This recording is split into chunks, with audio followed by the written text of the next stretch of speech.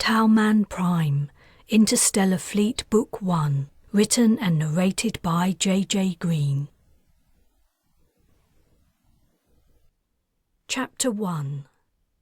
As Setia Zees stepped into the lift to begin her journey to a new life on a new world, she nervously checked over her shoulder.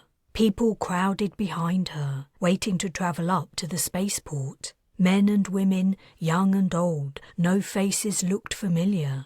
It was a great relief. She turned to face the closing doors, squeezing into the remaining space with her single suitcase, and took a final scan of the crowd. There seemed to be no sign of Ariev. Now she was on the emigrant side of the admissions area he should not be able to follow. She was safe. The doors closed, the elevator announced the destination, and the ascent began. Almost imperceptibly, it rose smoothly upward to the passenger processing section. This elevator and its partner were the only ways to reach the section other than from the air. The extremely limited accessibility was designed to deter people from sneaking in illegally. A berth on any of the 3 colony ships finally ready to depart after decades of preparation was worth a fortune on the black market. Desperate and crafty would-be stowaways had been discovered within engine housing, supply containers, animal crates, and even furniture. Someone had hollowed out a bed about to be flown up to a ship and hidden inside it. One particularly foolhardy individual had fashioned a makeshift spacesuit and tried to strap himself to a shuttle's hull. Unsuccessfully, the image of the small figure plummeting to the ground had made all the news channels. The elevator slowed to a stop and disgorged its passengers. Clutching her case, Setia was carried along with the flow. Only when the crush dissipated was she able to take in her surroundings. The long, wide concourse was enclosed above and to one side by a transparent shell and filled with hurrying passengers, the noise of their chatter and footsteps echoing.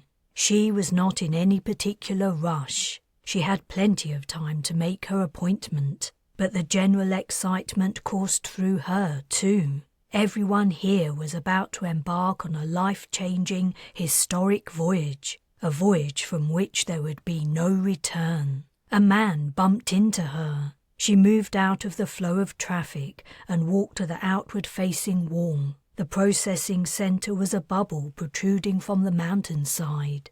Resting her hands on a rail, she took in the view of the valley, lush and green as it spread to a far horizon under a clear, sunny sky. Unless she changed her mind within the next hour or so, this would be her last sight of Earth. She had no intention of turning aside from her path. She had to leave this world, and participating in humanity's first deep space colonization expedition was her only means. Remaining on her home planet meant living a life she'd grown to hate, yet couldn't otherwise abandon. It meant living a life that wasn't hers. At the end of the concourse, double doors led to a small balcony where a few fellow travelers stood. Dragging her case, she went to join them. It would be a long time before she would breathe fresh air again. A stiff, chilly breeze hit her as she walked out, taking her breath away. Here the mountainside was visible. She hadn't realized she was so high up. Fine, powdery snow clung to the rocky slopes, and ice coated the handrail. She blinked as her eyes watered, squinting in the now unfiltered, brilliant sunshine. "Mommy, Mommy, look! There's another one!" The small child with her 2 parents was pointing at the sky. A shuttle was arriving. Setia had never seen one in real life. Slim-nosed and snub-winged, the giant red Antarctic Project logo emblazoned on its tail. The silver craft slipped noiselessly through the atmosphere and disappeared over the shoulder of the mountain. The shuttles had been flying for weeks, ferrying passengers and cargo to the starships as they prepared for departure. In a couple of hours, she would be on one of them. "We have to go now, honey," the child's father urged. We mustn't miss our slot." "But I want to see another plane." "We don't have time," said the mother. When further cajoling didn't work, the parents picked up the little girl, now in full meltdown, kicking and screaming. The woman rolled her eyes at Setia. She smiled back indulgently, secretly hoping her cabin wouldn't be anywhere near the family. The parents carried the child out, and Setia had the viewing area to herself. She breathed deeply, savouring the clean, icy air.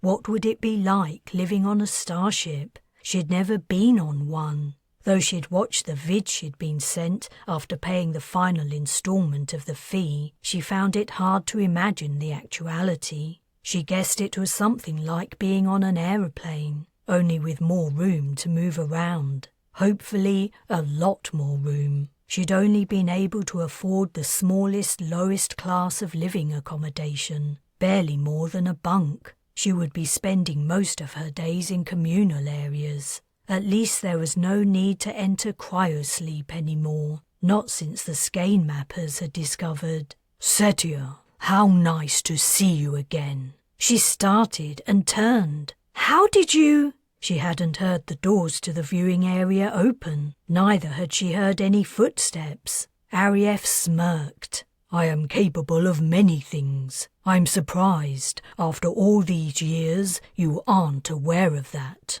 "I'm fully aware what you're capable of." She'd almost forgotten how, when they'd first met, Arief had seemed to appear from nowhere. He had appeared from nowhere. She'd racked her brains afterwards, wondering if she'd been mistaken, that the alley she'd run down to escape her intended murderer had really been a dead end. But she was sure she was right. Arief had stepped out of thin air, and now he'd done it again. Scowling, she told him, "You want to persuade me to go back? Forget it. I've paid my passage with my own money that I earned through honest work, fair and square. I don't owe you anything." "But Elec needs you."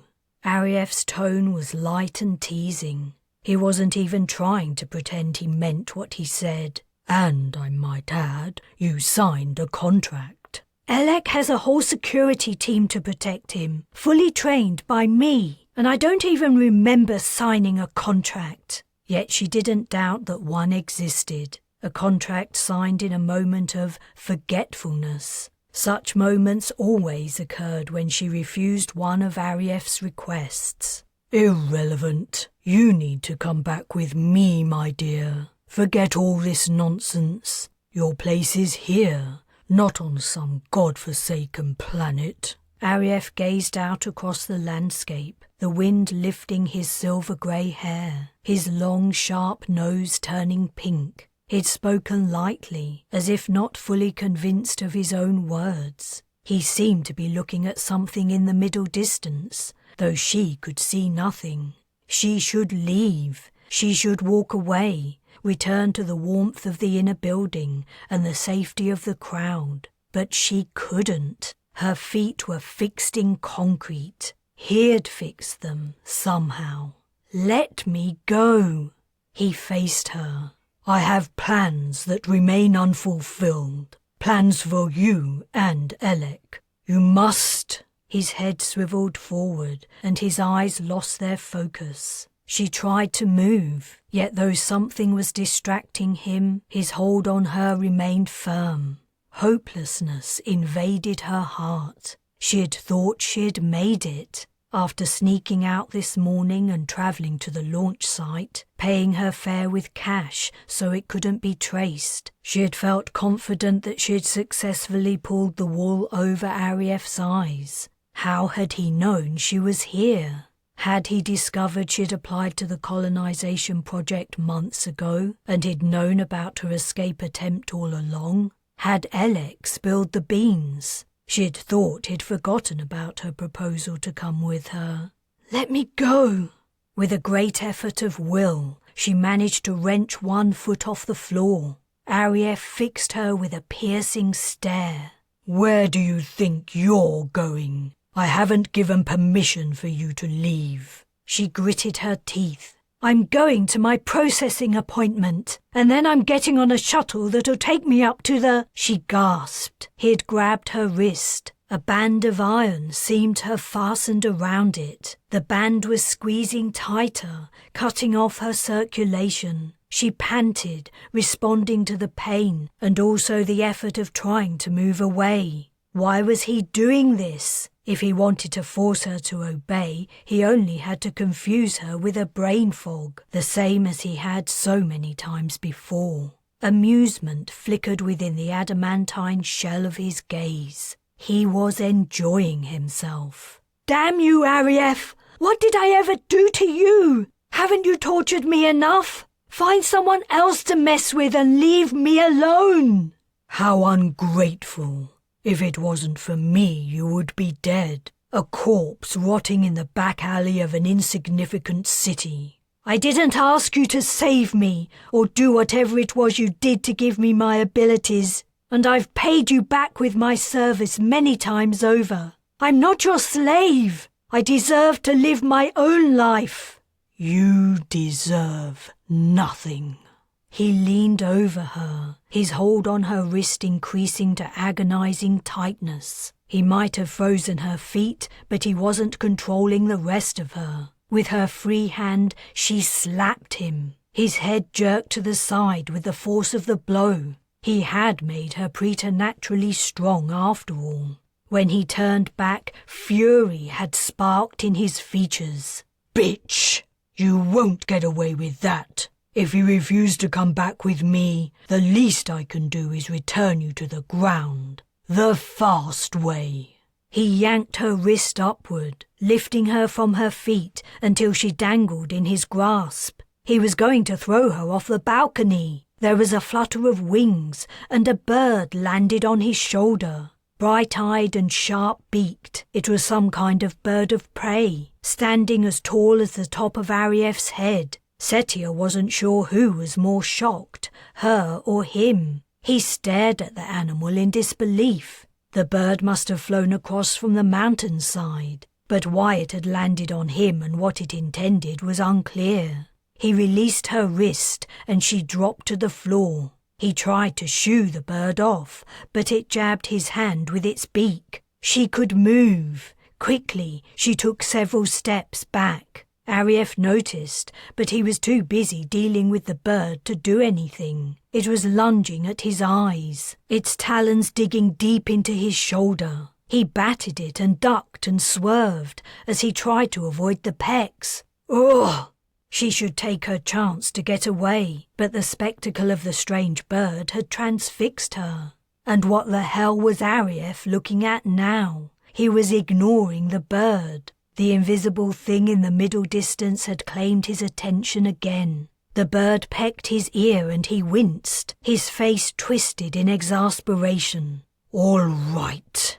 Arief became smudged. His body began to dissolve. As Setia stared, he became indistinct, transforming into a black haze. Its perch gone, the bird beat the air with its wings to fly away, but rather than returning to the mountain, it headed toward the passenger area. Setia could not take her eyes off Arief. He was nothing more than a vaguely man-shaped blur.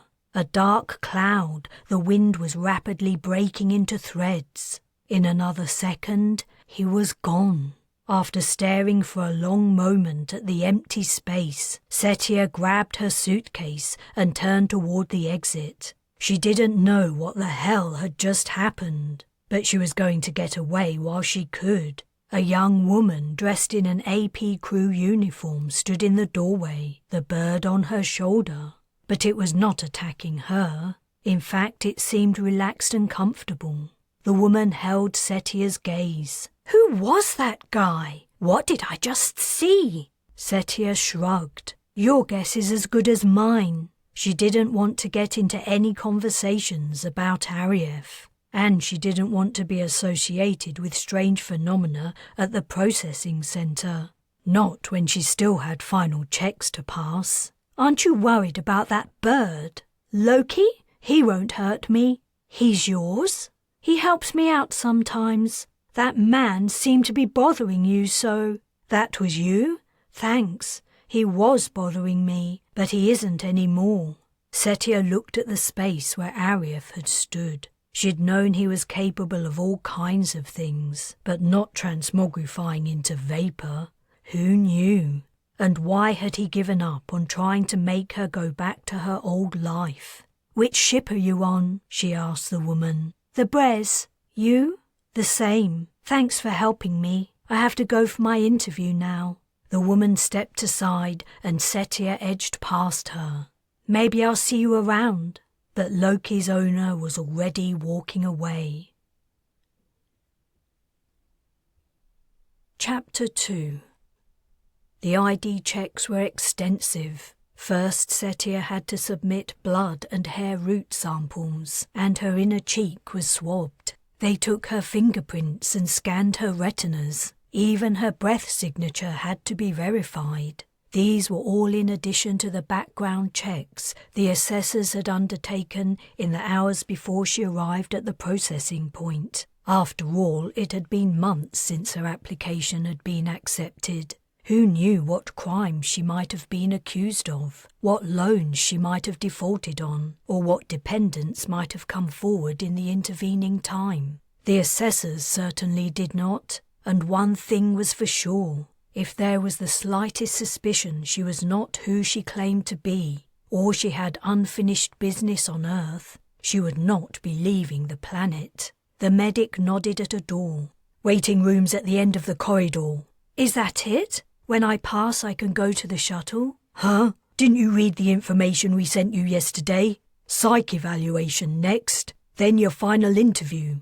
"But I did a psych evaluation when I applied." The medic had buzzed the next application in and was looking pointedly away from her. Taking the hint, she stepped towards the door he'd indicated. "Your luggage, ma'am." She collected the suitcase she had forgotten. Another head check and another interview. She'd assumed that once her ID was confirmed, that would be it. She would be on her way to her tiny cabin aboard the Brez. She'd been too excited and anxious yesterday to thoroughly read the passenger processing document. Surely everything would be okay. She had no psychological issues. What would the final interview be about? Was there still a possibility she might lose her berth? No doubt there was a clause somewhere in the fine print that would allow them to refuse passage in certain circumstances. The voyage would take months. They couldn't risk an unhinged, vengeful, or malicious passenger jeopardizing it.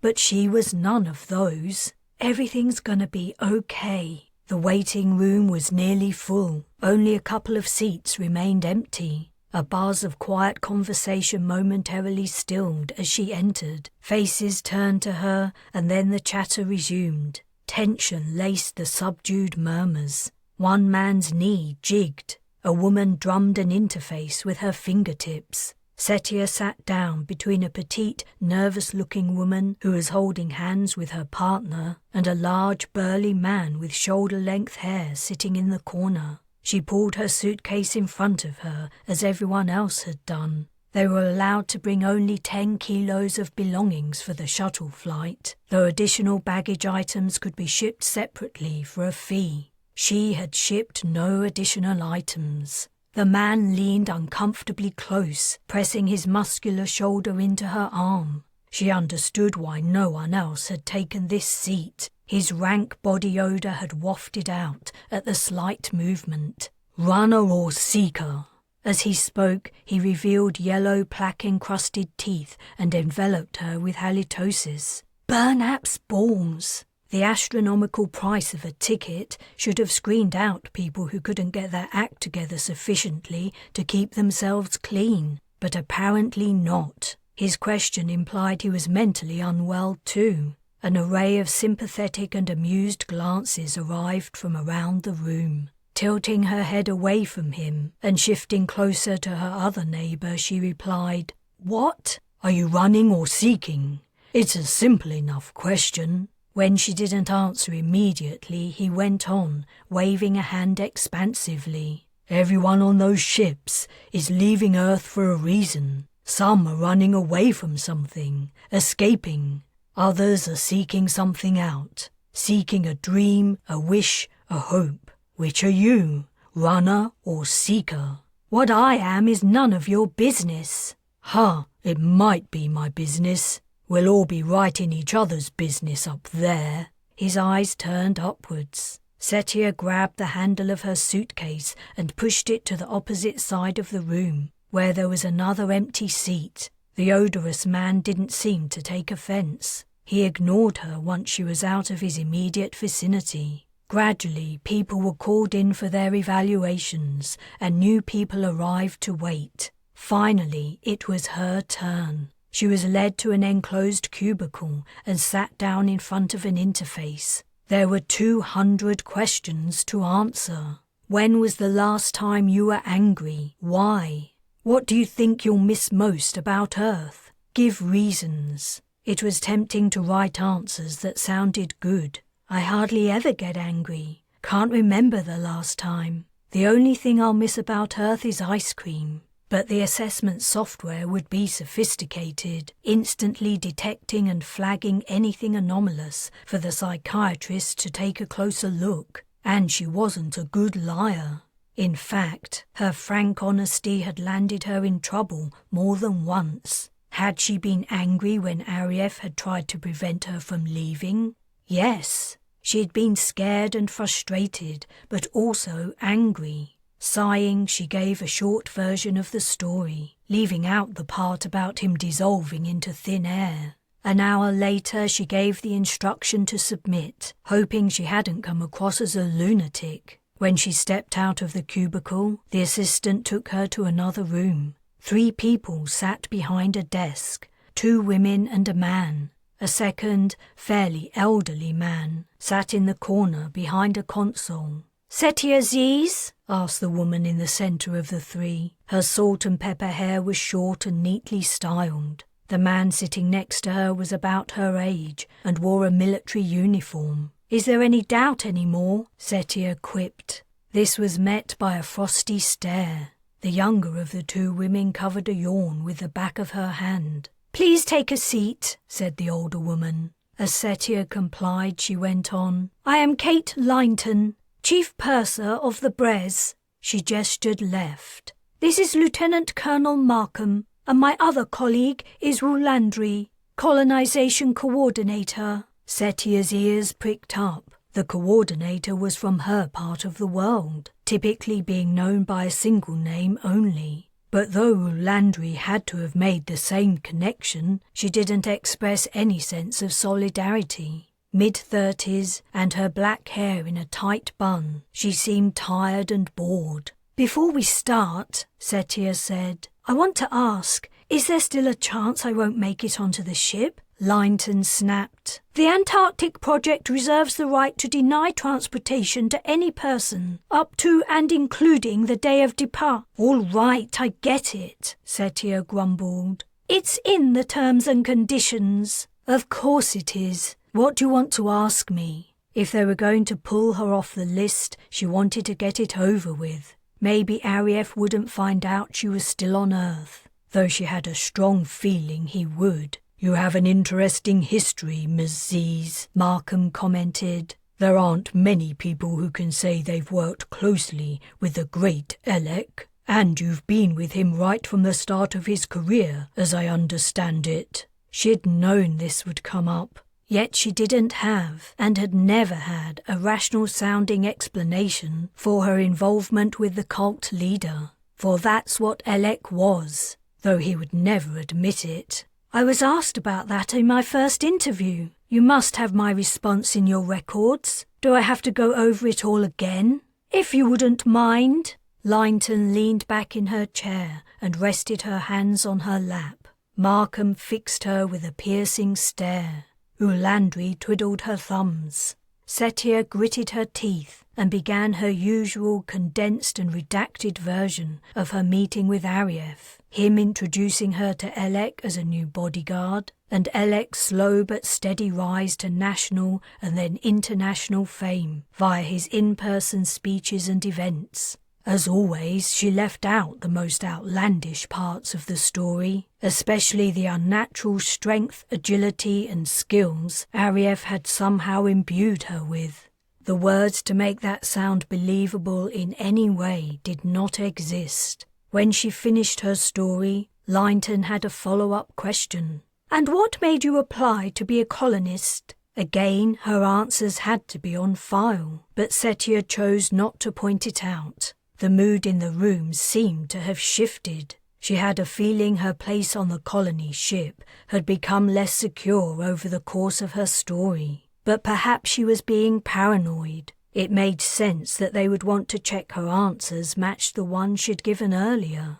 If they deviated, it might imply she was lying about something. Fortunately, she had memorized them. "I've always been fascinated by the idea of living on another planet ever since I was a child. I was so happy when I found out the Antarctic project had been delayed and there might still be time for me to join it." "You grew up in Spiral City?" Setia jerked her head to face Ulandri. It was the first time she had spoken, and Setia had almost forgotten she was here. "That's right. I was an orphan and far too poor then to even think about applying. Luckily for me, my circumstances changed." Ulandri's lip lifted, betraying disgust.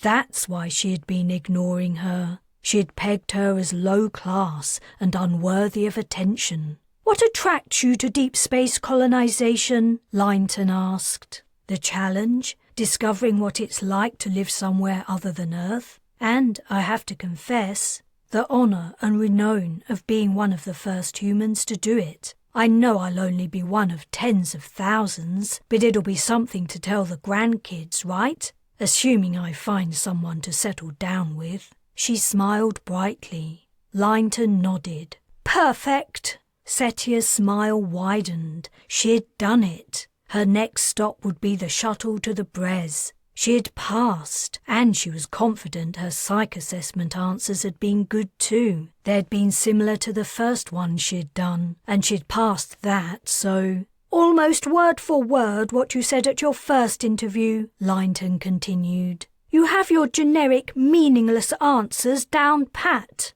Setia's smile faltered. "I admire your determination, Ms. Zees, but I'm afraid I have to inform you. No! Your application has been unsuccessful. No! You have to let me on the ship. I've left my job. We will cancel any shipments you've ordered. You can't do this. I'm very sorry." Linton didn't look remotely sorry. Markham was glaring at Setia. Ulandri was picking at her nails. "I understand you must be disappointed," said Linton, "but I'm sure you know we can't take any risks. You haven't been forthright with us. This was your last opportunity to give your true reasons for wanting to join the project. The fact that you won't divulge them, despite being given several opportunities, is suspicious. Your real reasons may be innocuous, or you may be a saboteur, a religious fanatic, or have some other nefarious motive. As I said, I'm sorry.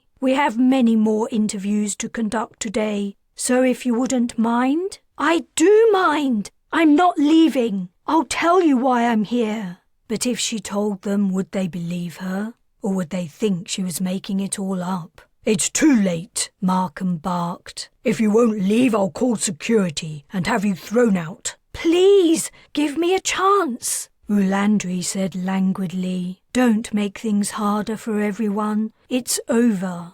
A soft cough sounded in the corner of the room. Setia had forgotten about the elderly man. He'd been silent throughout the interview. Linton appeared to have forgotten about him too. Her eyebrows lifting in surprise, she turned to face him. "Is something the matter?" "She stays." "She?" Linton checked her interface and then glanced at her fellow interviewers, who looked equally nonplussed. "Are you sure?" He didn't answer, as if he should not have to repeat himself. Setia's impression of the hierarchy in the officials present suddenly shifted. She had thought Linton was the one in charge, but it was this man. Linton's shoulders sagged. Markham's expression became inscrutable. Ulandry looked furious.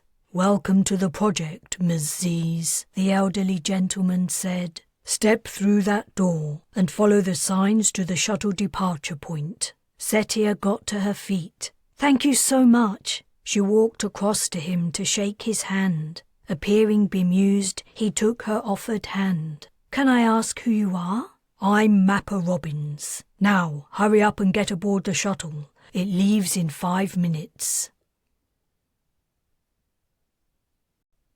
Chapter 3. Setia had nabbed the final place. The people behind her in the queue would have to wait for the next shuttle flight, arriving in an hour. She could feel their jealous gazes on her back as she mounted the steps to the passenger door. As she stepped inside, she exhaled. Tingles ran through her. Over the last 10 minutes, she'd gone from a burgeoning hope she'd finally escaped Ariev, to shock and despair, to overwhelming relief. She was on her way to the Brez at last. The future yawned wide, dark and mysterious. "Baggage in the forward hold, ma'am," the attendant said. A windowless tube confronted her, filled with people taking their seats in pairs across a central aisle. There were no overhead lockers. A place in front of the passenger section was assigned for luggage. The attendant helped her push her small suitcase into the only remaining space, and then she walked down the aisle, scanning for an empty seat. It would be aboard a vessel like this she would fly to a new planet roughly 9 months from now. These people would be her fellow colonists. She had been so focused on getting away from Earth, she had barely begun to think about what lay ahead. Every seat seemed to be taken. As she squeezed past someone taking off their coat, a shriek burst out. The couple with the small child were here, already sitting down. The little girl was fighting her father, trying to get up. "I don't want to go! I don't want to go! I want to go home! I want to see Grandma!" The mother, who was sitting in front of her, leaned over the back of her seat, shushing her daughter. From the expressions on surrounding faces, plenty of people were thinking the same thing as Setia. Was the little terror going to scream the entire flight? A sharp-faced young woman poked her head out from behind the child. Locking gazes with Setia, she beckoned and indicated an empty place next to the bulkhead. "I didn't want to sit against the wall," she explained. "Feels weird not being able to look out." After some maneuvering, Setia sat down. "Thanks." "Oh." Her safety harness had slid out and over her shoulders and waist automatically, closing in a comfortable fit with a soft snick. "Cool, isn't it? I heard they were bringing them in on commercial aircraft." "Of course," her neighbour added confidently. "The Brez and the rest of the fleet will have the latest of everything, though it'll soon be out of date once we're a few weeks into the voyage." Setia wasn't sure if the woman was referring to the effects of time dilation, that time would pass comparatively faster on Earth as the starships built up speed, or the general pace of technological innovation, which was so fast these days it was hard to keep track of. She didn't feel like talking, however, especially not over the noise the kid was making, so she just nodded. The crew had sealed the passenger door. Everyone was seated. The aircraft gave a small jerk. "Looks like we're on our way," Setia's companion announced. The shuttle rolled forward and began to turn. It did feel weird not being able to look out. So the view Setia had been enjoying when Arief arrived really had been her last sight of Earth forever. She would have liked to savor the experience, to commit the landscape to memory. If only Arief hadn't spoiled it. Her seat companion pointed at her armrest. An earcom sat in a small depression. Setia popped it into her ear. The pilot was in the middle of an announcement. "Our estimated flight time is 7 hours 35 minutes, and that's a good estimate. We're expecting a little turbulence soon, but once we're out of the Earth's atmosphere it'll be plain sailing, so to speak." He paused, perhaps imagining a chuckle from his audience. "You may experience a very short period of weightlessness as the agrav comes online, and an adjustment in cabin pressure. Nothing that some determined swallowing won't sort out.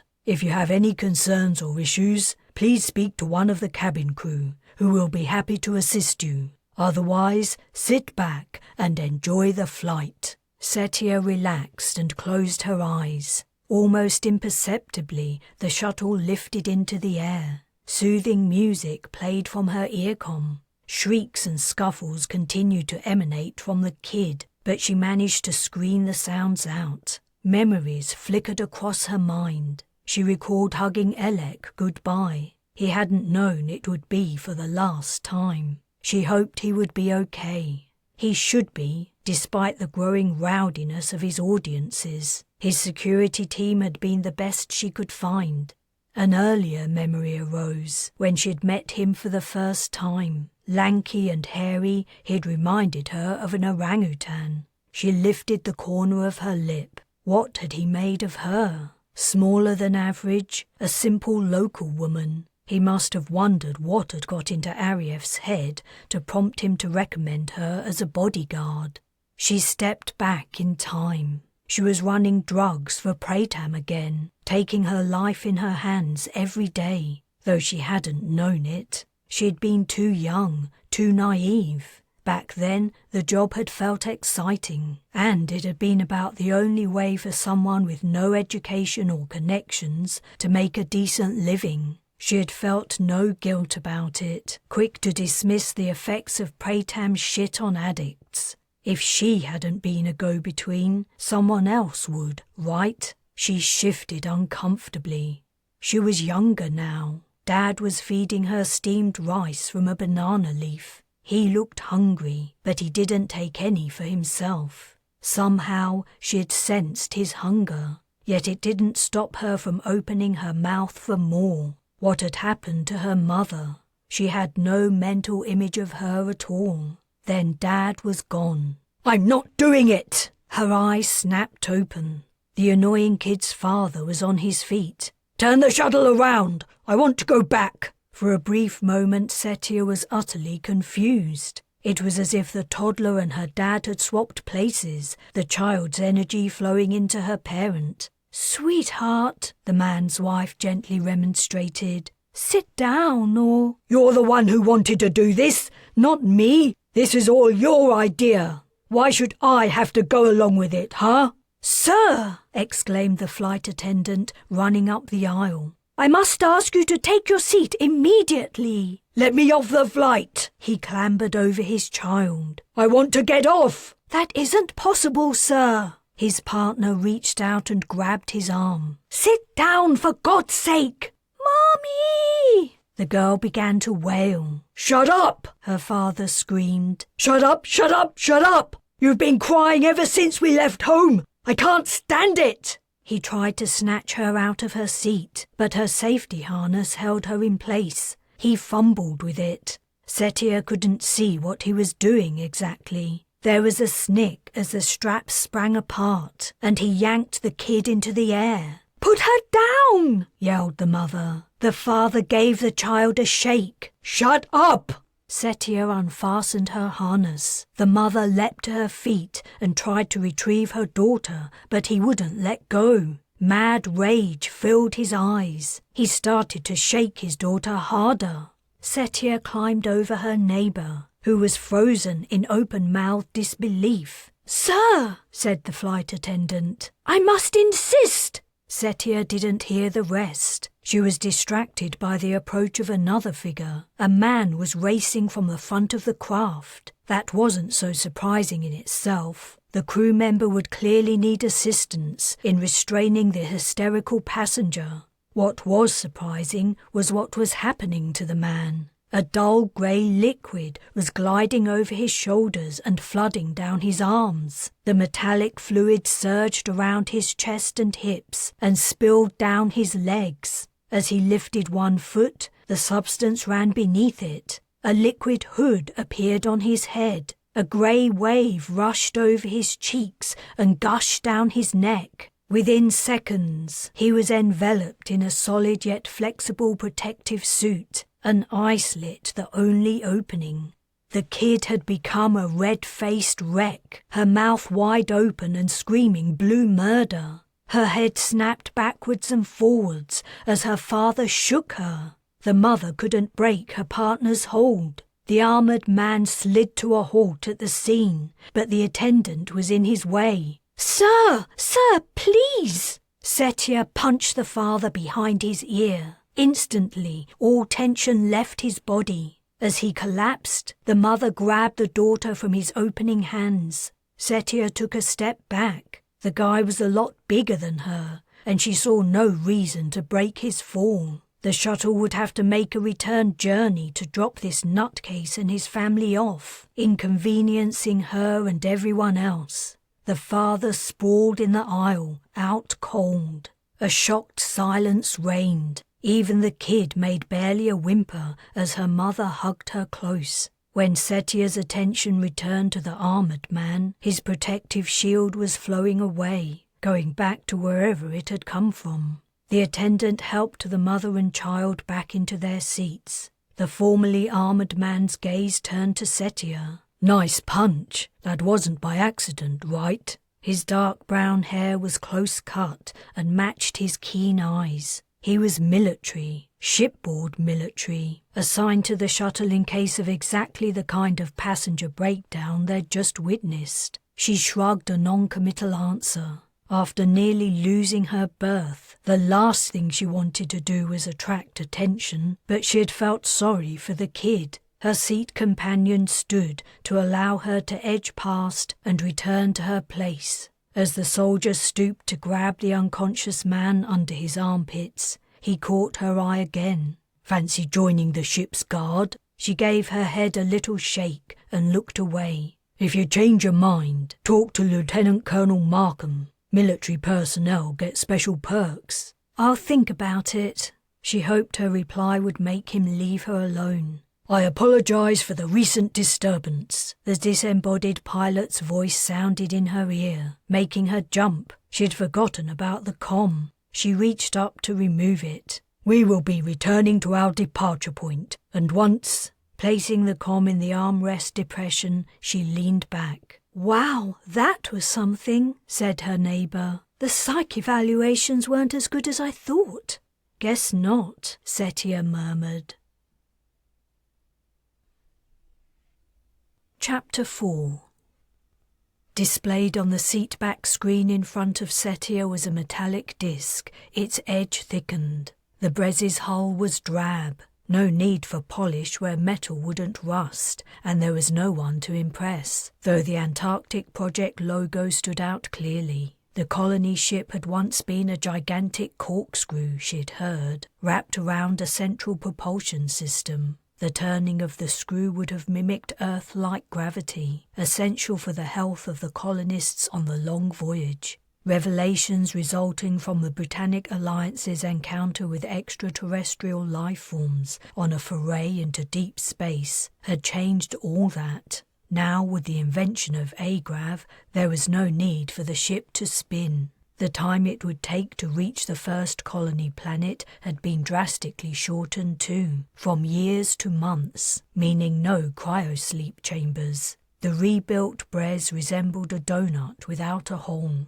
It was impossible to guess her size, but it had to be vast. 20,000 colonists would inhabit this vessel alone. The smaller, more distant shapes of her identical sister ships, the Balor and Bamba, hung in the void like ancient coins resting on glitter-speckled black velvet. "You're awake?" Setia's neighbour remarked. "I don't know how you could sleep at a time like this." Setia gave her a tight-lipped smile as she inserted her earcom. The image of the Brez disappeared from the screen, replaced by a red AP. They'd arrived. She pretended to focus intensely on the pilot's spiel while the shuttle docked. Breathless, excited chatter rose around her, bursting into a crescendo when the announcement arrived to unfasten safety harnesses and prepare to disembark. Applause erupted. Setia's companion joined in enthusiastically. They rose to join the queue to leave the ship, taking their comms with them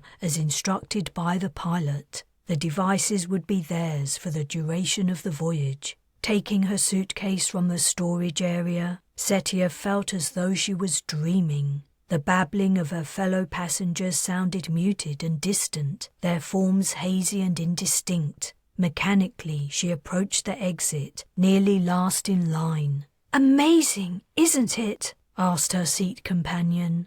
"Yeah. What section are you in?" "D." "Cool, me too. What number?" "I don't know. I'll have to check." Setia knew full well her cabin was in D12. "Maybe we'll be neighbours aboard the Brez as well. I'm in D12. It would be a cool coincidence if your cabin's there too, right?" "Right."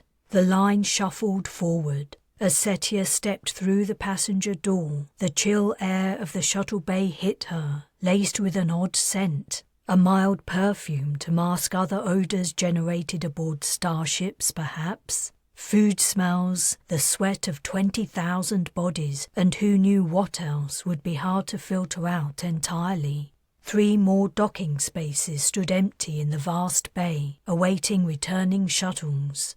The footsteps of the disembarking passengers echoed tinnily from the steel walls, ceiling and floor. "I hope the rest of the ship is prettier," Setia's seat neighbour remarked. Setia hurried down the steps, itching to put distance between herself and the sharp-faced woman. She didn't have anything against her per se, she just needed to be alone. Half an hour later she got her wish. The induction to living on the ship had taken only 15 minutes. Just information on where to eat, how to get around, and what communal facilities were available to all passengers. Some were only available to higher classes. Then they were free to go. She managed to lose her would-be friend on the way to section D12. In the labyrinthine network of passages, she located cabin 42 and pressed her thumb against the panel. The door slid back and she stepped inside. A single bunk occupied half the space. Above it hung an interface. Another screen sat at an angle on the desk. Opposite the desk and accompanying chair was a set of drawers. There was more storage space under the bed, and a long shelf hung over it. A second door led to a tiny cubicle containing a shower, wash basin, toilet, and a small cupboard. Her living quarters for the next 9 months occupied roughly 8 square meters. And they'd cost her every penny she'd had, all she'd saved during her lucrative career as the great LX primary security agent. But of course, the fee didn't only cover her passage. It was a ticket to the future of humanity, and, for her, the only escape possible. She pushed her suitcase under the bunk and lay down, putting her hands behind her head. 9 months in this cubbyhole? Considering the alternative, she could do it. Talman Prime slowly rotated in the centre of the auditorium. It was not a hollow of the actual planet, naturally, but an approximation of its appearance, derived from data sent back by probes. Though our new home is somewhat larger than Earth, it has less overall mass, Ulandri explained, standing at a podium in the first ring of seats. Which means the gravity is slightly lower, 0.835 of Earth's gravity to be precise. "Will we be able to fly?" a high-pitched voice called out. Even at some distance from her countrywoman, Setia could see irritation flit over Ulandri's features. "Over the course of our voyage, the gravity aboard ship will be gradually reduced, so that by the time we arrive you will be accustomed to it and shouldn't notice any difference. I would like to draw your attention to the largest landmass. Most research has been focused on this area as the site best suited to colonization. As a young planet, Talman Prime is more volcanically active than Earth, but all the fault lines appear to run beneath the oceans. The main land mass seems stable. We will attempt the first settlement inland, far from potential tsunamis, yet near liquid water. Average temperatures in this area range between..." Setia began to lose interest. There would be plenty of time to learn about Talman Prime before they arrived, and new data was being transmitted back from the probes all the time. What Ulandri was telling them was probably already out of date. Mildly regretting her decision to come to the information talk, Setia's gaze roved the audience. Perhaps more important to the success of the project wasn't conditions on the planet, but her fellow colonists. A familiar face leapt out, exciting surprise and disgust. The cleanliness-challenged man from the waiting room was here. How come? Surely he should have failed the psych check. He appeared to be ignoring Ulandri too. He had an interface open, and he was tapping it. Setia spotted someone else she recognized. Seated opposite the speaker in the lowest tier was Mapper Robbins, his legs crossed and one foot jigging. He focused on the spinning globe, his expression thoughtful. "Found you!" The woman from the shuttle sat down. "I've been looking everywhere for you. Did you find your cabin okay?" "Uh-huh. What section number?" Setia inwardly cringed, but lying was pointless. D12. Snap! I knew it! I knew you would be in the same section as me. It's fine, a place to sleep. She waited for the inevitable question about her cabin number, anticipating that Burnap was playing a joke on her, and the woman would be living at 43. But instead she said, "I don't think we ever got around to swapping names. I'm Miriam Belby, Setia Zees." "Pleased to make your acquaintance, Setia," Miriam said in a sing-song tone. "It's good to have friends when you have a big trip to take. Helps to pass the time. Maybe we can have dinner together. I can't wait to try the food. I'm not Oh, cool! Look!" Miriam was peering down at someone in the audience. "Mapper Robbins is here. You know him? You don't?" I'd never heard of him, and I would remember a name like that. "A name like what? Robbins isn't unusual." "No, Mapper. Who would think it was a good idea to call their kid Mapper?" "That isn't his name, silly. It's his title. He's a skein mapper. We have a few in the fleet, but he's the most famous." Oh, skein mappers were part of the new order. They traced the connections between people, links on a hitherto unknown plane of existence. Other than that, Setia didn't know very much about what they did. As if sensing someone was talking about him, Robbins turned and his head lifted to survey the audience. He saw her and their gazes locked. For a split second, Setia was deeply and keenly scrutinized. Then his attention moved on. He certainly seems interested in you," Miriam remarked. When the talk was over, Setia made her excuses to her new friend about dinner, though she wasn't sufficiently quick-witted to think up a reason to avoid meeting for breakfast. Feeling a little churlish, there was nothing intrinsically off-putting about Miriam. It was only that she would inevitably ask about Setia's past, and she didn't want to talk about it. She set off to find an alternative place to get a snack before retiring for the quiet shift. There would be no more night time for the next 3/4 of a year. The arterial routes linking the sections accommodated the electric buggies used for travelling long distances as well as pedestrians. Setia walked at the edge of the route. Somehow she'd managed to pick a path that went against the general flow of traffic. She dodged people walking in pairs and groups, parents holding hands with their children, couples with their arms wrapped around each other. Most of the colonists seemed to have come with companions. Singletons like Miriam and her were relatively rare. Perhaps she shouldn't be so standoffish. A shout rang out. There was a disturbance down the passageway. Ripples ran out from it, waves of irritation, annoyance and disquiet. The roar of rowdy young men hit. The crowd parted and she saw them. 4 men, carrying a 5th on their shoulders, weaving unsteadily. They staggered sideways and nearly dropped their burden. Giggling loudly at his complaints, they hoisted him higher.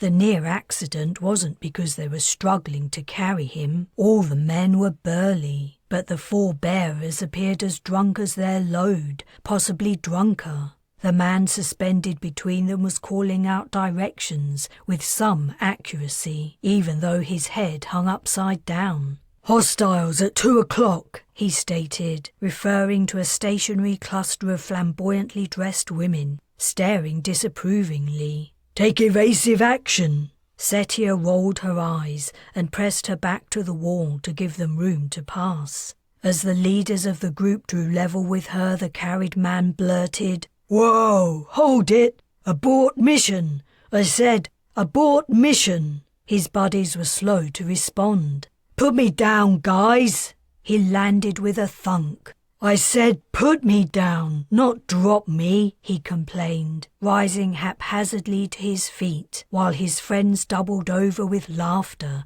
clutching their guts. Now he was upright, she recognized him. He was flushed and sweaty, and his minimal hair was somehow messy. He was also out of uniform, but she was sure it was the soldier from the shuttle. He put his hands on his hips, rocking slightly. "It's one punch, girl." She cocked an eyebrow.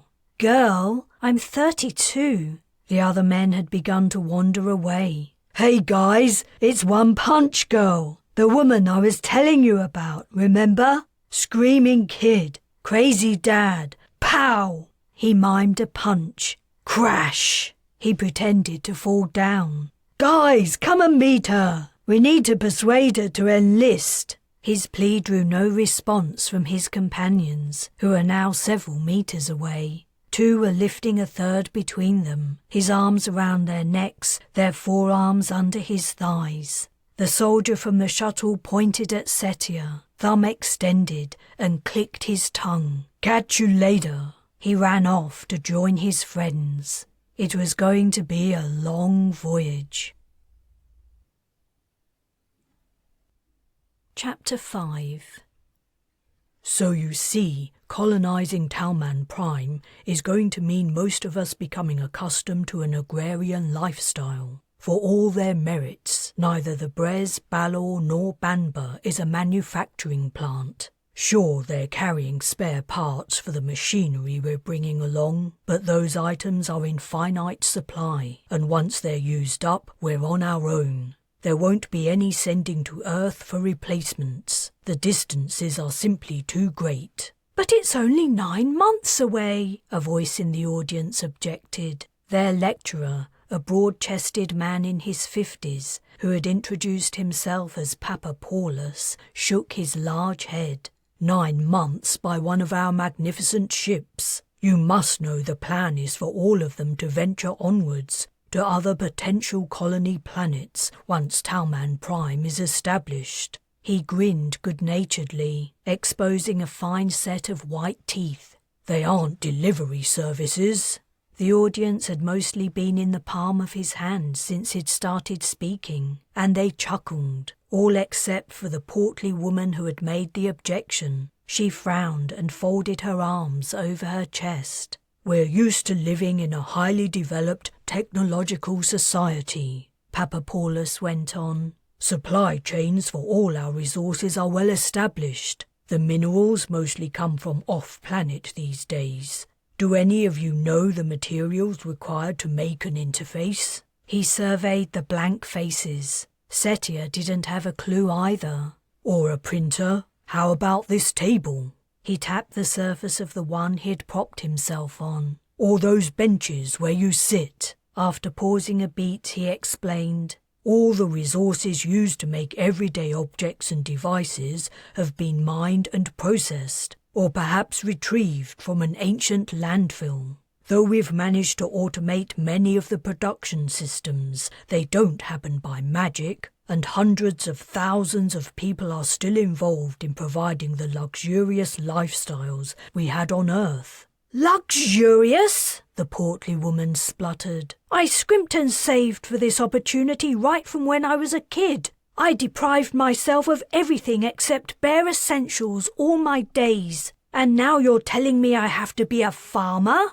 Setia gritted her teeth. What exactly had the woman expected she would be doing on humanity's first colony planet? Bathing in ass's milk while being fed grapes by naked men? Setia looked with sympathy at Papa Paulus. How would he handle the dissatisfied customer? The anticipated lifestyles of project participants were laid out clearly in the information packets, he replied gently. We will be creating a new society from scratch, without the backup of a huge population or well-established wide-reaching infrastructures. Naturally, things will be tough sometimes. We will have to get used to roughing it and doing without. But think of the benefits. A pristine environment, living organisms completely new to science, the chance to build a new civilization in the wilderness. Imagine, on the first night after we set foot on Talman Prime, you will see new constellations in the night sky.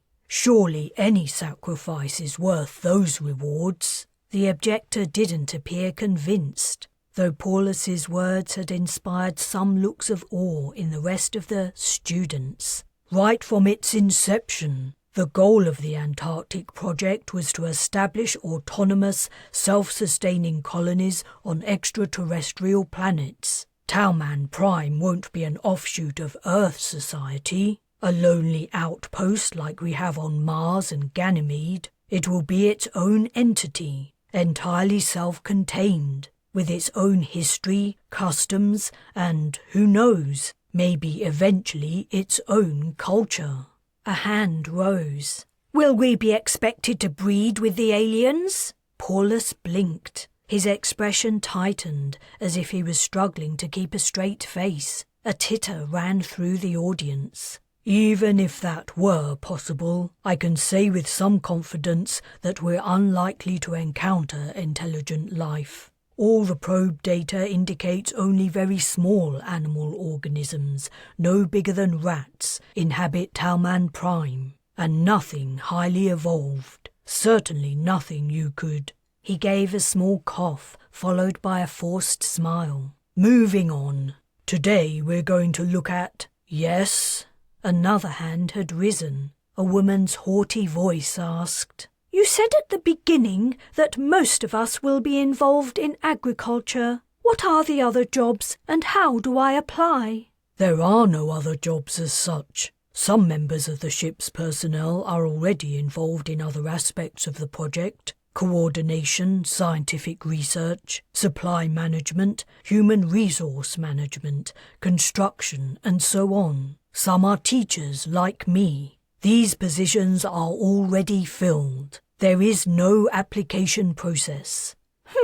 Another dissatisfied customer. All this should have been very clear to you months ago, Paulus said in an even tone. In truth, Setia hadn't studied the details very well either, but her sympathies were with the teacher and not his class. What had they imagined their lives would be like on the new planet? Their expectations seemed wildly unrealistic. On the other hand, most of them had to be from extremely privileged backgrounds. Despite her humble beginnings, she'd been wealthy herself, but she'd only just been able to afford her passage. The costs of financing the project had been astronomical, and that had been reflected in the fees. Had anyone else in this room ever done manual labour? Did they know one end of a spade from the other? Papa Paulus had his work cut out. Let's start with the basics, he said, and then gave the command to open a hollow. A field of wheat filled the front of the room. Brilliant light shone down on the golden stalks. On Earth, most farming now takes place underground, leaving the surface to reassume a wild state. On Talman Prime, things will be different. We will be reliant on good weather, the same as the farmers of old, and we must tend to our crops, weeding them and treating any infestations. Bugs, someone said. I can't do that. I have a phobia. There are many tasks involved in farming. If insects aren't your thing, there's plenty else to do. I'm sure you'll be able to find something you like. The first years will be a settling-in period. It will take some time to establish what crops grow well in the new soil and climate. We may discover some indigenous edible plant species we can exploit. I'm not eating foreign muck, said a disgruntled voice. Papa Paulus took a deep breath and then slowly exhaled. All these challenges can be overcome with time, patience, and perseverance. After all, our ancestors managed it, and they didn't have a fraction of our knowledge. We might not have access to support from Earth, but we have something almost as useful. He tapped his head. Scientific understanding going back generations. Some of the best scientists in their respective fields are coming along on our voyage. With people like that, and the combined efforts of you good folk, we can't go wrong. Someone muttered, only just audibly, "I can't believe I paid good money to grub around in the dirt." Someone else said, "This isn't at all how I imagined it would be." How had they imagined it would be? Setia sighed. Papa Paulus had revealed an awful truth. Heads of multinational companies, business moguls, media giants, and heirs of fortunes would have to actually work to put food on their tables. They must have read the project literature but not cottoned on to the fact that it applied to them. That, for once in their lives, someone else wasn't going to do all the unpleasant stuff. The portly woman shot to her feet. "I demand to speak to the captain." "Yes," said the haughty woman who had asked about jobs, also jumping up. "Me too. This is outrageous. I've been misled. We've all been misled, and something must be done about it. Why can't robots grow the food? I want to enjoy my time on Talman Prime, not spend it dirty and smelly, covered in sweat, and not knowing where my next meal is coming from." Paulus lifted his hands. "Please sit down, and we can talk about this. No doubt eventually we will achieve a similar living standard as on Earth, with similar leisure time. But in the beginning—" "Look," drawled a new voice. "You seem like a nice guy and all, but you don't understand where we're coming from. We're all very important people. We aren't labourers. You seem to want us to pick up all these new skills, but I'm too old for all that. This old dog ain't learning any new tricks. All I want is somewhere to retire, a place in the sun to live out the rest of my days in peace and quiet. Not, I don't know, picking cherries and milking goats. Heck, no one would want to rely on me in order to eat." Papa Paulus appeared to be at a loss for words. Then he said, "If everyone would sit down, I'd be happy to discuss your expectations." "Screw that!" exclaimed the portly woman. "Who cares what you say? You're just a teacher." The audience was fragmenting, talking among themselves and turning away from Paulus. The haughty woman icily asked the other people in her row to move out of her way as she edged by. The portly woman was also leaving. The class began to descend into chaos. Setia decided to leave too. She felt sorry for Paulus, but she couldn't help him. He'd been given an impossible task, to turn humanity's soft-handed elites into productive human beings. Silently wishing him luck, she slid out of the room. There would be plenty more classes to prepare them for their new lives before they reached their destination. She had thought of something else to do. Ever since Mapper Robbins had saved her from being culled from the ship's manifest, her curiosity about why he'd done it had grown. There was only one way to find out the reason she had been spared, and that was to ask him. Chapter 6. Robbins's door slid open, revealing a scene that, though it lasted only the briefest of moments, remained vivid in Setia's mind for months to come.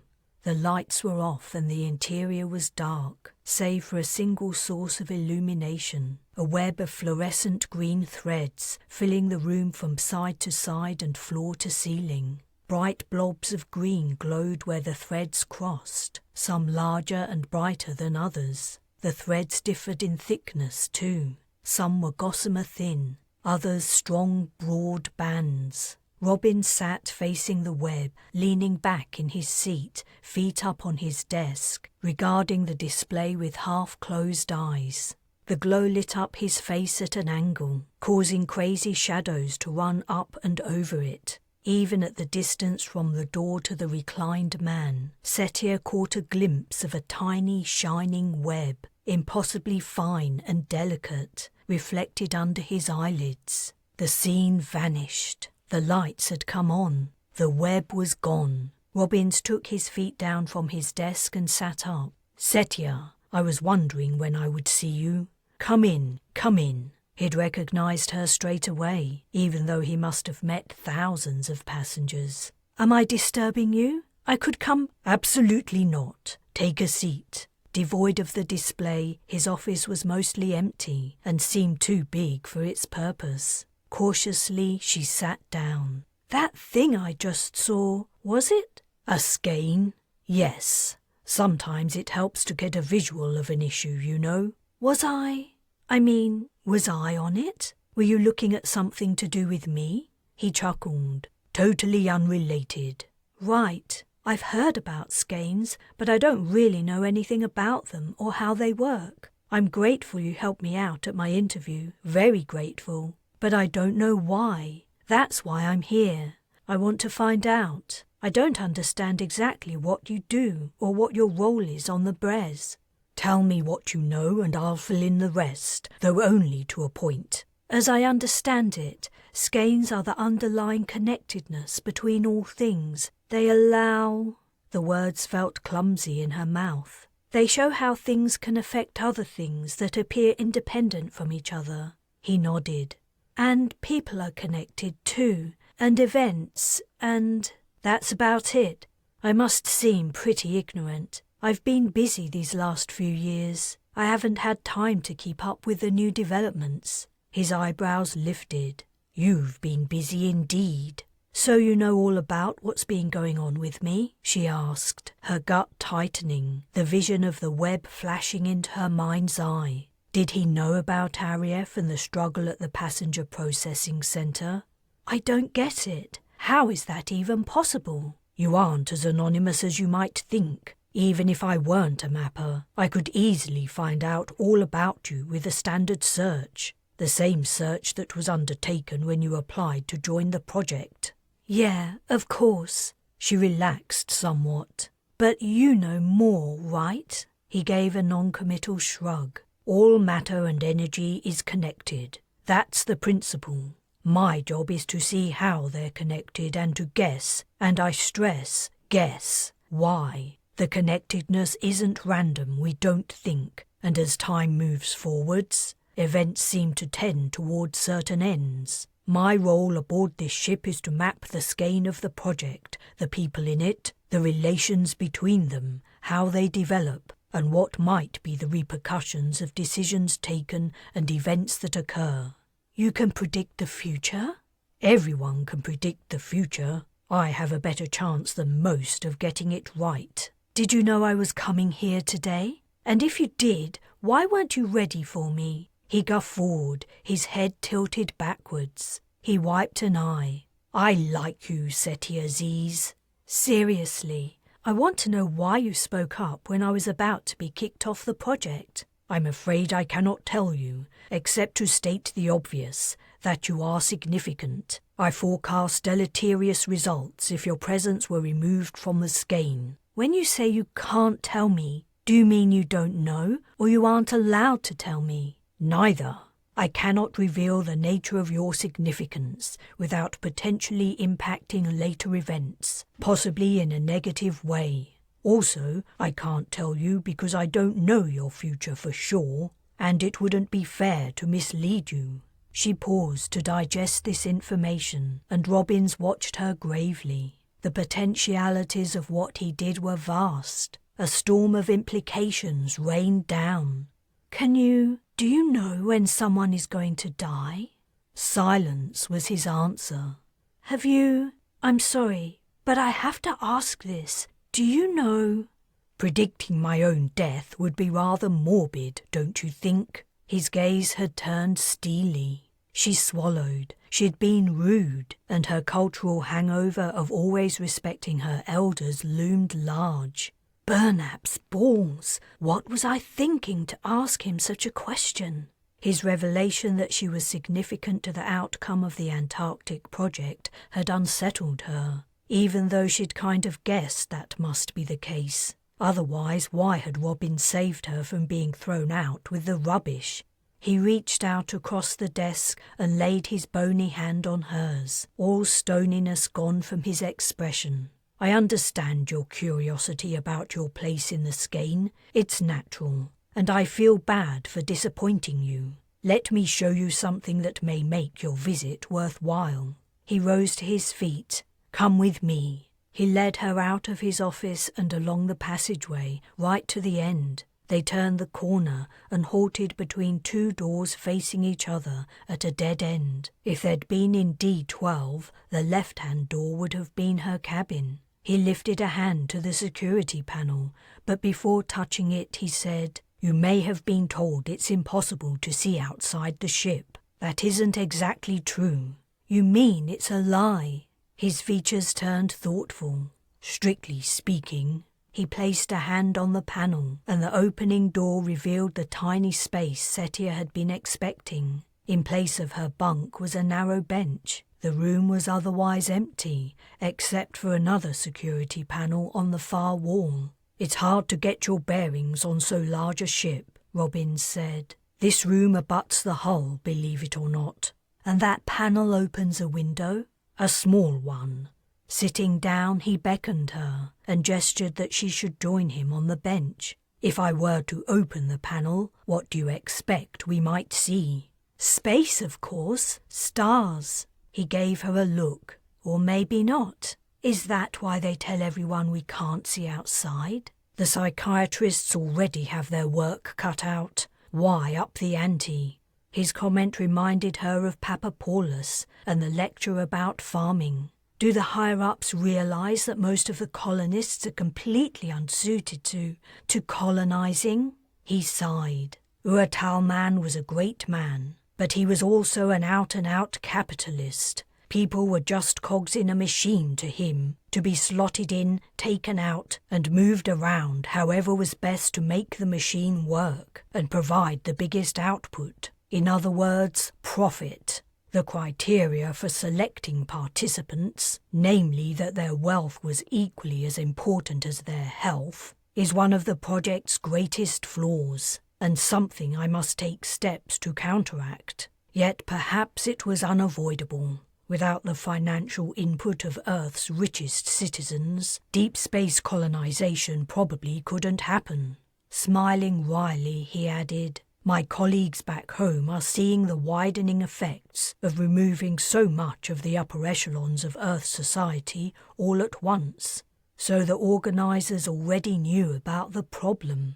Concluding there wasn't anything she could do about it, Setia said, "You were going to show me what's outside the ship? I think you will find it less alarming than most, and definitely interesting."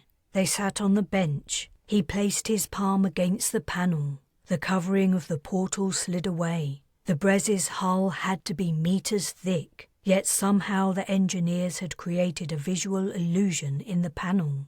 The view was similar to looking out of an aeroplane window. Horizontal streaks of light crossed the screen, and the space between them was not black, but deep red. There was no appearance of motion. The streaks were immobile, and the red a consistent, unchanging colour. Setia stared. "If you were to don an EVA suit and step outside," said Robbins, "that's what you would see. It's a passage through a vein of less, temporally resistant material than ordinary space. The discovery was made not long after our departure, and modifications were made to the ships at the last minute to enable them to travel along it. This new route should reduce our journey time considerably. We'll arrive in less than 9 months. We will arrive when the captain judges the colonists to be ready for the trials lying ahead. That could be a lot longer than 9 months. Are we already there?" "Not quite." Her gaze was riveted to the view until at last she said, "Could you close that thing?" Robbins's estimation that she was stronger-minded than the average colonist was misplaced. The sight was deeply disturbing. As the cover slid shut, she rested a hand on a wall and closed her eyes. Why had the mapper allowed her the special privilege, revealing the truth about the length of the journey? She opened one eye and regarded him. Was he manipulating her? His expression was mild. "I hope you don't mind me mentioning it, but I believe you haven't made many friends yet." She straightened up, about to reply, "Actually, I do mind," when he continued, "If you're ever feeling lonely, I would suggest reacquainting yourself with Caris Ellis. You might find you have some things in common." "I don't know anyone called Caris Ellis." He frowned. "You've already met." "I'm pretty sure we haven't. She runs the Aviary, Deck 8. I haven't been to." "Oh, does she carry a bird around on her shoulder, like a pirate?" "I've never seen her in person, but—" "She's connected to me in some way. I get it. I thought you weren't supposed to influence future events." "Sometimes it doesn't hurt to give them a little shove." Chapter 7. Setia was floating in the ocean, suspended in warm water, sunlight hot on her face. The waves gently lifted and lowered her. Underwater bubbles vibrated in her ears. Her lips held a salty tang. She wasn't sure why she was here, but the sensation was pleasant and relaxing. She eased into it, letting her mind drift along with the current. She could almost fall asleep.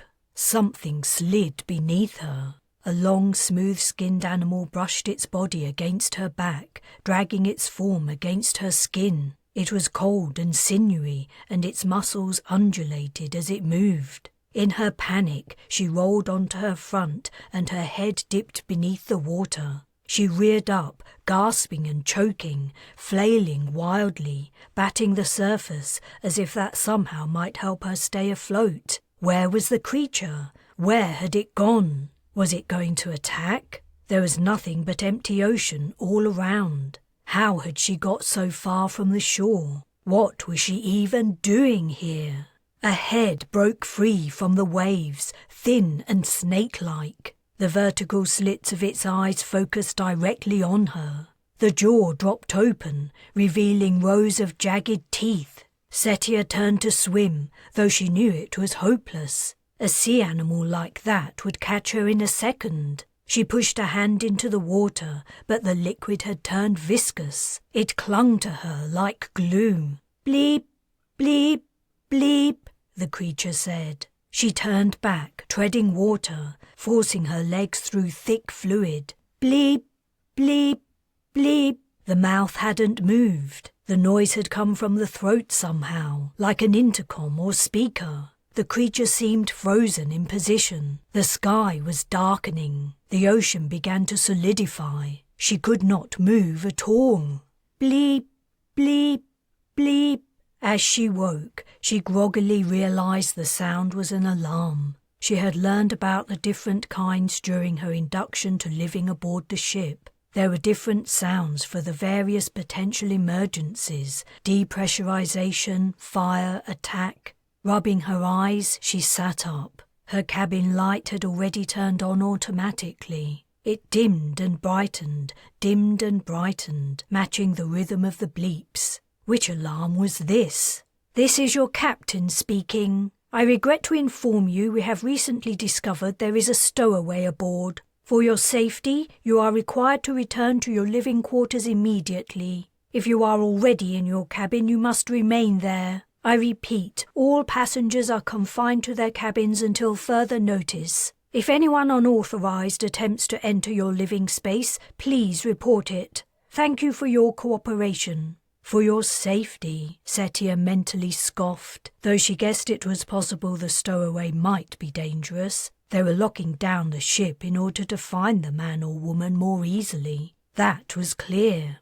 Everyone with a ticket had a place to sleep. A stowaway did not, But while passengers were out and about, he or she could get away with slumbering in various places without attracting attention. Anyone would assume it was just someone having a nap. With the public areas empty, it would be hard to find a place to hide. She lay down again and settled in for a wait. She wasn't sleepy anymore, not after that horrible nightmare, so she pulled down the overhead interface to watch a vid. The drama became a blur of meaningless images and voices, however, as her mind drifted back to the current crisis. What would they do with the stowaway? The ship could hardly turn around. There was probably a brig somewhere, a place to put passengers or crew who had committed a crime. But after they arrived at Talman Prime, what then? Would the first building constructed on the new planet be a prison? What a statement about human nature that would be. Her stomach rumbled and she placed a hand on it, regretting her decision to skip dinner. None of the options had looked enticing. As a passenger of the lowest class, she could only eat at the free diners, which offered a basic range of dishes. All were filling and nutritious, but they were not imaginative. She missed her country's cuisine already. Her palate had become more refined during her years working as LX head of security too. Further lowering of her expectations would be required in the years to come while the colony established itself. She restarted the vid and tried to concentrate. The story was a wild one. A group of runaways had a brilliant business idea and they were trying to make a success of it. But international conglomerates stood in their way, trying to force them to sell their secret and also resorting to nefarious means to defeat the ambitious youngsters. Setia rolled her eyes. All the street rats she had ever known, herself included, generally survived through drugs, prostitution, or a combination of both. The vid drama was a fantasy. She sighed and checked the time. A couple of hours had passed since the captain's announcement. How much longer would it take them to locate the stowaway? Turning off the drama and the light, she tried to go back to sleep. After a while she managed to achieve a light doze, despite the complaining of her stomach. But then a new noise disturbed her. A voice. She blinked wearily. It wasn't another captain's announcement. The sound was coming from outside her cabin, and there wasn't one voice, but two. One was whiny, the other stern and kind of cold. She forced herself fully awake and listened. The reason the stern voice sounded strange was because it was being broadcast, not spoken. The whiny voice became louder and more insistent. "Do you have any idea how much I paid to be on this ship?" "Sir," said the stern voice, "if you don't return to your cabin immediately, I will be forced to—" "If you lay a finger on me, I'll report you. What's your name, soldier?" "This is your final warning, sir." "Do you know who I am?"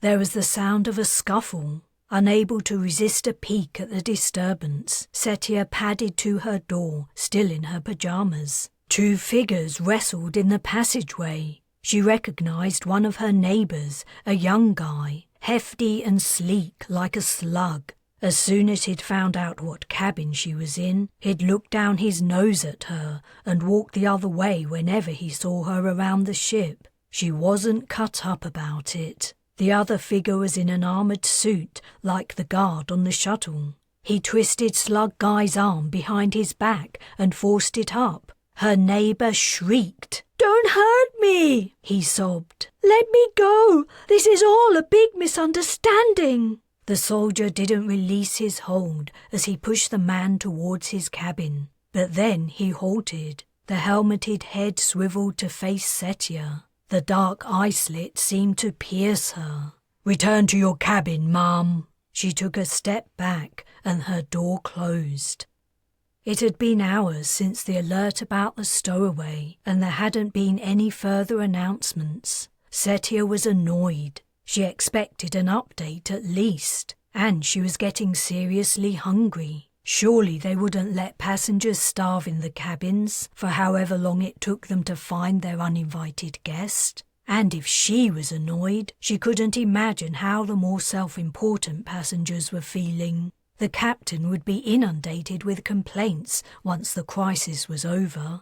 Setia's tiny cabin was no place to spend long periods of time. It was little bigger than a prison cell, and that was certainly how it was starting to feel. Should she com someone to see if she could find out what was going on? Who could she com? She didn't really know many people, except to nod at and smile at in passing. She was almost tempted to com Miriam Belby. Almost. In fact, thinking about it, she was surprised Miriam hadn't contacted her. What about Mapper Robbins? He'd seemed friendly. She smirked, wondering how the stowaway fitted into Robbins's skeins. How come he hadn't known all about him or her?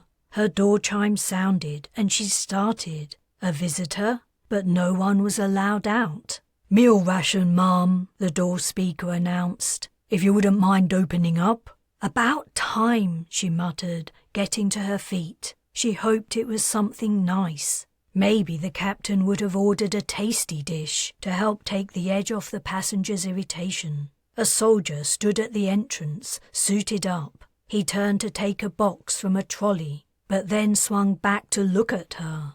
His helmet melted away from his face, beginning at the eye slit and then disappearing down to his neck. It was the guard from the shuttle, the one who had been drunk with his buddies. "Hey, it's one." "Don't call me that." She held out a hand. "Can I have my meal?" Sure.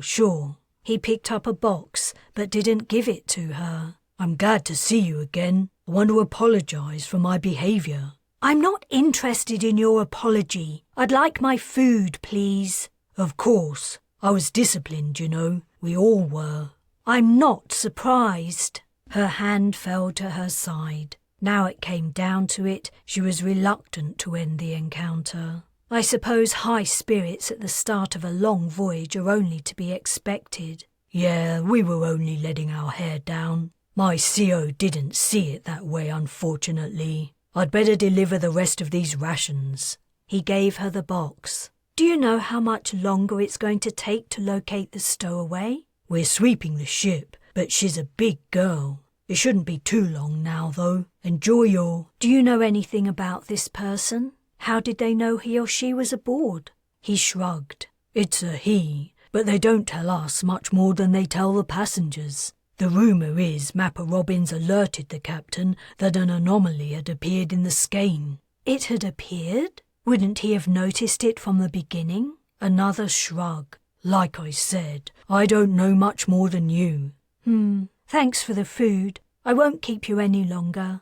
The soldier's helmet returned, flowing over his head and face like an incoming tide. She was tempted to ask him about it, but perhaps that was a conversation for another time. "Don't open your door to anyone else," he said as he walked away, pushing his cart. "Especially not a tall, skinny, middle-aged dude with a pointy nose. He's probably not dangerous, but you never know." Setia caught her door before it closed. "What did you say? Something about the stowaway?" "Tall dude, pointy nose." "You know what he looks like?" "Oh yeah, he's been caught on camera. That's how we know he's definitely not supposed to be here. No one matching him on the manifest. Look after yourself, One Punch Girl." Setia narrowed her eyes as the soldier disappeared around a corner. Could it be? It couldn't. Yet she had a vision of a man dissolving into a cloud, melting into vapor, and being blown away on the breeze. If Ariev could do that, it wasn't beyond the realms of possibility that he might have also defeated all the defenses against stowaways. Maybe he'd even arrived from space. She ate her food, wolfing down the box's contents without really noticing what they were. When she had finished, she got dressed, put on her shoes, and slipped out. Chapter 8. Deserted, the Brez was like a different ship. The passageways seemed wider. The social areas looked more spacious, brighter and cleaner. The microscopic sanitation bots must have caught up with their work while the humans were absent, and everywhere was much, much quieter. Setia's footsteps faintly echoed as she walked the tiled corridors. Underlying the enveloping hush was an almost indiscernible hum. Was she hearing the engines for the first time? Did they make a noise? She had no idea what type of mechanism drove the ship through space, or rather, not space, but the strange void mapper Robbins had revealed. Perhaps it was only the whine of the environmental control units. Now she'd taken the decision to find Arief herself. The enormity of the task was only just beginning to hit. How could she hope to locate him in the vast vessel? The entire ship's military had failed so far. Why was she even looking? When she'd realized the stowaway was probably Arief, she had assumed he must be here for her. But if he was, he would have to come to her cabin. He had known she was at the passenger processing center. He seemed to know where she was at any time, yet he hadn't approached her. So she was not the reason for his presence. There was no need for her to go out and meet him. But he had to be here for her. What other reason could he have? If he'd wanted to be a colonist, he could have done it the usual way and bought a ticket, the same as everyone else. Maybe he was teasing her. He'd always been mischievous, deriving malicious pleasure from others' confusion and anxiety, in which case she was playing right into his hands. She had the feeling she was being watched. Halting, she looked behind her.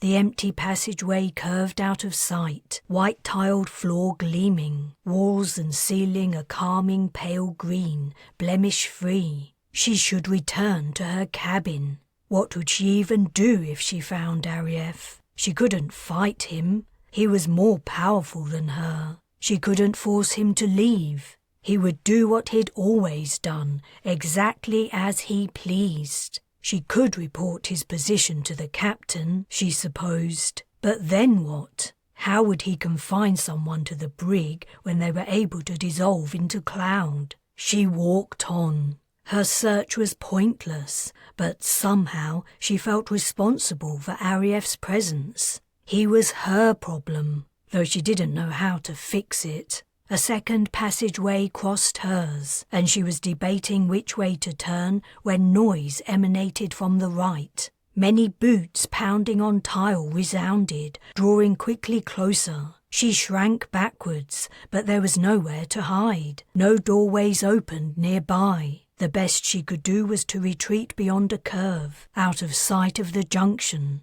The boots grew loud and she tensed, waiting to be discovered. But the guards didn't appear. They hadn't turned into her passageway. She leaned cautiously out and caught a glimpse of the armoured rear of a soldier before he vanished. While she waited for them to move away, a realization struck, and she craned her neck to look into the corners of the ceiling. No cameras were visible, but they had to be here, too small to be seen, but keeping watch on the passengers. The ship's officers had to know she was out of her cabin, and soldiers had passed within a few meters of her. Why were they allowing her to wander about when a potentially dangerous stowaway was on the loose? A chill hit. The atmosphere had grown damp and misty. Cool breezes wafted across her skin. She touched her cheek. It was cold and wet. The air current seemed to be coming from behind her.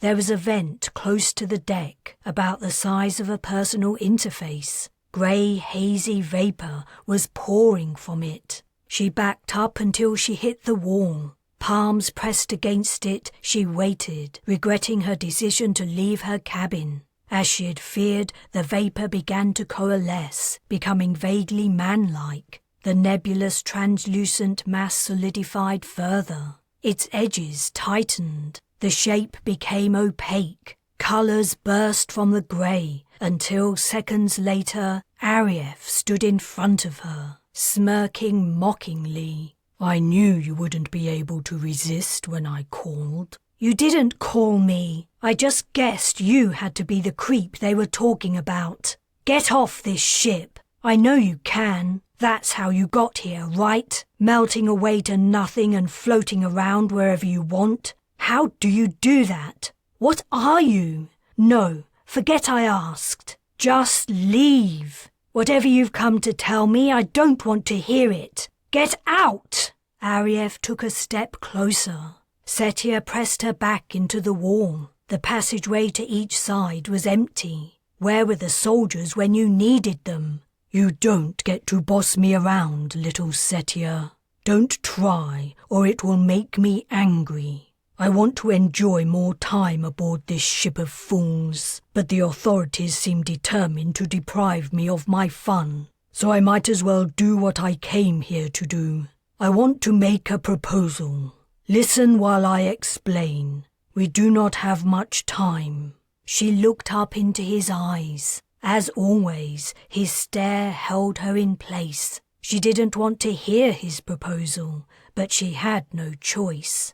It must be blindingly obvious to you by now that I am not human. My species is older than yours, eons older, and we call several planets our home, though in fact we can live wherever and however we please. I want to take you back with me, Setia, to a place where you can live forever in peace. And when I say forever, I mean it. I can extend your lifespan as long as you have the will to live. You may have anything you want, luxuries, food, experiences you may only have dreamed of. You will not be lonely. I can create any companion you desire. In your terms, it would be like heaven. You could avoid the necessity to slave and toil and suffer all the trials involved in settling a new world, and live for eternity. What do you say? I'd say there's a catch you aren't telling me about. You're forgetting how well I know you. The answer's no. I'd be crazy to accept your proposal. Now leave! She willed herself to move away, but her feet were rooted to the deck. If I'm leaving, Arieff hissed, leaning in, then you're coming with me. He grabbed her shoulder. His fingertips dug into her flesh like pincers. Smart answer, Setia, said a new voice. Mapper Robbins appeared from around the curve in the corridor. He drew to a halt and fixed Arieff with a hard stare. Let go of her, or you'll, Arieff retorted derisively. His fingers dug deeper and Setia winced. You have no right to be here, said Robbins. None of your species has. That was the agreement. That was the agreement about Earth. As you may have noticed, we are not on Earth. Agreement? What were they talking about? Setia had no idea, though she was deeply relieved Robbins had arrived. She had a suspicion Arieff would have been able to take her, regardless of her wishes, across the void to the fake heaven he'd proposed. He might still do it, but at least Robbins was trying to help. The mapper moved closer. That was the agreement about humanity. He placed a hand on Arieff's arm. Release her. And if I do not? Dark rage suffused Arieff's face. Then my brother leaves your world, and so does Arthur. Another new voice. Setia swung her head around. It was the woman with the bird. What had Robbins said her name was? Caris something. What would your friends have to say about that? Her falcon companion sat on her shoulder, its bright, intelligent gaze focused on the alien. Good point, said Robbins. Thank you. He returned his attention to Arieff. What would they say? Arieff didn't reply, but his hold on Setia didn't loosen. You have no place here, Robbins announced. Depart this ship. Leave us to continue our voyage in peace, and cease your interference in our affairs. We have fulfilled our side of the contract. Your species must fulfill yours. Wrong, Arieff barked. We do not have to do anything, but I choose to abide for now. His fingers opened. Setia gasped and sagged against the wall, lifting a hand to her painful shoulder. Dark bruises had to be forming where his fingertips had bit. Arieff was melting, dissolving once more. He ballooned into a dark grey mass of particles and then swept into the vent as if sucked by a vacuum until there was nothing but empty space where he'd stood. "Has he really gone?" asked Caris. Robbins replied, "There's no way of telling for sure, but I don't think he'll be back for a while."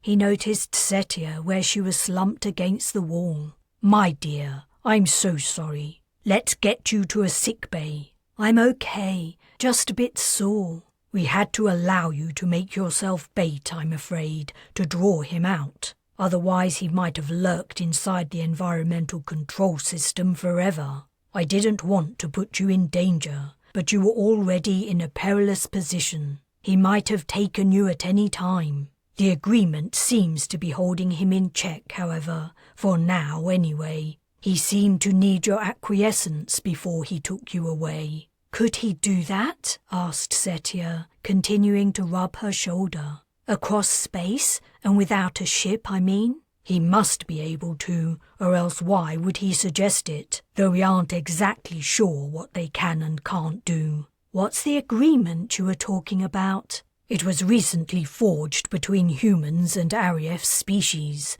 but it would take a long time to explain. Perhaps Caris could." Except for Setia and Robbins, the passageway was empty. Caris had gone. Chapter 9. Setia found Caris Ellis topping up a bird feeder in the aviary. The young woman stood next to the wide dish atop a pole, scraping chopped fruit from a plate. Her avian companion was absent. Trees surrounded the feeder, reaching up to the brilliant lights in the ceiling, and parrots and cockatoos were already swooping down to eat. Caris took a step backward and watched them for a few moments before leaving. Setia hesitated to follow. Twice they'd both been involved in an altercation with Arief. Twice Caris had slipped away as if to avoid her. Was it personal? Or was the Brez's bird expert only shy and reclusive? It had taken several days of puzzlement, coupled with the tedium of shipboard life, to prompt Setia to seek Caris out, and now she was here, indecision resurfaced. Rather than follow the enigmatic woman, she set off in another direction.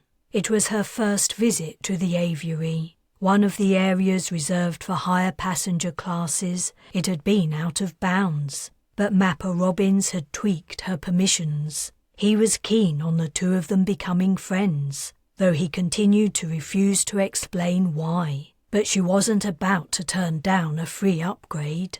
A flock of birds burst from bushes and soared upwards, twittering and squabbling. On a nearby branch, lovebirds rubbed beaks. Hidden pigeons or doves cooed incessantly, and from somewhere more distant came the caws of crows. The environmental control units kept the atmosphere a tad warmer and moister than the rest of the ship, and the greenery was thriving.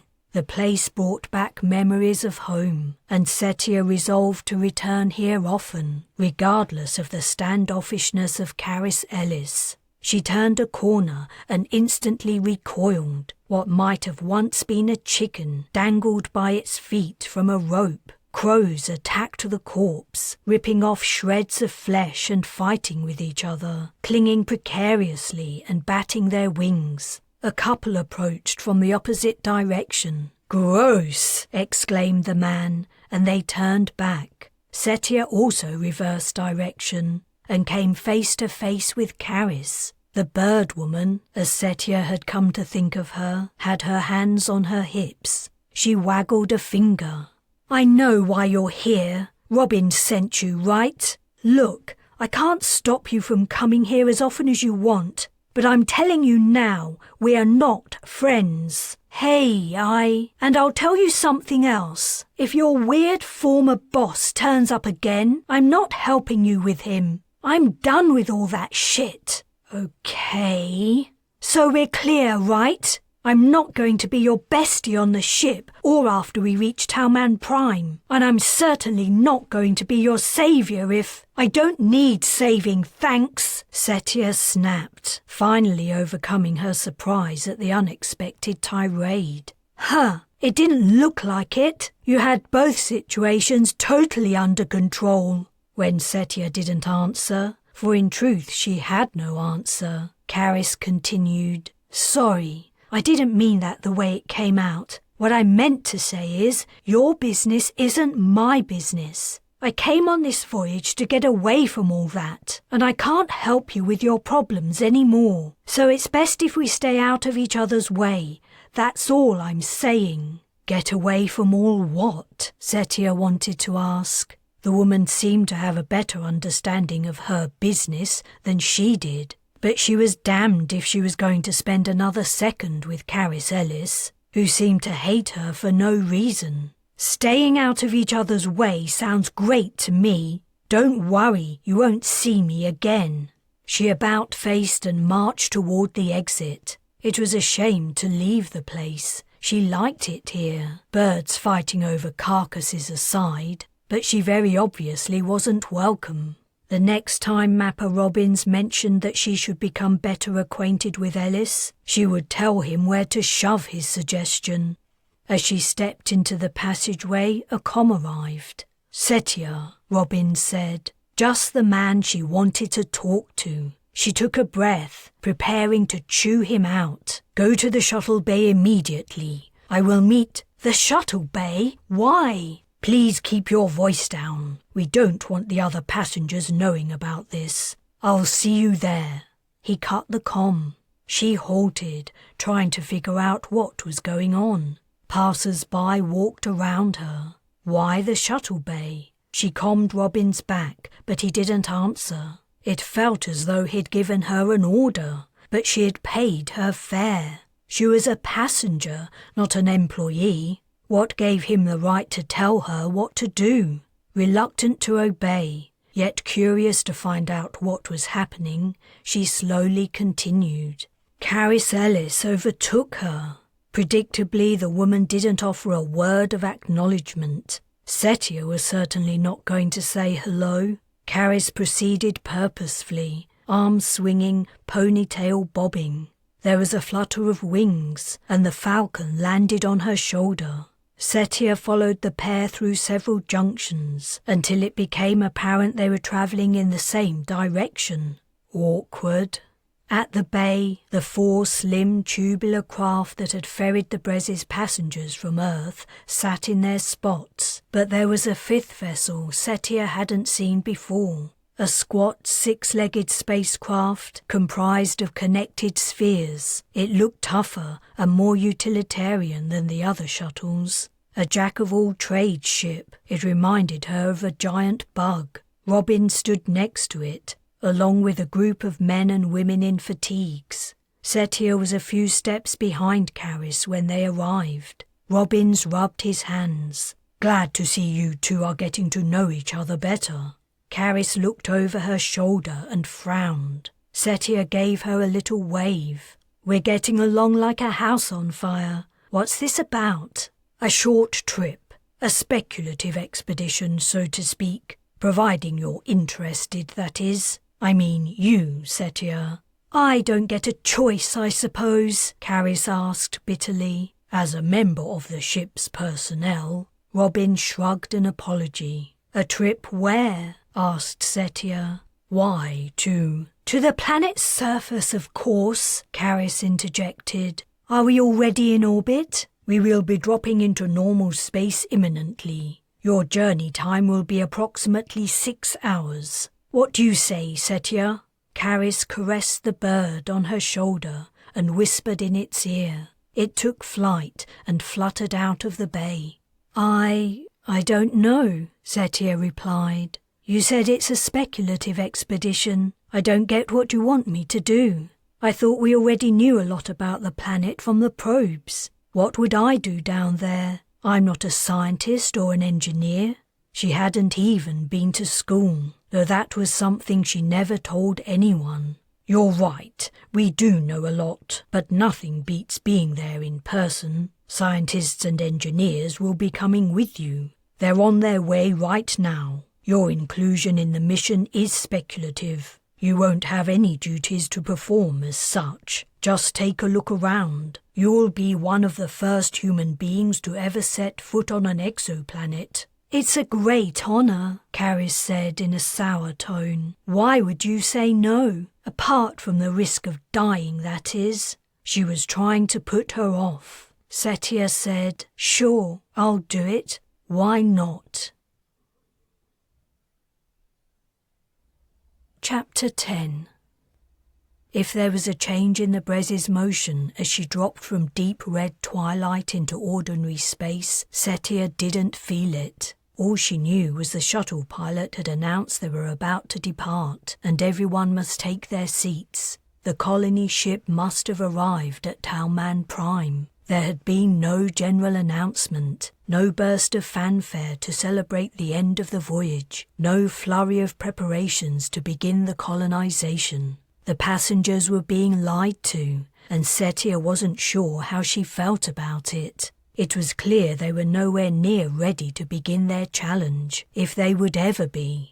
On the other hand, if they found out about the subterfuge, she feared the reactions of a bunch of people who were used to being in charge. The final arrivals were moving through the shuttle cabin, slotting into vacant places. The military contingent was already seated, so the newcomers had to be scientists and engineers. A tall, skinny, shaggy-haired man appeared, the hygienically challenged guy. He had to be some kind of expert, and that was why they'd let him on the ship. He moved behind her and sat down. Lieutenant Colonel Markham appeared and stood at the front of the cabin. He cleared his throat as the shuffling and murmuring died down. "Ladies and gentlemen, I apologize for the short notice regarding this mission. I'm sure you understand we must keep things under wraps as far as possible, and I appreciate your discretion. To those who are not under any obligation to be here, let me extend my thanks. My men and women have been briefed, but I'd like to say a few words to the civilians before you set out." He nodded at two flight assistants, whose arms were filled with small plain bundles. In response to his gesture,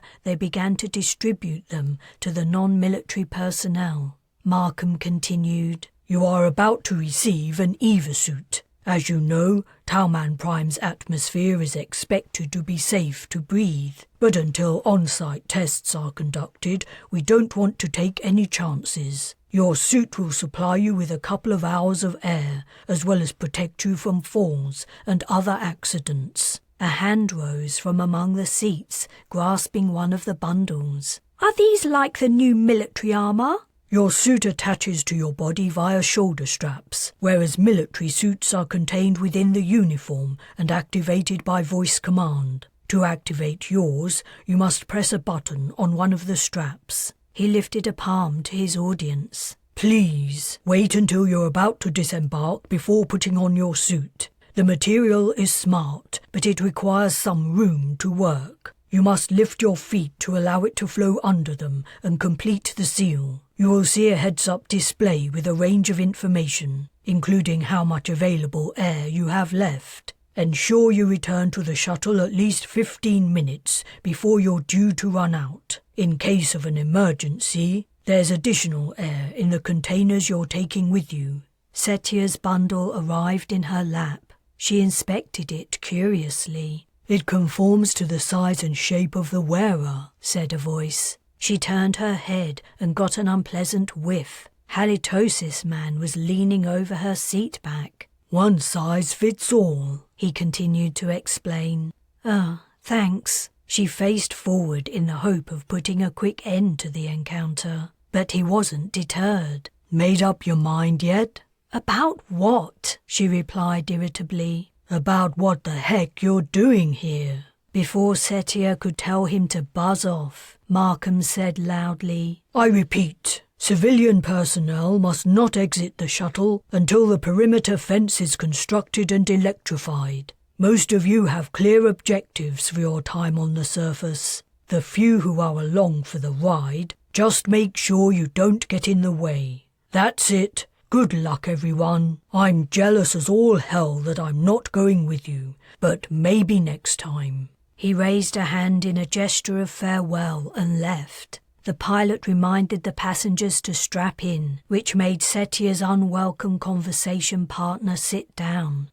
As the shuttle flew to Talman Prime, the annoying question from Halitosis Man turned into an earworm, digging a hole in her brain. What am I doing here? Not on the colonization project. It had been her only escape from Arief, though that hadn't turned out too well. But why was she on this mission? She had no burning desire to be one of the first arrivals. She couldn't care less about her name going down in history. Neither was she a sensation seeker. Let the adrenaline junkies and military take the risks. Though she was somewhat curious about what was down there, she was content to take a look after the place had been assessed and safety measures taken.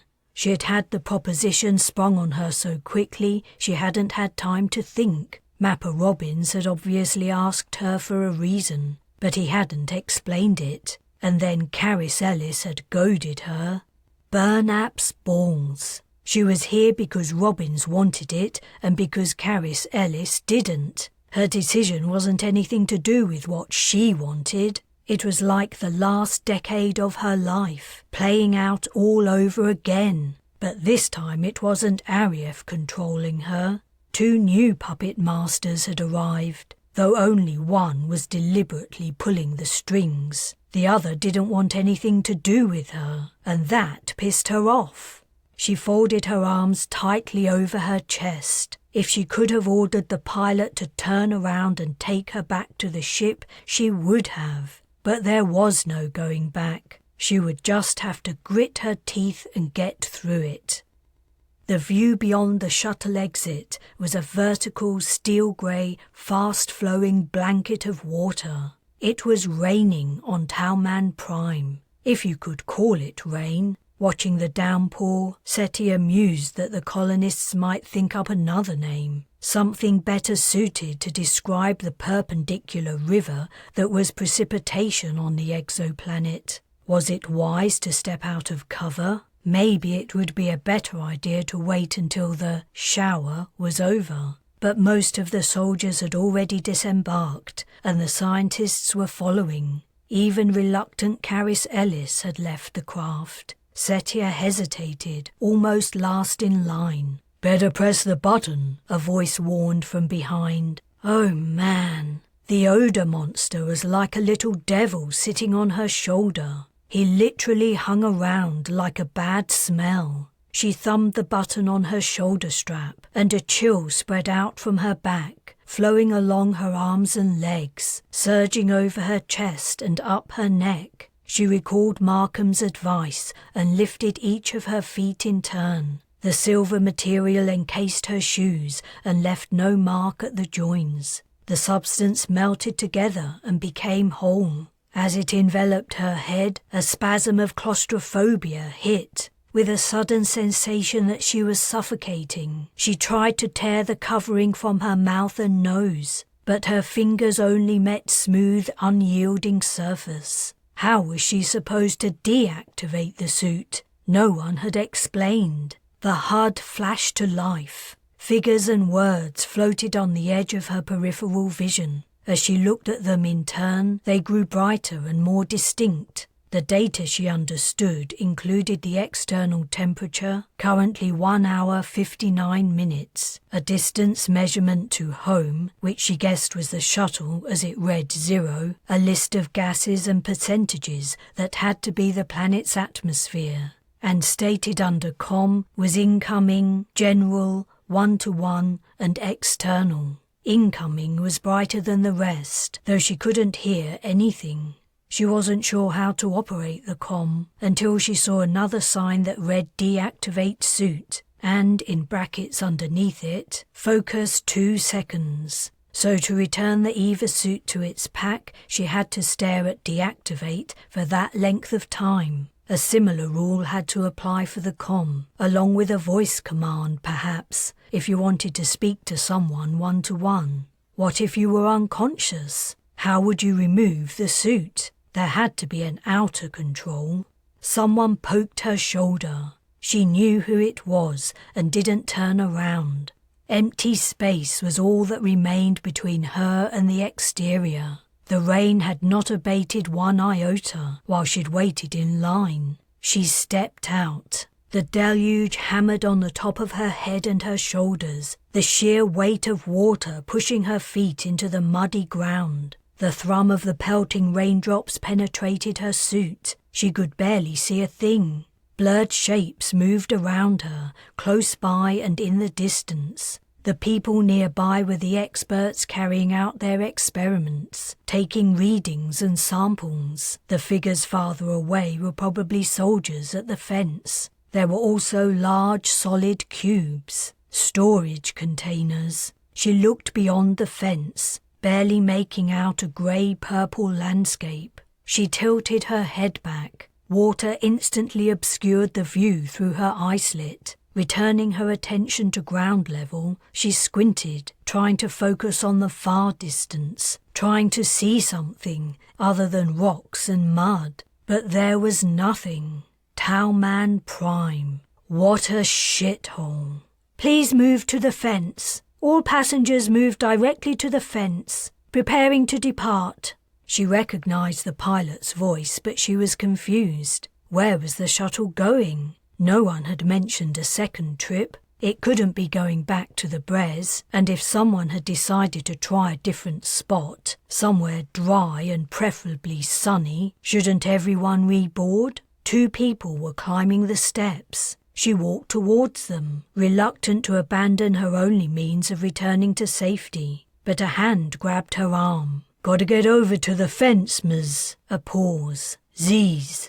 Another familiar voice. It was the soldier who insisted on calling her One Punch Girl. She hadn't known he was here too. "What's going on?" "Shuttle's gotta make another stop. Quake scientists need to install their seismometers. It'll be back soon. No need to worry. This way, Ma'am." "Thanks, but I know how to find the fence." He released her arm, and she stomped away. From behind came the faint noise of the shuttle engine permeating the endless drumming of the rain. Black horizontal fence lines became more distinct. As she reached the boundary, she turned. The shuttle was lifting off the ground. Its 6 landing pads retracted into their slots, and then it disappeared into the haze. They were alone, for the time being, alone on the surface of this strange alien planet. There had been no celebration of their arrival other than some light clapping in the cabin when they'd touched down. No bottles of champagne had been popped. No speeches had been made.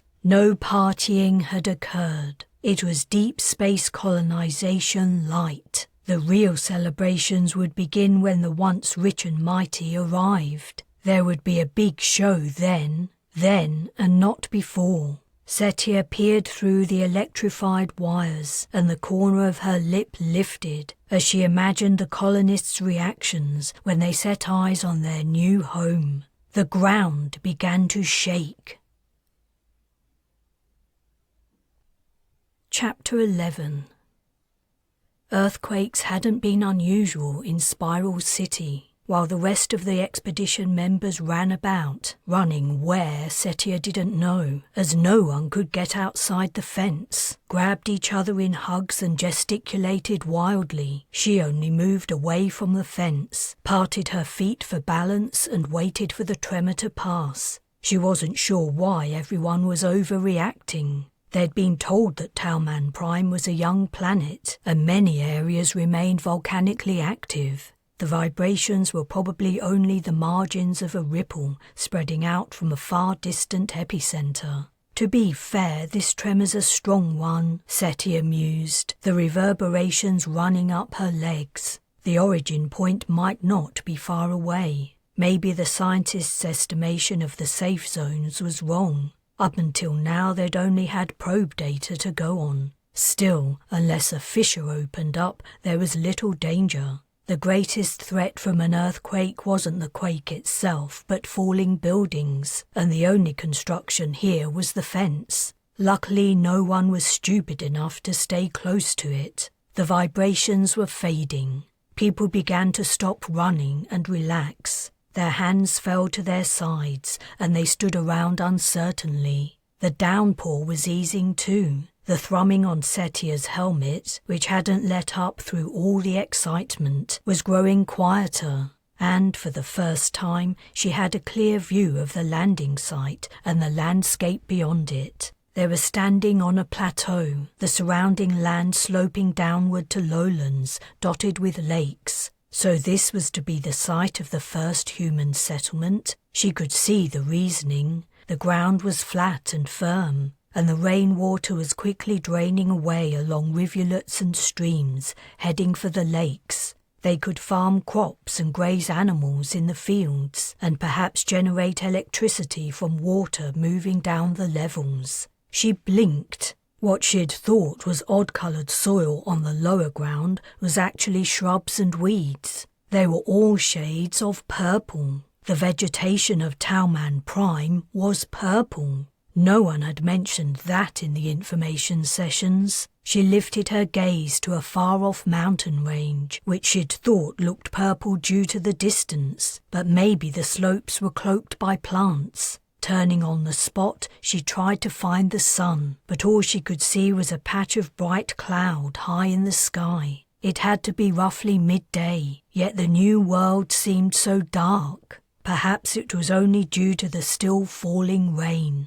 Within the fence, the scientists had returned to their experiments and readings. Soldiers stood guard, facing outward, rifles at the ready. Some scanned the skies. Their efforts seemed overkill. Nothing moved above or on the ground. Apart from the vegetation, Talman Prime appeared to be lifeless. She crossed to the other side of the site for a different view. The landscape was similar, a bit more rocky. She imagined the first little town, but all she could conjure up was a damp, depressing place. The streets and prefab buildings huddled under a grey sky. The settlers' days spent in tedious toil. Her days spent in tedious toil, with only disappointed, disillusioned, disgruntled fellow colonists for company. Her previous life suddenly didn't seem so bad. She gave her head a little shake. What am I thinking? Even this was better than living under Arief's control and doing a job she hated. Sighing, she wondered how long she would have to wait before returning to the Brez. With nothing to do and very little to see, the trip seemed a waste of time. She had no idea what Robbins was on, thinking her presence would be useful. Her gaze lit upon a purple shoot poking up through a crack in a slab of stone. She squatted down to take a closer look at the alien plant. But what caught her attention wasn't the plant, but a long indentation running next to it. The groove seemed too regular to be natural. She ran a gloved fingertip along it, wondering what had caused it. The line extended across the rock and she peered closer. Onto the next rock. She moved sideways on her haunches to see how far it went. It disappeared into loose pebbles and shards. She pushed them aside. There it was. The line continued on, dead straight and at the same depth of 0.5 centimetre. Odd. It didn't seem natural. How had it been made? Nothing lived here except species just beginning their evolutionary journey. She rose to her feet. There had to be a geologist among all these scientists, but how to tell who was who among the silver-suited figures? Should she try a general comm? But what if she was wrong? She didn't want to look stupid among all these highly educated folk. She checked the line again, following it in the opposite direction. There was another line branching off from it, and another.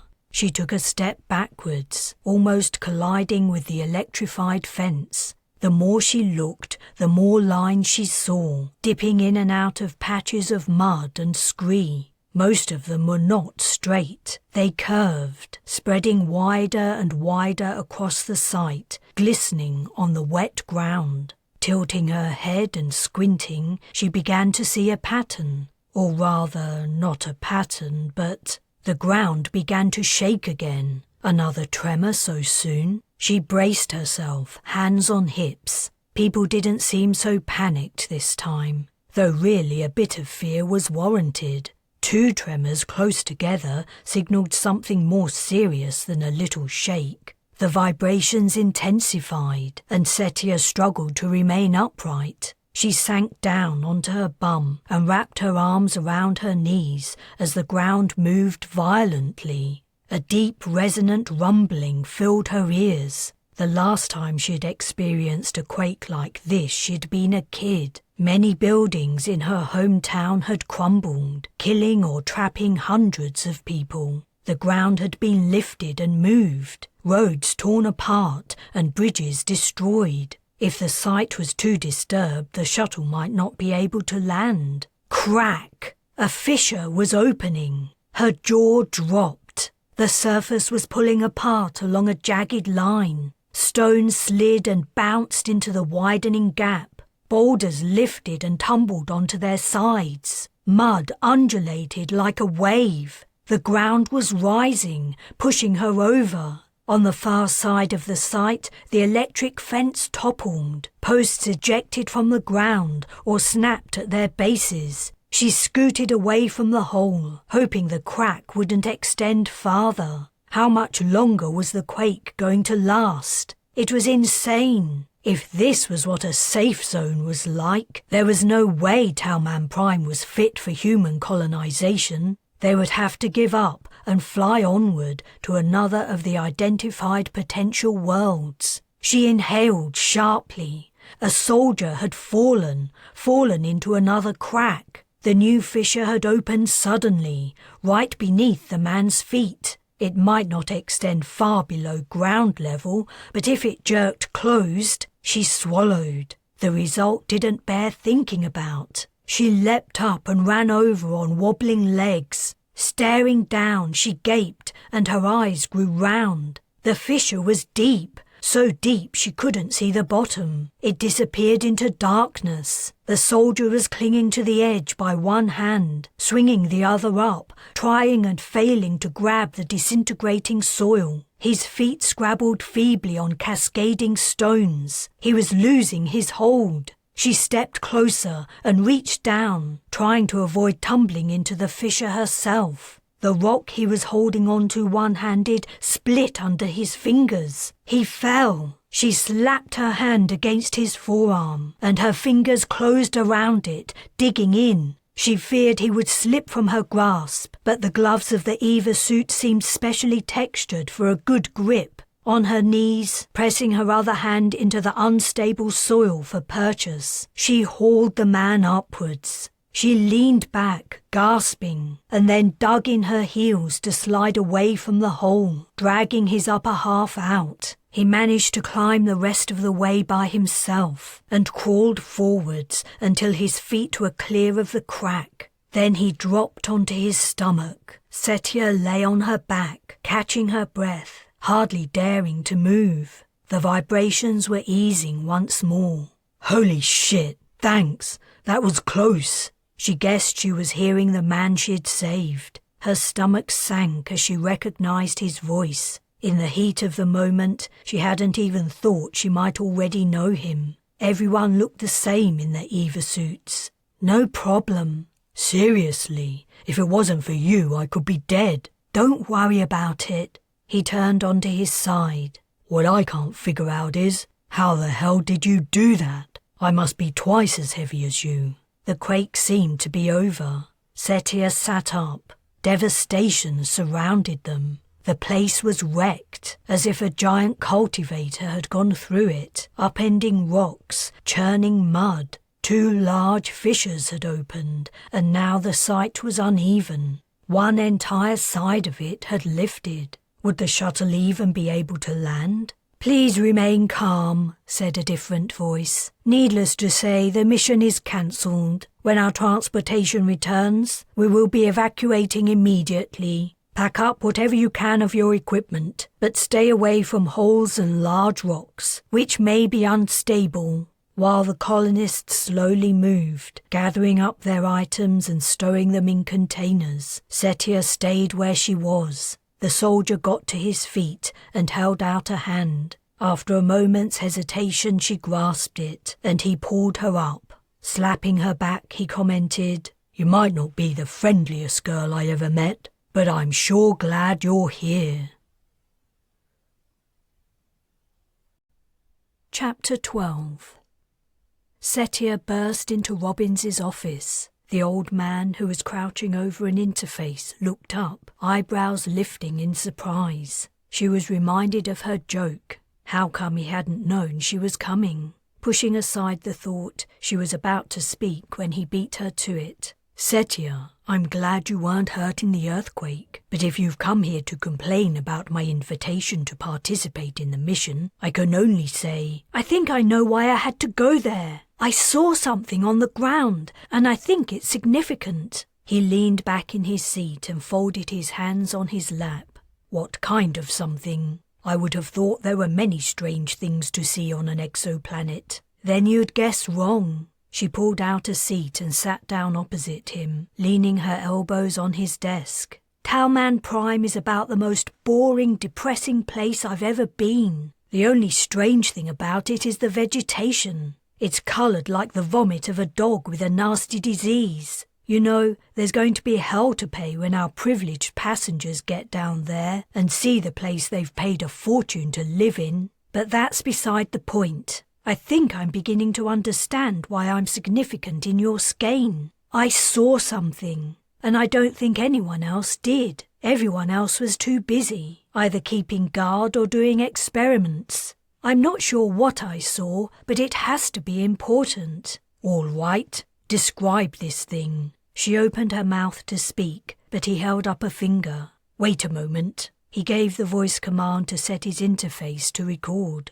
"It was a pattern. It took up most of the sight, and it was faint, just lines on the surface. In some places it was covered by patches of mud or loose rocks, but if you followed the angle from where a line disappeared, it always reappeared in the right place. I swear it wasn't natural. Something or someone carved it." "A regular pattern?" "Not exactly, or at least I don't think so. It looked symbolic but naturalistic." "Symbolic and naturalistic?" "It's hard to explain. I was still trying to figure it out when the second tremor struck." "So you only caught a glimpse of this thing?" His tone held a note of skepticism. "More than a glimpse. I saw enough of it to realize what I was looking at wasn't natural cracks in the rock." "Could you draw it?" The desktop interface in front of her lit up, and a slot slid open, containing a stylus.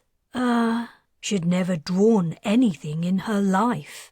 "I'll try." The stylus felt weird in her fingers. She pressed the tip against the screen and scraped a line. "You don't have to press so hard," Robbins said gently. Easing the pressure, she tried again, but what she produced looked very little like what she'd seen. "This is wrong. How do I erase it?" "Never mind. I just remembered your EvaSuit camera will have recorded everything you saw. We can check the vid." "We?" Who else would be verifying her story?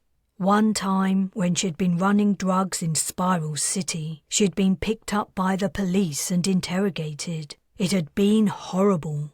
The authorities rarely stuck to the rules once you were behind closed doors. They hadn't gone anywhere near as hard on her as they could have, according to what she'd heard. And luckily, she'd already handed off the last of her delivery minutes before she'd been arrested. They had no evidence. When it became clear they weren't going to get an easy confession, they'd released her. Nevertheless, the experience had left a deep impression, and it was one she didn't want to repeat. She got up. "Okay, you do that." "You're leaving? Is something wrong?"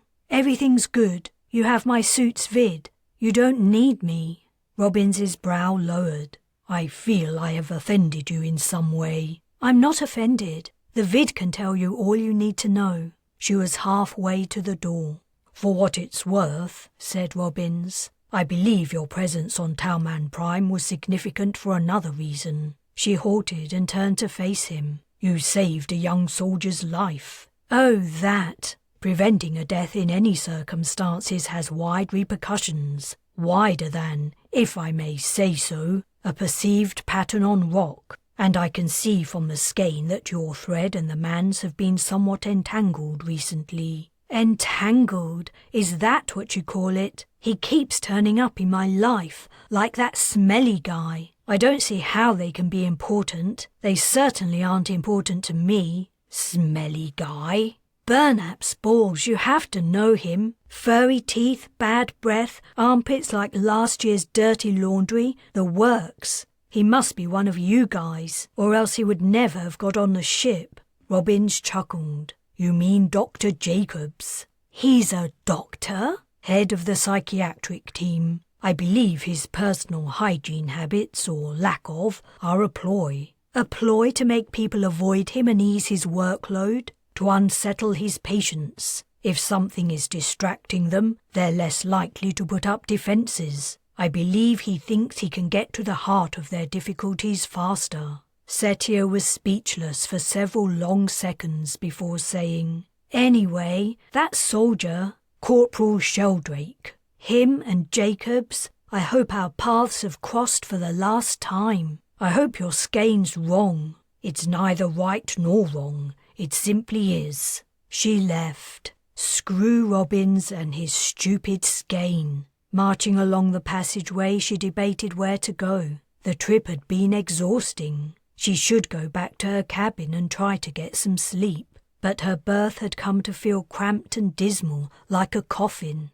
On Earth, where she had had a lot more money than most, she'd grown used to living in expansive apartments and luxury hotel suites. On the Brez, she was back to the tiny living space of her childhood, and it wasn't great. I was trying to be helpful. She'd gone on the mission, and she'd reported back with what she'd thought might be useful information, only to be disbelieved. If that was Robbins's attitude, if whatever she told him had to be verified by nameless others, she wouldn't bother. She would keep her head down and just get on with the colonization. The next time he invited her to participate in something dangerous, her answer would be no.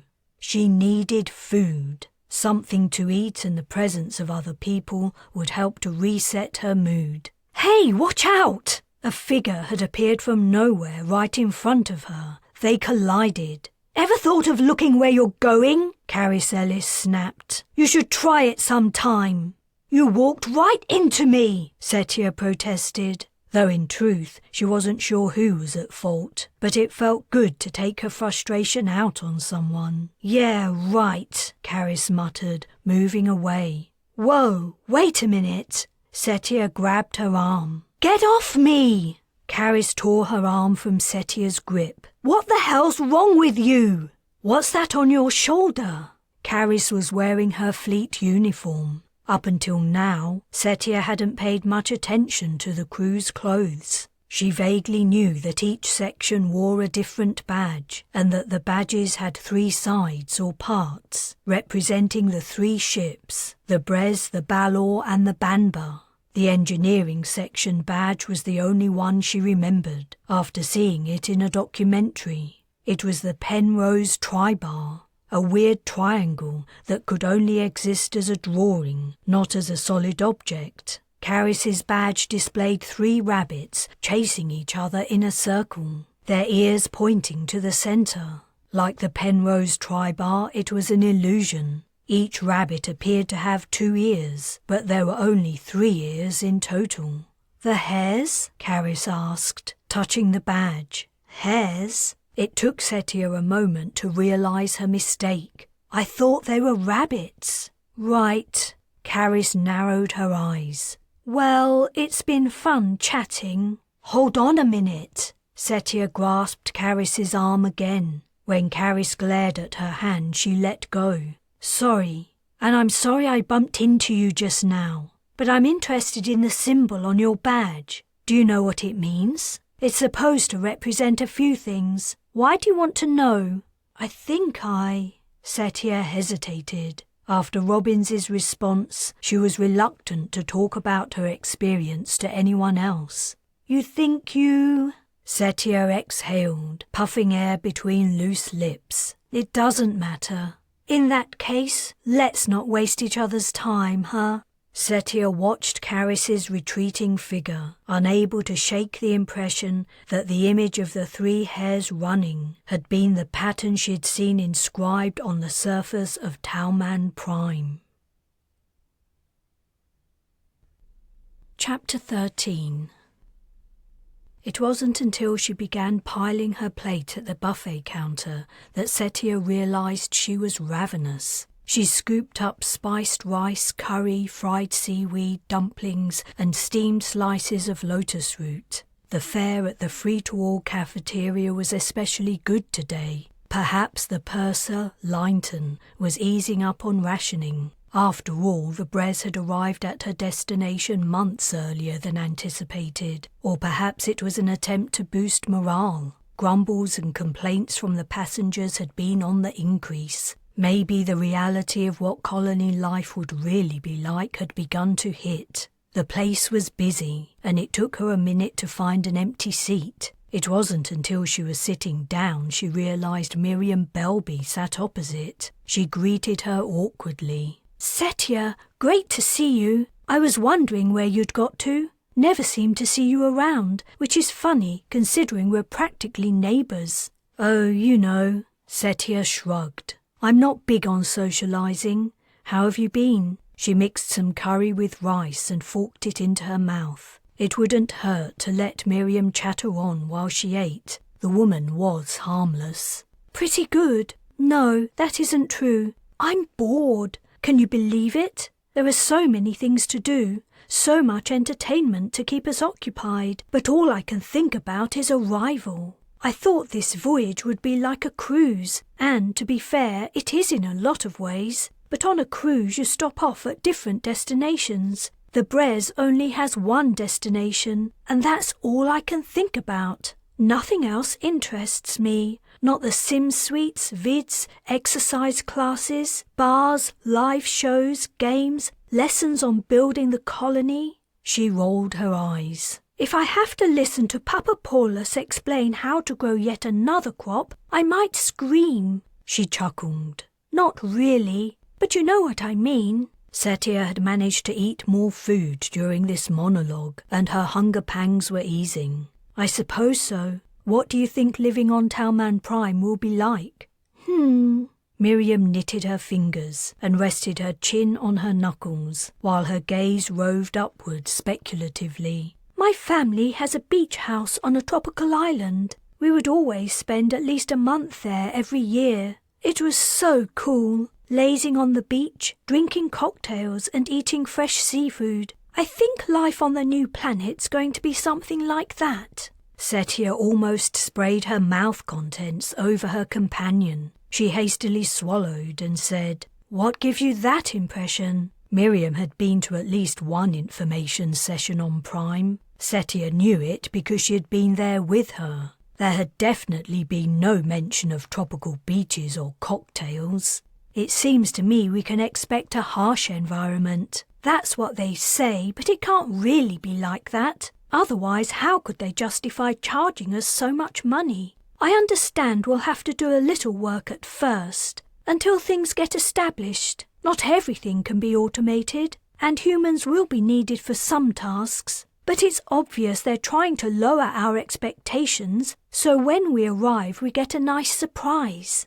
Under-promise and over-deliver. It's a marketing tactic, and a good one. My family is in business. I know all the tricks." "Right."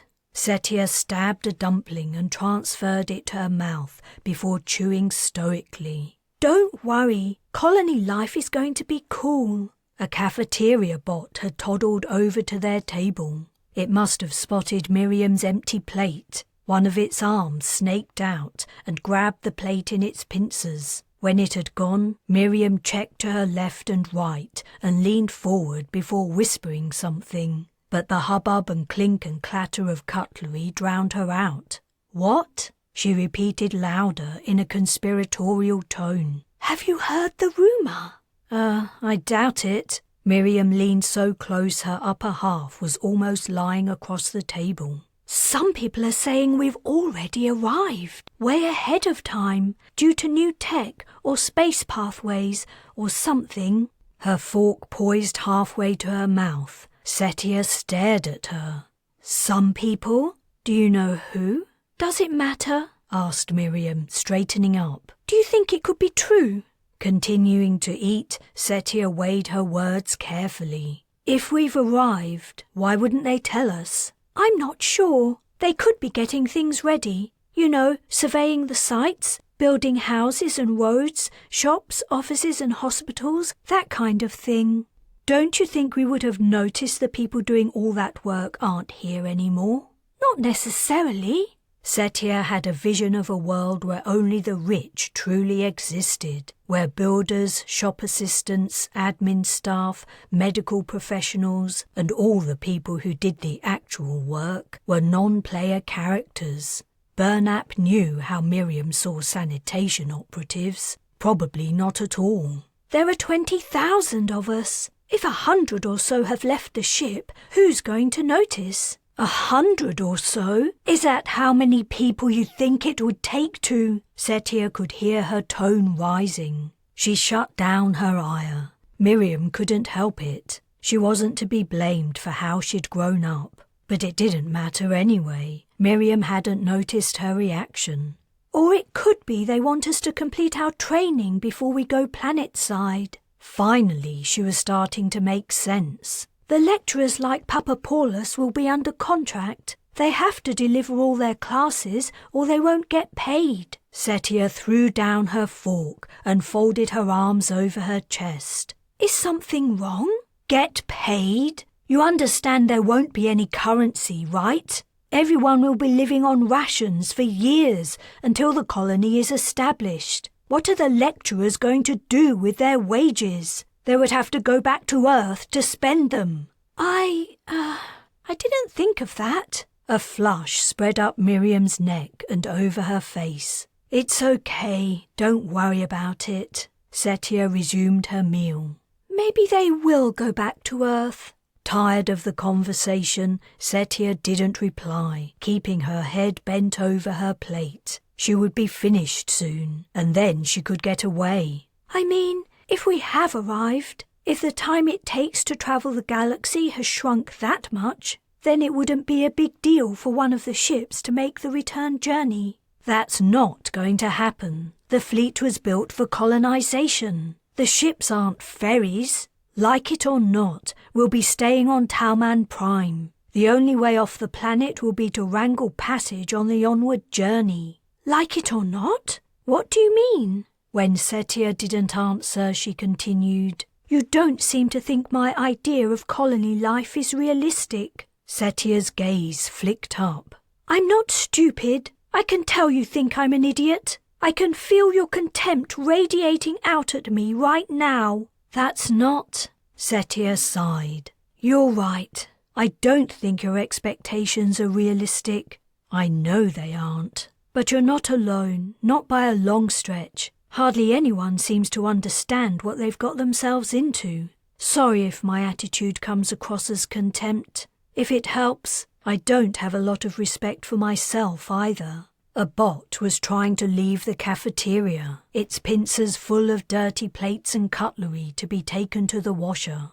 But a burly guy with a bushy beard stood in front of it. Whenever the bot tried to go around him, he stepped into its path. The bot's simple algorithm caused it to speed up, to outpace the moving obstacle, and the game was attracting attention. Each time the man managed to maneuver into the bot's intended path, a cheer went up. He was clearly enjoying himself as he defeated the machine. Setia rolled her eyes. Teasing bots was something most kids grew out of by the time they reached adolescence. This man still had some growing up to do, and his audience had to be very bored of life aboard ship to find him entertaining. It's okay, said Miriam resignedly. I'm used to it. My parents never liked me much. That's why I'm here. There wasn't anything for me back on Earth. Their gazes met, and Setia gave her a small smile. Everyone on this ship has a story, right? Uh-huh. You never told me yours. She wasn't going to get into the Arief affair. She didn't want to sound crazy. It isn't interesting.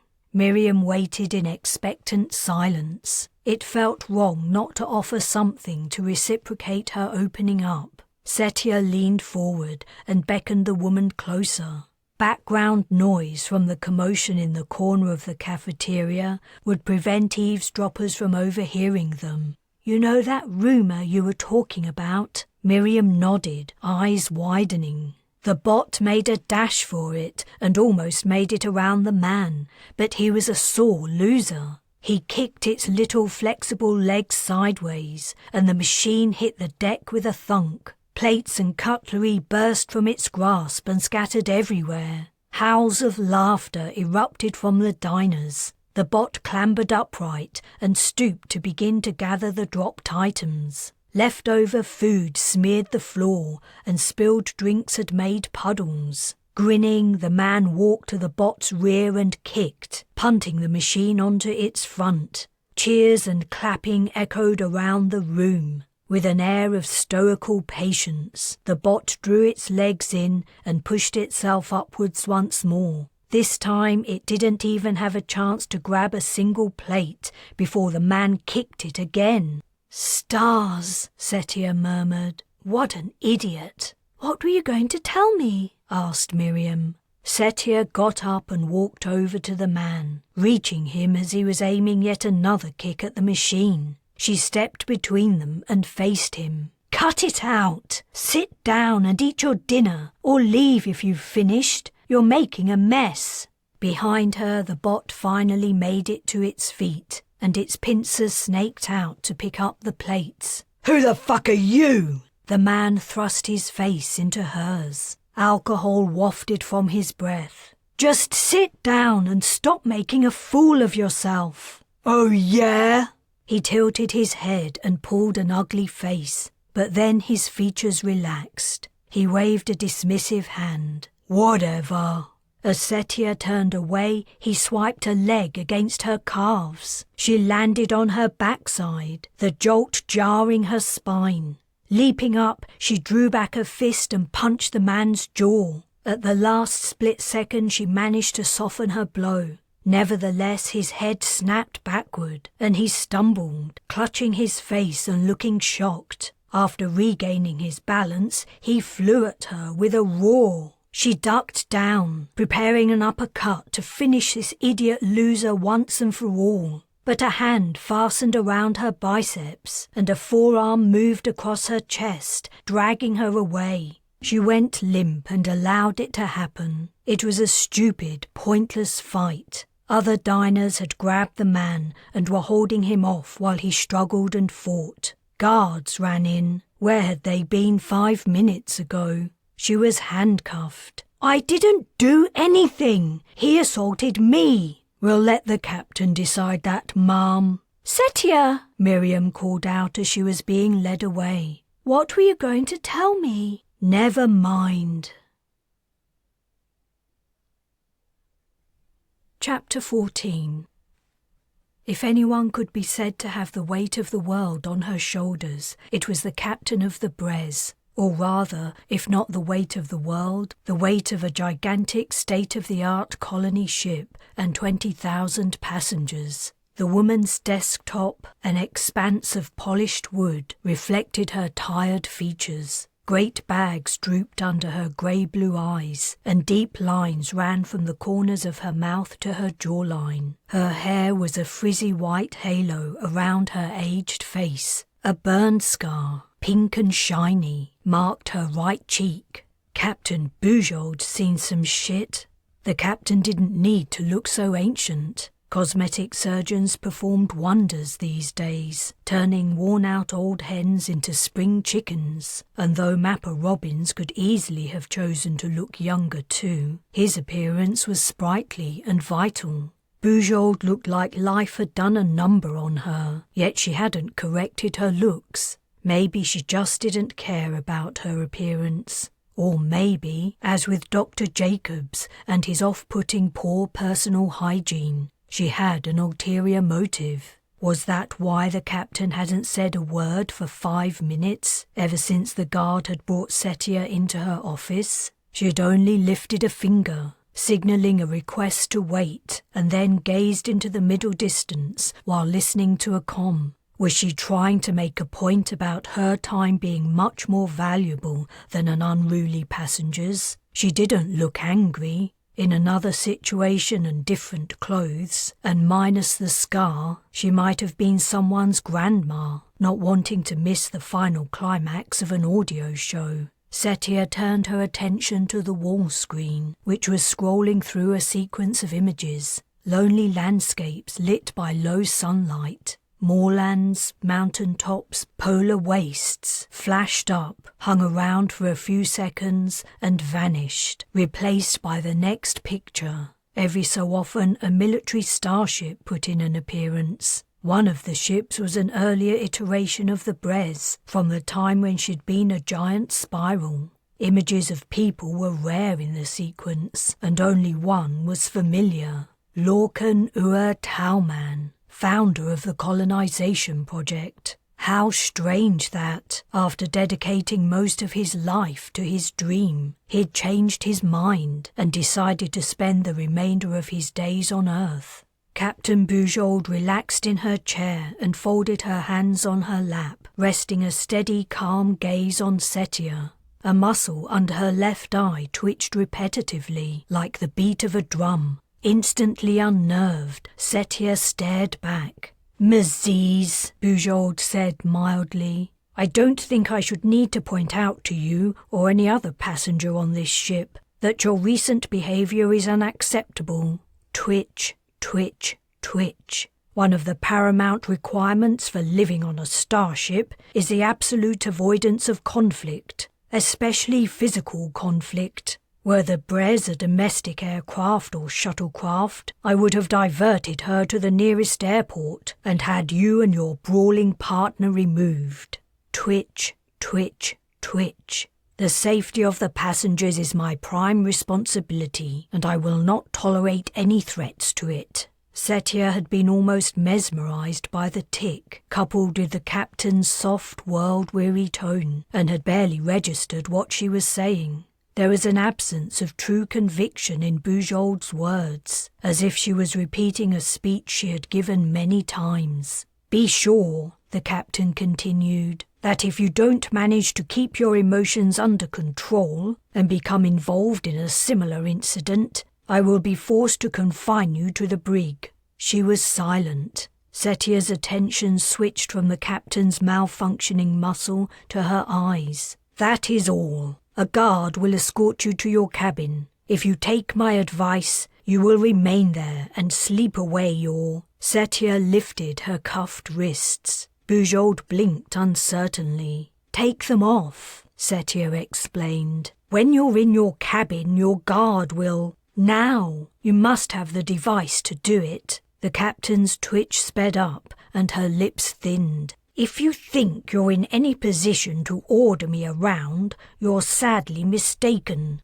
Remove my handcuffs, or I'll tell every single person on this ship that we've already arrived at Talman Prime." Bujold's mouth opened and closed. "You'll find it very hard to speak to anyone while incarcerated. How long will you keep me locked up? It was only a small fight that I didn't even start. He hit me, not the other way around. And believe me, I can speak to a lot of people while being dragged to the brig." Indecision seemed to war in Bujold's features. Then she puffed a sigh and pulled a slim rod from a drawer. She inserted the wand into a hole in the cuffs and they sprang apart. "You know I could have you sedated so you wouldn't be able to speak to anyone until you were locked in a cell. None of the guards would be interested in your ranting. I guessed you could, but I was betting on you not being a fool. No one could get to your position by being unreasonable or dumb." Bujold snorted. "You'd be surprised. But you're right, I'm not stupid or unreasonable. However, what I said earlier stands. I will not allow fights on this ship, regardless of the circumstances. So if you think you can convince me that what happened in the cafeteria wasn't your fault, I wasn't the one being a prick. I've seen the security recording. There was absolutely no reason for you to confront that man. You could have ignored him, reported his actions, or done any number of things other than challenging him. I'm familiar with your background, Ms. Zees. Given your wealth of experience, I'm surprised you thought what you were doing could turn out well for anyone concerned. Setia, who had been about to snap back a retort, was silent. As this is your first offence, I'm prepared to let it go with only a verbal reprimand. Cause me more headaches and you will find my response very different. Is that clear? You know this colonization is going to be a disaster, right? Bujold shifted uncomfortably. You aren't here to give me your opinion about our mission. Well, you're going to get it anyway. And it isn't an opinion, it's a fact-based prediction, and better than anything Robbins could come up with. You said you know my background? I bet you don't know half of it. But in my time as Elec security person, I encountered the worst of the worst. I'm not talking about the crowds at his shows. I'm talking about the entitled rich dickheads who thought they could buy his attention or friendship, hoping some of his shine would rub off on them. I know those people. They're lazy, arrogant, and egotistical. Not all of them. A few were okay. Usually the ones who'd worked hard for every cred they had. But most of them were useless. Absolute liabilities in any situation. And what did I find when I boarded the Brez? A whole ship full of them. Oh, please. Bujold waved dismissively. You're exaggerating. How much time do you actually spend with the passengers? This is the first I've seen of you. I have many demands on my time. Getting to know everyone on the manifest is very far down my list of tasks. Maybe you should give it higher priority, though there's no point now. What's done is done. But if you think your colonists are going to get their hands dirty and work up a sweat building houses and tilling fields, think again, because that isn't going to happen. As soon as they realise what they've got themselves into, they'll be furious. It's going to be mayhem down there, chaos. The plan to create the colony was very clearly outlined in the... You don't get it. I bet half of them haven't read the information. The other half thinks it doesn't apply to them. Haven't you received feedback from the lecturers and trainers? What's Ulandri told you? The colonization coordinator must have surely informed Bujold about the passengers' attitudes and mistaken beliefs. The captain pursed her lips. I have heard one or two disquieting reports, I admit, but that's only to be expected. I have no doubt there will be challenges ahead for all of us. Yet I have every confidence that, with time, everyone will adjust to the new way of living and the colony will succeed. Setia shook her head. There was no point in giving a view of the future to someone who refused to open their eyes. Besides, arguing with someone of Bujold's age made her uneasy. She should have more faith in someone who had lived so long and done so much. Whatever you say, Captain. Am I free to go now? You may leave, but I ask that you avoid speaking to Mr. Kaminsky, who is waiting outside. And if you see him around the ship, please avoid him. Don't worry, I don't want anything to do with the moron. Setia got to her feet, but then a sudden idea occurred. She dropped back into her seat and leaned across Bujold's shiny desk. Assuming the Prime colony does start to establish itself, the Brez and the other ships are going to continue their voyages, aren't they? That is the plan. The fleet will travel to a new destination. Which is? Setia asked hopefully. Bujold's eyelids lowered. Confidential. Twitch, twitch, twitch. What if I wanted to stay on the ship and come with you? What would I have to do? Your ticket bought you passage to Talman Prime and Talman Prime only. You mean some people have tickets to other places? I fail to see why I should discuss the ship's business with you. That is all. Enjoy the rest of your evening, Ms. Zees. And please, try to stay out of trouble. Setia slowly stood up. Should she tell her about the running hares motif? There didn't seem to be any point. The captain wasn't receptive to her ideas, and the glimpse of the pattern had been fleeting. Maybe she'd imagined it. The badge on Caris Ellis's uniform might have only added weight to the illusion. If the situation changes, if there's a chance I could miss the colonization and stay on the Brez, would you let me know? Good night, Ms. Zees. Chapter 15.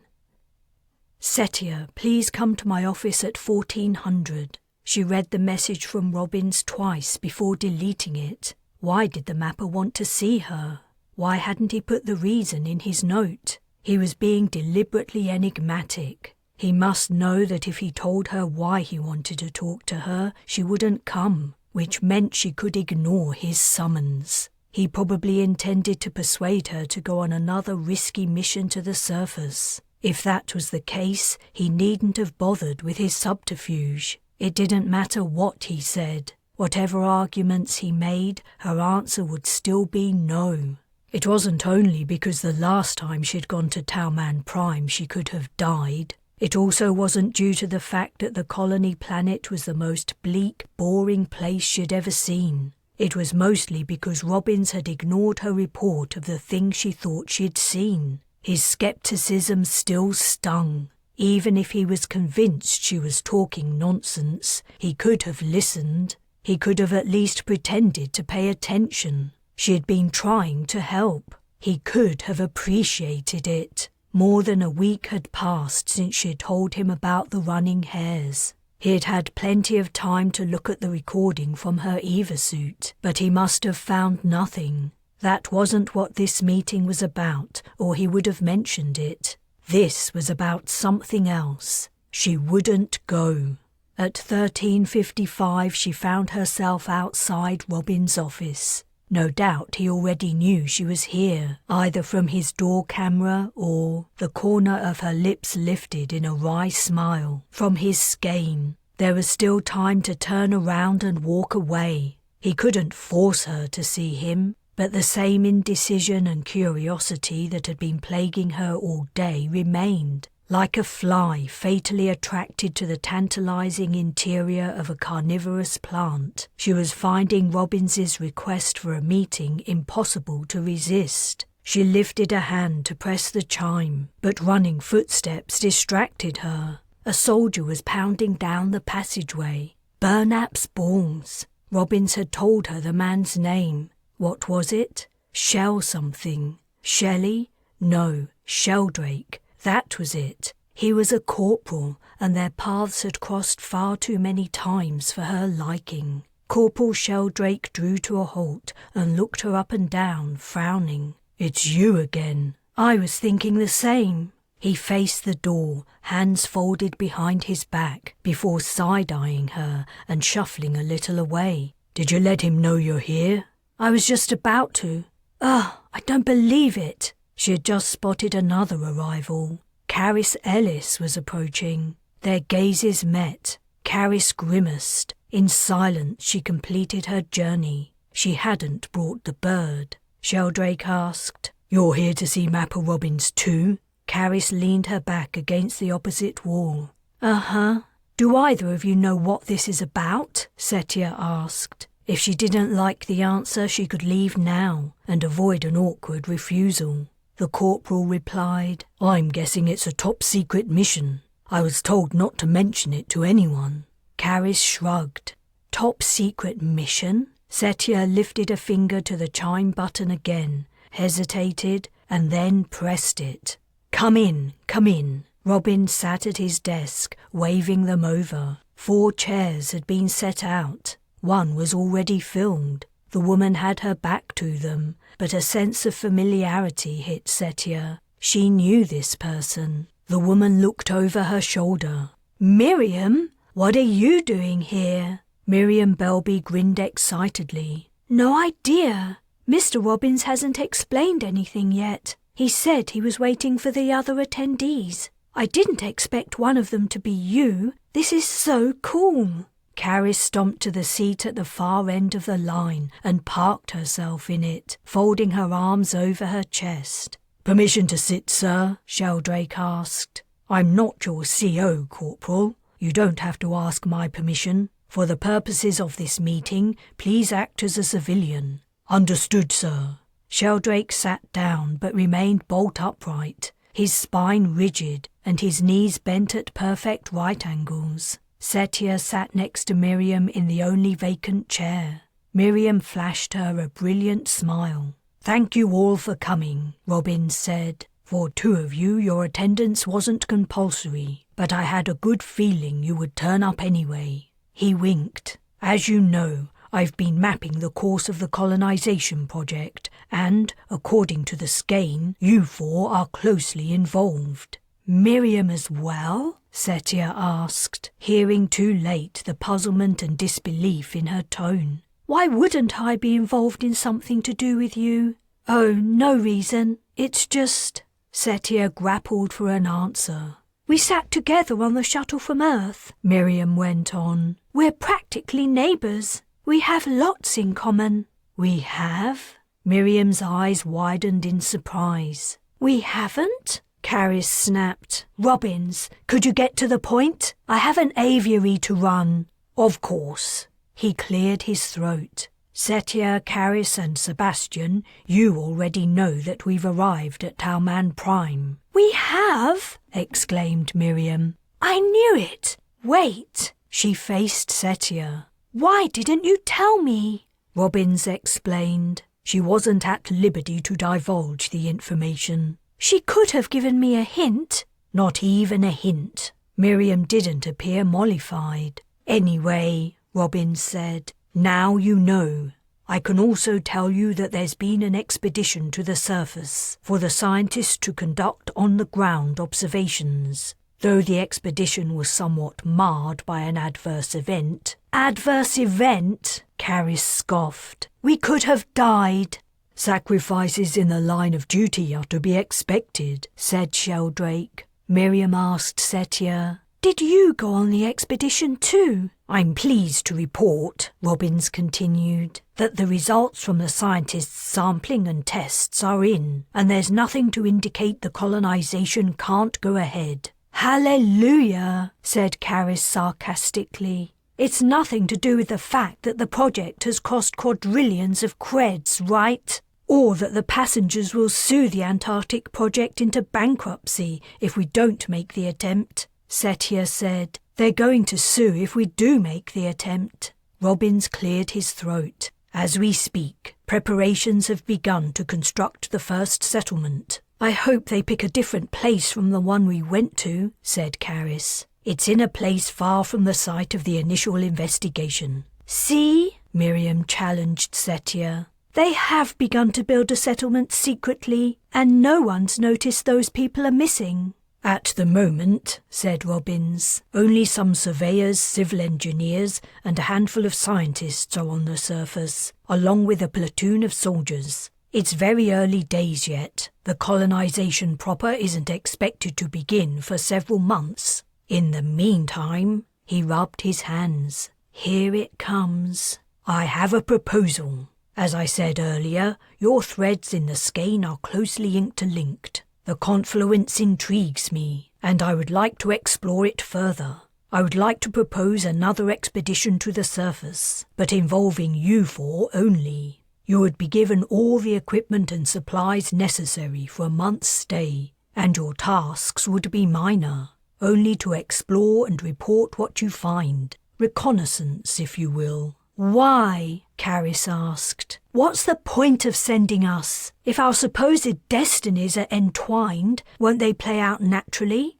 Why should we go down to Prime? If you want us to spend time together, we could do that on the ship. I mean, personally, I would rather choose my own friends. But if you want us to get to know each other, it's going to be a hell of a lot safer doing it here than down there. The skein maps the colonization, not life aboard the Brez. You all remaining on the ship would be useless for my purposes." "I don't get it," said Setia. "Isn't what you're proposing interfering with the operation of the skein? Didn't you tell me you can't do that?" "I understand your confusion. Let me explain. Everything we do interferes with the skein. Each action we take and everything that happens alters it. The quake that occurred during the first mission sent out ripples that vastly affected it, though only for a short time. Lately it has settled back to something similar to its former state. Couldn't you tell the quake would happen? It was such a major and dangerous event. Setia couldn't imagine how he couldn't see its approach. I saw a disturbance, yes, but no threads ended there. As it turned out, no lives were lost. It's impossible for me to tell what a disturbance might be. It might have been a good thing, a major beneficial discovery, for instance. She slumped in her seat. Robbins's skein mapping seemed a waste of time, though I generally try to avoid interfering, as I don't know for sure what effects might occur. When I see a strong indication of a positive outcome, I sometimes try to enhance it, though I confess skein mapping is a very young science. I am probably the most skilled reader and adjuster of my profession, but even I still have much to learn. Miriam asked, "So you see a positive outcome if the 4 of us go on this expedition? None of our threads," she wiggled her fingers, "get cut off?" "That's right." "Then I'm in. Let's do it, guys." "Tell them the rest," Caris said darkly. "Tell them the truth." "What truth?" Setia turned to Robbins. "What does she mean?" "I believe Caris is referring to the point I made earlier. Every action affects the skein. The fact that your lives don't currently appear to be in danger doesn't mean that your safety is guaranteed. There's a small possibility that by sending you to the surface, I alter the course of the future." "You mean it doesn't matter what the skein says right now? We could die anyway." "The future is not fixed. It is constantly in flux. There are no certainties." Miriam said, "Well, any one of us could drop dead of a heart attack right now." "Not me," Sheldrake retorted. "I'm in prime physical health." "Even you," Miriam replied. "I say we do it. It'll be fun." "Fun?" Caris snorted with scornful laughter. Setia was inclined to agree. Miriam hadn't been to Talman Prime. "I accept the mission, sir," Sheldrake announced. "You don't have a choice," said Caris, "and neither do I." All attention turned to Setia. For some reason she couldn't fathom, she said, "All right, count me in." Chapter 16. "You have Evasuit packs," Robbins said, "though you don't actually need them. All the tests indicate Prime's atmosphere is fully breathable and contains nothing toxic to human health." "Nothing identifiably toxic," Caris interjected. "They can't test for things they don't know exist. We've also had people on the surface breathing air for days with no ill effects. Yet..." Robin shot Caris a look that indicated she was wearing the patience of a patient man, very thin. They were back in the shuttle bay, waiting for their equipment to be stowed. Setia eyed the boxes, backpacks and packages with interest. She'd never been camping. She'd gone from the streets to sharing a room in a drug den with other runners, to living in a series of luxury hotels, while Elec worked his circuit of speaking engagements. Camping was something that families and couples did, normal people with ordinary lives. "Will we be armed, sir?" Sheldrake asked. "Sidearms have been included in your baggage purely as a precaution. As you know, none of the probe data implies predatory or even large life forms on the planet, and on-the-ground observations back this up. You also have a portable electric fence to protect your campsite, but it's extremely unlikely you will need to defend yourselves. Perhaps you can run through some basic weapons training with the others once you land, Corporal." "It'll be a pleasure, sir," Setia said. "I don't need any training." "Where exactly are we going?" Miriam asked. "Is it near a beach?" "That would be a little too risky," Robbins replied. "Talman Prime is more tectonically active than Earth. There's a small but real danger of an undersea tremor." "Well, if it's underwater, why would that affect us?" Earthquakes make waves, Caris said. Big, land-swamping waves that will wash you and your deck chair away. She waved her arms dramatically. The bird on her shoulder dug in its talons to hold on. Are you bringing your pet? Asked Setia. He isn't a pet, and yes, Loki's coming too. That's non-negotiable. Caris had addressed the latter remark to Robbins, as if they'd had a discussion about it. He's imprinted on me, and he's still young. I can't leave him alone for more than a day, definitely not for however long this ridiculous mission will take. You will be in constant contact with the primary site, Robbins said, smiling before adding, I would say 24/7, but Prime's day length is 20 hours 15 minutes, and no one has decided how long a week will be. 20 hours? Miriam shook her head. That's going to take some getting used to. It's just one of many adjustments colonists will have to make. The scientists predict everyone will adapt over time. Circadian rhythms are strongly governed by light-dark cycles, and naturally there is day and night on Prime. Setia recalled the dim light that passed for a day on the planet. Where are you sending us? And what's the weather like down there? If it's another monsoon, I might change my mind. The shuttle will set you down at the main site, where, I've heard, the weather is currently clement. Where you go from there is up to you. My advice is to travel wherever your natural impulses take you. Think of it as an adventure. You will be the first explorers of Talman Prime. I can't wait, said Sheldrake. Wouldn't it be better to send scientists on this expedition? Caris asked. Or a military unit? Or, someone who knows what they're doing? Robbins replied. You are all extremely capable in your own way, including you. Huh? Setia furrowed her brow. Arief had forced certain abilities on her, and Sheldrake was trained. But Miriam didn't seem familiar with anything except sipping cocktails, not unless you counted her thorough knowledge of marketing and sales, which, for the life of her, Setia couldn't imagine might be useful in a survival situation. And what did Birdwoman have to offer? Loki's head swiveled, and he fixed her with his piercing gaze. Okay, she mentally conceded in response to the bird's stare. Caris did help me with Arief, but that was because she had you. Are you going to save us if a volcano opens up under our feet? As if reading her mind, Robbins said, the new area for settlement is 50 kilometers from the nearest coastline, in one of the most seismologically stable areas of the main landmass. Isn't that what you said last time? Setia asked. We've been able to take many more readings since then. Even so, what happened on the first mission was anomalous. A freak event, Miriam asked. What happened on the first mission? You don't want to know, Setia replied.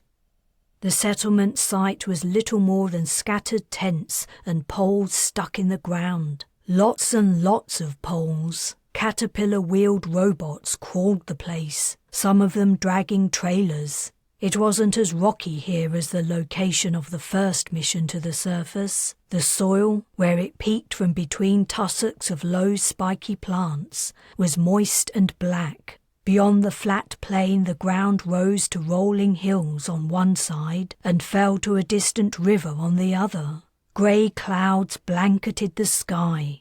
Setia studied them darkly. A red-cheeked, bearded, burly man approached while they were hauling their equipment from the shuttle's hold. Our intrepid explorers! Grasping each of their hands in turn, he shook firmly. Setia's knuckles were briefly ground together before he mercifully released his grip. Feel free to hang around for a few days before you set off. Acclimatize yourselves and what not. Perhaps in response to their bemused expressions, he added, I'm Ahmed, site manager. Make yourselves at home, though it's not much of a home just yet. Would you like a hand setting up your tent? Setia scanned the baggage. We only have one tent?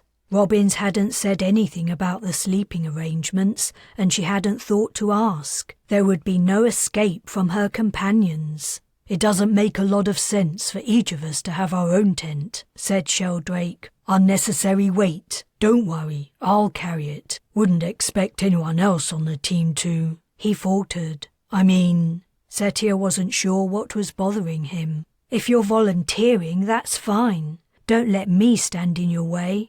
Caris told Ahmed, "We should make a start today. We'll set up our tent at our first camp. The sooner we get this over, the better." Loki had already flown away and was presumably doing his own exploring, though where he might set down Setia didn't know. No trees marked the landscape. "Why are the plants that horrible colour?" Miriam's lip curled as her gaze wandered the view. "I heard it's something to do with wavelengths in the sunlight," Ahmed replied. "You would have to ask one of the botanists if you really want to know. I'll let you guys sort yourselves out. If you need anything, I'll be in my office." He indicated a marquee-style construction in the centre of the site. "I'd appreciate if you would give me a heads up before you set out. I'm going to double-check the supplies," Sheldrake declared. "It won't hurt to be prepared." "You do that," said Setia. "I'm going to take a look around." She had walked for half a minute before she noticed she wasn't alone. "We shouldn't split up," Miriam explained apologetically from 2 steps behind. "This is a new place for all of us. Who knows what might happen?" Setia surveyed the empty plain. "I doubt there's anything dangerous out there. The surveying team has been here for days, and the area would have been scanned thoroughly before they arrived." "Still," Miriam giggled nervously. "Like the army guy said, it doesn't hurt to be prepared." "If you're worried that something might attack, you should stay at the shuttle with the others. Or maybe you shouldn't have come along in the first place." "Somehow I feel safer around you." Setia heaved a sigh and continued walking. She was heading for the hills to get a better view of their surroundings. She was also, though she hardly admitted it to herself, on the lookout for more strange symbols embedded in the landscape. In this soft dirt it seemed unlikely she would see anything, but she couldn't shake the deep-down feeling she hadn't been mistaken. A second sighting would confirm she had seen something the first time around. Apparently emboldened by Setia's silence, Miriam caught up to her and marched by her side. "What do you think of Talman Prime so far?" Setia asked. "It's different from how I imagined it." "No beaches or cocktails?" "No beaches or cocktails," Miriam echoed weakly. "And it's so dark and humid and quiet." "And purple." "Yeah, purple." Chapter 17. Sheldrake had commed, telling them everything was ready and it was time to set out. Setia tightened the straps on her backpack. The pack didn't feel heavy at all, but she hadn't expected it to. Whatever Arief had done to her meant that few things were heavy to her anymore. Yet she didn't like to advertise the fact. She couldn't explain it better than anyone else, and she already felt like a freak without the stares and questions that would result from her revealing her unnatural strength. "Oh!" Miriam exclaimed, knees bending as she shouldered her load. She straightened up before adding, "I hope we aren't going far today." Sheldrake said, "I can redistribute our equipment and supplies if you want. I divided everything up according to my estimate of your body weights. I might have miscalculated how much you can comfortably carry." "You estimated our body weights?" Caris scoffed. "Weird, but you do you." Her bird had returned and perched next to her ear, grooming her hair with its beak. Setia tried but failed to stifle a snort of laughter. The irony of this woman calling someone else weird was impossible to ignore. Caris glowered. "Did I say something funny?" "Not at all." "Miriam, do you want me to take some of your stuff?" "I'll be all right, I think. I just need to get used to it." "If you change your mind, let me know." In the distance, the shuttle was taking off. It lifted from the ground, retracted its legs, and zoomed forward and up, quickly vanishing into the cloud cover. Ahmed had returned to his business. The rest of the scientists, engineers, workers and military stationed at the site went about their tasks, ignoring the explorers. "That's it," said Sheldrake, his gaze returning from the spot where the shuttle had disappeared. "Let's make a start. We should try to cover at least 10 clicks before sunset." "Why?" Caris asked. "This isn't supposed to be an endurance trek." "Because..."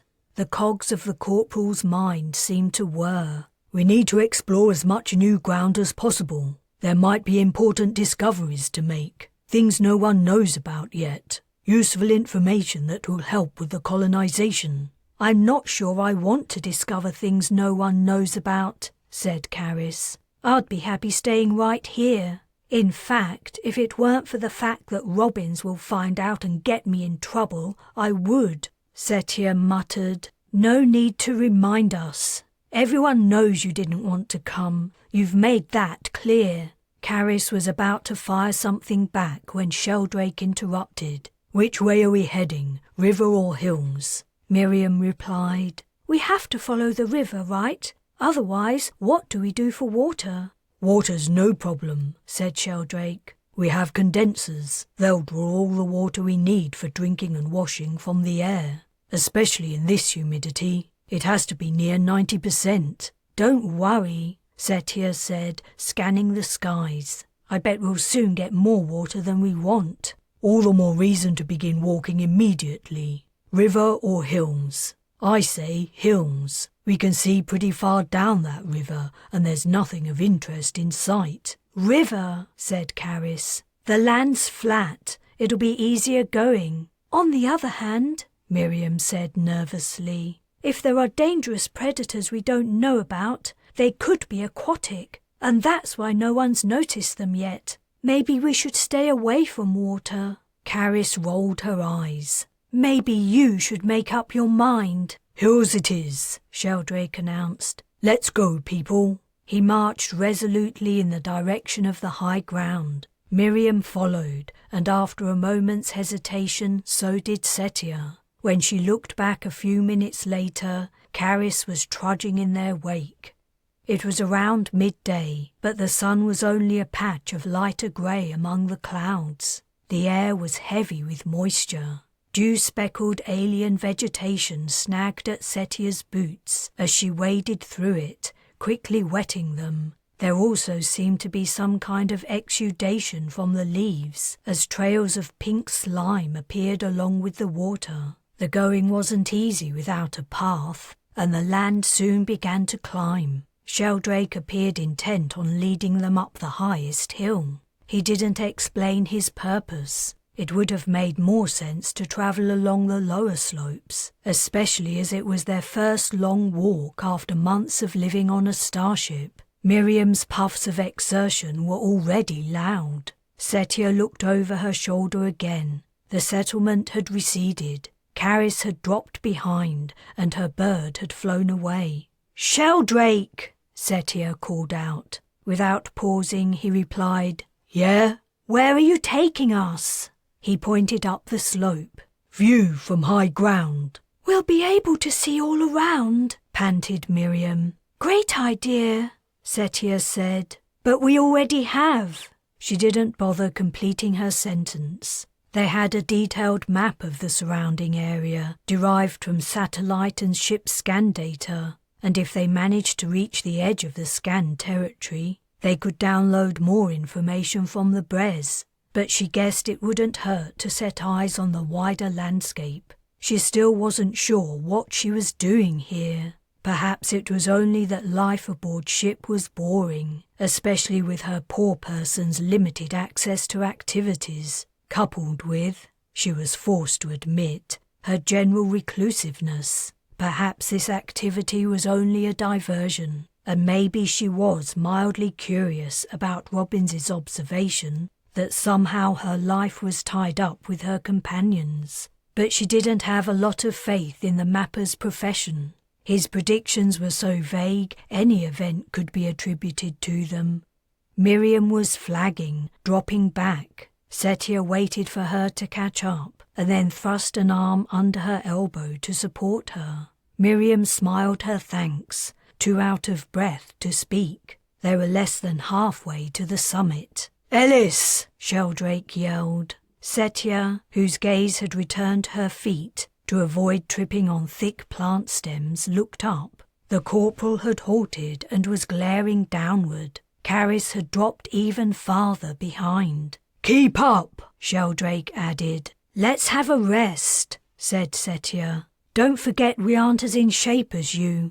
His expression softened. "Makes sense. 5-minute halt while we wait for Ellis." 10 minutes, to give her time to catch her breath. He didn't answer, only softly tutted and shook his head. They watched Caris toil upward, a dark look on her face. "Where's Loki?" Miriam asked. Caris only shrugged. When she reached them, her chest was heaving. She slipped her shoulders out from under her backpack straps and let it fall to the ground. Then she rested, hands on hips. "Whose stupid idea was this again? Oh yeah, Robin's. Remind me to ask Loki to pay him a visit when we get back." "It isn't too bad," Miriam said. "We're some of the first humans to set foot on an exoplanet. Whoop-de-doo. Anyway, Prime isn't the first extrasolar world humans have been to. An expedition set out to another planet a while ago. It just didn't make the news." "Huh?" Miriam exclaimed. "It didn't make the news? But that's the story of the century, of the millennium. I don't believe you. You're making it up, teasing us because you're grumpy about being here. You think I care if you believe me? It's true whether you believe me or not. The voyage wasn't reported in the media. It was hushed up."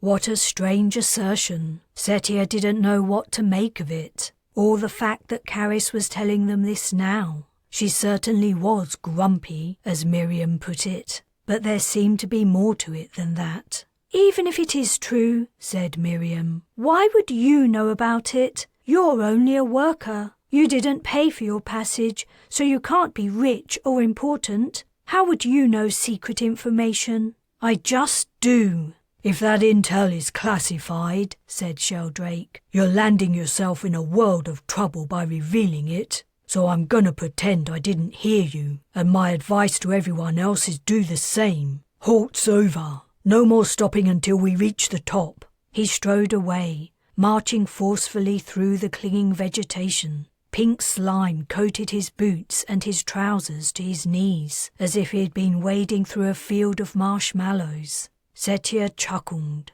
"Laughing again?" Caris asked. "I'd love to know what you always find so funny." "No reason, it's just my sunny temperament." Miriam set off, and Setia did the same, leaving Caris to bring up the rear once more. Almost immediately, Miriam gave a small shriek and fell onto her backside. "Ooh!" She edged backward. Setia bent down. "Did you slip? I'll help you up." "It moved!" Miriam was staring at something. When Setia looked closer, all she could see was a hole in the black soil. Was it an animal? She hadn't spotted any creatures yet, only plants. Prime was supposed to host simple life forms, low on the evolutionary scale. "Or an insect?" "No," Miriam said. "It was there it is." A yellow tendril had crept from the hole and was waving cautiously, as if probing the air for danger. Thump, thump, thump. Sheldrake arrived. "What's the hold-up? On your feet, soldier!" Reaching down, he grasped Miriam's upper arm. "Let go of her," Setia snapped. "None of us are your soldiers, so you can cut that shit out right now. She saw something, and you just scared it back into its hole. Don't move, or you'll scare it again." "She's right," said Miriam. "I did see something. Oh, look, there it is." The probing tentacle had reappeared. Another joined it, and soon an array of slim yellow fingers were poking from the hole. Finally, a stem that joined them emerged. When it was fully extended, the organism was about 30 centimeters tall. It gently swayed, though there was no breeze. Never seen anything like that on land. Caris was crouching beside them. Unlike Sheldrake, she'd managed to avoid scaring the creature. "You've seen it somewhere else?" Miriam whispered. "On Earth?" "Only in vids. It looks like a hydra. In water, those arms would catch food that happened to float past. I'm not sure what it would catch here. Maybe flying insects? If you look in the center of its arms, you can see its mouth." It was the first time Setia had heard Caris speak, minus her usual bad attitude. Her bird was back, and her expression was full of interest. Miriam asked, "Is it a plant or an animal? And is it safe?" "I don't see how it could hurt us," said Caris. "It's too small for one thing. I suppose it might be venomous, so we should probably keep away from it. I know it doesn't look much like it, but it's an animal." "Cool! We've seen the first animal on Prime." Caris straightened up. "The xenozoologists will have catalogued plenty already. Don't get too excited." Miriam's face fell. "Yeah, they must have." Sheldrake had an interface out and was taking photographs. "I'll send these up to the ship. Then we move out. We need to complete our recon and decide our route for today." "Yes, sir," Setia replied. Sheldrake didn't seem to notice her tone. He gave her a stern nod and turned to continue his climb. At the summit of the hill, a purple sea spread out, undulating into the distance on 3 sides and descending to the river. The beginnings of the settlement looked at odds with the rest of the place, like a pimple on an otherwise flawless skin. They decided to head for what could best be described as a forest, though really it was only an area of the landscape where plants grew much taller than the others. They would be walking west, toward the lowering hidden sun. After a short rest and a drink of water, the corporal led them on a fast hike for an hour. Gradually, Miriam began to struggle to keep up, and Caris lagged farther and farther behind, until Sheldrake was forced to slow to a medium pace. After another hour, Miriam seemed to be on her last legs, though she was bravely trying to struggle on. Caris, on the other hand, was behaving very differently. She had passed Setia and Miriam and walked level with Sheldrake, though a couple of meters distant. Anger appeared to be lending her energy. "We need to stop," Setia said. "Another halt?" Sheldrake asked irritably. "No, a stop. We should set up camp here." The ground was fairly level, and the vegetation was low, soft and springy. "But we're nowhere near the forest. It was you who decided we had to reach it before sunset, and it's a completely random target. The reason we're here is to spend time together, according to Robbins. We don't have to explore all of Prime." Sheldrake looked about to argue, but Miriam said quietly, "I am quite tired. I wouldn't mind stopping if everyone agrees." "Well, okay. You all sit down while I set up the perimeter wire and tent." Caris barked, "Some of us do know how to set up a tent, you know." Setia was happy to let the corporal and whiny bird bitch do all the work. She kept quiet and gave Miriam some water and snacks, while the other two prepared the campsite. The sun was dipping below a nearby ridge, casting them into shadow. The air began to chill and grow even more humid. Leaving Miriam to eat and rest, Setia wandered around, while Sheldrake was hammering stakes into the ground, and Caris spread out the tent. They'd spotted more of the tentacle animals on their journey. They'd even seen one snatch a flying creature from the air and force it, wriggling and struggling, into its mouth. She wondered if there were any here too. She saw a few, withdrawing into holes as she approached. Then she saw something new. A white bulbous form protruded from the ground, stark against the generally purple background. The organism was round and smooth and sat about 5 centimeters tall. As soon as she had seen one, she quickly saw others. On Earth, she might have said they were mushrooms, except they had no gills or stems. A snap sounded, quickly followed by the rush of fast-moving fabric. "Tents up," Caris announced, before immediately crawling inside. "Awesome," said Miriam, and went over to join her. That night, after they'd eaten their self-warming dinners and taken part in the awkward conversations of people who didn't know each other very well, they climbed into their sleeping bags for an early night. Miriam was the first to fall asleep, her gentle snoring filling the silence not long after her head hit her inflated pillow. Sheldrake was next, his deep breathing indicating he was accustomed to noisy bunkmates. Caris didn't sleep for a long time, and Setia was tempted to indulge in a hushed conversation, but the woman's prickliness and clear personal dislike put her off. Eventually, soft, rhythmic exhalations signalled that Caris had fallen into slumber too. Setia lay awake, staring into the darkness. "What are you doing here?" She had escaped Arief, apparently. No sign had been seen of him since their confrontation. Now what? Was this to be her life? Would the remainder of her existence be spent on Prime? Bujold hadn't been open to the idea of allowing her to take part in the onward journey, yet the prospect of remaining on this dark, dull world wasn't inviting. The heaviness of approaching unconsciousness began to steal over her mind. Her eyes drooped closed. As she slipped into sleep, she thought she heard whispering, but perhaps it was only Loki grooming his feathers, or the beginning of a dream. Chapter 18. The first thing Setia heard in the morning was the sound of someone opening the tent. She peered over the top of her sleeping bag. It was Caris. With the tent flap open, she held her gloved fist up to Loki on his perch, and he hopped onto it. Then she carried him outside. A quick beat of his wings and he was gone. Caris collapsed the perch and thrust the slim pole into her backpack before also stepping through the opening. Setia turned onto her back and stretched. Sheldrake and Miriam remained asleep. Dull prime sunlight was shining in. What time of day was it? If a day was 20 hours and 15 minutes long, did that mean they would wake up later and later, until finally they would be waking up when the sun was setting?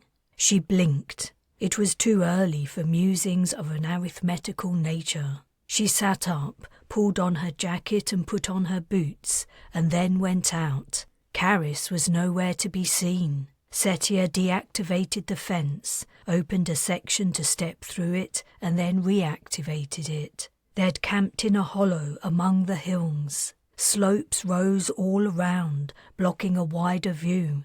With surprise, Setia noted the sky was clear. It was the first time she had actually seen the sky of this new world. A rosy hue suffused it, deeper in one section where the sun had to be rising beyond the hills. The purple vegetation drooped under the weight of moisture, jewel-like drops speckling every leaf. She decided to climb a hill to loosen up and get a better view of their surroundings. As she was scaling the lower slopes, however, Caris called, "Setia!" Setia paused. For Caris to be willing to address her was surprising enough, but there had also been an urgent tone in her voice. "What?" In answer, Caris beckoned. Bemused, Setia descended the short distance to the bottom of the hill, sliding somewhat on the wet plants. "I'm glad someone else is awake," Caris said breathlessly when she reached her. "I wasn't sure whether to wake anyone else.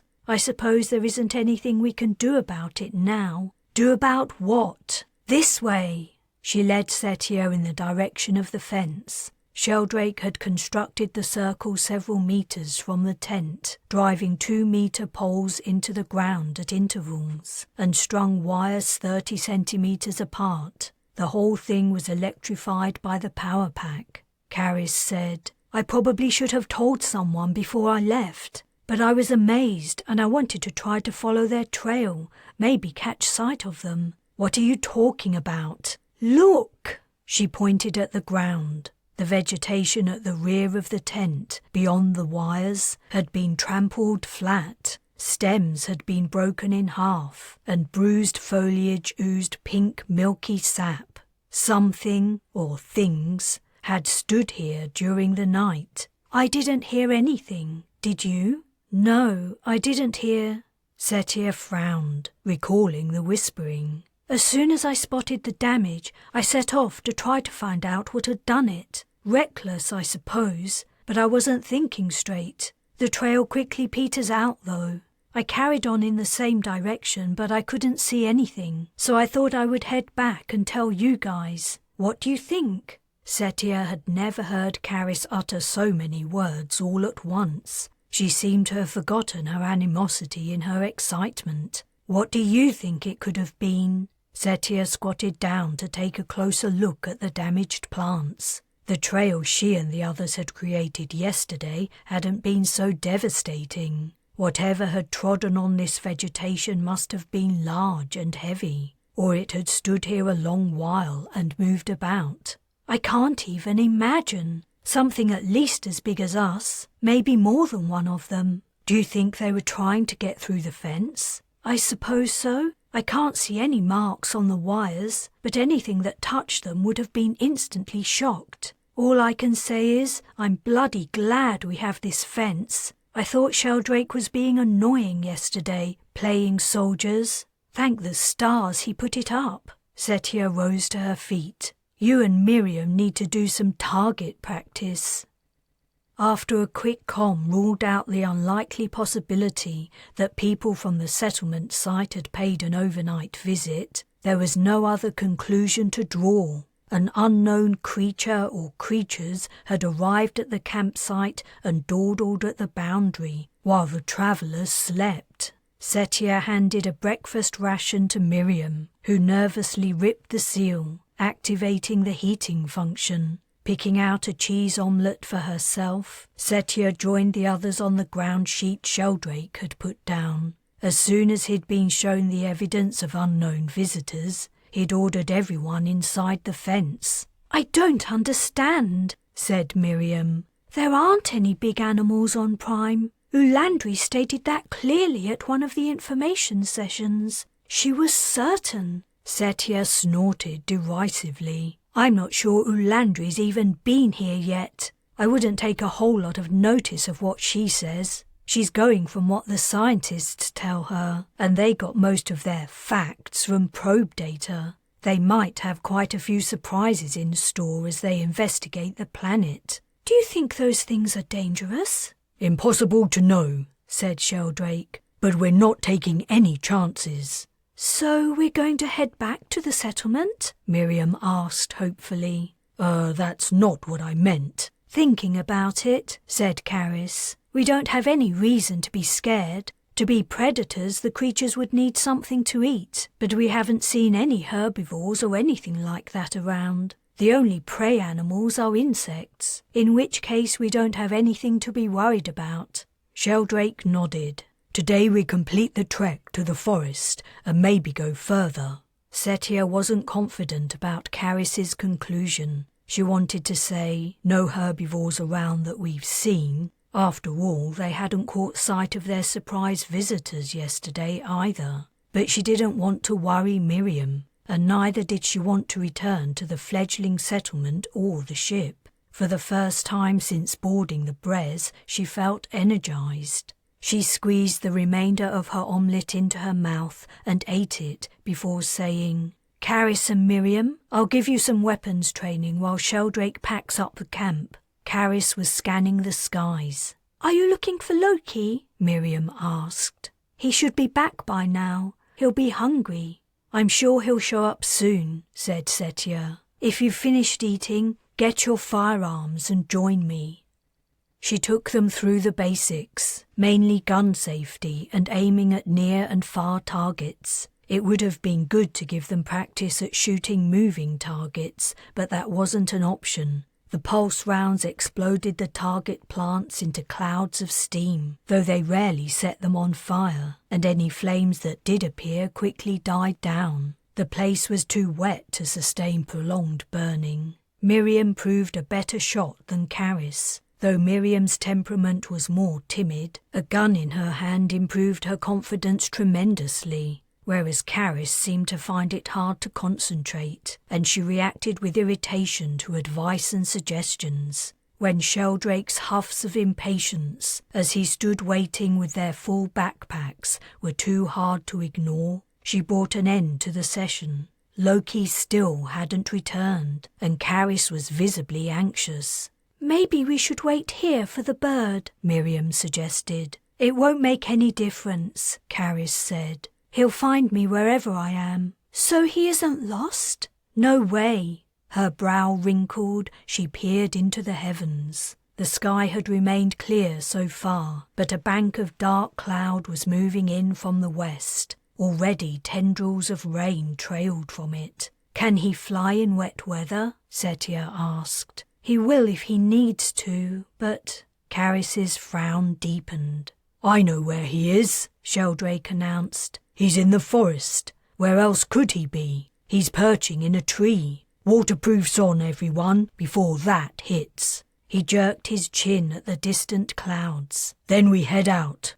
As they marched, Setia's thoughts returned to their overnight visitors. Clearly the animals had to be nocturnal, but that didn't explain why none of the probes or the ship's scanners had picked them up. Animals would give out heat, and the equipment was sensitive to infrared. Perhaps the species was extremely rare, and it was pure chance individuals hadn't been noticed. Sheldrake had sent extensive recordings of the trampled ground to Armoured at the settlement and to the Brez. Maybe they would hear back today about the scientists' conclusions. When the rain arrived, it hit suddenly. 1 minute the sky was empty, the next near darkness fell as the cloud quickly closed in. Visibility shrank to a few meters, and the distant forest was lost behind a grey shroud. "Talman Prime," Setia said. "Gotta love it." "Where's my cocktail?" asked Miriam. Before the rainstorm arrived, they'd been descending the last of the hills and about to enter the flat land leading to the forest. Setia soon wished they were still walking on an incline. On the lower ground the soil was boggy, and the rain wasn't making the situation any better. Through the sound of falling water came the repetitive squelch slurp of their boots sinking into mud and then wrenching free. If there was a dry path through this quagmire, Sheldrake wasn't finding it. "Not far now," the corporal called out. As the heaviest person carrying the heaviest pack, he was sinking deepest into the mud. Sometimes his legs disappeared almost to the knees. Setia had a vision of him vanishing entirely. "Should we turn back?" Miriam asked, raising her voice to be heard over the constant pitter-patter. "Try going around?" Sheldrake replied, "Just a little further." Setia's head was down to keep the falling water away from her face, meaning the only person she could see was the corporal, who trudged in front. Her vision was mainly filled with bog plants. A faint smell wafted up at each step she took. It reminded her of playing in the warm water from the outflow pipes on the beach bordering her hometown. It was not a good smell, and she wondered what had possessed her as a child to play there. She looked back. Caris had fallen way behind again. Letting Miriam go past, she waited for Birdwoman. Her head was down, and she shuffled along, not making any effort to keep up. She seemed to be in a world of her own. Setia stared. There was something behind Caris, a grey shape, the same hue as the rain but denser and more solid, appeared to loom only steps behind her companion. "Caris!" Setia blinked, but the figure was hard to make out. It was humanoid in shape, but she couldn't see a face or clothing. It was a homogeneous blob without definition. "Caris!" she repeated. "Hurry up!" She didn't want to alarm the younger woman, especially as she wasn't sure if the thing was real or just a trick of the light. Caris's head lifted, and Setia caught a glimpse of a scowl before it sank again. Caris's pace didn't increase. Setia swung around and ran, if you could call it running in that bog, to Sheldrake. I don't want to sound crazy, but could you take a look at Caris? Huh? If she's slacking again. That isn't what I mean. Please, take a look behind her. Reluctance in his features, the corporal halted. He turned, frowned, and then his mouth dropped open. Holy shit! He tore open his jacket and thrust a hand inside, pulling out his gun. Get down! He yelled, aiming at the grey figure. Miriam froze. Caris looked up, confused. I said get down! But we don't know, Setia murmured. Did the figure pose a danger? It was impossible to tell, but she understood Sheldrake's reaction. An eerie dread had crawled over her. The otherness of the alien sparked a visceral fear. Following the direction of Sheldrake and Setia's stare, Caris turned. She didn't seem to see anything. Perhaps she was too close to her pursuer. Maybe distance was needed to be able to make it out. She faced them again. What the hell are you doing? Setia sucked in air sharply. There were more of them. It was so hard to see them in the blinding downpour. But 7 or 8 of the grey phantoms hovered only meters from the first.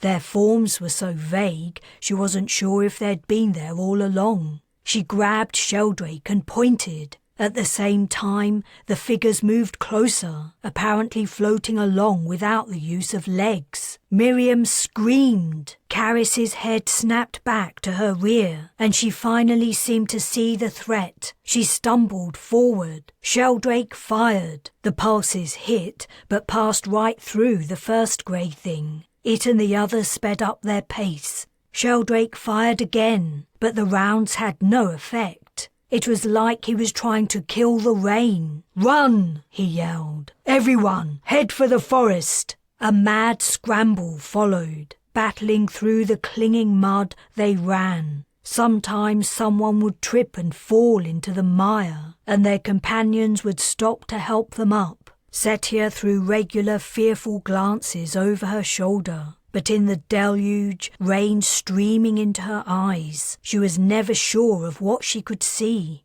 Something like a tree appeared out of the mist, torrents of water streaming down its trunk. There was another, and another. The trees grew closer, and their canopy closed overhead, screening out the rain. Miriam dropped to her knees. Then she tumbled onto her side and gasped, I can't go any farther. Setia looked back again. The trunks of the forest trees crowded closely, and there was no sign of the grey ghosts. Chapter 19. If I tell you to get down, you get down, Sheldrake yelled. Like Miriam, Caris had also collapsed, on her knees on the forest floor. Drawing in great gulps of air, she was unable to answer. Sheldrake leaned over her, hands on hips, face puce with exertion and fury. You could have been killed. Cut it out, Setia snapped. Now's not the time. She was still scanning the trees for signs of pursuit. Here, beneath the canopy where the rain fell less heavily, the creatures should be easier to distinguish. Yet, thinking back, they had seemed to be made of rain. Could they even exist except in a downpour? The next time, Caris gasped, you point a gun at me. I said cut it out. Under the trees, if they could be called that, the low light had dimmed further. As well as the rain clouds, the sun was struggling to penetrate the canopy of drooping leaves. They hung swollen, lumpy and disconsolate, like the fingers of an empty glove, endlessly dripping. They were not marked by veins or serrations like tree leaves on earth, and the striated tree trunks stuck up from bare soil, not leaf mould, as if the leaves never fell. The ground was dryish, certainly drier than the bog. Deep channels cut through it, ferrying the water away. I'll give Robbins a sit-rep, Sheldrake announced. Zees, keep watch. He turned on his heel and stomped away from Caris, broadcasting his disgust with every step. Mud had made it all the way up his body and splashed his face, which was etched with fatigue. He unsnapped the waist belt of his pack and with a grimace slid his shoulders out from under the straps. "Are we going back to the Brez now?" Miriam asked, sitting up and also taking off her backpack. "I'm not sure how that's going to happen," Setia replied. "The shuttle can't land among all these trees, or, I'm guessing, on marshy land. It's too heavy. It'll sink right in." "You mean we have to trek all the way back to the hills? What if those grey things attack us again?" "I don't think the shuttle could land there either. It needs reasonably level ground." Dismay filled Miriam's face. While Sheldrake murmured into his comm, Caris also took off her pack. She sat on it, resting her elbows on her knees and her chin in one hand. Miriam gazed intently at the surrounding trees. "If you two can keep a lookout," Setia said, "I'll set up the tent. We can shelter from the rain and take off our waterproofs." Like everyone else, she was caked in mud. Deep in a whispered conversation, Sheldrake didn't object when she retrieved the tent from his pack. She was in the middle of spreading it out when he said, "Robbins wants to talk to you." Without waiting for her answer, he thrust his interface into her hands and took over the erection of the tent. The mapper's mild expression as he gazed out at her from the screen was a welcome calming influence in all the turmoil. "Setia, Corporal Sheldrake has delivered a rather alarming report. I would like to hear your perspective if you don't mind." "On what? Strange nocturnal creatures hanging around outside our tent, or being chased by rain monsters?" "I have plenty of information on your overnight visitors. I was alluding to the rain monsters, as you put it. Could you tell me exactly what happened as you remember it?" Setia related the sequence of events, from spotting the figure behind Caris to halting in the forest when the others couldn't run any farther. "I see. How would you evaluate the threat these aliens pose?" "What do you mean? Where are you? Is our conversation private?" The tent was up and Miriam and Caris were inside. Sheldrake sat at the entrance, a grim, mud-caked sentinel. "I'm just going a little farther into the forest," she told him. He nodded. "Stay in sight." She returned a short way along the route they'd travelled. "No one can overhear us now. I'm trying to decide whether to order your group's return. Do you believe you are in serious danger? To be frank, the corporal believes there is a high level of threat, yet he's keen for your expedition to continue. That seems paradoxical. Risking your lives is unacceptable. I was hoping you could provide another viewpoint to help me make my decision." "I've already told you what happened. I don't know what else you want me to say. How can I assess the threat when there are so many unknowns? This is new territory for all of us." His question was unfair. If she told him it was safe to continue and then someone died, how would she live with herself? As Elek's head of security, you must have faced many challenging situations with a range of unpredictable variables. I'm calling on your experience and expertise. I think I understand your reluctance to answer. To be clear, whatever happens, I will take full responsibility." "That's easy to say. Not sure it'll change how I feel if someone gets killed." "Nevertheless," she sighed. Looking back, there weren't any obvious signs we were in real danger. Whatever visited us at the tent had to be quite big, but the fence deterred it. And those things in the rain? She frowned. All they did was come closer.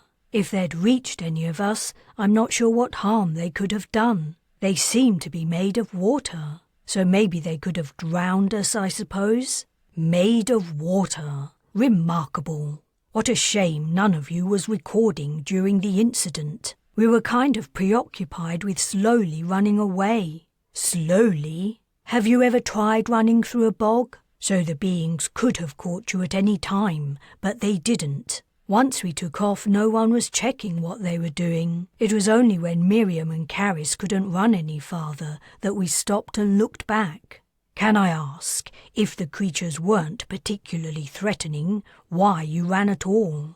Honestly, it's hard to say. I suppose we were spooked. Those things are creepy as hell. The mapper's expression turned thoughtful, and he didn't speak for several moments. If all of you are in agreement, I would suggest that you continue with your expedition. It must be a unanimous decision, however. Otherwise, you have my permission to return to the settlement and await transfer back to the ship. Caris will never agree to stay. She's been bitching about everything ever since we landed, and Miriam's had a wake-up call about what Prime is really like. If there's a chance she can return to the comfort of her cabin on the Brez, she'll jump at it. I thought that might be the case, with Caris anyhow.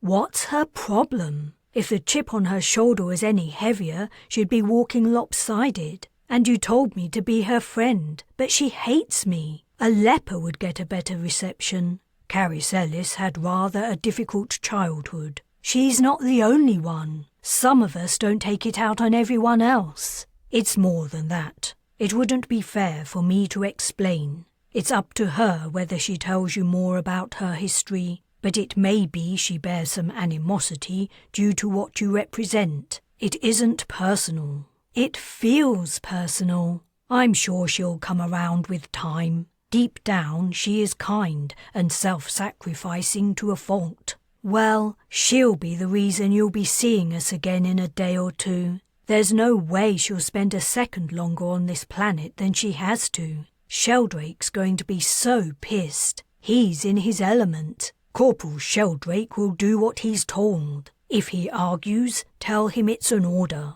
Got it? Hey, you never told me if you saw anything on my cam recording from the first trip. Ah, no, we did not. And the ship's computer couldn't come up with a pattern, which isn't to say I don't believe you thought you saw something. But you think I was imagining it. I didn't say that. What I can say is, your recent experiences demonstrate there's more to Talman Prime than meets the eye, and I'm glad I played a wild card with your expedition. Back at the tent, Caris and Miriam had taken off their waterproofs and cleaned up, and Sheldrake had constructed the electrified fence. He held out his hand to take back the interface, looking annoyed when he saw the screen was blank. What did Robin say? We continue the mission, right? I have to talk to Caris and Miriam. Why don't you get changed? What's there to talk about? Setia glared at him. All right. Keep a lookout for hostiles, okay? Just leave us alone for a minute. After he'd disappeared into the tent, she said to her remaining companions quietly, Mapper Robbins has said we only have to carry on if we all agree. He'll call off the expedition if that's what any one of us wants, regardless of the other's wishes. I think our military friend is going to put up a fuss, so we have to present a united front. A fuss about what? Caris asked. About returning to the ship, of course. What if no one wants to? Setia frowned. You haven't stopped complaining since we landed. In fact, the complaining started before we even took off. Now you're saying you don't want to go back? I'm not leaving without Loki. For a brief moment, Setia had imagined their prickly companion might have begun to feel a smidgen of comradeship. But no. Yet her objection made perfect sense. Setia had forgotten about the bird. What about you, Miriam? If you've had enough of Prime, now's your chance to get off it. Until you have to be an official colonist anyway. Even if you all go back, Caris interjected, I'm staying. You've made that clear. Miriam? She looked between Setia and Caris. I'll do what everyone else wants. Not upset about no beaches or cocktails. Beaches and cocktails are overrated. I admit this place is about as far from what I expected as you can get, but it's fun hanging out with you guys. Setia blinked. You're having fun? Well, Miriam shrugged and smiled weakly. What to do? Sheldrake's vote was a no-brainer. So it's down to me? Rain phantoms and overnight creepers versus a cramped living space and a limited range of boring activities. Now she thought about it, the choice was easy to make. Chapter 20.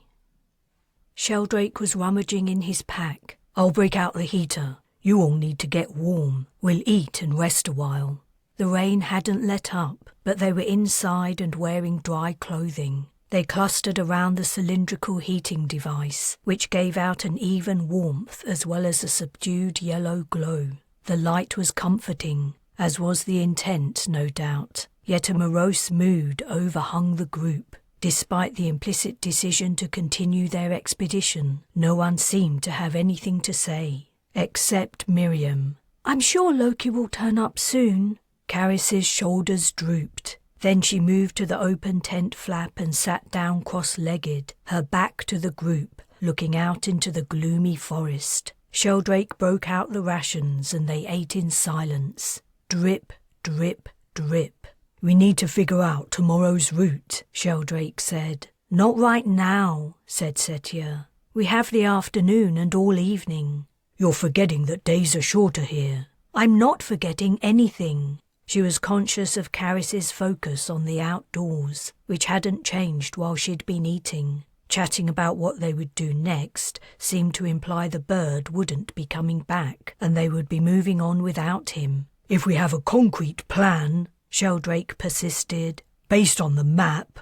"Can't you give it a rest even for a minute?" The corporal snatched the empty food packet from her hands and bundled it up with his own and Miriam's. Wordlessly, Caris tossed hers out through the flap. The packets would dissolve in the environment within a few days. Nevertheless, Sheldrake dipped out to retrieve it and add it to the others in the rubbish bag. Caris ignored him. "Now we're warm and fed," said Miriam. "How about we go out and look for Caris's bird?" "That's a great idea," Setia said.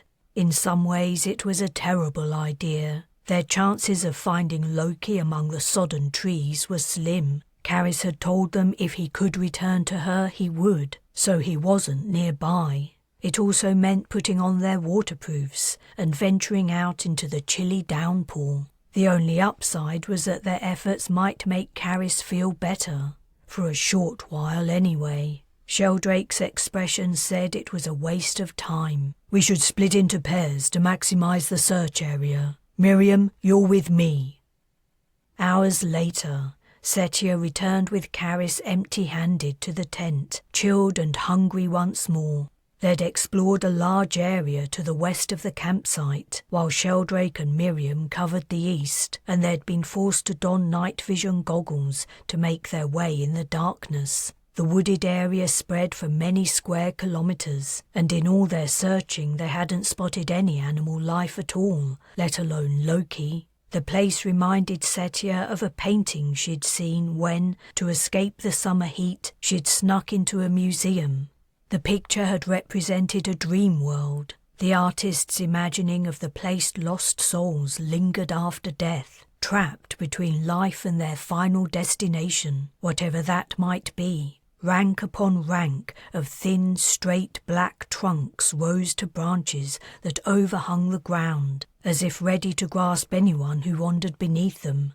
The oppressive silence emanating from the painting had been replaced by the unending patter of raindrops here, but the effect was the same. Pressure of ceaseless noise closed in. The forest seemed to say, "Go home, you aren't welcome." It was no surprise they hadn't found Loki. If the bird had any sense, it would have flown back to the settlement, where humankind had begun to shape the unforgiving landscape. Sheldrake and Miriam were already back and changing out of their waterproofs. There was no need to state the failure of each pair's mission. They had been in contact throughout the afternoon. The heater was restarted, and for the second time the group gathered around its soothing glow. "We can work out tomorrow's route after dinner," said Sheldrake in the tone of someone making a concession. "Or in the morning," said Setia. "We aren't on a schedule." A muscle in the corporal's jaw twitched. "Time to eat. Then I suggest we get an early night, ready for an early start. I've turned on the fence so nothing should bother us." "Would those rain things be able to pass through it?" Miriam asked. "They aren't solid from what I could tell." "Good point," said Sheldrake. "We should keep watch. I'll go first, then Setia, Miriam and Caris. If anyone sees anything out of the ordinary, wake the rest of us immediately. We can't take any chances." "Out of the ordinary?" Setia scoffed. "This whole place is out of the ordinary. Burnap's balls." "What did you say?" Sheldrake's face held such a strange mixture of annoyance and puzzlement, Setia couldn't help giggling, and Miriam began to laugh too. Even Caris managed to smile. The corporal spluttered, "Who's—" Setia gave a great guffaw and doubled over, wiping her eyes. After gazing at his amused companions for several moments, Sheldrake's lips twitched and then he chuckled. "I guess that's a saying where you're from." "Something like that," Setia squeezed out. She managed to get herself under control. "Let's eat." "And after we eat," said Miriam, straightening up, "I have a little treat to share." She reached inside her jacket and pulled a tall, slim plastic bottle from an inner pocket. "What's that?" asked Sheldrake. "Tequila." A glow suffused Setia that hadn't come from the heater. The tequila had been very drinkable when mixed with crystals of lemon flavouring they had to break the monotony of drinking water. In fact, she mused, she may have had more than her fair share of Miriam's cocktail. There was no making up for it. The bottle now lay empty on the ground sheet, drained of every drop. Caris sat cross-legged, resting an elbow on a knee and a chin on her palm, staring into the heater's warm yellow light. Miriam had retreated to her sleeping bag and gently snored. For all her talk of living the high life, when it came to drinking, she seemed something of a lightweight. Sheldrake was mainly unaffected, though he'd mellowed somewhat. He hadn't chided anyone or insisted on discussing plans for a while. The rain had finally stopped. Gentle rustles came from outside, the noise of the breeze stirring the strange vegetation of the forest. The electric fence was up, and if curious alien creatures had gathered outside it, they made no discernible sound. The tent flap was closed, sealed against the night. Setia was lying on her side. "Caris." "Yeah?" "You told us we weren't the first humans to land on an exoplanet." "We aren't." "All right, but how do you know?" Sheldrake broke in. "If that information's classified—" "What?" Setia asked, a little slurred. "What if it is?" "Oh, never mind." Caris heaved a heavy sigh, and her gaze drifted from the heater to meet Setia's eyes. Her face reflected the golden rays. "That's a long story, and you might be better off not hearing it." "So it is classified information," said Sheldrake. "I didn't mean you, General," said Caris. "I meant her."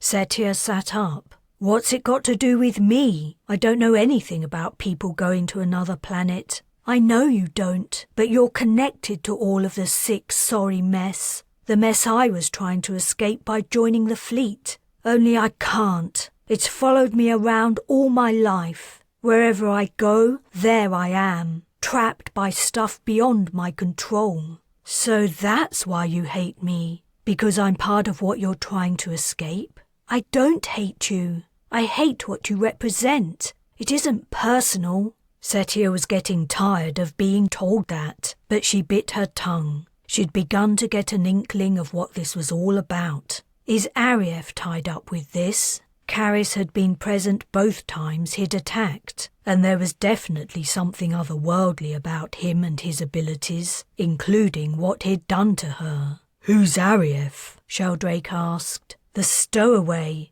I knew him in my old life." "You did?"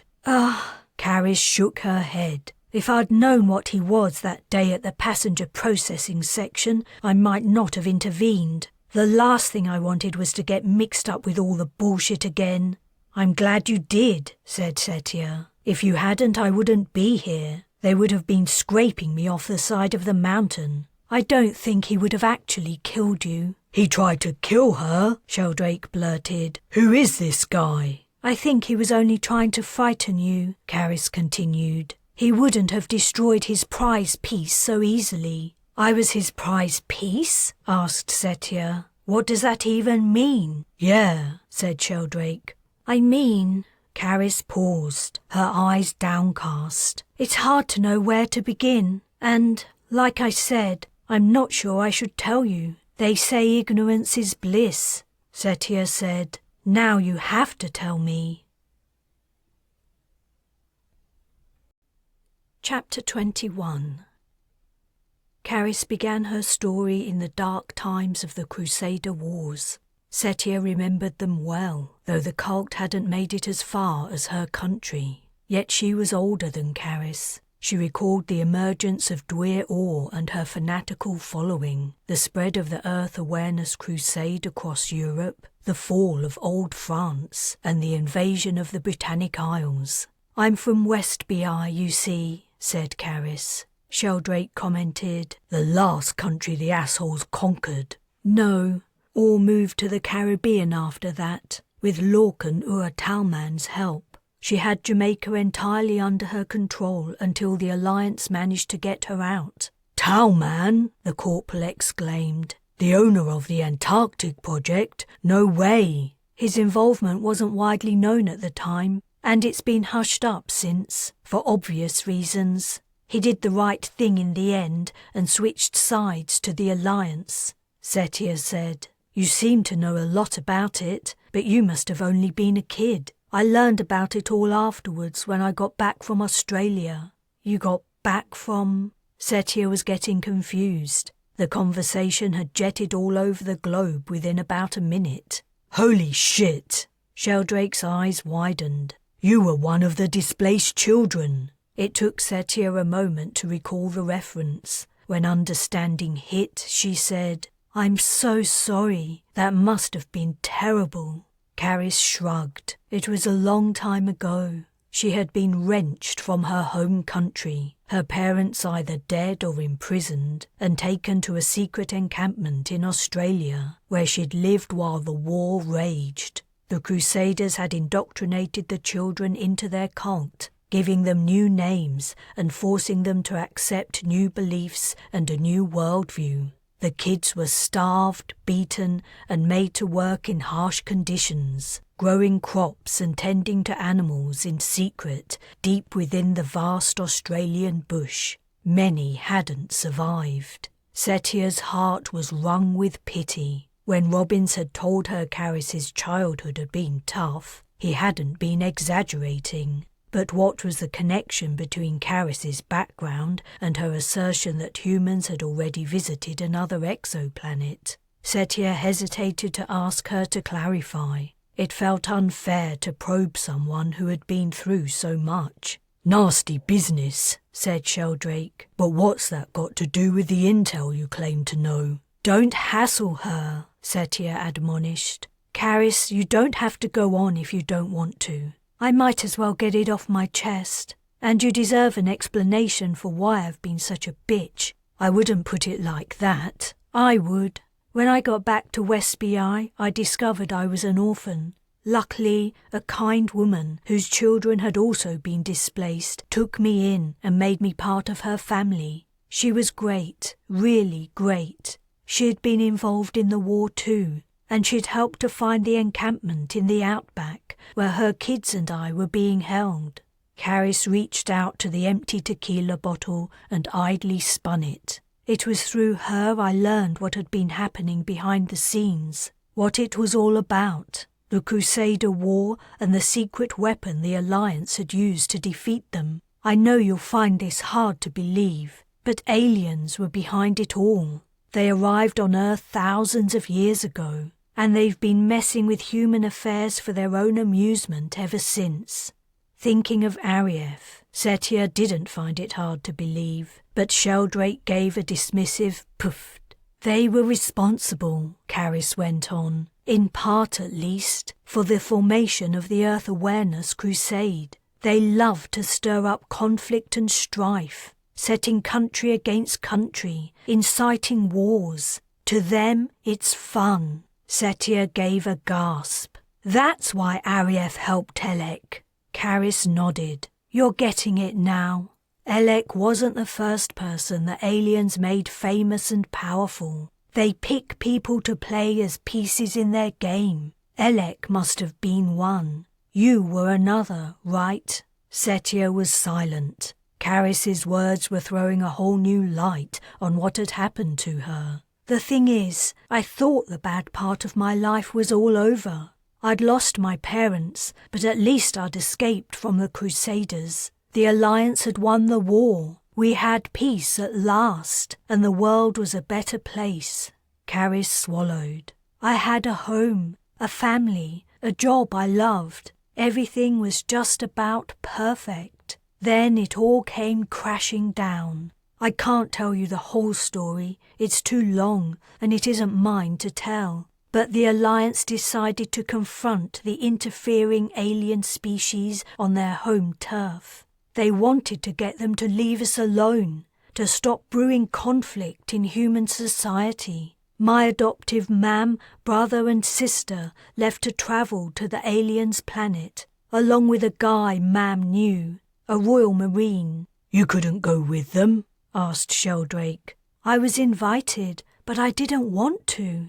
I had enough of that shit to last me a lifetime. So that's the other exoplanet you were talking about. Still, you don't know if they made it. We might have reached Prime before them. They made it. Robbins told me. They were on their way back when the fleet left Earth. You didn't want to wait for your adoptive family to return? Setia asked softly. For how long? With the effects of time dilation, I would have waited years. I'd waited years after they left before I could apply for a job on the Brez. She heaved another sigh.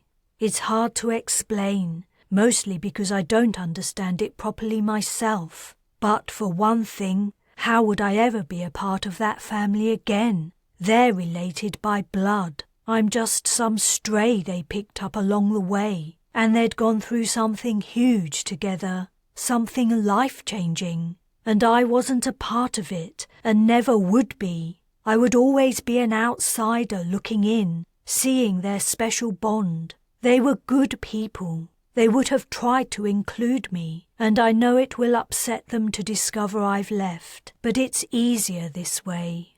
Setia wasn't sure it was easier, but she hadn't lived Caris's life. Who was she to say what was right or wrong for her?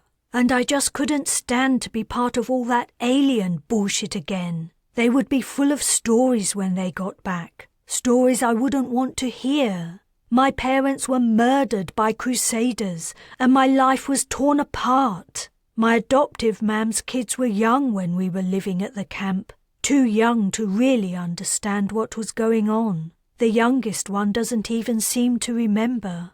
I was older than both of them. I saw things, heard things. She wiped her eyes. I'm sorry. It brings it all back. It's okay.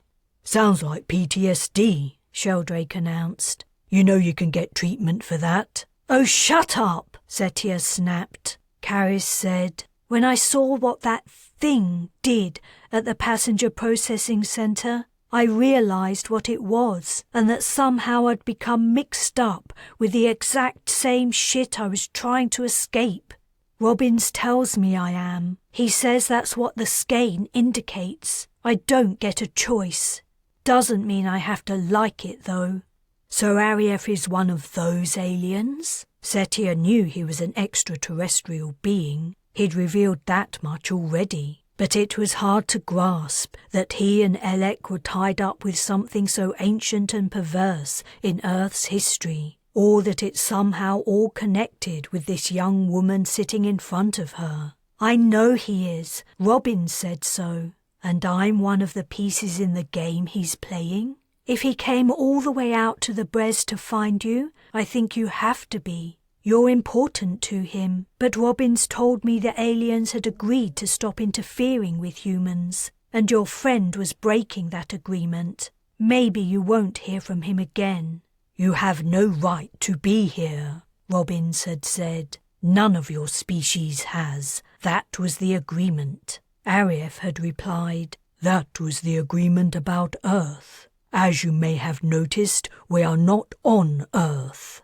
I certainly hope I never see Arief again, Setia said. I never liked him, even when I thought he was human. Thanks for explaining. Things are clearer now. I can see why you didn't want anything to do with me." "The tall dude was an alien?" Sheldrake asked. "Whatever happened to him? All I heard was they caught the stowaway." Caris replied, "I think he went back wherever he came from." "But how?" "Who knows?" Sheldrake's brow wrinkled. "I'm not sure you should be discussing this information. Neither of you should talk about it in front of Miriam when she wakes up." Setia and Caris shared a look. "Don't worry," Setia said. "Everything we've discussed is on a need-to-know basis only." Sheldrake nodded sagely. "Copy that." Caris asked, "Do you think there's another bottle of tequila in Miriam's jacket?" Chapter 22. It was impossible to tell whether the overnight visitors at the previous camp had returned for another look. The soil on the forest floor was bare, and rain had fallen in the early morning.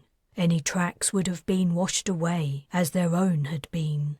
Pausing as she helped to pack up the camp, Setia gazed into the heavens. The sky was a clear, pale, rosy pink through the lattice of canopy. It wasn't the hue of sunrise. The sky seemed to stay that colour all day, judging by the glimpses she'd caught through the ubiquitous clouds. "Looks like we've escaped the rain for a while," Miriam said cheerfully. "But for how long? I'd heard of water planets, but I didn't think Talman Prime was one. It isn't that bad, isn't it?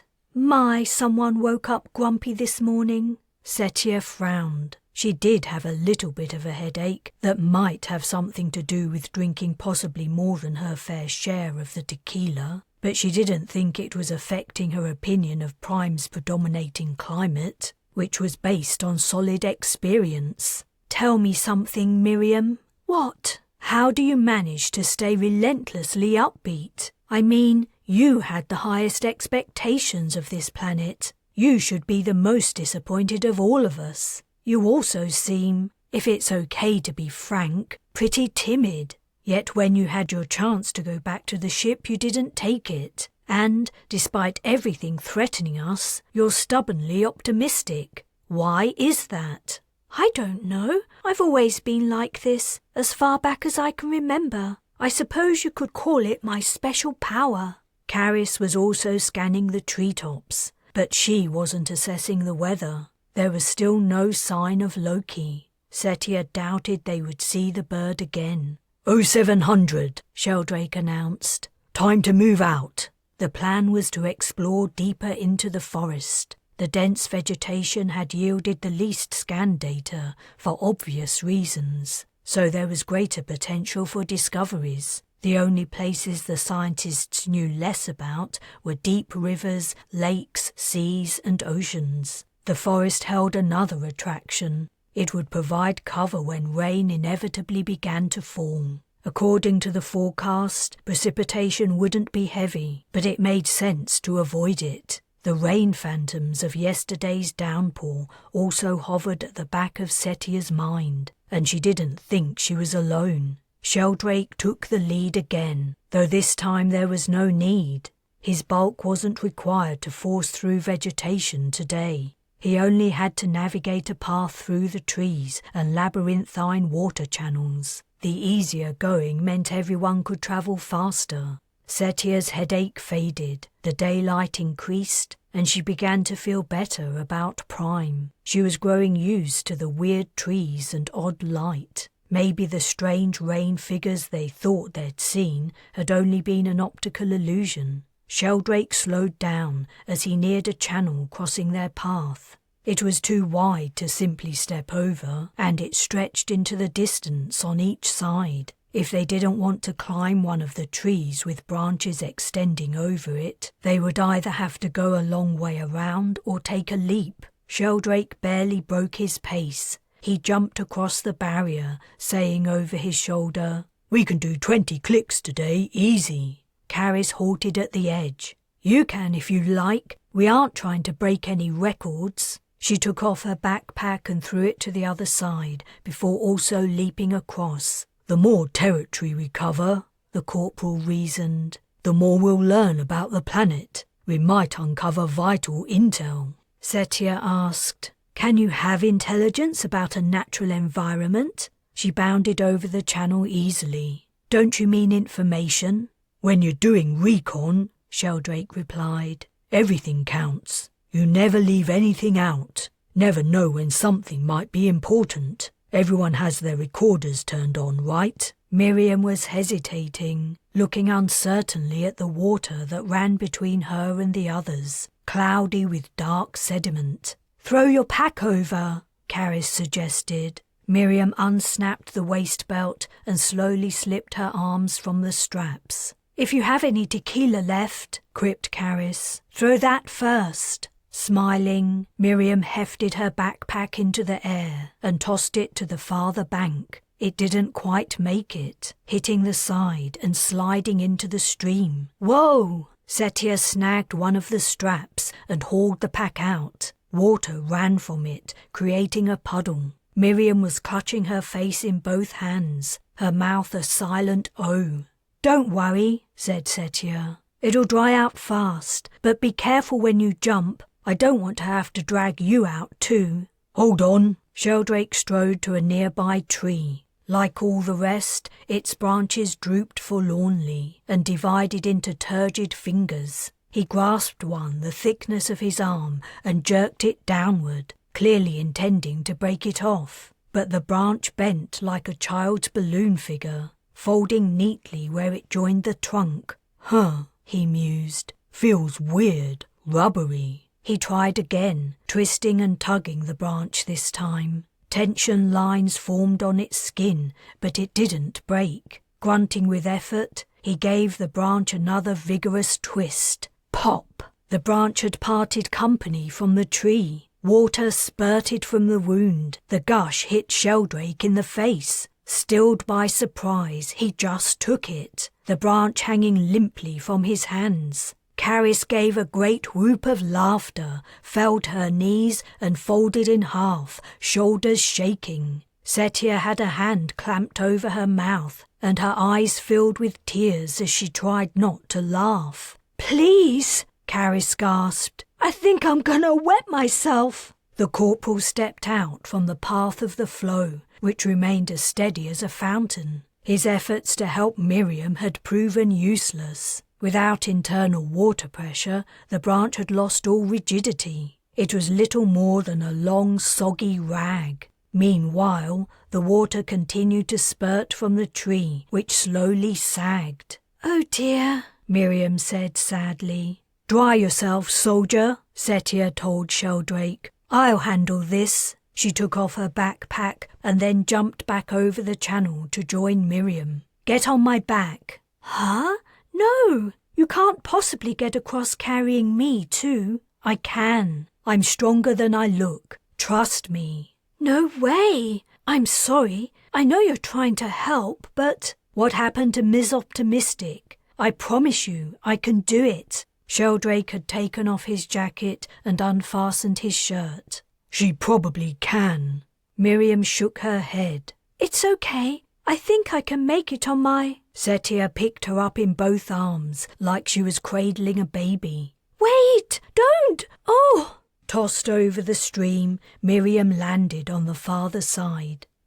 As the morning wore on, a light drizzle started up, but the rain didn't get any heavier. It only coated everything in a thin layer of wetness. Miriam's attitude to Setia had changed. Where she'd once been friendly and talkative, she was now reserved and quiet around her. She had tried switching her attention to Caris, but Caris's earlier mirth had quickly dissipated, and she'd returned to her usual morose state. No doubt she was worried about her bird. Sheldrake wasn't interested in idle chatter while on a mission, so Miriam was forced to remain mostly silent like everyone else. Sheldrake treated Setia the same, and, after her initial surprise, Caris had taken Setia's feet in her stride too. Only Miriam had been truly shocked. It was to be expected. Setia didn't want to offer a long explanation. Perhaps she would only ask Miriam to not mention anything to anyone else when they got back to the ship. So things continued for another few hours until Sheldrake announced a halt. 30 minutes to eat and rest, then back on your feet. Let's see how far. I swear, Caris snapped. If you don't drop the military bullshit, I'm gonna punch you in the face. The corporal began to splutter a retort, but Caris spoke over him. Even better, I'll ask Setia to do it, and she'll knock your bloody head off. Sheldrake's mouth snapped shut. Then he muttered sullenly, 30 minutes. He pulled out a ground sheet for them to sit on. There was nothing else. No rocks, no tree stumps. Setia wondered what happened to the trees when they died. Without water to keep them plump, did they shrivel away to nothing? Each traveller took something to eat from their packs. She selected beef noodles and pulled the seal. They'd walked deep into the forest. The trees grew so thickly their branches crowded together, cutting out most of the sky. They'd left behind the water channels a while ago. All through their trek, no one had spotted a living thing other than the trees. No insects, none of the weird moving plants with tentacles, nor any of the white bulbous fungus-like things she had seen at the first camp. Perhaps it was sometimes like this on young planets, a single species predominating in a landscape. It certainly didn't make for an interesting excursion. Setia's lunch packet was warm. She opened it and tipped it up, slurping the contents into her mouth. Sheldrake was busy on his interface, keen to get his report in. He bent intently over it, staring at the screen, swiping it and murmuring to himself, growing agitated. Miriam had noticed his odd behaviour too. "Is something wrong, Corporal?" He ignored her. Suddenly, he looked up. "Ellis, can I borrow yours?" "I'm eating. Can't you wait 5 minutes?" In answer, he got up and strode to Caris's pack. "Hey!" she half-heartedly protested as he dug inside it. Retrieving the device, he put it in front of her face to open it. She poked her tongue out at the screen. Sheldrake carried the interface to his former position and sat down. Crouching over the new screen, he worked with impatience, swiping and prodding it. "This can't be right." "What?" Caris asked. "This one isn't working either." "They can't both be broken." "You try then." He reached out to give her the interface. With irritation, she put down her lunch and took it. "What were you trying to do?" "First I tried to comm the Brez. When I couldn't get a connection, I tried the settlement. No dice. So I looked up our position, wondering if topography might be affecting the signal. Only I couldn't even bring up the map. There's nothing." Chapter 23. Miriam put down the tiny screwdriver and brushed the hair out of her eyes before lifting the back off the interface and staring at the interior. "Never would have pegged you as a tech whiz, Belby."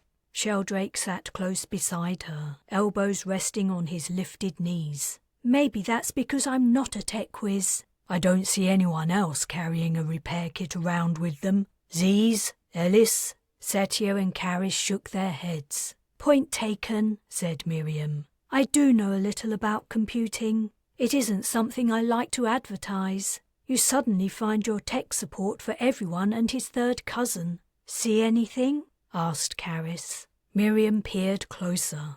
"Can someone get me a light? It's so dark under these trees."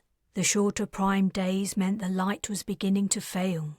They could have managed another couple of hours of walking before it became dark, but there was no point in continuing when they didn't know where they were or where they were going. Sheldrake searched in his pack and pulled out one of the small tent lights. Crouching over the open interface, he shone it into the workings. Heavy foreboding had settled in Setia's stomach. She watched Miriam inspecting the interface with skepticism. The chances of even one of them breaking were low. The Brez and the other fleet ships were carrying state-of-the-art tech, the very latest and best quality money could buy, not ancient knockoffs purchased at a street stall in Spiral City. The chances of two of them going wrong at the same time? Infinitesimally small. so small as to be virtually impossible. Something else was happening. Everyone was thinking the same thing, no doubt, only no one wanted to say it. Setia was also confident that the trackers they wore around their necks weren't working either. Miriam murmured. I can't see any broken or loose connections, but I might not anyway, and some of the functions are quantum. Let me check a few things. She looked through her little kit. Caris got to her feet. I'm going to look for Loki. Don't wander off, said Sheldrake. It's easy to get lost in this type of terrain, and without a working interface we won't be able to locate you. Setia offered to go with her. Caris didn't answer, but neither did she object. As soon as they were out of hearing of the others, Setia said, We're screwed. That's what I was thinking. Do you know the way back to the settlement? Not a clue, and we haven't left a trail to follow. The damn near constant rainfall washes everything away. They continued in silence until Caris said, I wish I knew what happened to Loki. If this is going to be it, I'd like to see him again. It's a long way from being it. We have food and camping equipment. We even have a power pack, and we have an endless supply of water. We could last weeks. We might even find our way back. I bet the boy ranger has survival skills coming out the wazoo. If survival was our only problem, you might be right. You mean the interfaces? You know that's what I mean. It's no coincidence they both failed at the same time. Silence fell between them once more. The trees were clustered only a few meters apart. When Setia looked back the way they'd come, Miriam and Sheldrake were already out of sight. She took out a knife and scored a shallow cut on a tree trunk. Water dribbled from the wound. What are you doing? Asked Caris. Something we should have done ever since we set foot in this place. A short distance on, Setia made another cut. The branches above intertwined, bare and lumpy, with no sign of a bird sitting among them or any other creatures. What do you think happened to Loki? Asked Setia. You seemed so sure he would come back. I was. I can't explain it. He thinks I'm his mother, and it goes against all his instincts to not return to me. Even if we didn't have that bond, he knows I'm an easy source of food. He can't hunt properly yet. I was teaching him, but... Watch out! Setia put out a hand to hold Caris back. She had been walking a little ahead of Caris, and her foot had just sunk to the ankle in mud. She pulled it out, but the mud clung like glue. With some effort she finally managed to free herself, the ground giving her up reluctantly, like a child holding on to a favourite toy. The ground in front of them had appeared to be the same as the rest, but now she looked more closely, she saw it gleamed wetter than its surroundings. The patch stretched to the nearest trees. I wonder how deep it is, Caris mused. I don't know, and I don't want to find out. Let's go back. When they returned to Sheldrake and Miriam, the two interfaces lay on the ground, whole once more. Judging from the looks on their faces, Miriam's efforts had been unsuccessful. No luck? Setia asked. Miriam shook her head. What happened to your foot? The remnants of Setia's accident coated her boot and the hem of her trouser leg. Yeah. We need to be careful. There are places around here where the mud is really deep, and they're hard to see. Copy that, said Sheldrake. I'll set up the tent, and we can settle in for the wait. The wait for what? Setia asked. Rescue, of course. We've lost comm contact, and we don't know the way back. So we sit tight and wait. Standard procedure in non-combat scenarios. What makes you think they'll find us? He reached inside his shirt and pulled out his tracker. Forgot about these, huh? Ahmad is expecting us back in 4 days, 5 at the latest, as prearranged. As soon as we don't show, they'll start looking. Our heat signatures will show up like a beacon in this terrain, especially with no other large life forms around. Drones will pick us up easy. We shouldn't have to wait too long. Just to be on the safe side, we'll halve our food intake. That way, we'll have enough supplies to last us a week. Plenty of time for a team to reach us. Hold on, said Setia. Back up. What makes you think the trackers are working? What makes you think they're not? Because whatever killed the interfaces probably killed the trackers too. Right, Miriam? If something like an electromagnetic pulse had taken them out, I might agree. But in that case, they would be dead. They aren't. They just can't connect to anything. So neither can the trackers. I don't see why not, though I don't have anything to test them with, unfortunately. Setia's gaze travelled from Miriam to Sheldrake. Don't tell me you think it's coincidental that both the interfaces lost comm. It has to be a coincidence, said Miriam. What other explanation is there? What explanation is there? Are you forgetting the trampled vegetation outside our campsite? The things in the rain? We're on an alien planet. We have no idea what's here. When Sheldrake and Miriam's expressions remained blank, she went on. Something has obviously done something to cut us off from the rest of the colonists. If I was planning on attacking someone, the first thing I'd do is remove their ability to call for help. Whatever the aliens did to the interfaces, they must have done the same thing to the trackers. We should get out of here as fast as we can. Sheldrake smirked. You're sounding a little paranoid, Zees. We've had an equipment failure, that's all. No need to blame it on bogeymen. I'm not blaming it on bogeymen. We're on a freaking exoplanet. Setia swung to Caris. You agree with me, don't you? There's no way those interfaces simultaneously broke. Wait, Miriam interrupted before Caris could speak. There is a simple explanation. The interfaces could be from the same manufacturing batch. If they were faulty, they could have failed within a similar time period. We walked for a few hours before Sheldrake tried to make a report. We don't know they lost their ability to connect at exactly the same time. It was near enough the same time. And besides, they would have been tested at least twice. Once before they left the factory, and then when they were brought onto the ship. They didn't break, Then it could be an environmental factor, Miriam interrupted. We could be in a black spot, or something in the atmosphere might have... There are no black spots. The planet's ringed by satellites already. And you're seriously suggesting that something in the air corroded just the comms and nothing else? We're forgetting another possibility, said Caris. What if the interfaces are working fine, but there's nothing out there for them to connect to? What if the satellites and everything else was destroyed, and we're the only ones left? Even Setia was struck dumb by this notion. After a moment's pause, Sheldrake said, Man, you're full of great ideas. You know that? Setia said evenly, putting aside the prospect that we've lost comm because everyone else has been killed. We need to decide what to do.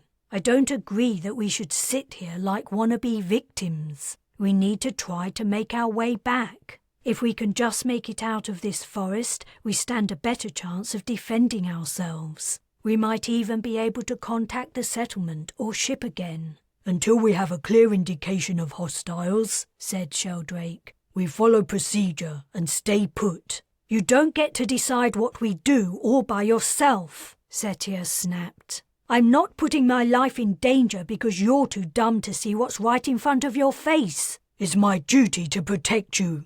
I don't need protecting, thanks very much. Speaking between clenched teeth, the corporal repeated, It's my duty to protect you, and I'm going to do that whether you like it or not. You're staying here.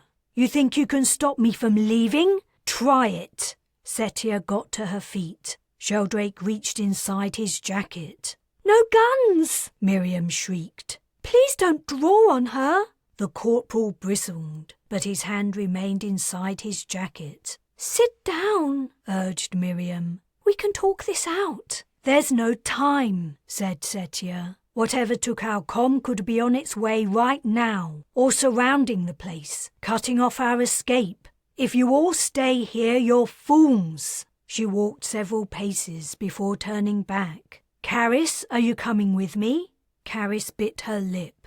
We only have one tent. I think the big guy's gonna fight us for it. And if we leave this place, are we any better off? If something does attack, we can defend ourselves easier here. We can set up the fence, take turns keeping watch. I agree that something's definitely off, but there's strength in numbers. Caris is right, said Miriam. And Sheldrake's right when he says someone will come and find us soon. I don't want to leave, said Caris. And I don't think you should either, Setia. The light drizzle was turning to heavy rain. Drops of water hit Setia's nose and eyelashes. The already dim light was darkening. She faced the forest. Unknown assailants could already be out there somewhere, waiting among the trees. Even if they weren't, as Caris had pointed out, she had no tent. She turned to her companions, crouched on the ground sheet, watching her. With a sigh, she stomped back to the group. Chapter 24. Sheldrake took first watch. Setia was supposed to be next, catching a couple of hours of sleep before taking over. She lay in her sleeping bag, hands behind her head, focused on the soldier's back as he sat at the open tent flap, gazing into the night. Caris and Miriam had quickly dropped off, but slumber would not come to her. The small matter of the fact that she expected an attack at any minute was bothersome, as well as the knowledge that if she did fall asleep, she would have to wake soon. Though she possessed many abilities and skills in the field of security, she was not military trained. Soldiers probably all became accustomed to sleeping at a moment's notice, snatching rest while it was available. She sat up. Sheldrake glanced over his shoulder and then returned his attention to the outdoors. After pulling on her jacket, she padded to his side and sat down. "Seen anything?" "What are you doing? It's more than an hour before your watch." "I'll finish yours." "Catch some shut-eye while you can. If you're right about the comms." "I know I'm right." "All the more reason to sleep while you can." "We should all be awake and watching." "We can't do that indefinitely. And we've had no other sign of enemies, not in the last day or so anyway. But if there are hostiles in the area, we're going to need everyone at 100%. "I can't magic myself to sleep."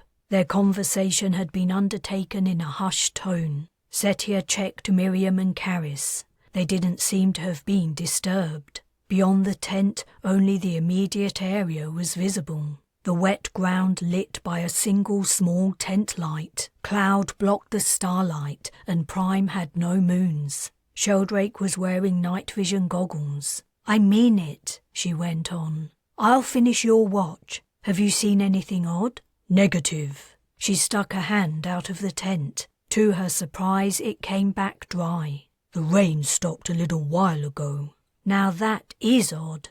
It looked like the corporal wasn't going to leave his watch. "Do you want a drink?" "Okay, just some water." "It's a shame we drank all the tequila."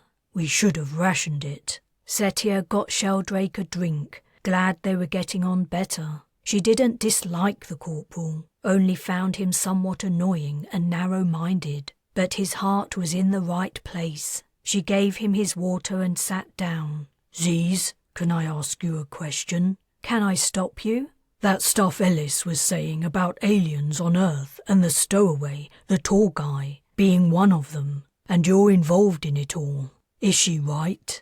"Her story explains a few things that have happened to me, Arief included. He could do some shit no human could ever do. Him being an extraterrestrial would make a lot of sense." "Do you think that guy has something to do with what happened to our comms?" She blinked. "It never occurred to me, but you could be right. He might be able to do something like that." What was it Arief had said to Robbins? That the agreement his species had made with humans only applied on Earth? Was Arief stalking them, playing games with them? It would be just his style. Caris had said his kind loved to toy with human emotions. If it is him, I don't know what we can do about it. He seems able to turn himself into different forms, gaseous forms. He could be here right now, listening to us, laughing at us. Sheldrake put down his water and drew his firearm, resting the gun in his lap. "I honestly don't think that'll stop him." "Only one way to find out." But talking about Arief hadn't prompted him to appear. Silence and darkness yawned wide. After a while, Sheldrake said, "Can I ask you another question?" "Might as well get it all out." "How come you're so freaking strong? I couldn't believe it when you hauled me out of that fissure." "So that's what changed your attitude to me?" "I found out there's a lot more to one punch girl than I thought." She lightly punched him. "Hey, watch out, I need that arm." Taking a breath, she considered what to say. She'd never told anyone about what had happened all those years ago in a back alley in Spiral City. Who would have believed her? She exhaled. "I used to run drugs. Before you judge me, I was just a kid, and I didn't know what I was doing, okay? It was the only way I could survive. One day, I got on the wrong side of my boss. What happened wasn't my fault, but that didn't matter. Maybe he wanted to make an example of me to the other runners. He sent someone out to kill me. That would have been it, except Arief turned up and saved me. Only, he didn't exactly save me. He did something to me, gave me the strength and ability to fight back and save myself."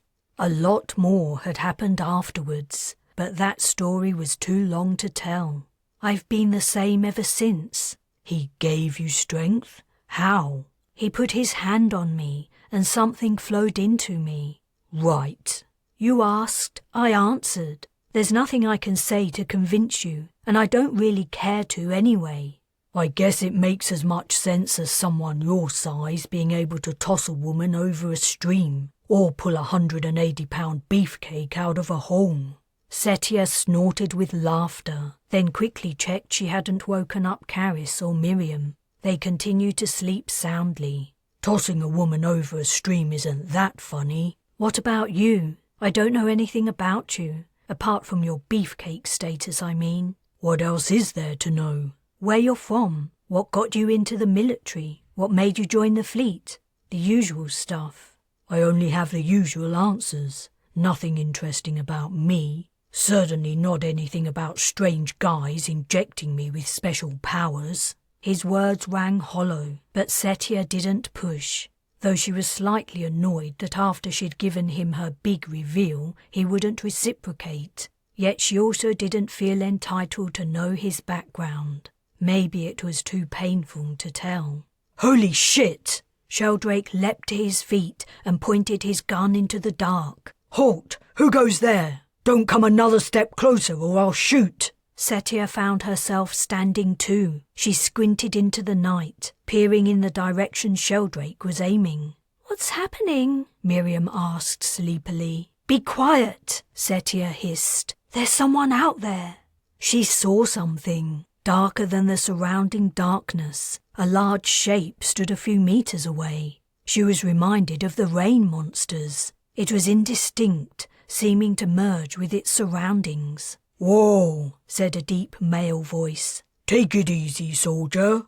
The voice was familiar, but she couldn't place it. "Zees, turn on the main light," Sheldrake commanded. As she did so, he tore off his night goggles and tossed them. With his other hand he maintained his aim on the newcomer. It was Ahmad, the site manager at the settlement. "Phew!" Miriam exclaimed, making Setia jump. She'd walked to her side, barefoot and therefore soundlessly. "You gave us a fight!" Sheldrake was returning his gun to its holster. "Man, you need to be more careful. Announce your presence. Don't sneak up on folk. I could have shot you. My apologies." Caris had arrived at the tent entrance too. "What are you doing here? How did you find us?" "It was our trackers, right?" Miriam asked. She turned accusingly to Setia. "I told you they were still working."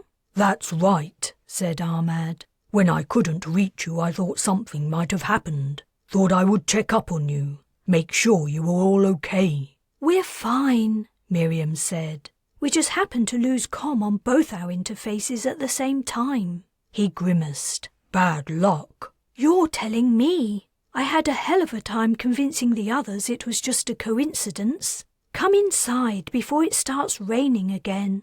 Miriam stepped back to allow Ahmad to enter the tent.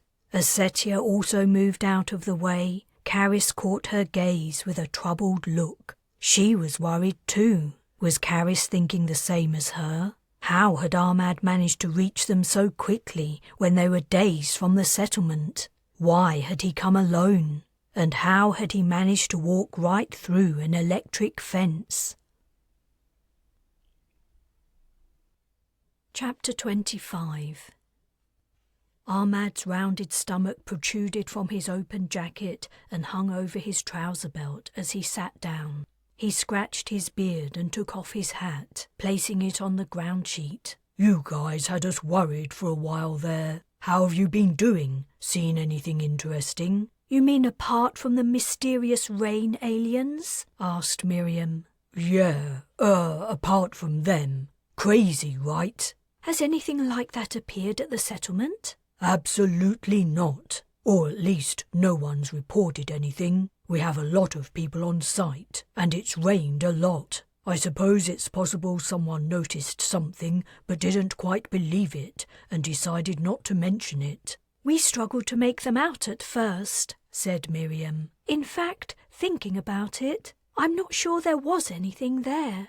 It could have been a trick of the light. Can I get you something to eat or drink? You must be exhausted." "No, nothing. I'm fine."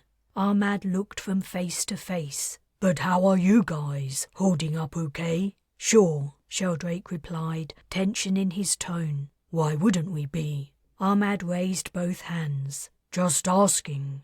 While this short conversation had been going on, Setia had slipped away to her pack and, her back facing the rest, taken out her gun and slipped it into a pocket. Her hand on the grip and her finger on the trigger, she said, "Can I ask you something?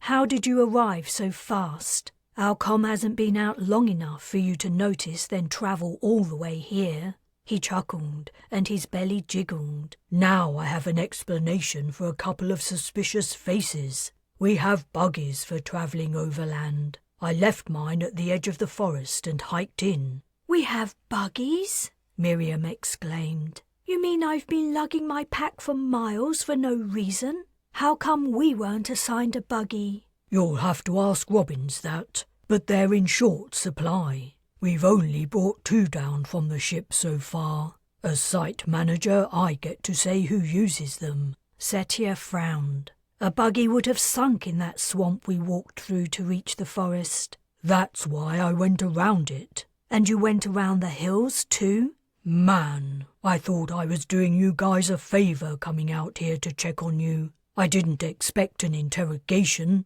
The buggies can manage quite an incline, but I did have to take a less direct route than you." "And you didn't bring any supplies? Where's your stuff?" "Of course I did. They're in the buggy," Setia finished for him, naturally. "Can you explain how you managed to get through our fence?" "Setia," Miriam admonished. "Ahmad was trying to help us. Why are you treating him like a criminal?" "It's a fair question," said Caris. "I'd like to know the answer too." Ahmad nodded. "I can see how it looks. You're right to be wary." He reached into his jacket. "What are you doing?" Setia exclaimed, pulling out her gun. "Keep your hands where I can see them." "Stars!" Miriam leapt up and backed away. "What's wrong with you?" "No one move," Sheldrake ordered. "Setia, put down your weapon." "The fuck I will," Ahmad said. "This situation is getting entirely out of hand. Caris, please come over here." No." The characteristic way Caris curled her lip at the suggestion almost made Setia smile.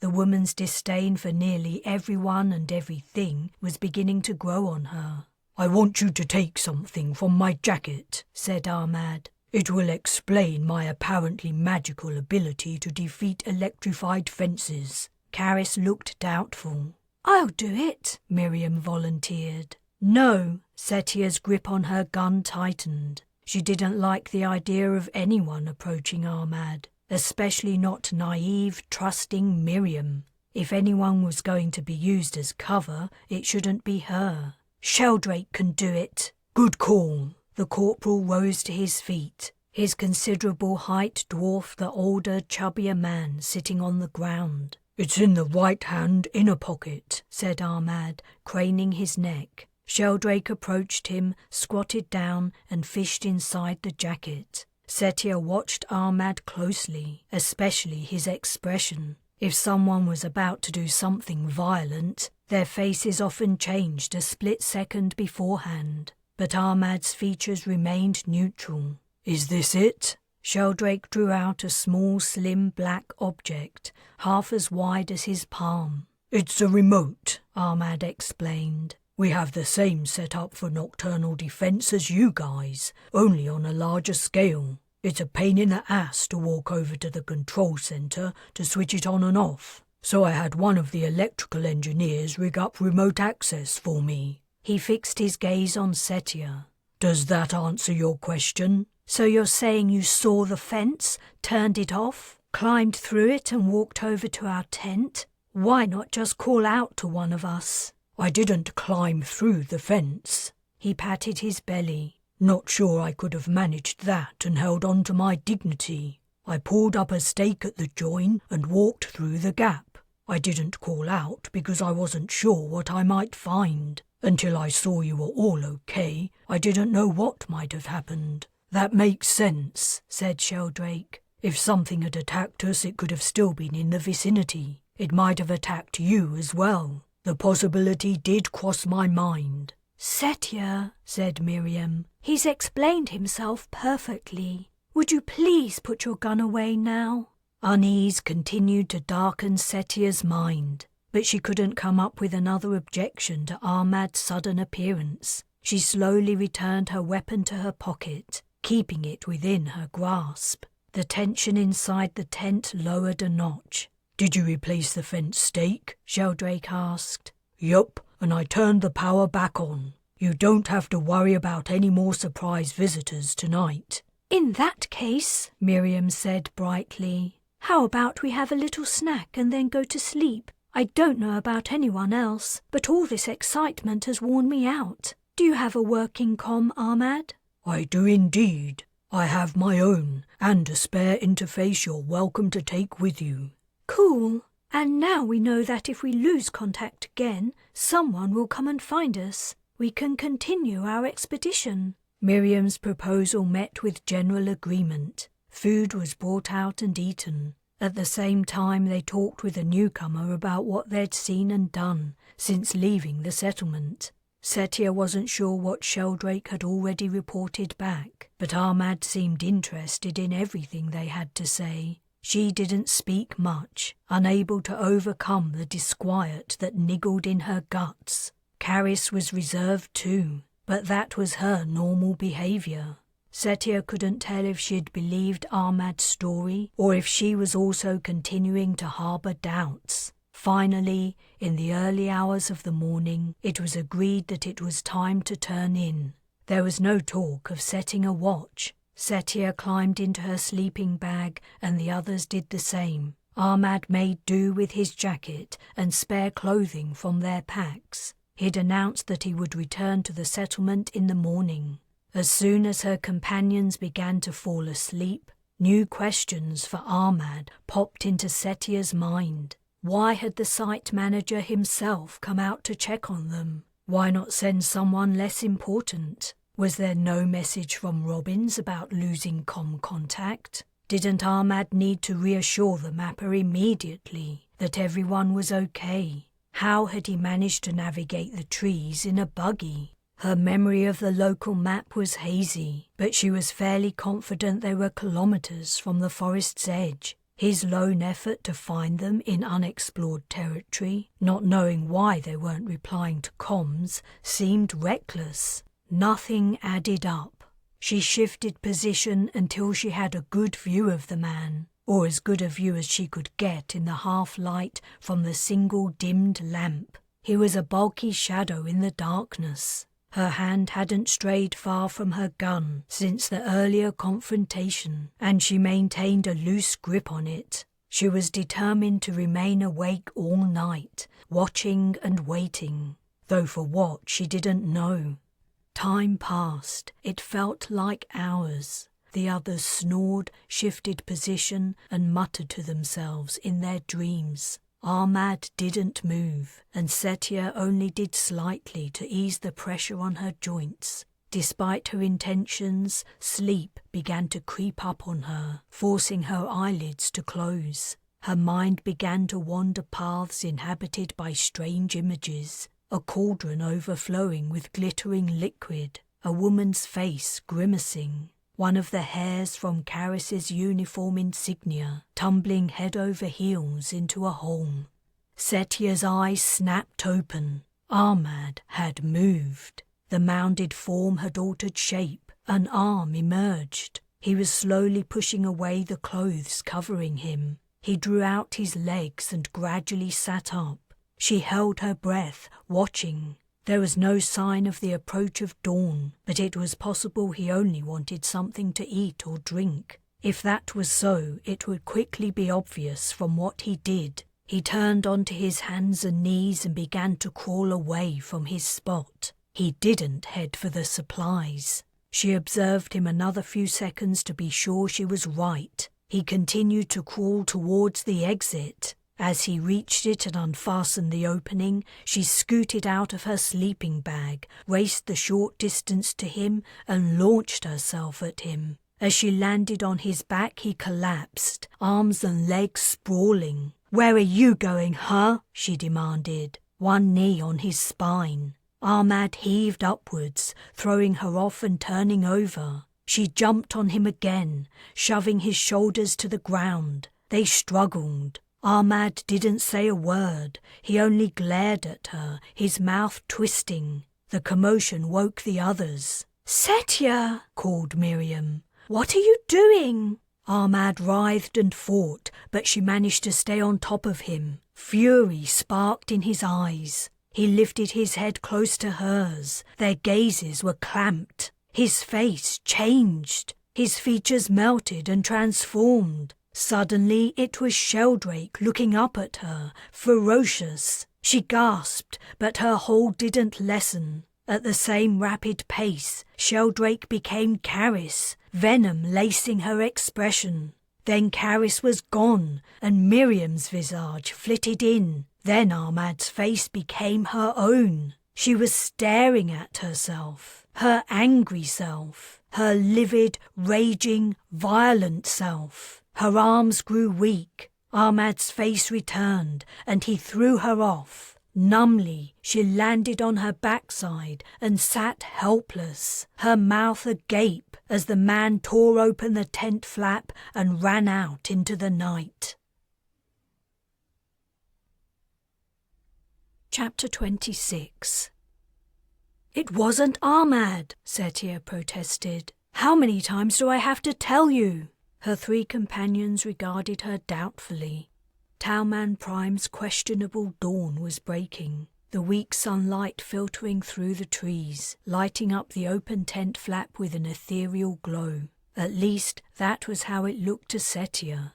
A sense of unreality had settled on her. She was still recovering from the shock of seeing their strange visitor's face transform into her own. Its metamorphosis into the others had unnerved her enough. Seeing herself, but not herself, another Setia, full of deep loathing and hatred of a kind she didn't think she'd ever felt, had shocked her to her core. After not Ahmad had run out, all she'd been able to do was to stare into the darkness, impotently, utterly dumbfounded. "But it was," Miriam said gently. "I'm sure you believe what you're saying, but we've been over this. We all saw Ahmad. We talked to him, ate with him. He was the same man we met at the settlement when we landed. The story you've told us, you have to admit, it doesn't make a lot of sense." "All right, I know how it sounds." Setia put her head in her hands. Then she thought of a point that might convince them. If it was Ahmad, why did he run off? He said he was here to help us. Why go away, leaving us without any comm? "If I was to hazard a guess," Miriam replied, "I'd say maybe because you attacked him.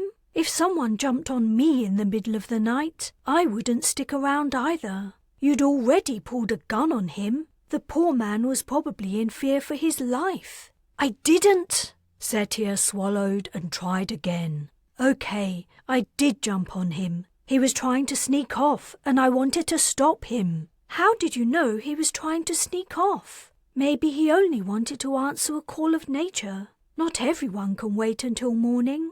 It's a fair point, said Sheldrake. If he was going out to take a leak and you pinned him down, he might have been freaked and cleared out. Now he knows the situation with us, he can send other personnel in to help. But they'll be warned one of us has a screw loose. I don't have a screw loose.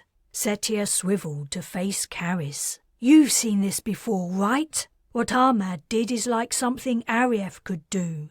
Not exactly, said Caris. Your alien friend could dissolve into a gas. I never saw his face change. Not that I don't believe you, she added hastily. But you have to admit it was dark, and in the position you were in, you would have been blocking the light. Plus, you had just woken up. You could have been in a dream state and imagined it all. Like Miriam said, if someone attacked me for no reason, especially someone who is freakishly strong for their size, I'd be spooked. I'd get out, fast. Who wouldn't?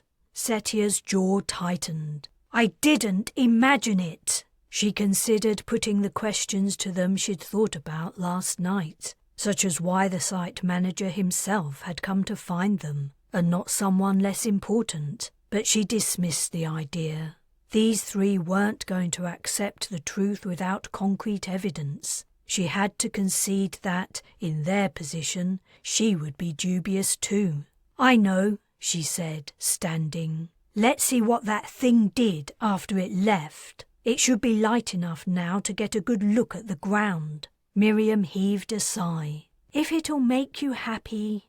Predictably, a fine rain was falling. The forest floor was spongy and slippery. The tracks they'd made yesterday were already losing definition, their footprints melting into the mud. It wasn't possible to tell what belonged to the creature that called itself Ahmad, and what were their own. Setia cursed. There was no doubt in her mind they were all in danger. Whatever had visited them last night, its intentions hadn't been good. It had been checking them out, assessing their weaknesses. Perhaps its species was trying to figure out the best way of destroying the human invaders. Perhaps they would start with the 4 vulnerable humans, far from help. Nothing to see here, said Sheldrake. We could check the fence stakes. Yes, Setia exclaimed. It said it had deactivated the fence and pulled up one of the stakes. Did you get a close look at the remote? He shook his head. I gave it back as soon as he explained what it was. It did look like a remote, but I guess it could have been anything. Heartened that the corporal was finally taking her seriously, she went with him to the section of encircling fence where it joined. The join was complete and the fence was live. They squatted down. The soil was smooth and unmarked. She asked, "Does it look like someone's pulled out a stake twice?" Sheldrake peered at the wet ground, but didn't answer. Would someone leaving in a hurry have time to turn off the power? She persisted. Pull out a stake, replace it, and reactivate the fence? Straightening up, Sheldrake put his hands on his hips and surveyed the surrounding vegetation. The guy looked exactly like Ahmad, he murmured. I thought so too, but he wasn't. He was something else. But what? Sheldrake focused on her with a questioning gaze. What was he? Something that could transform into Ahmad and sound like him. But he didn't talk much about the settlement, remember? We discussed what we'd been doing. He hardly mentioned what's been happening at the settlement at all. It'd be good if we could calm them, find out what's been happening there, speak to the real Ahmad. I doubt they could tell us anything. Caris and Miriam joined them. Find anything? Caris asked. Nothing. There's no trace of that thing leaving. Whatever it is, it passed right through an electrified fence. The story it made up about a remote was bullshit. Miriam said, Maybe the rain washed away. There's nothing here, Setia interrupted. We need to break camp and try to make it back to the settlement. It's not safe." "I'm not sure what's going on," said Sheldrake, "but I'm with you." Finally. "Pack up, everyone," he went on. "Moving out in 5. She gritted her teeth. The corporal's penchant for ordering them around hadn't wavered, but at least he was finally seeing sense. Miriam stomped to the tent, muttering to herself.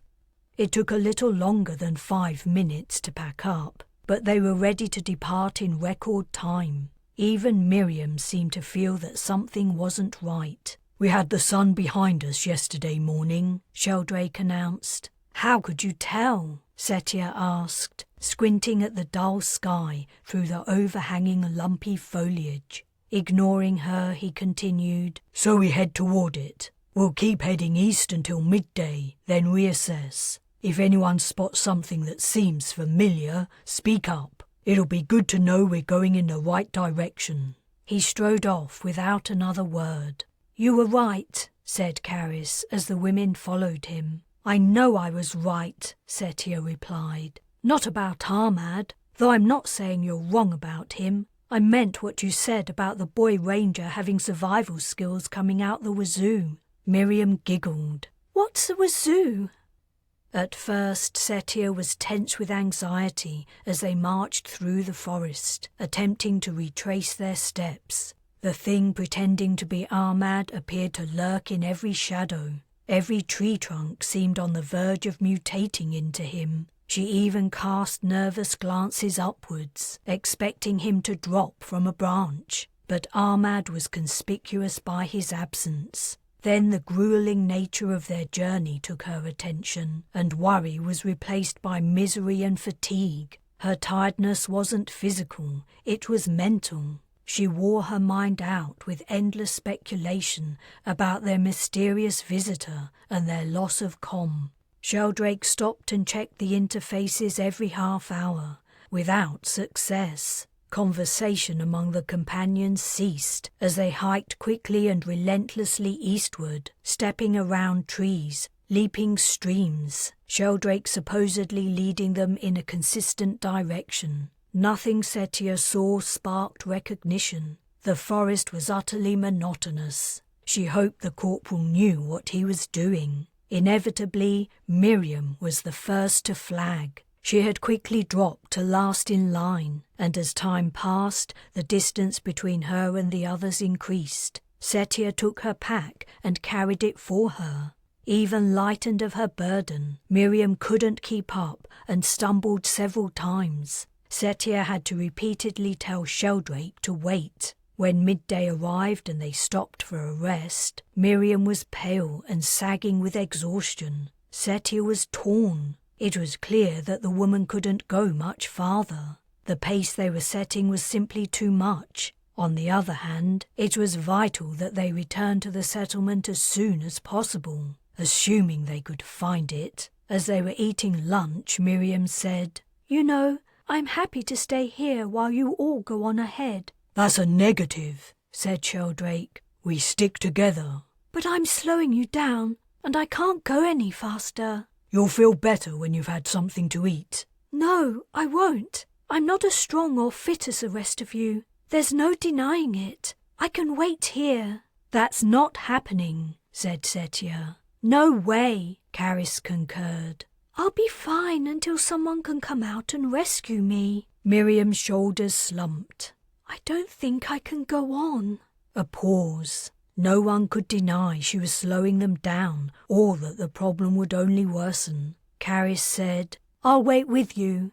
"What? No." Setia shook her head. "We're not leaving 2 of you behind. If we have to go slower, so be it." Sheldrake said, "It would suck to split up the team, but it's vital that we report back to base as soon as possible. What we've learned could affect the entire colonization. Maybe it isn't such a bad idea for Miriam and Caris to stay here. We could set up a camp, ditch everything except what's absolutely essential, and Setia and me fast trek all the way back. If we don't stop for sleep, we might make it in 24 hours. There might be search parties out already. I've missed 2 scheduled check-ins." I'm not leaving anyone behind, Setia reiterated. Then you stay, Caris said. What? You stay here with Miriam. The boy Rain, Sheldrake and I can go back to the settlement and send help. It makes sense. You're better equipped than me at tackling any new Armads who appear. And if I leave most of my gear here, I can do the fast trek. Miriam heaved a sigh. I feel terrible. Please, everyone, just go. I'll be fine. It's what I want. What happened to Ms. Optimistic? Setia touched her arm. Actually, I don't mind spending another night or two in this forest. Whatever that thing that looked like Armad was, it didn't hurt us. We won't come to any harm. She wasn't convinced by her own words, yet she also didn't want to abandon Miriam. That thing knew at least one of us was armed, Caris said. Maybe it didn't want to risk anything. Then it still knows we're armed, Setia countered. Miriam clearly harboured doubts too, but she didn't object to the proposal. It's settled. Sheldrake slipped off his pack and began to take things out. Caris, only bring what you absolutely need. The lighter we travel, the faster we'll get where we're going. Did he know where he was going? Setia didn't even know where they were right now. Chapter 27. A pile of belongings sat in the middle of the tent, a physical reminder of Sheldrake and Caris. Setia could see her teammates in her mind's eye, striding through the darkness on their forced march back to the birthplace of a new human civilization. Had they even left the forest yet? It would be a grueling journey. Naturally, rain had begun to fall. The corporal and the bird woman would be contending with the downpour as well as the lack of light. And if they were out in the open, there was the risk of the rain figures reappearing. Only they would be invisible in the dark. There was also the risk of the thing masquerading as Armad approaching. Maybe he would bring buddies. Setia shivered and faced outward, peering through night vision goggles. Nothing moved within or beyond the electrified fence. She turned to check on Miriam, lying curled on her side in her sleeping bag. Was she asleep? It wasn't possible to hear her breathing over the noise of the rain. She hadn't spoken much since the others had left. Guilt was racking her, no doubt. Setia had tried to make her feel better, telling her the person who brought the tequila deserved a rest and making other jokes, but nothing she said had any effect. She regarded the rain, wondering how she would ever get used to it. Perhaps it wasn't a year-round phenomenon. It had rained a lot in Spiral City, but not all the time. The relentless thrumming was mesmeric. A yawn forced its way up her throat, and she lifted the back of her hand to her mouth, blinking her gritty eyes. She hadn't slept at all last night, and she didn't intend to sleep tonight either. The situation simply wasn't safe. If they were attacked, Miriam couldn't defend herself. But staying awake was hard, despite the danger. Setia blinked and forced herself to focus. The monotony of the surroundings didn't help. Endless trunks of the strange trees rose from the ground within and outside the electric fence, fading into distance and shadows. The fence itself was faintly glowing, horizontal lines crossing her vision. What had Sheldrake seen when Armad had arrived? The corporal hadn't said, and she hadn't thought to ask him. She stretched her back and arms and yawned for a second time. Maybe eating or drinking something would help. As she reached for her pack, a small noise seemed to break the ceaseless patter of raindrops, something between a click and a creak. She froze and slowly turned her head. The scene through her goggles didn't seem any different. There were the trees, the fence, and the grey shroud of falling water. No, something was different. The outline of a tree standing within the fence had altered. It was fatter now, wider. It was growing wider still. She picked up her gun. "Miriam, wake up!" There was a rustle of fabric. "What's wrong?" Miriam asked groggily. She gasped. "Can you see something? What is it?" Setia's attention was riveted to the tree trunk. She'd been somewhat mistaken. It wasn't growing wider. It was opening, splitting down the middle like an overripe melon. Something was climbing out. "Get your gun and come over here."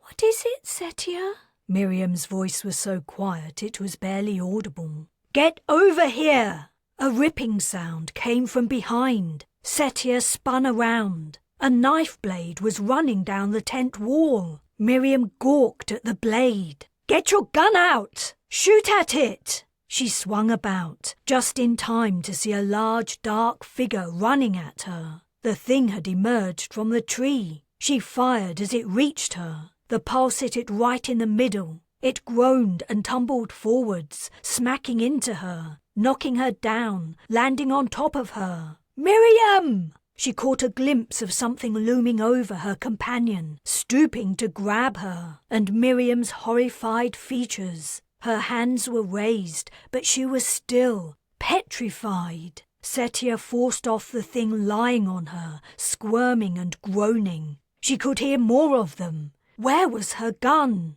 The impact of the thing hitting her had knocked it from her grasp. She slapped around desperately, but her hands only hit ground. Something brushed her arm. She threw a punch, kicked, flailed. Somehow she was on her feet. Miriam was being carried off through the gaping hole in the tent. Setia flew at her captor, but before she moved 2 steps, hands fastened around her waist. She was lifted up. A face appeared. She slammed her fist into it. Another face. She jabbed the eyes. Suddenly she was free. Miriam was gone. Fingers dug into Setia's back. She wrenched herself around. She was up. She was off. The fence zoomed closer. A dark shape moved to her left. Another approached from the right. She ran at the closest one, thrust her shoulder into it, raised it up and hurled it. The figure landed on the fence, forcing the wires down, bending the poles. It jerked and the wire sparked. Setia's boot hit its middle, thrusting downwards. She leapt over the fence and landed running. Dodging tree trunks, she sped away. Rain soaked her hair and streamed down her face. Her feet slithered and slipped on the sodden ground. She cast a look backwards. Figures moved between the trees, pursuing her. She ran on. A torrent of streaming water crossed her path. She soared over it, but landed badly. As her foot hit the ground, it slid from under her, and she landed heavily on her front. On the far bank, the figures halted. What were they? They were humanoid, but swathed, their faces hidden. The mud was like oil as she attempted to climb to her feet, fighting for traction. Finally, she was up and gone, racing away. Her hunters could not cross the stream. They would have to go around. Would they be able to track her through the forest? Not by her trail, surely. Not with the rain washing away her footprints. But perhaps they could trace her scent. Who knew what they might be able to do? Miriam! Setia's heart heaved. She had been charged with protecting the woman, and she had failed. What would happen to her friend? The rainy night pressed in. She had no idea where she was going, and all she had with her were the clothes on her back. No shelter, no supplies. She didn't even have her gun. She pulled up her hood. Water had already invaded at her neck. The dampness penetrated. Though she wasn't cold yet, she soon would be. She would have to stop running eventually, and she would cool down. She would have to find a way out of the woods and all the way back to the settlement alone. She didn't stand a chance against those things that had taken Miriam. She didn't even know where to find them. Poor Miriam. Setia could not imagine facing Sheldrake or Caris if she ever managed to make it back. She slowed her pace to a jog. There was no point in running when she had no idea where she was going. She could end up racing right into the arms of her enemies. Damn these endless trees! Damn Talman Prime! Hatred for the planet rose up in her. Of all the places she could have gone to escape Arief, why did it have to be here? But there had been no other place to go. no way to get away from him without leaving Earth, and that hadn't been entirely successful. He'd managed to find her even aboard the Brez. One thing did seem clear. The things that had Miriam were not anything to do with him. If he had been one of them, he would have declared his presence. He would not have been able to resist. He would have... Her foot sank deep into the mud. Before she could stop herself, she brought her other foot down. A heartbeat later, she was up to her thighs and still sinking. Helplessly, she reached up to save herself, but there was nothing to grab. Her hand swiped empty air, and she slipped in up to her hips. She was submerged up to her chest, and still she sank. The mud was up to her armpits. She twisted and kicked. The mud oozed into her clothes, slimy and clammy. It rose over her shoulders. "No!" she breathed. "Help!" All around was darkness. The trees watched dispassionately. Her chin hit grimy wetness. She tilted her head back, drowning her hood in mud. Her arms were going under, legs stilled by the weight of the bog. "Help!" she gasped. Outside noises turned muffled and grotesque as her ears slipped beneath the surface. Just before her head sank under, she took a breath and closed her eyes. She was in a world of dirt and water, fighting terror. With a supreme effort, she thrust a hand upwards. It broke into air, into life, but there was nothing to grab. She tried to swim, but her arms and legs could not make passage through the clinging mud. There was no way out. Seconds passed, minutes. Her ribs bucked as her lungs screamed for air. A vision appeared before her eyes. Her body, still and lifeless, entombed in the bog, lost and forgotten. She couldn't help it. Her mouth opened. She took a breath. Chapter 28. She was shaking with cold. Where am I? Why am I still alive? Feebly she moved an arm. The mud was gone, but she couldn't open her eyes. Air entered her lungs and she expelled it raggedly, something blocking its flow.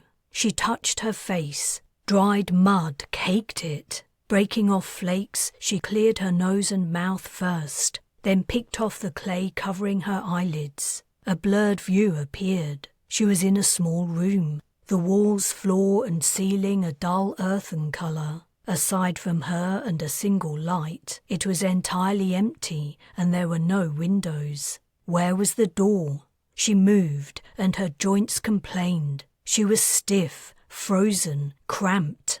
There was the door. It was closed and there was no handle, only a square window with bars. This wasn't any old room, it was a prison cell. Fighting aching muscles, she straightened up. She had been slumped against a corner. Someone pulled me out of the mud and put me in this cell. I was put here. Where was here? There were sounds, but they were so distant they were hard to identify. People moving and talking, maybe. Her clothes were solid boards of dry mud. Every movement she made, they shed particles. Her hair was thick with the horrible stuff. It coated every centimetre of exposed skin. She reeked of it. She bent her arms and legs, though her teeth chattered with cold. Bracing herself with one hand on the wall, she slowly rose to her feet. Rigid creases in her clothes dug into her. She hobbled to the door and peered through the window. A corridor of the same beaten earth as her cell stretched to the left and right, interspersed with more cell doors. "Hello?" She rested her chin on the bottom of the window and stuck her face through the bars. "Hello? Is anyone there?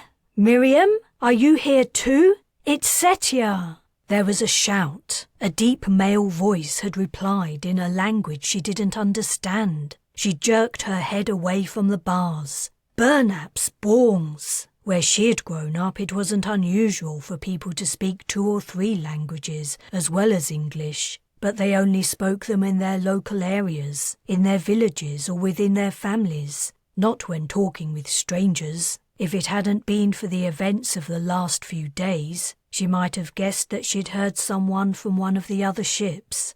Colonists from the Balor and Bamba were settling other parts of Talman Prime. Some might have ended up in the forest somehow. But why would they respond in their mother tongue? Besides, the fleet would not have constructed a prison on Prime and had no reason for putting her in one. Hurrying footsteps echoed down the corridor, and a torrent of figures burst from one end. Setia backed up to the wall opposite the door, alarmed at the flurry her shouting had provoked. A key rattled in the lock, and the door flew open. People crowded in, staring. They were swathed in similar garments to the attackers she had fled at the campsite. Dull-coloured trousers and leggings, knee-high boots, baggy tops, and long outer garments with hoods. But the hoods were down, and, for the first time, she could see their faces. Sallow-skinned, brown-haired, and dark-eyed.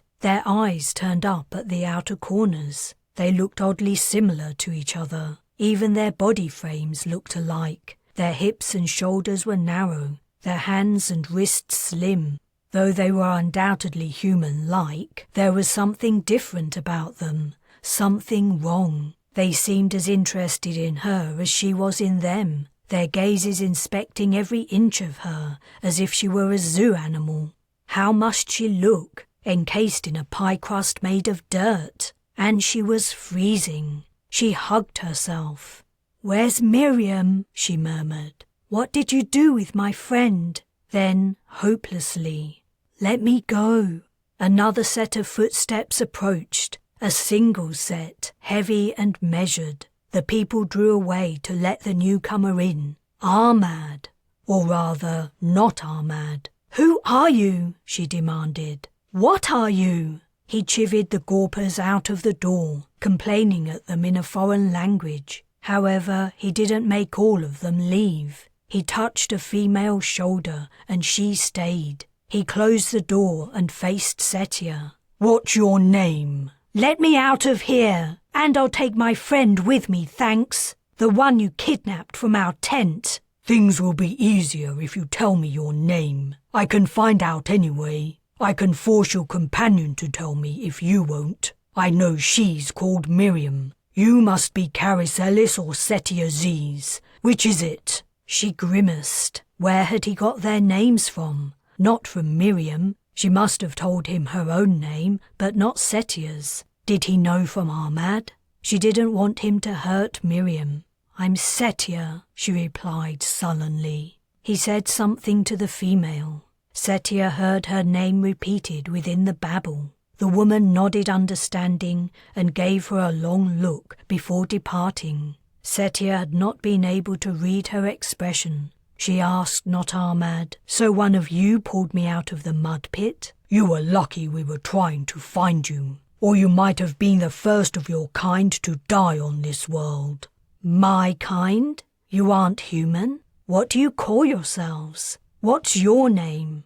He didn't answer, only regarded her impassively. "What did you do with the real Ahmad? What's happened to Miriam? Where are they?" When he continued to remain silent, she took a small comfort from his comment. If she could have been the first human to die on Prime, it meant Ahmad and Miriam were alive. Also, he'd thought she might be Caris, so Caris and Sheldrake hadn't been captured. They might make it to the settlement. Though what would any rescuers find at the campsite? A slit tent and scattered belongings. With the constant rain wiping away all traces of a trail, they would never find her or Miriam. Someone spoke outside the door, and not Ahmad opened it. The female had returned, bearing a bowl of water and some cloths. Setia said, "It's gonna take more than that."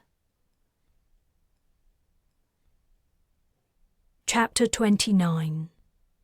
Over the next couple of days she returned to a semblance of cleanliness. The female assigned to her even contrived to wash her hair, bringing several bowls of water to the cell. The clothes she gave her to wear were similar to her captors. The baggy black pants and loose shirt and jacket were made from slightly rough, unevenly woven fabric. It seemed natural in origin, not synthetic, but it wasn't cotton or wool and didn't have the luster of silk. She was allowed socks but not shoes. Her hiking boots probably remained in the mud pit. Her body temperature had returned to normal when, after helping to wash off the worst of the mud, the woman had brought her hot soup to drink. The main ingredient seemed to be some sort of fish or shellfish. Setia hadn't registered more before consuming it, a sudden ravenous hunger seizing her as soon as she set eyes on it. More meals arrived. Meat, vegetables, starchy foods. She didn't recognize any of them, neither by appearance nor taste, but she ate it all. A hunger strike was the last of her strategies for gaining her freedom. She was thankful she could eat, that her body didn't reject the foodstuffs of Prime. Her attendant had also brought her bedding, consisting of a thin mattress, a single pillow, and a blanket. It wasn't much, but at least she didn't have to sleep on the floor. On the other hand, she seemed to be in for a long stay. Her basic needs met, her greatest challenge was boredom. She had absolutely nothing to do during the hours she spent alone. She would stand at the cell window, watching and listening, hoping to learn something useful. But nothing happened. The other cells seemed unoccupied. She called for Miriam and Ahmad. No one answered. The female tending to her needs was her only company and source of interest. The woman didn't, presumably couldn't, answer any questions. Sometimes she would issue instructions, but in her own language. Setia had to guess what she meant. On the third day, the woman arrived with a bowl of stew on a tray. A guard unlocked the cell door and let her in before locking it again. She squatted down and attempted to give Setia the tray. "Eat." Setia stared. "What did you say?" The woman thrust the tray into her hands. "Eat." She sat opposite Setia on the floor of the cell and watched her. This behavior wasn't unusual. The attendant would often spend a couple of hours in the cell. At first, Setia had spoken to her, demanding answers, complaining, and insulting the woman and her race. When it had become clear she couldn't understand what Setia said, she gave up. But she'd been pondering over everything. How come not Ahmad could speak English, but no one else of his kind could? He couldn't possibly have learned the language from the real Ahmad. There hadn't been sufficient time, unless not Ahmad had been the person they'd seen at the settlement. None of it made any sense. "You can speak my language now? Eat your food? That's pretty good, considering how long you've been listening to me." Setia put down the tray. "What else can you say?" The woman picked the tray up and placed it on her lap. "You must eat." Setia held her gaze, only a shade or two lighter than Setia's own. Their shape, the way they turned up at the outer corners, in a style some women on Earth recreated with makeup, was more unusual, but not something Setia had never seen. There was nothing intrinsically non-human about the eyes, yet looking into them was unnerving. She put the tray down again. "I don't want to eat right this minute. If we can communicate, I'd rather learn something about you. What's your name? How come you can speak my language?" The woman blinked. "You..." She paused, as if searching for the next word. "You do not. You do not. You must not ask questions." "Oh, really? I don't see how you're going to stop me, whether you answer or not." They stared at each other. "What's your name?" Setia repeated. If she could build a rapport with this woman, it might help in her effort to escape. At the very least, she might have an ally if her captors decided she was no longer of any use to them. She reached out to touch the woman's arm. "Why are you keeping me here? If you don't want humans on your planet, allow me to return to my ship. I'll pass on your message." The woman's gaze had moved to Setia's hand. A shudder passed through her. Revulsion, fear. She grasped Setia's wrist and lifted her hand off. Rising to her feet, she said, "Eat. I will return soon." If building bridges wasn't going to work, Setia also stood, picking up the tray of food. She hurled it into the wall. The bowl shattered. Stews spattered the surface. Tray, fragments of bowl and spoon clattered to the floor. The attendant stiffened in shock, her mouth gaping. Setia seized her and spun her around, fastening her hands around the woman's throat. She hissed in her ear, "Tell them that if they don't release me, I'll kill you." She forced her to the door and pushed her face into the bars. "Tell them!" Booted feet were already approaching, their footfalls echoing along the corridor. It was an act of desperation, but what else could she do? The longer she lay rotting in a cell, the longer her enemies had to capture more colonists, the more time the hostile aliens had to create a plan of attack. If their motives weren't malicious, why had they taken her and Miriam prisoner? And presumably Ahmad too. She squeezed her attendant's neck, taking care not to squeeze so tightly she passed out, yet hard enough to render her incapable of fighting back. Like most of her kind, she was slightly built and easy to overpower. The woman kicked backwards into Setia's shins, but she grimaced and held on. The woman twisted and squirmed. Setia squeezed a little tighter. 4 men arrived. Among them was not Ahmad. "Good to see you," said Setia. "I won't need a translator. Open this door and let me out. She comes with me." "Or?" asked not Ahmad. "Isn't it obvious?" The woman's sallow skin was turning purple. Setia was forced to ease the pressure and allow her to breathe just a little. Carrying an unconscious hostage would complicate things. "You would kill her?" "I could, and that's all you need to worry about." His somber expression darkened. He said something to one of the men, who stepped forward with a key. As he unlocked the door, Setia stepped backwards, dragging her hostage with her. "Back off," she commanded. "All of you, that way." She jerked her chin at the left-hand side of the corridor. Which way was the exit? She had no idea. But a 50-50 chance was better than rotting in captivity. Not Ahmad stood at the front of the knot of men, crowded into the narrow space. Setia held her semi-conscious captive in front as she stepped from the cell and walked backwards down the corridor. The woman had stopped fighting. She appeared to be still conscious, but she'd gone limp, making Setia's escape effort harder.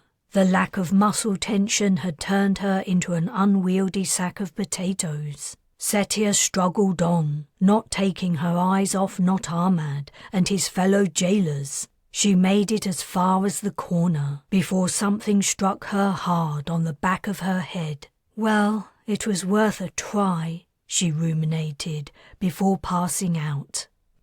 She came to lying on her side in her cell. The remains of her stew clung to the wall, drops spread out from the central explosion. The bowl shards were scattered on the floor, the tray upside down. The spoon had somehow ended up right in the corner. She sat up, wincing, as pain radiated across her skull. Outside, all was silent. How long had she been out? Probably only a few minutes. In that time, not Ahmad, his cronies, and her female attendant had left. Would someone else be assigned? She gingerly touched the back of her head, her fingertips registering a lump. Not knowing what else to do, she got to her feet and crossed again to the barred window. The corridor stretched from side to side, empty. Should she shout her protests again, call for Miriam or Ahmad? There didn't seem much point. They were clearly being held somewhere beyond earshot. She slumped, resting her chin on the sill, and pondered her next move. But try as she might, she couldn't come up with anything. She was entirely under these strange aliens' control and out of options. Footsteps approached. She straightened up and listened. The sound was coming from the left and appeared to be heading her way. Was not Ahmad returning? Or perhaps she was being taken somewhere else. Or maybe he'd decided she wasn't worth having around anymore. Her gut twisted, but something kept her at the window, peering out. It was not Ahmad. Marching at the front of a group of 3, a female walked behind him, followed by one of the guards. The woman wasn't wearing the alien's usual attire. She was wearing... Setia's eyes widened. The woman was wearing her clothes. They'd been cleaned of all mud and looked good as new, right down to her hiking boots. A greater surprise awaited. Setia lifted her gaze to the alien's face. Holy shit! She found herself looking into her own eyes. Eyes, nose, mouth, hair, everything was the same. She was looking at herself. Setia fell back from the window and stared as the group passed by. Chapter 30. How could I have been so stupid? Setia lay on her side on her mattress, cradling her head with one hand to protect the lump on her skull. Of course that woman was in here with me in order to copy me, or whatever it is those aliens do. I knew Ahmad had been copied. I'd seen Not Ahmad's face change as I tried to stop him leaving the tent. Why else would just one person help me get clean and bring me my food? She even learned how to speak English.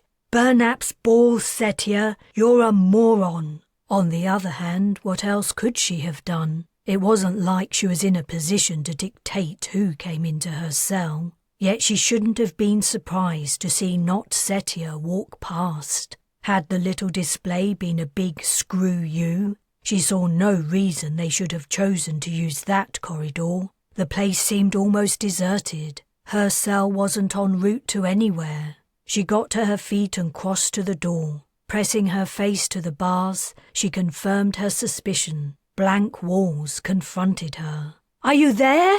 Silence. Ahmad! Not a sound. Where are you guys? She gripped the bars. Let me out! Why are you keeping me here? What are you doing? Let me out! She hammered the door with her fists. Then she kicked it. Ow! Shit! Pain had shot up from her toes. She slumped to the floor and rested her forehead on the door, her shoulders heaving. Time passed. She didn't know how long. She remained in the same position, going over the events of her life. Her father dying, near starvation on the streets of Spiral City, running drugs, Arieth, Elec, the Brez. None of it seemed to be her choice. Every decision had been forced on her. Even Mapper Robbins and his damned skein indicated she had zero free will. She had thought she had chosen to go on the expedition, but she had been wrong. It was all predetermined. With only the artificial light shining from the ceiling, which never went out, she had no way of marking the hours. She no longer knew if it was day or night, or how long she slept. All she'd known was that sometimes she would feel hungry, and more often than not food would arrive soon after. She was hungry now, but no food had come. Would any ever come, now that Not Ahmad had what he wanted? She wasn't of use any more. Would they leave her to die? The metal door was cold against her forehead. The chill penetrated, giving her a headache to match the ache at the back of her head. Sighing, she sat up. Moping wasn't going to help her predicament. Easing her cramped muscles, she got to her feet and looked out into the corridor once more. Is anyone there? Can anyone hear me? I'm hungry. Could someone bring me something to eat? The word please rose to her lips, but she swallowed it back down. She would not beg. Her begging days were over, even if it meant all her days were over. She slumped on the floor and leaned her back on the door. What had happened to Miriam? She kind of missed her friend's sharp little face, her naivety, her open-heartedness. Had Caris and Sheldrake made it back? Had Caris's bird found her? Probably not. That bird was long gone. Setia closed her eyes and recalled Caricellis in her workplace, scraping pieces of fruit from a plate onto a feeding tray.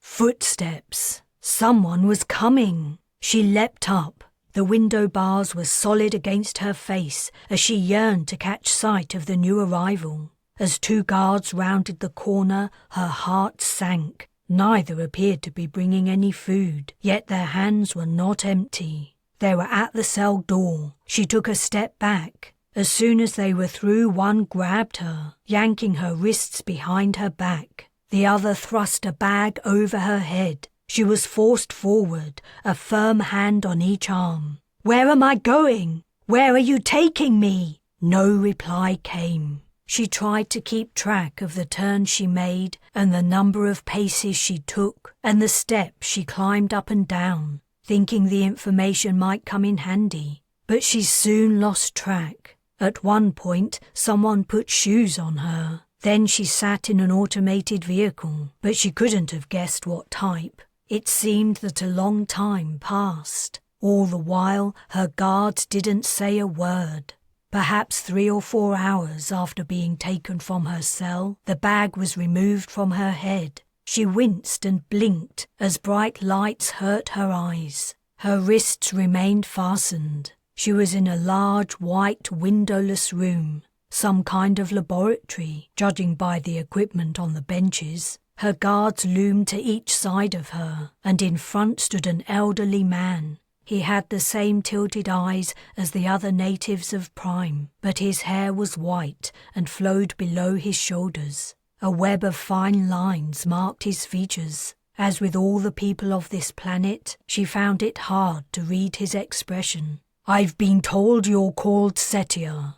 You speak my language? I want to be very clear with you about your position here. You will not be returning to your people. You will live out the rest of your days with us. Perhaps when we have repelled the invaders and there is no risk from subversion, you may be allowed your freedom. Your behavior will decide that. Until then, you will remain in confinement and you will give us all the information we need. If you refuse to help us, you will be executed. Do you understand?" She opened her mouth, but she had no reply. "You see, if you don't help us, we have no reason to keep you alive. In fact, it would be safer to kill you now. But the chances of you escaping and managing to contact your ship are vanishingly small. So we will take that small risk for the benefit of the useful intelligence you can supply." She had no intention of helping the aliens, but to tell them so would result in a quick death. "I want to live. If I have to answer your questions, I'll do it."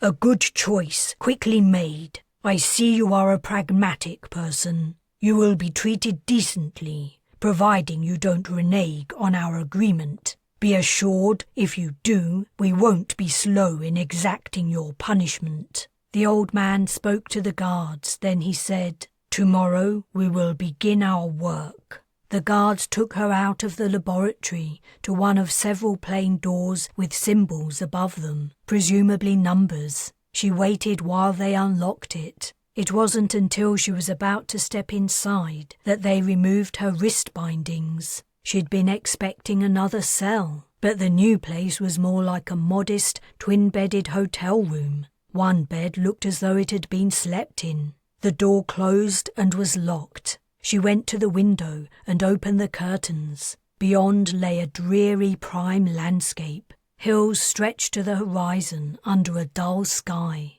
Her room appeared to be 4 or 5 floors up, and the window was solid. It was raining. She turned away and was wondering if someone would bring her some food soon, when the bathroom door opened. "Setia!" Miriam flew to her and grabbed her into a hug. "Harold said you might come, but he didn't tell me you were coming today." "You're okay?" Setia gently extricated herself from Miriam's grasp. "Did they hurt you?" "No, only a little bit. When they took me from the tent, I thought I would never see you again, never see anyone. Then Harold told me they found you and you might come here too. I'm so glad you did. I would have been lonely without you." Setia was happy to see Miriam, yet she couldn't help feeling disappointed and annoyed. "You told them our names?" Miriam hung her head. "I didn't see what harm it could do. Should I have kept them a secret?" "I suppose it doesn't really matter, but what else have you told them?" Her companion's features twisted. She looked pleadingly into Setia's eyes. "We have to tell them what we know, or they'll kill us. What choice do we have?" Setia forbore answering, not knowing if the room was bugged. Besides, a disquieting realization had hit. She studied Miriam closely. Nothing she could see indicated this wasn't the person she'd met on the shuttle to the Brez, the person she'd tried to avoid until fate, or rather Robbins, thrust them together. But not Ahmad had looked convincing too. "Is this bed mine?" Setia indicated the undisturbed one. "If you want." Miriam sat on hers. "Still no cocktails, huh?" Setia quipped. Miriam chuckled. "Talman Prime definitely isn't living up to my expectations. What was the drink you smuggled on the expedition? I forgot. Tequila, of course. How could you forget a thing like that?" "Yeah, that's right. Tequila."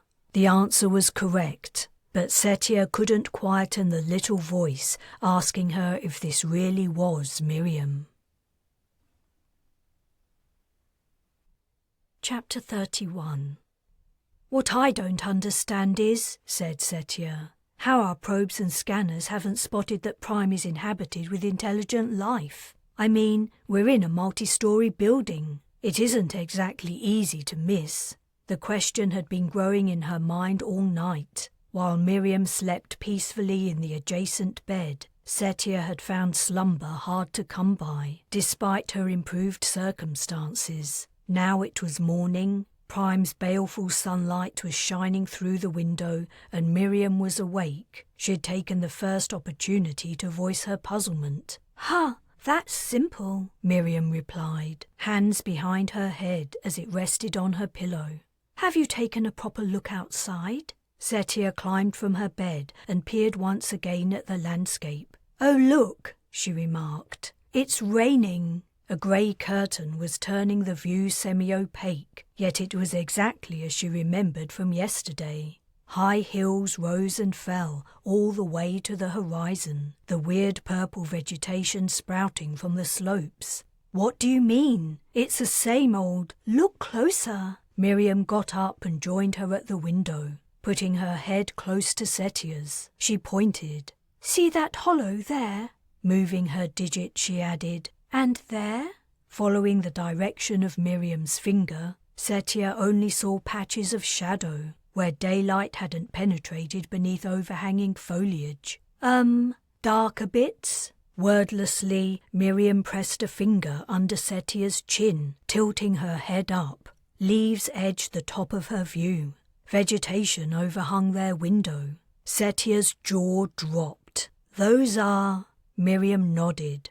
"This is—" "We're inside a hill, and all those hills are inhabited. Burn apps balls." Miriam returned to her bed and sat down. "It took me a day or two to figure it out, but it's obvious when you think about it. If you lived on Prime, would you live on the surface? Wouldn't it make more sense to live mostly under cover, out of the rain?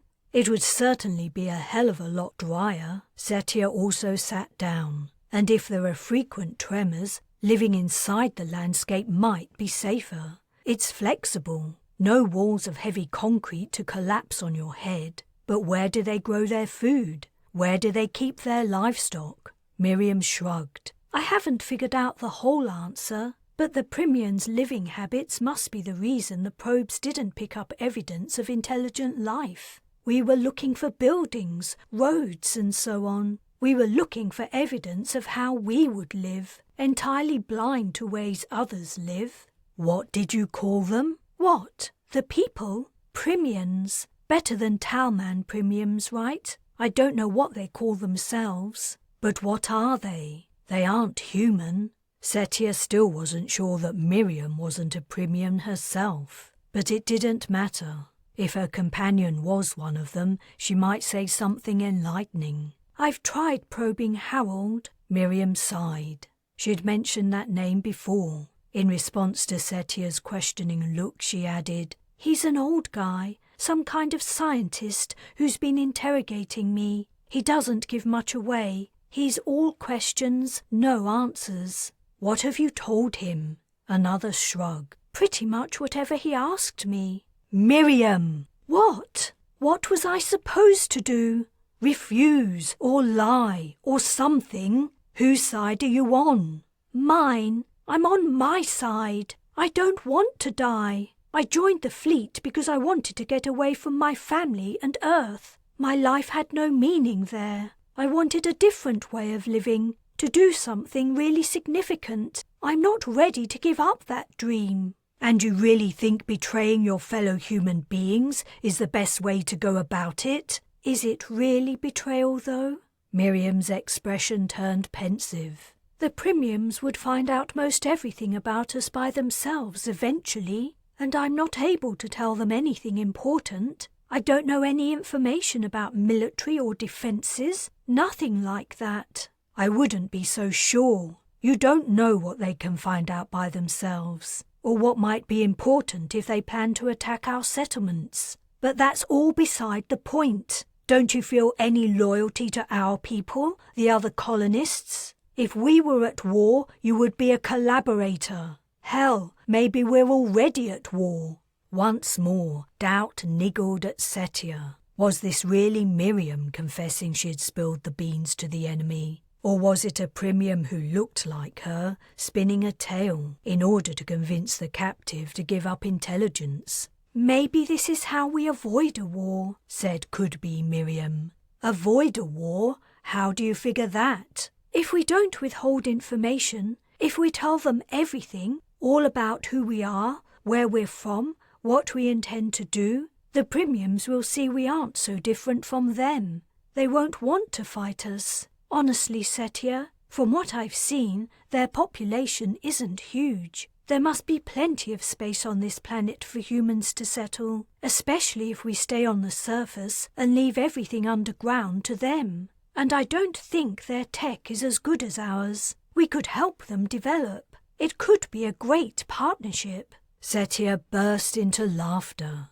"I don't see what's so funny," Miriam commented with uncharacteristic heat. "You think this great partnership is going to begin with you telling the Premiums everything they want to know about us? I've never heard anything so dumb. Partnerships only exist between equals, with each side having power in the relationship. We know next to nothing about the locals here, but thanks to you, they know nearly everything about us. We're already at a huge disadvantage. If, more likely when, they attack a settlement, it'll be a bloodbath. How are you going to live with yourself? You'll certainly have done something really significant." Just looking at Miriam made Setia so disgusted she wanted to vomit. She returned to the window. Now that she knew the Premium setup, she could see the openings in the hillsides that were actually windows.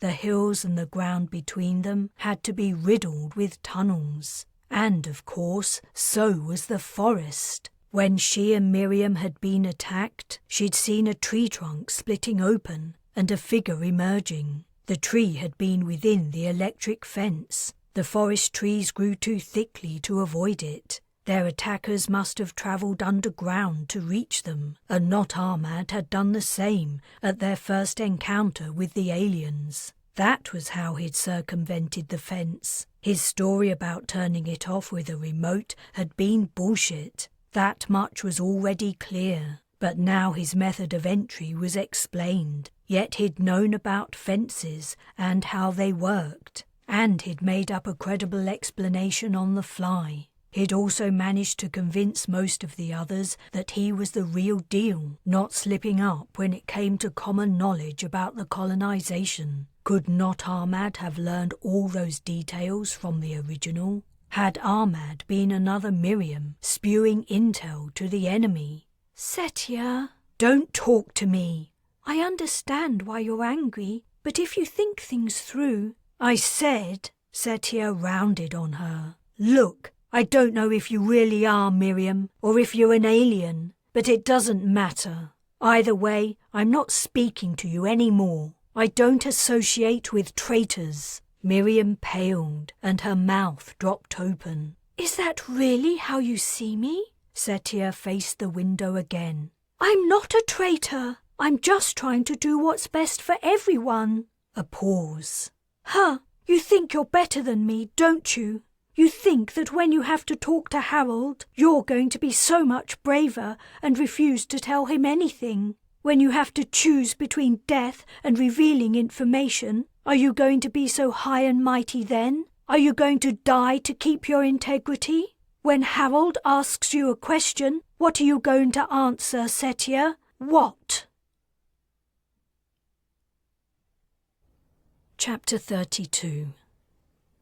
The fact that Harold's laboratory was windowless made more sense now. It had to be deeper within the hill than the room Setia shared with Miriam. She watched the older man adjusting apparatus on a laboratory bench. The 2 guards who had brought her here waited each side of the door. They wore full body armor, made of a thick material, something like leather, and they carried sheathed knives as well as pistols in holsters strapped to belts. Their helmets were of the same black material as their armor, coming down low on their foreheads and covering their cheeks and most of their necks. Defeating both of them would be tricky, and even if she managed it, where would she go? She didn't know how to get out of this place, and had no idea where on Prime she was, or how to get back to the settlement. One of the guards met her gaze, steeliness in his look. She returned her attention to Harold. "There's no need to be concerned," he commented, glancing over his shoulder.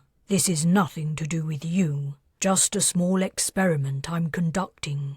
Setia lifted her eyebrows. She hadn't imagined that he might be planning to experiment on her. Was that a possibility? She still hadn't come up with an answer to Miriam's question. What would she say when Harold asked her about the colonization? Her former friend had already paved the path for a full explanation. Anything she said that deviated from the truth could result in her execution. After all, Harold had Miriam, who had decided to be an absolute open book. He didn't need her, and each human they held represented a risk. Even following Miriam's lead might not save her. She might only stay alive if she offered something Miriam could not. Harold approached, holding a small device. He flipped a switch and placed the device on a table. "In case I forget anything," he explained, sitting opposite her. "We will begin with the basics to affirm what I've been told. If I find your answers satisfactory,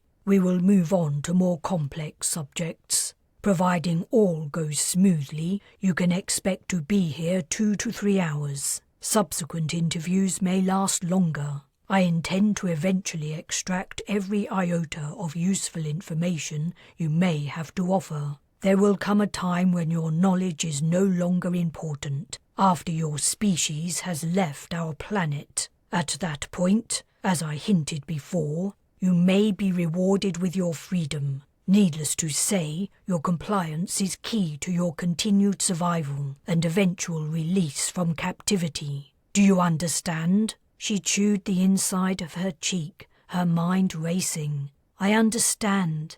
What else was there to say? "Excellent. Let us proceed."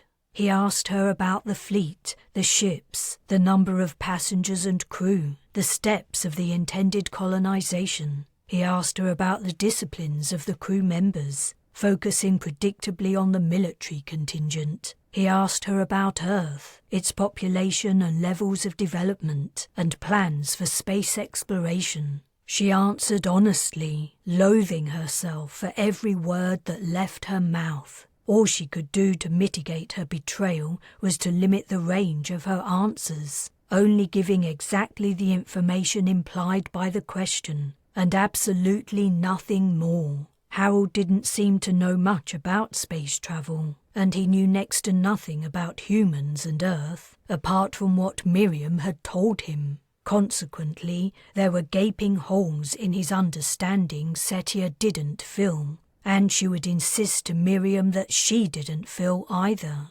He appeared to be entirely ignorant of skeins and skein mapping. She didn't enlighten him. After a couple of grueling hours, he leaned back in his seat and nodded. "You've done well. I expected you to be more defiant than your companion, but you're wiser than your earlier behavior indicated." He paused, lifting a finger to his lips. "I have another question for you."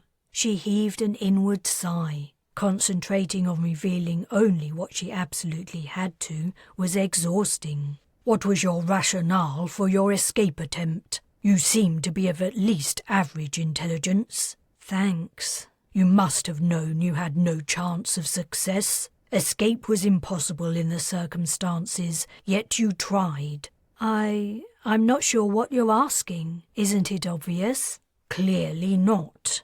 "I could have been killed or tortured, or ended up in a situation like this. I didn't know what was going to happen to me. I had to take back control, even for a short time. Even though, I suppose you're right, even though I knew it was pointless." I think I understand."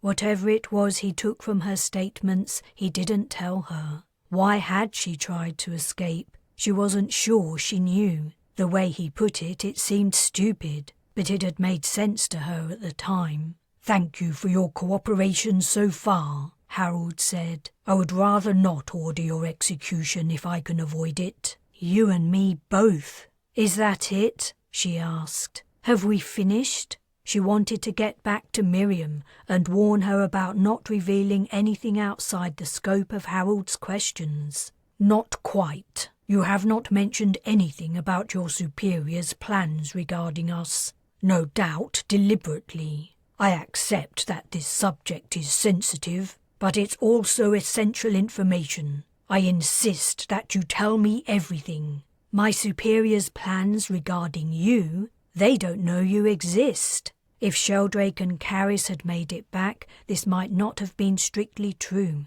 but Harold seemed entirely ignorant on the subject. Miriam couldn't have told him more. He frowned. "That is what your companion said. I warn you, my earlier threat stands. If you refuse to divulge the information we need, you will not live much longer." "Look, Harold, that's what you want us to call you, right? I'm not lying, and neither was Miriam. We had no idea an intelligent species inhabited this planet. We sent probes, but all they showed was wilderness. No buildings, no signs of agriculture. We really didn't have a clue about you guys living here. If we had, we probably would have picked a different planet." "You're lying." "Burnap's balls! Why would I lie, knowing you could kill me? I've been honest with you so far, haven't I? Why would I lie now?" "Because information about your proposed eradication of us is vital to your plan's success. You've fed me unimportant tidbits in order to ensure your survival until you can be rescued. But you must hold back the most important details, or the attack will fail, and you will remain captive." Setia opened her mouth to respond, but closed it again. He was making a lot of sense. "I don't know how to prove it to you that there is no eradication plan. Believe me, I don't want to die. I would answer you truthfully if I could. It's wild to me that you exist. You look so like us, but we can't be the same. I don't understand how two species who are so alike evolved on planets many light years apart. Maybe if I was a scientist I could explain it, but I can't." Blood suffused Harold's features. "I'm disappointed." Setia stiffened, more like angry. What would he do? She couldn't tell him what she didn't know. There was a remote possibility that the fleet was aware of Prime's intelligent inhabitants, but she doubted it. If it did know, she wasn't privy to that information. "I'm sorry, but—" He rose to his feet. "The interview is over. I will see you again tomorrow morning. You and your companion have until then to reconsider your attitude. What you've told me so far may be accurate, but that's irrelevant. The requirement to save your lives is that you must tell me everything I want to know, and you have failed." He motioned the guards to take her away. Chapter 33. Miriam's face fell when Setia conveyed the news upon her return to their room. Despite her resolution to freeze Miriam out, she had felt compelled to let her know her hours were numbered. "But you answered his questions, didn't you?" Miriam asked. "I mean, apart from the last ones." Setia was drawn once more to the dismal view from the window. Purple hills rolled into the distance under a glowering sky. "Of course I did. I didn't have any choice. Not after you paved the way to a full and complete disclosure." "I don't understand." "We can't tell him what we don't know." Setia turned to glare at her roommate. "They aren't playing a game. There are no rules. They can do what they like, and they will." She cast a glance around the room. "Unless we can think of a way out." Miriam drew up her knees and wrapped her arms around them. Rocking back and forth, she murmured, "I don't want to die. I really don't want to die."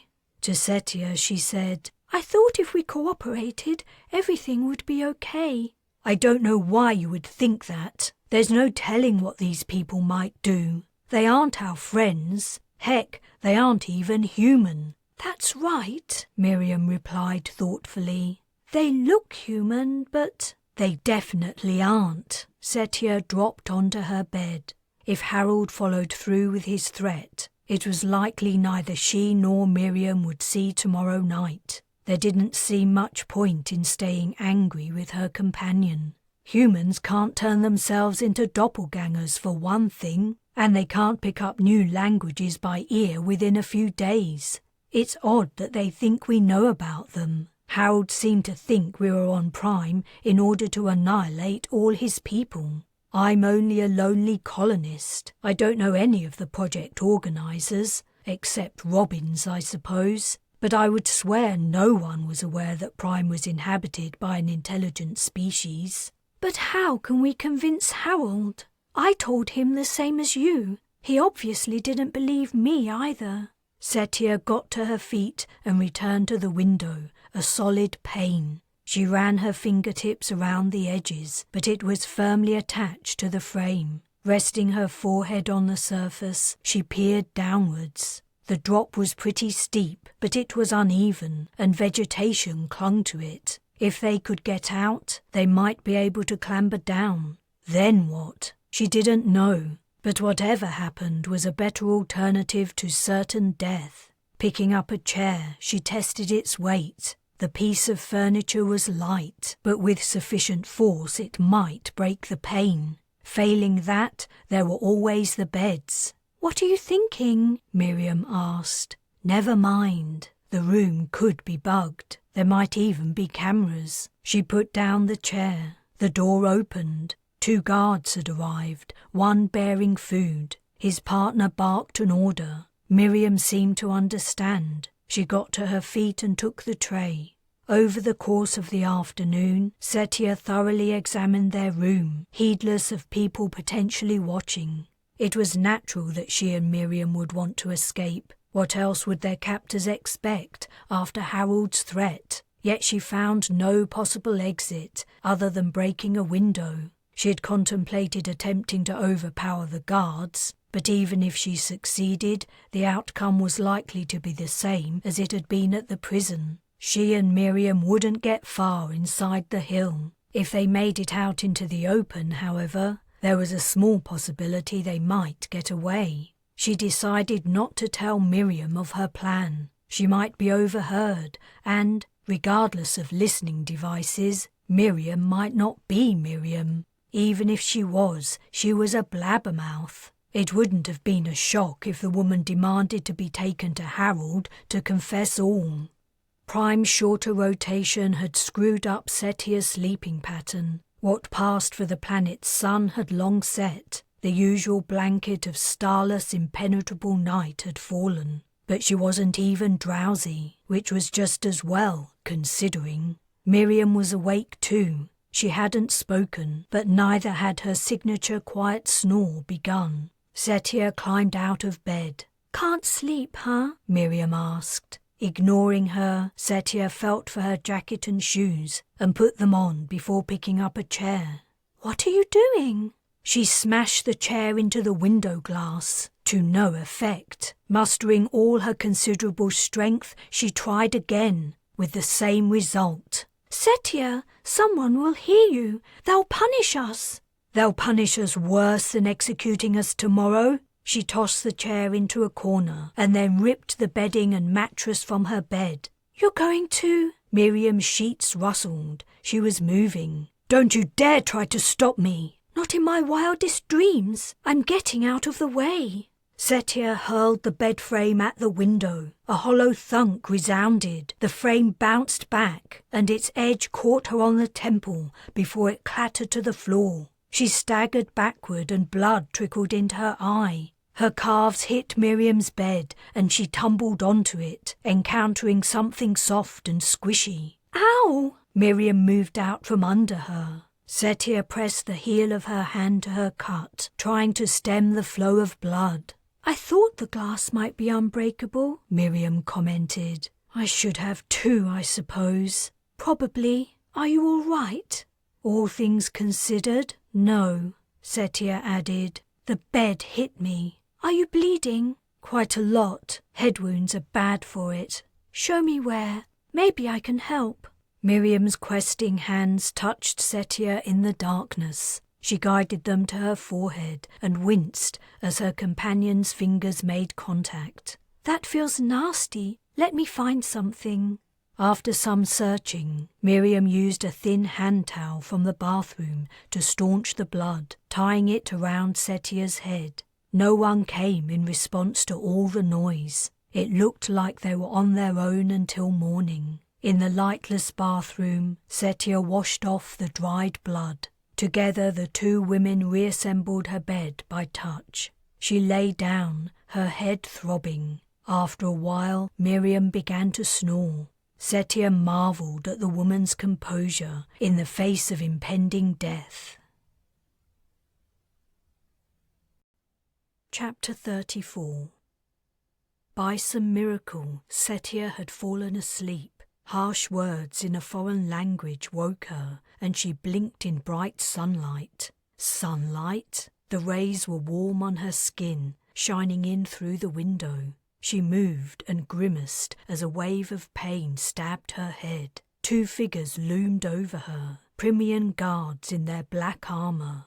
"What did you say?" she asked. "You brought breakfast. How nice. Thanks." One reached down and yanked her upright by her elbow. He jabbed a finger at her shoes. "Oh, I don't have to be executed barefoot. I'm honored." Miriam was already on her way out, flanked by two more guards. "Are you going to pay Harold a visit?" Setia asked. One of her guards cuffed her. Setia stifled a cry as he hit her wound. He jabbed again at her shoes. She eased one shoe on slowly, figuring out her best course of action. There wasn't any point in allowing herself to be taken to Harold. She had no answers to his most important questions, which meant he would carry out his threat. It was likely she'd seen Miriam for the last time. The only reckless, stupid, hopeless course of action that made any sense was to try to get away from these goons and escape this rabbit warren. Better to attempt to take back some semblance of control than go passively to her fate. If she didn't make it, she might still get lucky and be killed quick and clean. A guard barked something and kicked her leg. She picked up the other shoe. "Damn Arief! Damn him for driving me to this godforsaken planet!" She put on the other shoe. Walking between the guards, she exited the room. Miriam was already out of sight somewhere ahead. After a couple of turns, Setia realized they weren't going to Harold's laboratory. During her recent long hours of wakefulness, she'd contemplated feeding him a story. If she made up lies about the fleet's intentions to eradicate the Primians, it would buy her time. She might make up a better escape plan than disable the guards and make a run for it. Or another opportunity might have appeared. Or Harold might have changed his mind about killing her. But they weren't going to his laboratory. Had he predicted she wasn't going to fold? Was she being taken directly to a place of execution? Would she even be given one last chance? Harold seemed hasty. But, she reminded herself, he wasn't human. She couldn't hold him to her own species standards. The Primians were aliens. She had no idea what they might do. Oh well, looks like it's disable the guards and make a run for it. She sidestepped, turned and kicked, sweeping the left-hand guard's legs from under him, causing him to fall flat on his face. Ducking the other as he made a grab for her, she snatched the downed guard's gun. It was surprisingly heavy. Hands fastened on her arms. She drove an elbow backward, but this only elicited a grunt as it impacted leather armor. She was dragged backwards. Meanwhile, the guard on the floor was getting up. She thrust both feet down and pistoned her head into the chin of the guy behind. His cheek protectors dug into her skull, but the blow had the desired effect. She was suddenly free. Sweeping around, she aimed at the men in turn. Blood dribbled from the lips of the one she'd hit on the chin, and he glared at her, hunched over. She switched her aim to the other guy, who crouched, halfway to standing, and the first one snatched his weapon from its holster. She fired. An explosion roared, and the gun kicked back so hard she nearly dropped it. External sound was replaced by a high-pitched whistle. What just happened? The man she had fired at was down and writhing, a red pool spreading from his shoulder. The other? Something heavy and hard barreled into her, flinging her onto her back. A hand tugged at her gun. In an effort to hold on to it, she accidentally pressed the trigger again. A second shot rang out, the bang piercing the whistling sound in her ears. A fist slammed into her jaw, whipping her head around. Sparks flickered in her vision, and darkness encroached. Again the guard tried to wrest the gun from her grasp. She held onto it with a death grip. Perhaps it would be a death grip. The suffocating weight of a large man's body pressed down. Keeping hold of the gun, she got both hands under his chest and heaved. Then she brought up a knee and used that too. She threw him off, and he thumped into the wall. The small distance allowed her to aim at him again. The short struggle had left both panting. His gaze slid to the gun. She jerked it threateningly. "Move, or I'll shoot you like I did your buddy." Her voice sounded muffled and distant. The whistling was beginning to fade. Keeping her gaze fixed on the unhurt guard, she clambered to her feet. He watched her all the while. She had to run. The noise of weapon fire would bring the entire hill's inhabitants here within seconds. But the moment she turned her back on this guy... Sorry. She shot him in the thigh. Then she was gone. Another corridor crossed hers. Which way? Left or right? How to get out of this place? Left. It was vaguely in the direction the window in her room had faced. She needed an exit to the outdoors. Did one even exist? Or were the only ways into and out of this hill subterranean? A right turn. No options here. An open doorway and steps leading downward. But she didn't want to go down. She wanted to go out. A sound was breaking through the whistle. Running footsteps echoed from somewhere behind. She took the stairs, which spiraled downward. She cursed. This had to be one of the main routes to a tunnel. Someone was coming up. She halted and turned. The footsteps behind her were louder. Turning again, she flew down the steps, throwing aside a shocked Primian woman in her path. More footsteps running up. She was trapped. Pressing her back to the wall, she waited, unsure whether to point the gun up the stairs or down. Figures appeared, but ducked out of sight. Beyond her view, the two groups had halted. "Setia Zees!" She held her breath. "Setia Zees, put down your weapon." The voice was male. Not Ahmad. What's the point? You're going to kill me. I might as well take out as many of you as I can. No one wants to kill you. Well, you would say that, wouldn't you? You were being brought to see me, not taken to your execution. I've already seen you, thanks. More of you than I wanted. You'd rather die than see me again? That isn't what I said. Put down your gun. You don't stand a chance, and, believe it or not, I don't want you to die. I don't believe it. Not Ahmad's voice had come from above. If any guards were to approach, it would be from there. She pointed the gun up the stairs. I can't give you the information you want. It doesn't exist. So I'm useless to you and a liability. You've no reason to keep me alive. You've thought this through, I see. But you're missing some vital information. Please, disarm yourself. You've already wounded 2 of my men, though I'd prefer it if you were to remain alive. I'm not prepared to take unnecessary risks. I will count to 10. If your weapon isn't clearly visible on a step, my men will shoot to kill. 1, 2... She clasped the gun tight to her chest. How was she to know he wasn't lying, just trying to make sure she wasn't defenseless? 3, 4... It would be satisfying to see some of them go down before the end. 5, 6... And she would hate it if the final thing to pass through her mind was the realization she'd passively allowed herself to be killed. 7, 8... On the other hand, death was death, no matter how you looked at it. 9. And the chance of life was always preferable, no matter how slim.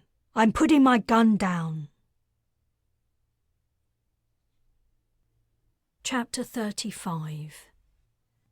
Not Ahmad was seated behind a long table when she saw him again. The guards had grabbed her, secured her wrists behind her back, and taken her away without the opportunity to put a face to the disembodied voice that had persuaded her to give herself up.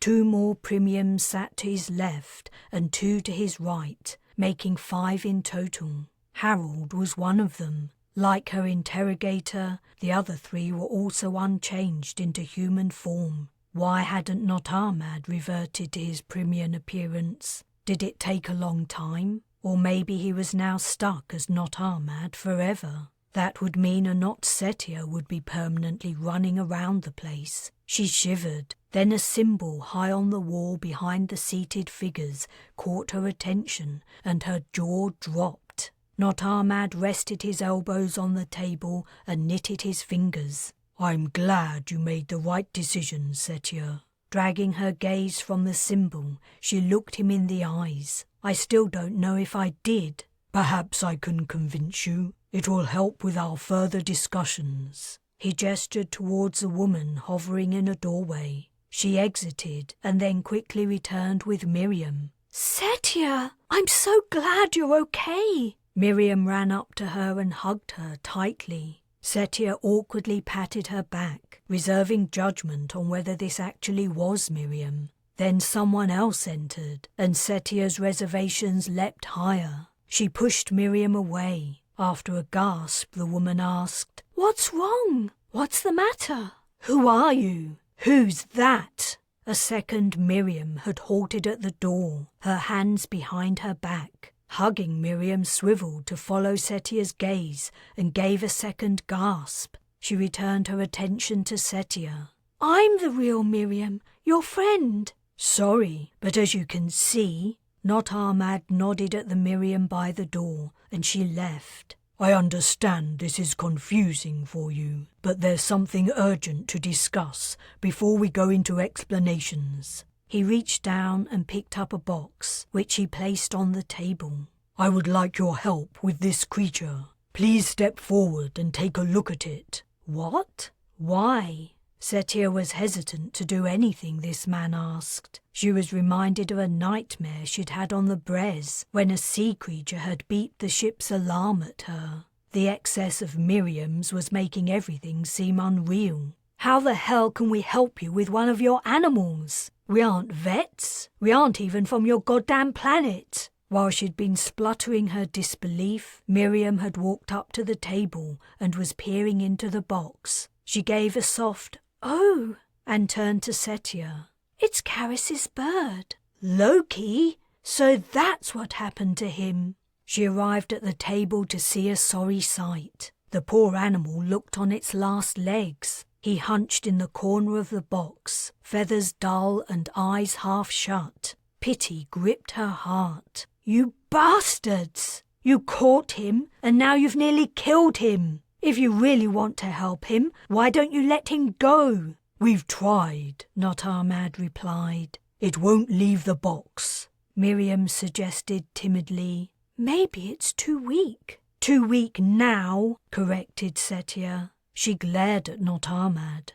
"What have you been feeding him? Have you given him water?" She rolled her eyes. "What am I talking about? Of course he's had plenty of water, living here. What about food?" "That's the problem. It won't eat anything we give it. We've offered it everything we could think of. Seeds, shoots, fungi, seaweed." He shrugged. "Seaweed? Why on Prime would a carnivore eat seaweed? What about meat? Have you given him any meat?" "Meat? It eats meat?" "That's all he eats. Look at his beak, his talons, Burnap's balls. You couldn't figure out he's a predator? Get him some meat before he starves to death."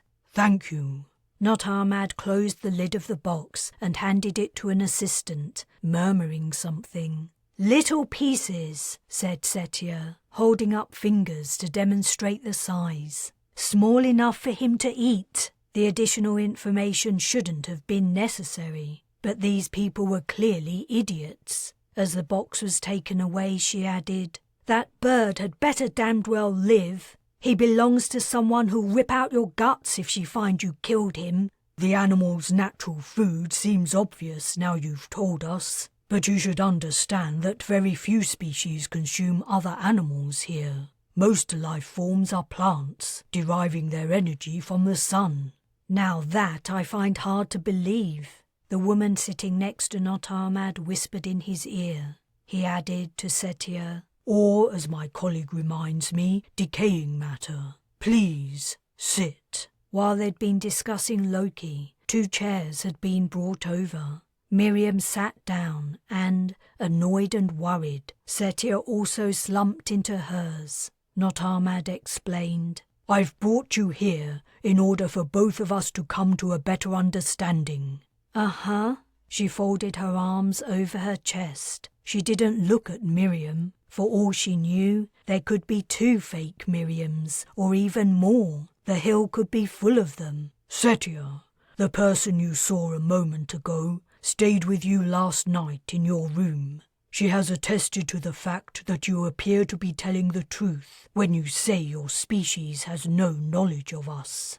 "Right." "And so we will not carry out the threat of execution, for now."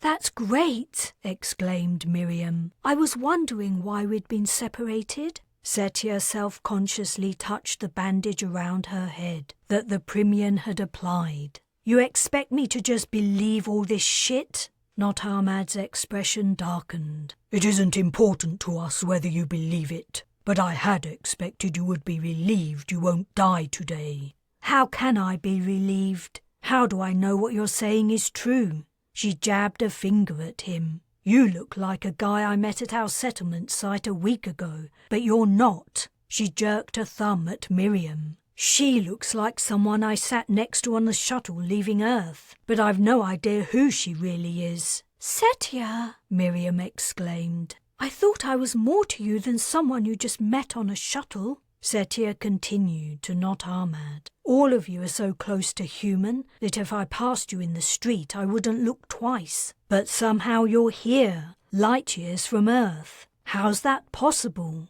He gave her an inscrutable look. "And another thing," she went on. "If you wanted to hear what I said in private, why didn't you bug my room? Why create a whole new Miriam just to spy on me?" Leaning back in his chair, Not Ahmad replied, "I'm not clear on what you mean by bug. It's another word for insect, isn't it?" Why not go and ask the real Ahmad? Where is he? Is he dead? Your species isn't able to copy as we do. It makes sense that you don't understand the limitations, and that it was so easy to trick you at our first meeting. No, we can't copy. You didn't answer my question about Ahmad. He's alive. Is he okay? Is he here too? Your friend isn't the subject of our discussion. As to how it happens that our species are so alike. He turned to the people seated to his left and right and began to converse with them in their own language. A timid hand touched Setia's arm.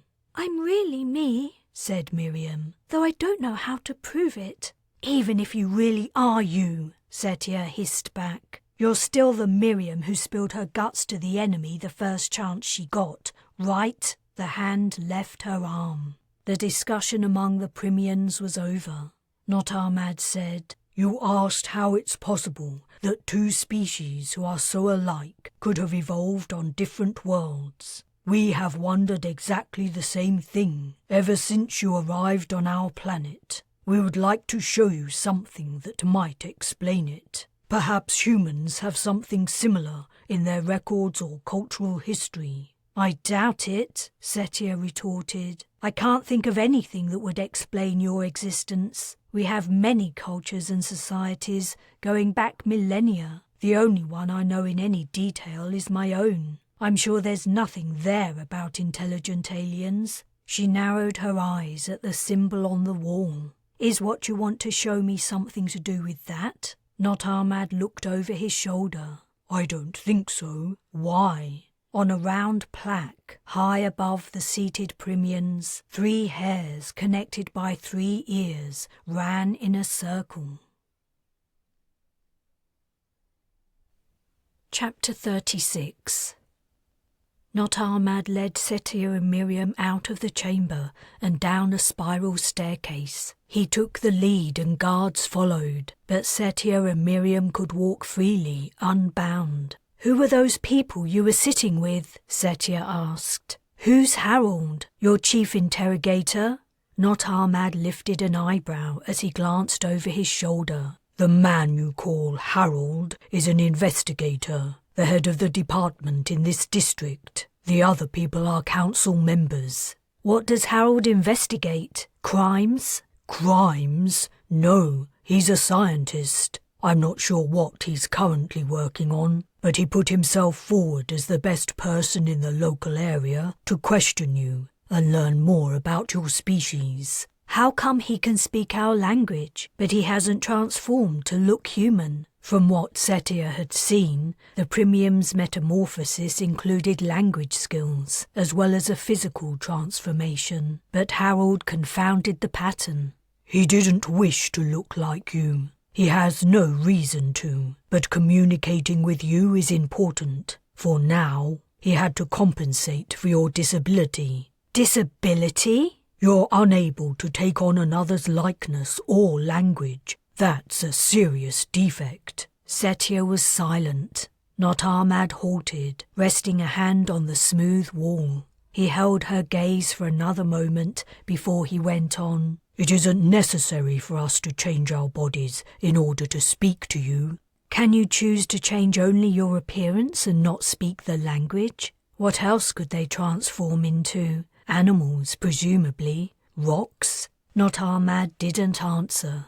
He continued down the stairs until he reached a landing, where he pulled open a door. Opposite stood a familiar sight. You have lifts? The 3 sets of double steel doors wouldn't have looked out of place in any office building or hotel lobby on Earth. Setia was reminded of the very beginning of her long journey to this strange place, when she had stepped into the lift that would take her to the Brez's passenger processing centre, mistakenly relieved that she'd escaped Arief. Throwing her a frown, Not Ahmad replied, We must descend to the lowest levels of this section, and then descend farther. The place I want to show you is one of only a handful of similar sites on our planet, discovered in recent times. It's perhaps not a coincidence that our major population centers developed above them. Scientists like Harold haven't reached a consensus about that. But personally, I believe there's something in the speculation. They stepped into a lift and descended several floors. The strange Primian numbers displayed above the closed doors. The parallels with human societies grew stronger the longer Setia spent with the aliens. At the lowest level, they entered an area of rough-hewn stone. The floor was finished, but the walls had only been cut from the original rock. This excavation took place 14 years ago, Not Ahmad explained. Archaeologists are still working on it. They uncovered a new section last year, and that's what I want to show you. It's some distance from here. A young Primian woman awaited them. Her gaze fixed on the humans, she and Not Ahmad had a short conversation. Then she led them into the excavation. Beyond the entrance, the tunnel walls were smooth, and the floor sloped sharply downward. In some places there were stairs and handrails. "It feels warmer here," Miriam commented. "Our planet is generally warmer below the surface," Not Ahmad replied. "We create much of our energy by heating water below ground. The rest comes from fast-flowing rivers, ocean currents and waterfalls." "Figures," Setia muttered. Though his reply appeared innocuous, its openness worried her. Knowledge of Primian energy sources could be useful to invaders in the event of a military conflict. Not Ahmad didn't seem to think she or Miriam would ever be returning to their friends. "This place is a labyrinth," Miriam remarked. "It would be so easy to get lost." It was true. Many side tunnels snaked out from their route as they'd been walking along. Setia had become disoriented. "Are you going to tell us where you're taking us?" "I told you already. An archaeological excavation, perhaps an explanation, but you must interpret what you see yourself. I shouldn't influence you, but if I'm correct, it may be there's a way your species will agree to leave my planet, and there will be no need for bloodshed." "I hope you're correct," Miriam said brightly. "Right, Setia?" She ignored her. "No matter what you've found," she said to Not Ahmad, "I seriously doubt our people will halt the colonization. They've come a long way at great effort and expense. They won't leave easily, even when they discover the planet is inhabited by an intelligent species." She spoke heavily, her words tolling in her ears like a death knell. Humanity's history of colonization was bloody and brutal. Her own country had been aggressively invaded more than once in its long history, and in recent times crusaders had followed the same pattern. Humans had learned little from their past, and though a new age appeared to be dawning, the tendency to violence was a basic human instinct. Plus, the rich, spoiled colonizers were unlikely to give up their dream without a fight. And while the wars were being fought, she and Miriam would be trapped here, on the wrong side. "Whether easily or not," said Not Ahmad, "your people will leave." The archaeologist had led them to a tunnel that descended vertically. A steel ladder was mounted into the wall. The scientist went first, followed by Miriam, then Setia, then the guards. At the bottom, more tunnels spread out at a variety of angles. They walked upward, stooping as the roof closed in.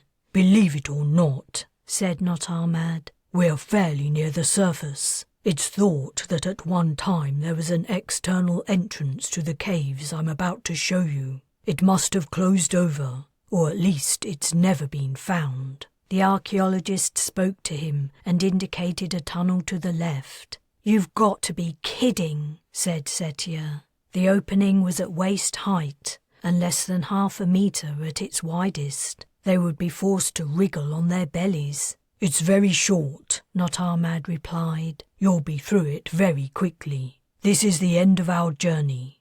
The archaeologist climbed into the hall and disappeared. Not Ahmad beckoned his captives. "You first, Setia," said Miriam nervously. Rolling her eyes, Setia followed the scientist. She was forced to shuffle forward on her elbows and knees. Soon she heard Miriam puffing behind her. The cavern at the other end was 5 or 6 meters wide and lit by standing lamps, their light reflecting from the walls. The walls! At first, the markings had appeared to be discoloration of the rocks, but soon Setia began to see patterns and forms, pictures. Wherever she looked, all around and above were pictures. All surfaces except the floor were covered in paintings in dun natural colours like ochre and tan. Animals, people, hands, primitive weapons and tools. Her mouth hung open. She'd heard of cave paintings, but she'd never seen any in real life. She hadn't known they were so spectacular. A tingle ran down her spine. Ancient people must have created the artworks by torchlight. Not ancient people. Primians. How? She turned in a circle, taking in the sight. Not Ahmad and the guards had arrived. How what? Not Ahmad asked. These paintings are very old. They were made by our ancestors using pigments derived from plants and rocks. I know. We have similar paintings on Earth. You have? I thought that might be the case. Setia shook her head. This doesn't make any sense. We only invented interstellar space travel a few decades ago. I know our two species are alike, but these paintings make us seem so similar. It's as if humans came here somehow long ago. But that isn't possible. We aren't so alike, said Not Ahmad. Humans cannot copy as we do. That's a big difference. It is. She heaved a sigh. I can't explain it. I'm not a scientist. I can't help you. This isn't all I have to show you. Look at this. Not Ahmad stepped to a section of the wall, picking up one of the standing lamps on the way. Tell me what you see. He held up the light, bringing the painted images into sharp relief. We've established that these paintings are the oldest in this cave, and the oldest yet discovered on our planet. Frowning as she scanned the faint markings, she began to piece together scenes. Everyone present crowded behind her. At the top of the wall was a depiction of people fighting. Arrows and spears flew through the air. Fighters hacked at each other with axes. Several figures lay prone, some with amputated limbs. One group definitely seemed to be the losing side. Below the top picture was another scene. A third group of people had appeared, taller stick figures than the rest. They were herding the defeated into a house. Some had raised hands against the victors, who were turning to flee the scene of battle. Setia crouched to peer at the next scene. The losers were exiting the house. Their attackers were gone, and so were their saviours. The third group must have chased the aggressors away. The final scene was at the bottom of the wall. Setia knelt down for a closer look. The picture mimicked others in the cave. People stood in water, spears in their hands, hunting aquatic creatures presumably. She straightened up. What do you make of it? Not Ahmad asked.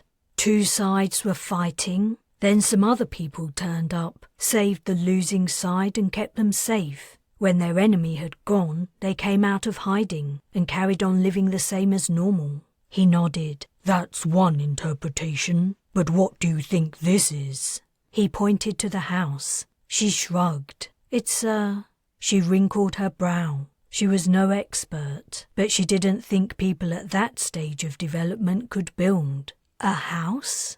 Is it? She squinted at the image. The thing was roughly oblong. It had walls, a curved roof, and a couple of windows. What else could it be? Then she noticed that the people near it stood on a lower level, while the house itself appeared to hang in mid-air. Oh, Burnap's balls! The archaeologist jabbered something at Not Ahmad, her hand on her ear. News seemed to have arrived from the surface. She shot Setia a dark look. Not Ahmad's lips drew to a thin line. It's begun. This has been a waste of time. You lied. You will be returned for further interrogation. Huh? What's begun?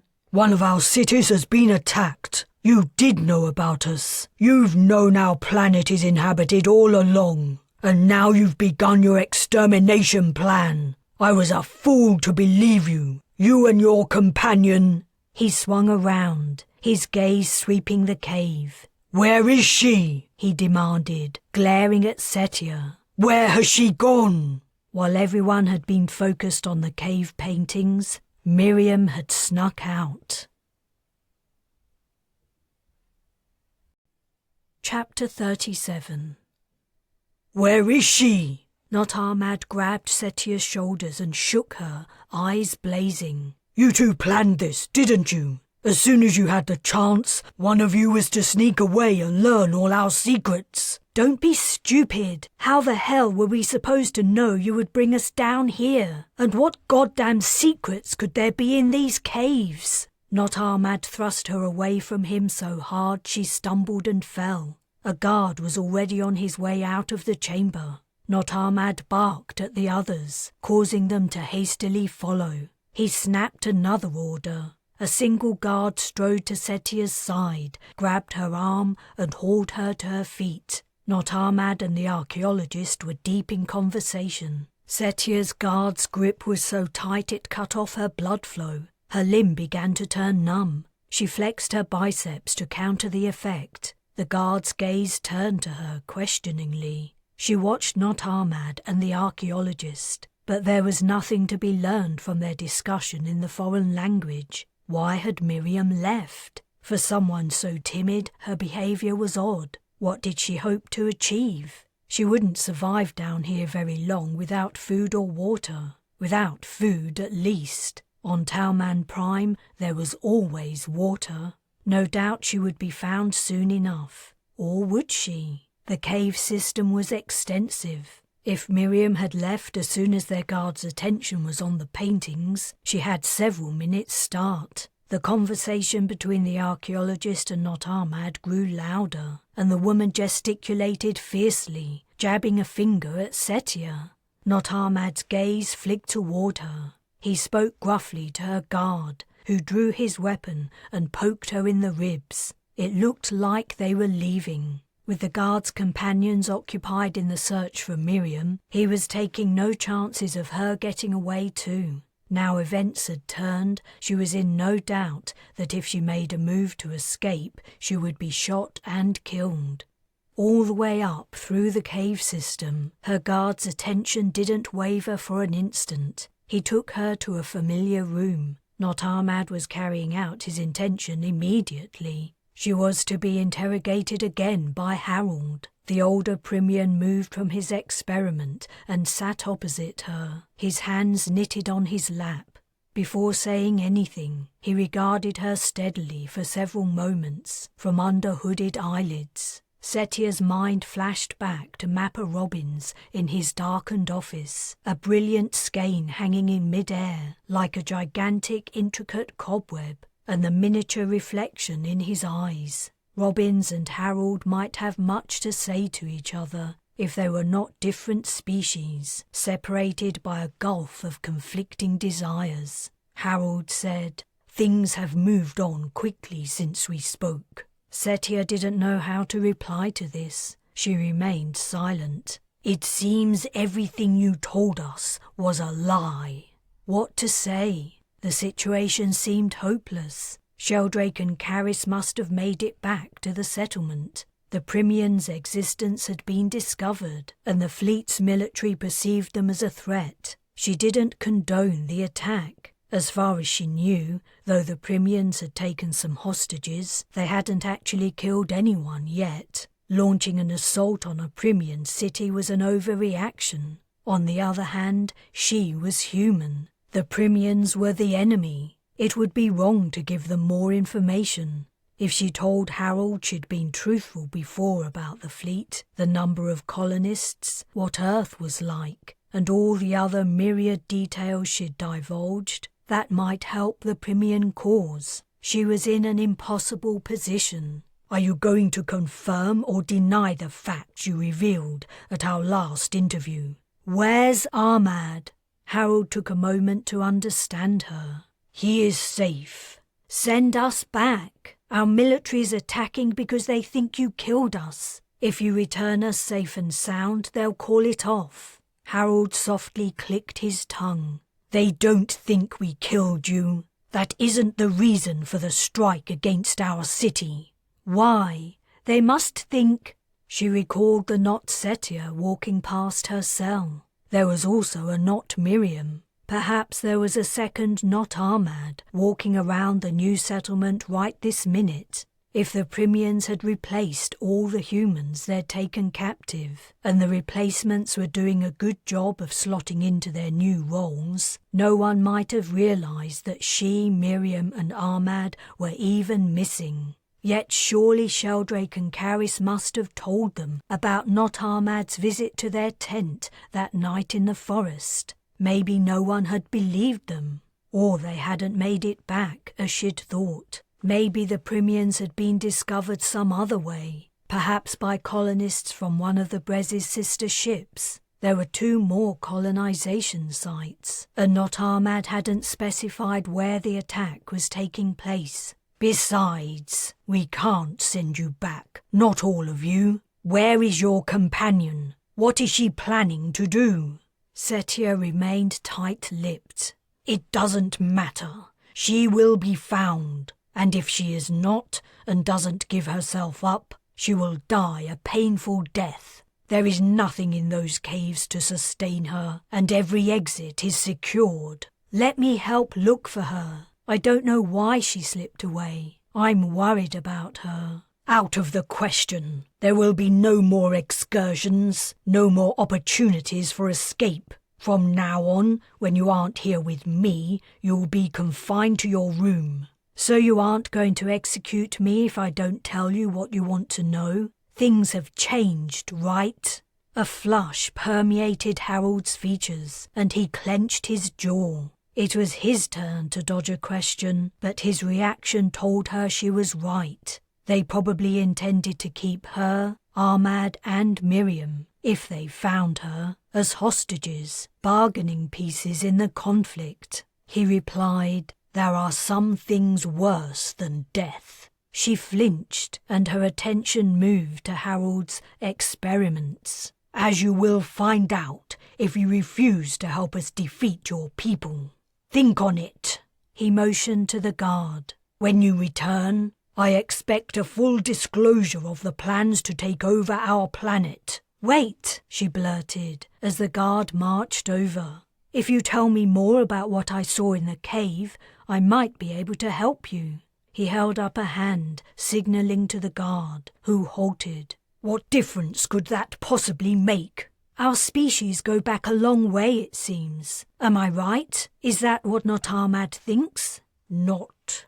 Oh, I see. That's what the cave painting shows, if I interpreted it correctly." Harold dismissed the guard with a flick of his fingers and settled back into his seat. "Tell me what you think you saw." She swallowed. "I think you evolved on Earth too, but we were about to wipe you out." Though all her education had come from her own efforts over the years, even she knew there had once been a few kinds of intelligent ape-like species who walked upright, used tools, had culture, and so on. Humans were the only ones who had survived to the present day, probably due to killing off their competitors. Only aliens arrived and saved you. They took you into their spaceships and brought you to Prime a very long time ago. So long ago no one remembers, but the cave painting tells the tale. A pause. "Go on." "That's all I've got. Or maybe not quite." In her mind's eye, 3 hairs sharing 3 ears ran in a circle. "Your interpretation is similar to not Ahmad's, as you call him, and a significant number of us agree with him, me included. We didn't understand fully what must have happened until you came here in your ships, came here to finish off the work you started." No, I keep telling you, we had no idea Prime was inhabited. We didn't know you existed. We aren't here to commit genocide. We only wanted to settle here." "Why? Is your world no longer habitable?" "No, it is. If anything, conditions on Earth were the best there'd ever been. We did it out of a spirit of adventure. The colonists want to explore new places, live somewhere different. Harold frowned. Don't you have people like that? People who want to push boundaries and set off into the unknown? That hadn't been her reason for leaving Earth, and she wasn't sure it was the majority feeling among the fleet's civilians. It was more like they were so wealthy, nothing excited their interest anymore. An interstellar voyage and a new world were just novelties to relieve their general boredom. Harold seemed confused. Maybe the urge to discover new places didn't exist among Primians. She was confused too, and worried about Miriam. Guilt over the woman's disappearance nagged at her. She'd been very cold toward her, and though it was justified, Miriam was sensitive. Their falling out could have been at least part of her motivation for slipping away. What you're saying makes no sense, which means it isn't true. He beckoned the guard again. I want you to consider your way forward. If you refuse to tell me what I want to know, I will be forced to use other methods to extract the information. Chapter 38. Twilight was falling along with a gentle misty rain. Setia rested her forehead on the window pane, staring out into the darkening landscape. The shadows on the opposite hills betrayed no sign of lights within the dwellings. There had to be some property of the glass that kept light in while allowing people to look out. The Premium's technology was an odd mixture. They had comm, even deep within the caves, yet they didn't seem to have invented bugging tech. Maybe they'd had no need of it. They also had weapons, but they fired projectiles rather than pulses. Generating electricity wasn't a problem. Prime had plentiful resources for it, yet they hadn't made the leap to use the power offensively. They had lifts and presumably travelled underground through tunnels, yet they hadn't invented aircraft. She narrowed her eyes at the rain. Maybe it wasn't so surprising they hadn't mastered flight. Hardly anything seemed to fly on this planet, and without aircraft, they wouldn't have been able to take the next step, spaceflight. What did Primians make of stars? Did they know they were suns like their own, many of them orbited by planets? The arrival of the fleet must have been a huge surprise. Then aliens very similar to themselves had descended to their planet. Intelligent minds like Not Ahmad and Harold's had drawn the credible conclusion that Primians were under threat. She couldn't blame them for their line of thinking. Humans on Earth probably would have reacted the same, assuming the worst about the new arrivals. The cave painting had only added weight to their guesswork. What was the story behind the attack on a Primian city? There had to be more to it than an unprovoked assault, but naturally, Not Ahmad and his buddies only saw their side of things. What was happening on the Brez and her sister ships? The fleet captains knew now that Prime was inhabited by an intelligent species. Surely there had to be more to their understanding. Someone as experienced as Bujold wouldn't order a military strike without a good reason. Setia closed her eyes tightly. She couldn't tell Harold what he wanted to know. The situation had turned and made her look like a liar. Now he wouldn't believe anything that came out of her mouth. What tortures did he have in store? What a shame that, when Arief had imbued her with strength and fighting abilities, he hadn't also made her impervious to pain. Alongside her fear of what lay ahead was the heavy foreboding that Prime was on the verge of war. How much death and destruction would take place? Humans had technological superiority, but Primians had far greater numbers and would be fighting on their home turf. The underground had to be riddled with their tunnels. Guerrilla warfare could go on forever, fulfilling the prophecy Not Ahmad had interpreted from the cave painting, that humans killed Primians, and they'd arrived to finish the job they'd started. A vibration ran through the floor, snapping her eyes open. Another tremor. Even here, in a presumably stable area, tectonic activity plagued the place. She held on to the windowsill. There was nothing in the room to fall on her. The vibrations built. The earthquake was a strong one, and she was glad. She looked over her shoulder. Would the tremor break the door from its surroundings? Or maybe it would take out the power supply and deactivate the lock. But no, the latter was unlikely. Unless the Primians were very dumb, a power cut should make the door remain shut, not open it. The vibrations faded. Less than a minute after it started, the quake was over, and she remained trapped. A sinking feeling in her gut, she returned her attention to the exterior. Dusk now hung over the hills. The rain had stopped, and stars shone from between the threads of dissipating clouds. The tremor didn't seem to have affected anything, but it was hard to tell. Shadows cloaked most of the ground in the dim light. There was movement. Something was moving in the darkness. Some things. Her breath seized in her throat. What was she seeing?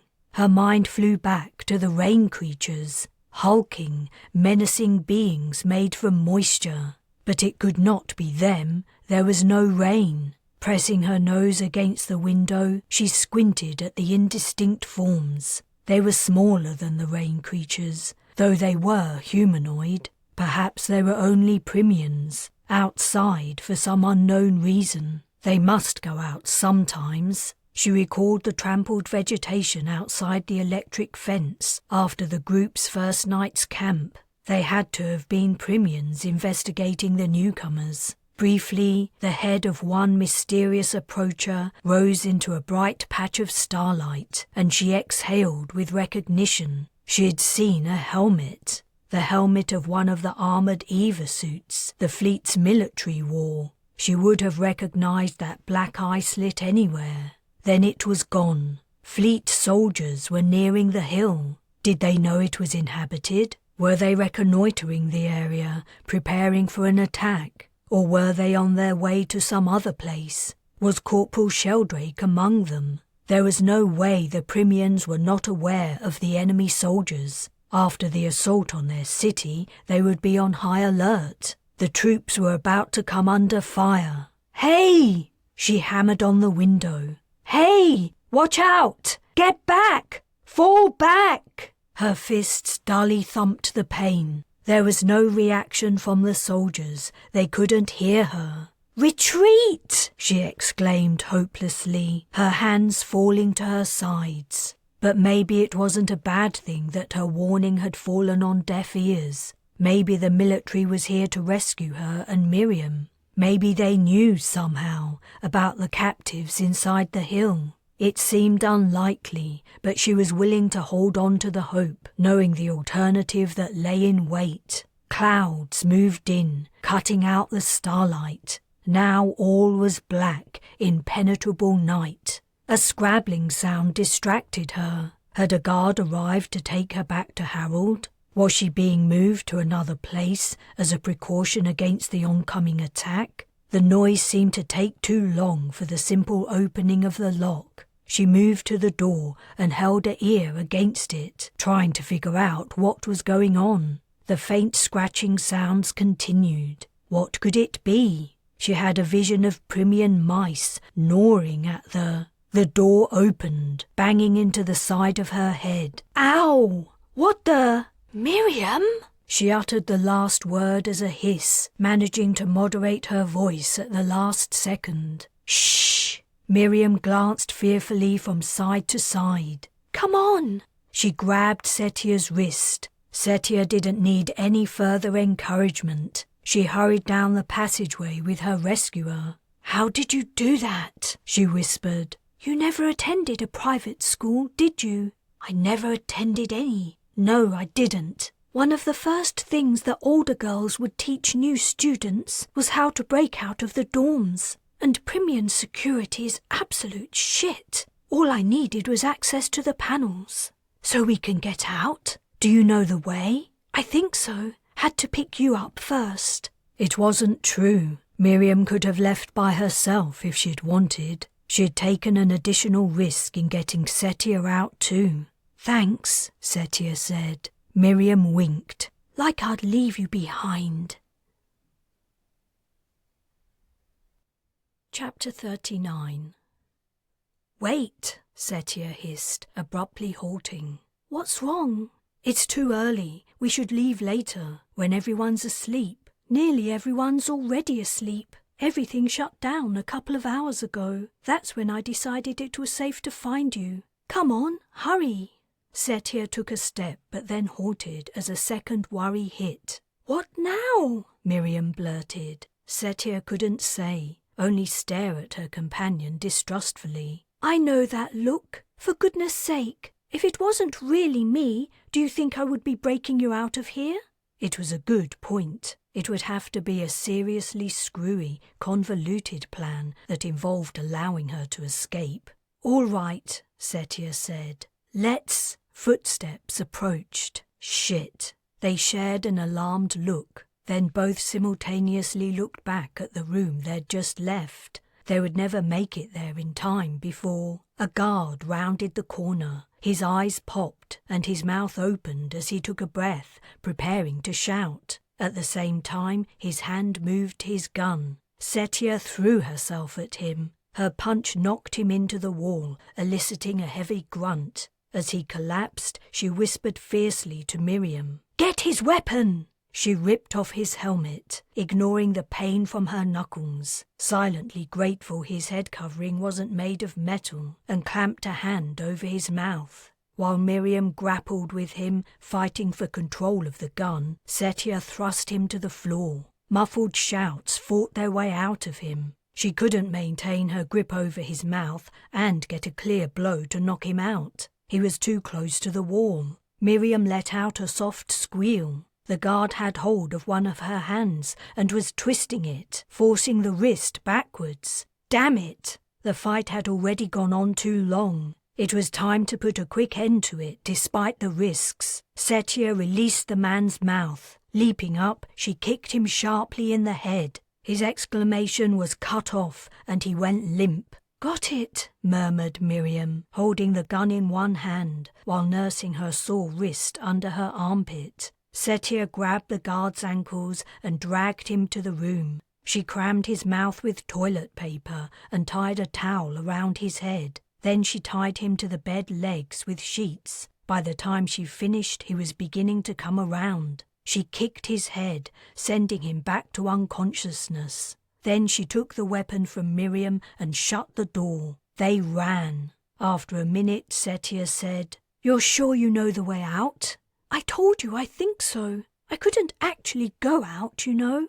The Primian habitation was laid out in a regular fashion. Setia could remember the route from her room to Harold's lab and to the council chamber. But Miriam took her a new way. She must have been creeping around the place for a while to have figured out the layout. It probably helped that she was petite and dark, and at first glance might have passed for a local. She was also dressed like a Primian, as Setia was. Yet they couldn't risk being spotted now. The guard's absence would be noted soon, even if he didn't manage to make it out of their room and raise the alert. Miriam pressed a hand to Setia's shoulder, signaling her to stop. She gently pushed a door open just a crack and listened. After a moment, she pushed the door again. It gave a faint squeak as it fully opened. Beyond it was a metal stairwell. "This leads to an exit. Most of the exits are underground, but I'm pretty sure this one goes outside. See?" She nodded at the stair treads. Faint traces of mud besmirched the steel grips. "Have you been down there?" "I couldn't risk it." "So you don't know if the exit's guarded?" Miriam shook her head. Setia hadn't told her yet about the fleet's military combing the area. If the Primians knew, and they almost certainly did, the exit was guarded. They stepped onto the landing and closed the door. The stairwell was silent. Miriam approached the stairs, but Setia held her back. She inspected the gun. The grip, barrel and trigger were familiar, but it also had to contain Primian projectiles somewhere inside. Where exactly didn't matter. What did matter was the fact there was a finite supply. Pulse weapons usually held a hefty charge when full, but this gun might only be able to fire a few times. She would have to make every shot count. Peeking over the banister rail, she tried to see what lay below. The stairs turned 5 or 6 times before reaching the bottom. At this angle, all she could see was a featureless floor. Pointing behind her to indicate Miriam should follow, she began to descend on tiptoes, keeping to the wall side of the stairs. As she crept downwards, she strained her ears for any kind of noise. There it was. She froze. Miriam had heard it too, and also stopped. Murmuring echoed up from below, male voices in quiet conversation. There was no doubt what it meant. Escaping wasn't going to be easy. Still, if she could get clear shots at the guards, and if the door was unlocked, she bit her lip. Firing her weapon just once would bring every Primian in the place running. A squeak came from above. Miriam gasped. A set of heavy footsteps descended. Shit, shit, shit! Setia ran lightly down the stairs. Miriam followed at the same pace. They turned a curve in the stairwell and then another. As they rounded the third, Setia caught sight of the top of the exit door and 2 guards' helmets flanking it. She drew to a sudden halt, but Miriam didn't stop in time. She barreled into Setia's back. Bracing herself against the wall and steps at the last minute, Setia managed to stay upright. But Miriam overbalanced and tumbled down, rolling from step to step. A shout echoed out. The heavy footsteps sped up. There was no time to prepare, no time for anything. Setia stuck her head into the stairwell, aimed downwards, and fired. The weapon bucked in her hand. She aimed and fired again. She had been instantly deafened. The explosions had reduced all sound to a piercing whistle. The guards standing each side of the door had fallen, but she had no idea if she'd killed or only wounded them. Miriam sprawled on the bottom step, groaning. Setia flew down the remaining stairs. Miriam didn't seem to have broken anything. She only seemed dazed. One of the guards was dead, blood pouring from his neck. The other was still moving. Setia shot him, leapt over Miriam, and tried the door. Locked. Another explosion punctured her hearing. Who was shooting? Miriam had turned onto all fours and was crawling over. "Watch out!" Setia yelled, though her voice came through like a muffled whisper. She peeked upwards. A gun barrel was angled over the railing. She fired at it, but missed. She fired and missed again, but the barrel withdrew. That made 5 shots. How many did she have left? Miriam had got to her feet and was staring in horror at the dead guards, her hand over her mouth. "Open the door!" Setia jabbed a finger at the locked exit. She fired another shot upwards. 6. A shout rang out from the Primian with a gun. What he'd said she had no idea. An order, a demand, a threat? Perhaps he'd been calling up to new arrivals, warning them. For all she knew, the stairs could be filled with them. She'd barely heard the shout. Miriam tugged at her arm, pointed at the door, and shook her head. Setia gave it a quick look. There didn't seem to be a security panel for Miriam to access. "Must be a mechanical lock," she said, raising her voice to hear herself speak. "Search the guards for a key." Miriam cupped a hand to her ear. Setia fired off another shot upstairs. 7. Then she mimed what she meant. Dismay and revulsion filled Miriam's features. "Just do it!" Setia could swear she could hear the thud of many booted feet approaching, but maybe it was only the pounding of her heart. Another shot. 8. There had been no sign of their attacker for what felt like a while, but it was probably less than a minute. He had to be confident they were trapped and that reinforcements would arrive soon. He saw no reason to risk his life when they couldn't possibly escape, which meant... Miriam's hands were bloody from searching the dead men when Setia motioned her to stop. They don't have the key. Miriam's lips formed the words. Then what do we do? Setia pushed her aside. There was no handle on the door. She hoped it opened outwards. There was the keyhole. She fired next to it. The material burst apart, leaving a gaping hole. But when she kicked the door, it didn't yield. She fired again, creating another gaping crater. She kicked once more, feeling a slight give. Thrusting the gun into Miriam's hands, she yelled at her to shoot up the stairwell. Mustering all her abnormal strength, Setia drove her heel into the door at the sight of the damage. The material splintered and shook, but still the door didn't open. The explosion of a gunshot rent the air. Miriam had fired. Screaming her frustration and effort, Setia kicked again and again. At the fourth or fifth try, the material parted from the lock and the door burst open. She grabbed Miriam, but the woman resisted her pull. She looked at her in confusion. Miriam had dropped the gun and was staring at her bloody hands. Her mouth hung open. "Come on!" But Miriam only touched her thigh and then stared at her hand again. She wasn't looking at the blood from the dead guards. She was looking at her own blood. The explosion Setia had heard hadn't been Miriam firing. She'd been shot. The feet of guards appeared on the stairs. Setia thrust a shoulder into Miriam's middle, heaved her up, and ran out into the night. Chapter 40. The Primians hadn't followed. Setia couldn't believe it. She'd heard them take shots, but, thank Burnap, they'd missed. Why had no one come out? As she ran, she risked a backwards glance and caught a glimpse of Primians clustered in the doorway, silhouetted against the light. Another glance a couple of seconds later revealed the door was shut.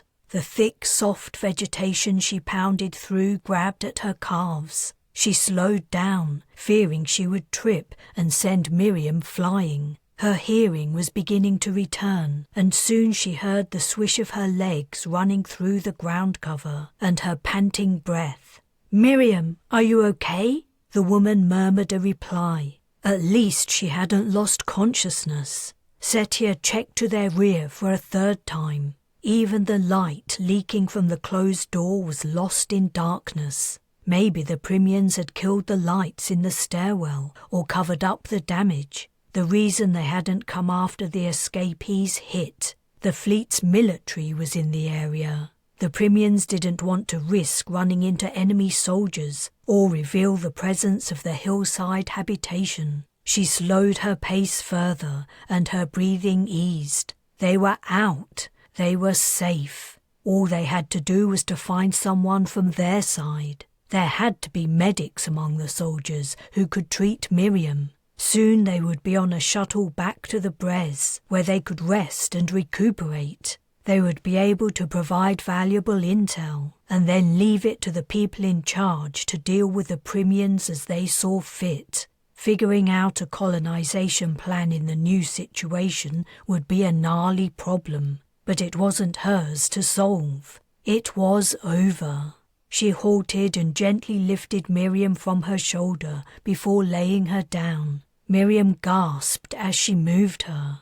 "How's your leg?" Setia felt for the wound. She could barely see Miriam in the shrouded night. "I think not too bad. Ow!" "Sorry." Setia had located the hole where the projectile had hit. It was slick with warm blood. She took off her belt and slipped it under Miriam's thigh. "This is gonna hurt, but I want to try to slow the bleeding." "All right. Do I? Ah!" Setia had snapped the belt tight quickly, not too tight. She didn't want to cut off the circulation to the rest of Miriam's leg. The wounds from the Primians' weapons were odd. There was little to no burning, but a hell of a lot of blood loss. She waited for Miriam's gasps to ease. "Is it okay if I carry you again? Our soldiers are in the area. I want to find one." "They are?" Miriam's breathing labored. "Leave me here while you look." "I can't. I wouldn't be able to locate you." especially not if you pass out. I can try to walk a little. Setia helped her up. Miriam leaned heavily on her shoulder and hopped on her good leg. Their progress was slow, but they were moving. Setia scanned around. No telltale glints from armor shone in the darkness, but the suit's skins were probably camouflaged. Should she risk calling out? I tried shooting up the stairs like you told me, Miriam gasped. but I couldn't get the gun to work. You pressed the trigger hard? As hard as I could. Nothing happened. Setia recalled firing at the door twice. That brought the total of shots she'd taken to 10. She'd given Miriam an empty gun. That's why she'd been hit. She hadn't been able to defend herself. I'm sorry, that wasn't your fault. Can we stop? I feel dizzy. They'd reached a cleft between two hills. The ground was rising, and Miriam was struggling with the incline. I could carry you, Setia offered. I'd rather you didn't. It hurts more, and it makes me feel like a sack of potatoes. It was probably just as well. Setia had a feeling blood loss was causing Miriam to feel faint. She needed to elevate her leg. Just a little way. Setia had spotted what looked like a hollow, somewhere to rest until daybreak. Then we can stop for a long time. Miriam muttered her agreement, and Setia picked her up. This time she didn't put the woman over her shoulder, but carried her in both arms. This is so silly, Miriam complained. Setia carried her up to the hollow and then put her down gently, angling her wounded leg upwards. Miriam lay down with a sigh. As soon as it's light, said Setia, I'll go for help. She didn't want to abandon Miriam, even if it meant the fleet soldiers might have left the area. What a pickle, Miriam murmured. And I thought I was doing you a favour getting you out of that place. It might have been better if we'd both stayed inside. No way. Setia didn't divulge what Harold had threatened. The topic was too dark for their current circumstances. You did the right thing. I didn't think.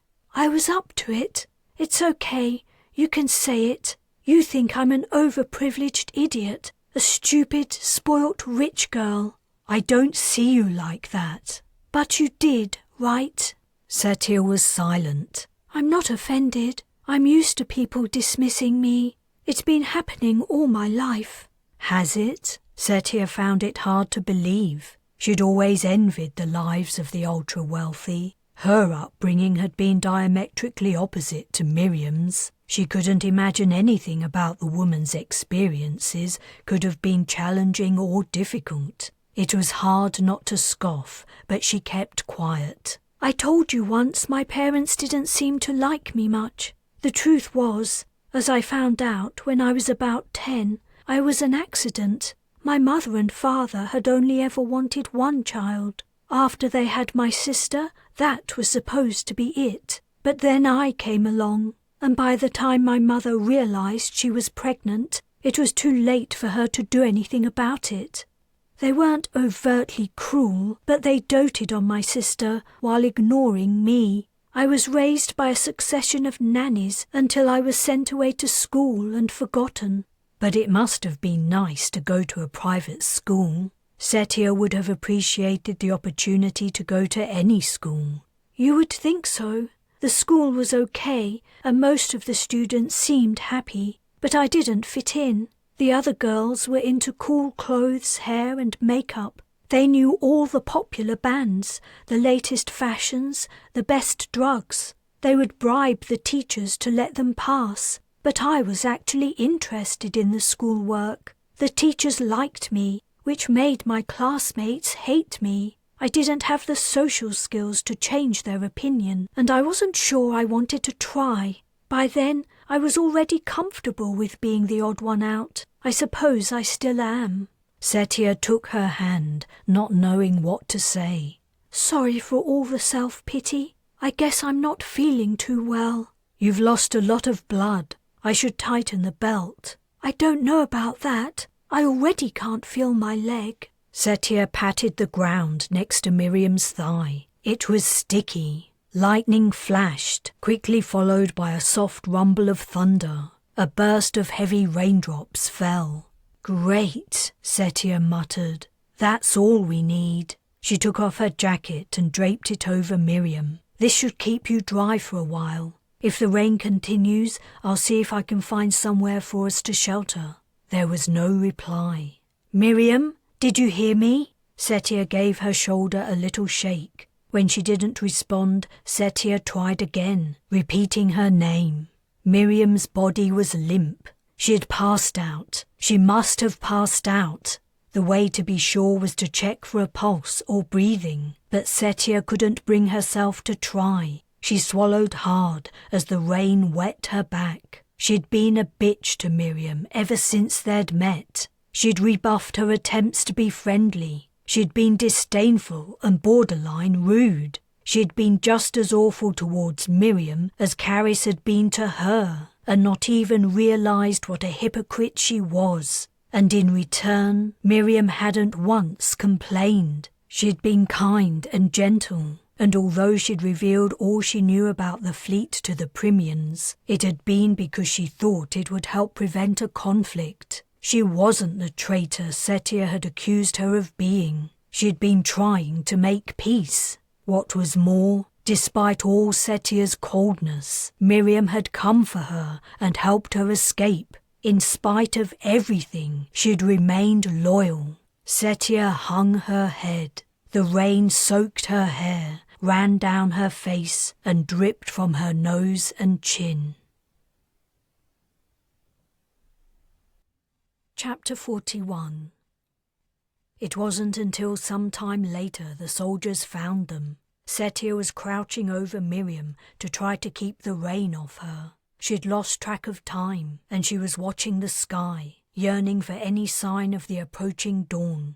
Perhaps the soldiers had crept up quietly, or the patter of raindrops masked the sound of their movements, or Setia was simply too distracted by guilt and regret. But the first she knew that they'd been discovered was the jab of a muzzle in her back and the barked order to raise her hands. Even then, she didn't twig the situation. All she knew was someone from the ship was here, and that Miriam might still be saved. "Thank the stars!" She swung around. "Do you have a medic? My friend's been..." The muzzle poked her in the chest. "Hands up!" Confused, she tentatively lifted her hands into the air. "There's no need. We're from the Brez." The inscrutable visors of 3 soldiers confronted her, along with 3 rifles. She glanced to the side and saw 2 more move behind her. "I think there's been a misunderstanding." "Stand up." After she complied, one of the soldiers searched her. "Look, I don't know what's going on, but my friend needs urgent medical attention." "Hands behind your back." They cuffed her. Cuffed her. "What the hell are you doing? I just told you I'm from the Brez. My name's Setia Zees. I was sent out on a mission weeks ago with Corporal Sheldrake, Caris Ellis, and Miriam Belby. That's Miriam lying behind me. We were captured by Primians, and we've just escaped. Miriam's been shot." The soldiers ignored every word. One of them jerked his rifle toward the hills, where a patch of lighter sky heralded the rising sun. "Move!" "I get how it looks. We're dressed as Primians. I guess we can sort this out later when we get back to the ship. But can we hurry? I'm worried about Miriam." "We're gonna hurry all right." A couple of soldiers went in front, setting a fast pace. Directly behind her, a third carried Miriam. 2 more brought up the rear. It was hard to march quickly over the rough terrain, with her hands fastened behind her back. Within a minute, she stumbled. "Get up!" someone barked. "Move it!" From the way the men moved their heads, it was clear they were talking to each other via comm. There was a sense of urgency as they walked. Although she appreciated their speed for Miriam's sake, she didn't think it was due to concern for the well-being of her friend. Something else was up. The ground rapidly rose. Soon she was bending forwards into the slope, struggling to maintain her balance. Even the soldiers were forced to use their free hands to grab at the strange vegetation. The sun peeked from behind clouds, a little above the horizon, casting a glow over the eerie purple landscape. A hand shoved Setia into the hillside. She craned her neck to see what was going on. A brighter glow than sunlight lit the sky. A brilliant streak of light passed overhead. A blast exploded. The hand remained firm on her back, but she managed to look over her shoulder. One of the hills to the rear had been blown open. A warren of tunnels and chambers was exposed, like an opened ant nest, and in the distance she could see tiny figures of people lying among the ruins. A few moved feebly. Most were still. "Burnap's balls! Was that from the Brez?" "Shut up! Get to your feet!" Numbly she complied. She didn't know what to feel about what had just happened. Though she'd become disoriented in the dark of the night, she was fairly certain the fleet had attacked the place she'd been held captive. Not Ahmad, Harold, the archaeologist who had shown her the cave paintings, and the rest of the Primians she'd encountered were dead or injured. She should have been happy, but she was not. Maybe it was only concern for Miriam that was bothering her. When she'd looked back, she'd also caught sight of her friend. Miriam's face had been chalk white, and her body as limp as a rag doll. No one believed her. All the way to the Brez, she'd tried to get the attention of the soldiers, but they ignored her.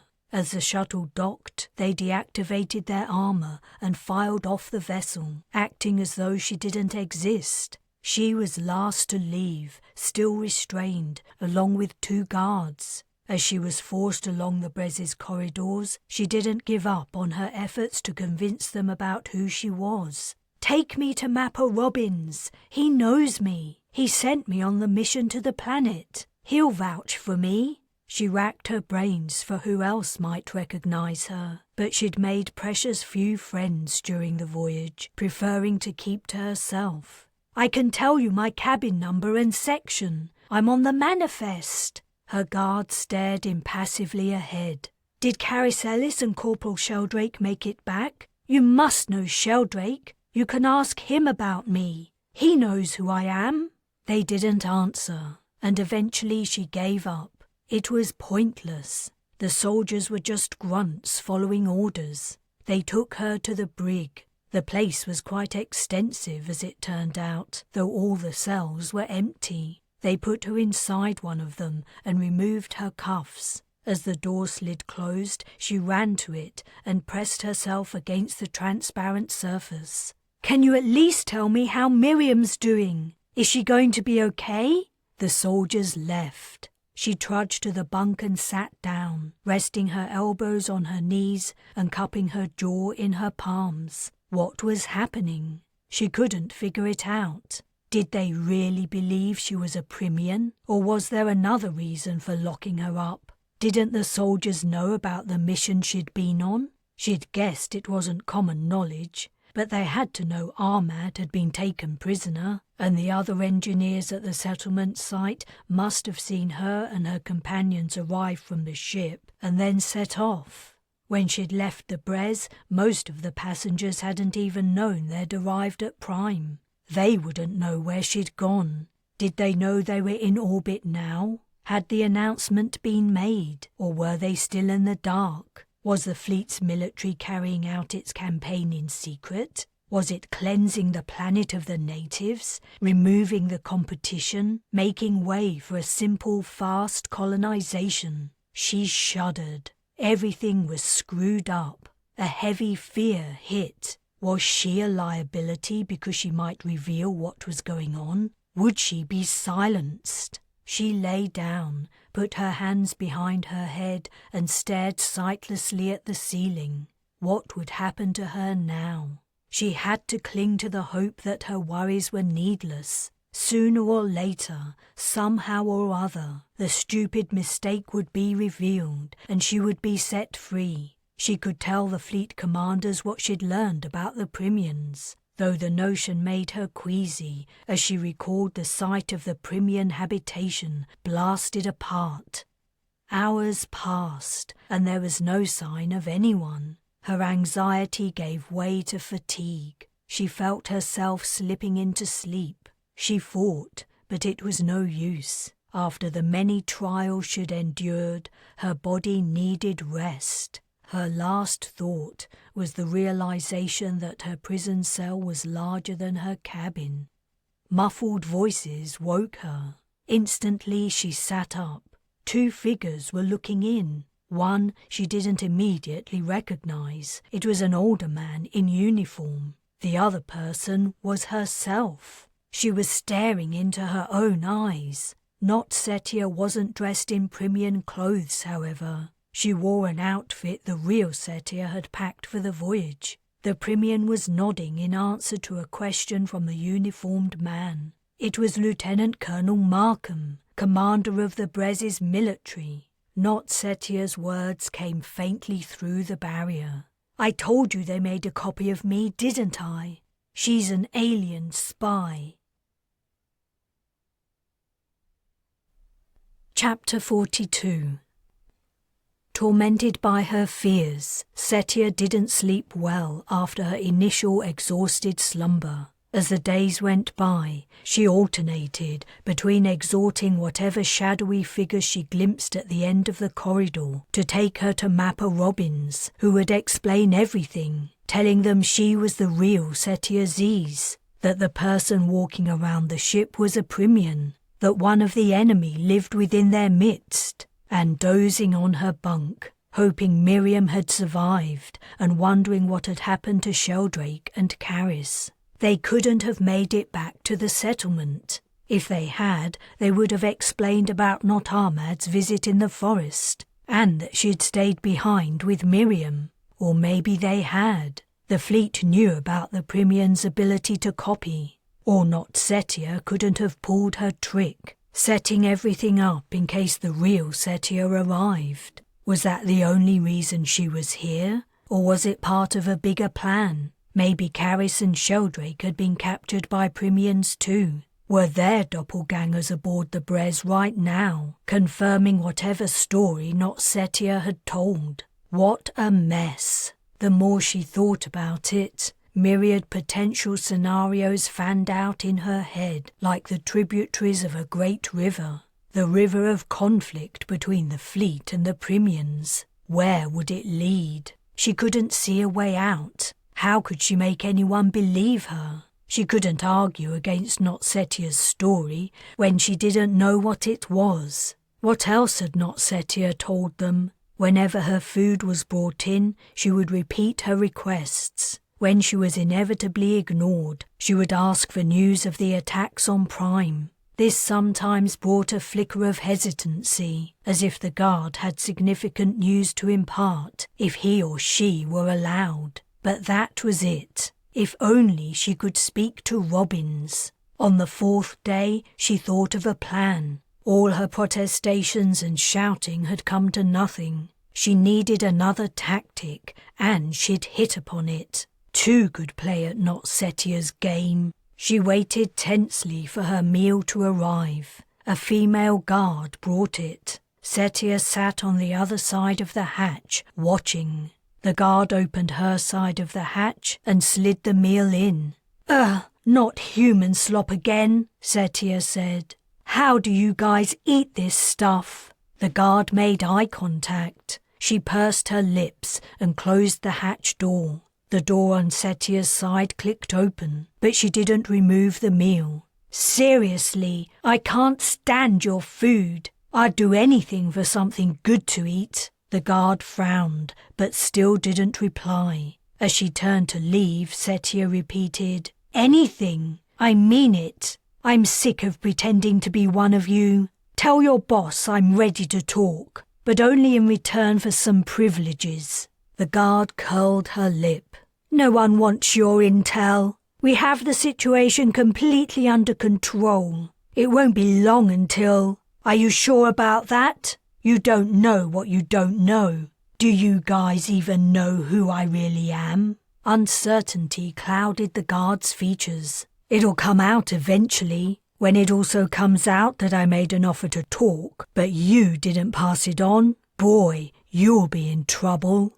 The guard gave her a searching look and then left without another word. Setia sat on her bunk and waited. She waited a long time.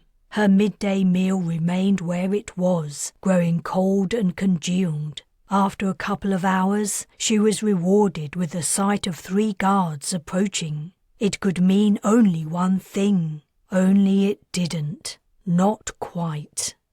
Setia stared open-mouthed at the person the guards had brought her to see. "You? Why you?"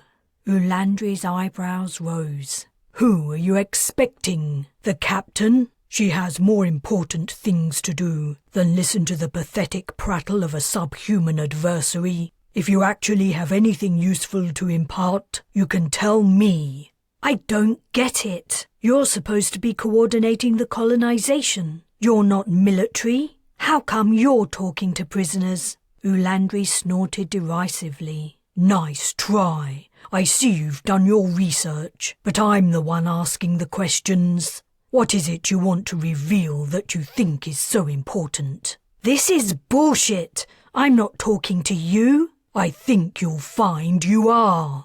"Take me to Bujold or Markham or anyone with some kind of power on this ship." From the way Ulandri's eyes narrowed, it was clear she didn't take the not-so-veiled insult well. "You'll talk or you'll return to your cell. Your choice." The fact that she hadn't immediately sent Setia back indicated that Ulandri was hoping to learn something useful. Not necessarily useful for the invasion, but useful to her. Things started to make sense. The entire plan had changed. A few weeks ago, the intention had been to colonize a planet devoid of other intelligent beings. Talman Prime had turned out to be not quite as advertised. The colonists would have to adjust to a stark reality. But now things were even worse than anyone had imagined. A human-like species inhabited the new world, taking up space, using up resources, acting like they owned the place. Awkward. Someone had decided this just wouldn't do. A new plan was needed, whether it was only to subdue the Primians to ease the invasion or to wipe them out completely. Setia didn't know, but she understood why she was talking to Ulandri. All the presentations she'd given, all her organizing and preparations had come to nothing. Consequently, perhaps out of pity, she'd been given a consolation prize. She had some kind of liaison role in the military. She was a non-entity without power. She wanted to feel important again. Maybe Setia could give her that. "Look, when I confessed to the guard I really was from Prime, I was lying. I'm the real Setia Zees, and I can prove it to you." Ulandri huffed a sigh and rolled her eyes. She gestured to the guards at the door. "We're from the same country," Setia said hastily as the guards approached. "I know things only someone from there would know. Things not on the database. Things no one could look up." She had a hunch that when the Primians copied someone, they only gained a superficial level of knowledge about them. Not Setia would have done more research since arriving on the Brez, but some things about her native land weren't mentioned in the records on the ship's database, which only contained sanitized versions of Earth history. The guard ordered her to stand, but she continued talking quickly. "Our president has had loads of affairs. One with a Hollywood actress. I forget her name." She had never been interested in celebrity scuttlebutt. "That's no big secret," Ulandri scoffed. "Get up," a guard snapped. "But it isn't mentioned in the database." "What about—" Setia hastily rummaged through her memory. "You're about the same age as me. When we were kids, a pollution scandal was covered up. Next-gen Chemworks discharged poisonous waste into the water supply for Spiral City. The company kept it out of the official news channels, but everyone knew about it. Everyone knew someone who got sick or died. Name me a poor country that didn't have a pollution scandal back then. Oh, come on. Who else would know that? Take her away, Ulandri told the guards. What else? Setia racked her brains as she was hauled to the door. I know, Dumandi. It was the name of a famous TV producer. It was a badly kept secret that he was a sleazy bastard involved in organised crime. No one dared say. The door slid closed. As she was frog-marched away, Setia twisted in the guard's grasp, hoping to see Ulandri emerge from her room. Surely she would have come to the realisation that only the real Setia Zees could possibly know the fact she'd stated. But Ulandri didn't appear. The colonisation coordinator was as stubborn as she was stupid. Setia cursed and struggled. She'd had a chance to gain her freedom and she'd blown it. Would she ever get the opportunity to talk to anyone else? Why, of all the people on the ship, did Ulandri have to be her point of contact? The woman had been prejudiced against her from the first time they'd met at passenger processing. She was the last person prepared to lend her a friendly ear. Hell, she might have even guessed she'd been talking to the real Setia. But she just didn't care. Setia was dragged through the passageways in a very undignified manner, attracting stares all the way. She contemplated attempting to break free. But both her guards were armed, and she wore restraints. Once she was back in the brig, she didn't know when she would get another chance to prove who she was, if ever. When she reached the brig's entrance, she had almost given up hope. But then she spotted a familiar face. Caris! Caris was passing the end of a busy passageway. Shut your mouth, a guard warned. Caris! It's me, Setia! Everyone between them gaped. Her guard was talking on the intercom to gain admittance to the brig. Caris had halted, but she wasn't coming any closer.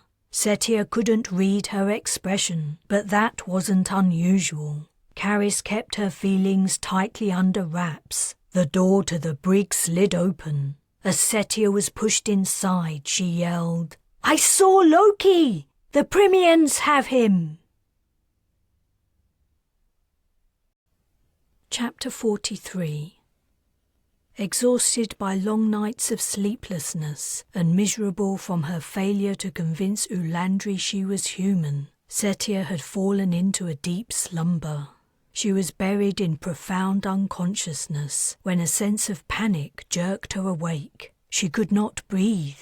Something was clamped over her mouth and nose. Blind in the utter darkness, she tore at the thing and yelled, though the sound was muffled. Warm breath tickled her ear as a voice hissed almost too quiet to be heard. Shut up! It's me! She became still, and the hand left her face. The voice continued, We only have a few minutes. I can't see shit, Setia hissed back. Fingers poked her arm and moved down to her hand before grasping it. Setia crept from her bunk. The guiding hand tugged at hers, and she followed in the direction indicated. Noiselessly tiptoeing on bare feet, she snuck out of her cell. The lights in the brig passageway were never off, but tonight they were. Setia reached out in front of her as she moved quickly along. At the end of the passageway, the door slid open easily, as if it wasn't powered. A confused conversation was going on somewhere in the darkness. She sped away with her companion. As they entered a main thoroughfare, Caris said, Act normal, but walk fast. Act normal in pyjamas and no shoes? Just do it. The two women didn't speak again until they reached the end of their journey. Inside, said Caris. Quick! Setia stepped into a small cabin. Caris followed her, thumbed the lock, and pressed her back against the door. She closed her eyes and exhaled, her body oozing tension. Then she went to the interface screen on the wall and checked it. They'll know where I am, said Setia. Hopefully not, Caris murmured. She closed the screen. Robbins reckoned his contact could crash this section's security OS for 5 minutes. But people saw us. Even during the quiet shift, there were always people about. Barflies, insomniacs, manual workers. Setia's attire had attracted attention. Caris replied, "No one saw us come in here. But this is the first place they'll look. I didn't know you lived so close to the brig. Lucky for you, I do. Don't worry, you won't be here long." Caris went to a cupboard, took out some clothes and handed them over. "Get changed." Caris's crew uniform was slightly too big. The cuffs hung over Setia's knuckles and the trouser legs bunched up at her ankles. "This is never going to work." "It will." Caris looked pensive. "It has to." She put her cap on Setia's head. "I don't have your ponytail." "I tuck my hair up sometimes. Now, listen carefully." After Caris had given her instructions, Setia said, "I wish we had more time to talk. I don't know what's going on. It'll be over in a couple of hours. We can talk more then. Now, keep your head down while you're in public. The bill of my cap should hide your face from the cameras. We don't think the system is set up to detect two identical people out and about. When you get where you're going, stay there." Her heart in her mouth, Setia tried to act nonchalant as she walked to the aviary. The corridors grew busier as she travelled along, but no one seemed to look twice at the crew member supposedly on her way to work. The aviary wasn't high security. Caris's keycard opened the entrance, and Setia made sure to leave it open, though it was much earlier than the facility's usual hours. Once inside, she went directly to Caris's office. The birds fluttered away at her approach. They could tell she wasn't Caris. She passed through the office and into the stockroom at the back. Scents of bird food instantly enveloped her. Musky odours of seeds, cloying smells of fat, sweet aromas of nectar substitutes. The hum of a large refrigerator and scuttling sounds filled the dim room. The source of the scuttles was a tall, clear-paned cabinet in a corner, where insects crawled and flew. Setia grimaced and turned her back on it. She found a spot to sit and settled in for the wait. It seemed longer than 2 hours before she heard movement in the office. She slid into a space between two shelving units and held her breath. The door opened and the room grew brighter. "Setia?" She stepped out. "Phew." Caris moved close and lifted her arms as if going in for a hug, but then awkwardness settled on both of them. Caris's arms fell to her sides. "I have to keep to my usual routine, feeding the birds, cleaning up, etc. If I don't, I get it." As a member of the expedition to the surface, Caris would be under suspicion of being involved in Setia's escape. Any unusual activity might be noticed. Caris took out a sectioned box and began to quickly fill it with various types of food. "You saw Loki?" "The Primians showed him to me. He was half-starved." Caris breathed in sharply and stared at her. "I explained that he ate meat. I think the Primians were trying to take good care of him. They just didn't know how." With a sad shake of her head, Caris said, "I have to get back down to that planet. So Robbins knows I'm really me? He can see two of you in his skein. He can't tell which is which, but he believed me when I told him we had the wrong Setia locked up. He agrees that only you would know about Loki. Our expedition was never official, and the report isn't accessible to the other Setia. She doesn't know anything about my bird." Caris paused and looked Setia in the eyes. "You're sure he's okay?" Her mind flew back to the bombing of the Primian habitation. "The last time I saw him, he was alive." Caris sighed and continued her task. "If Robbins agrees I am who I say I am, why the jailbreak?" Setia asked. "Why all the sneaking around? And why is my copy still walking free? Things are weird around here. No one is listening to Robbins anymore, or the mappers on the other ships. Everything is messed up. We had to get you out as fast as possible, or they could have disappeared you just to save face. Caris lifted the full box. Back in a minute. Setia waited impatiently for Caris's return. She had thought of an urgent question. As soon as Caris reappeared, she asked, "Is Miriam alive?"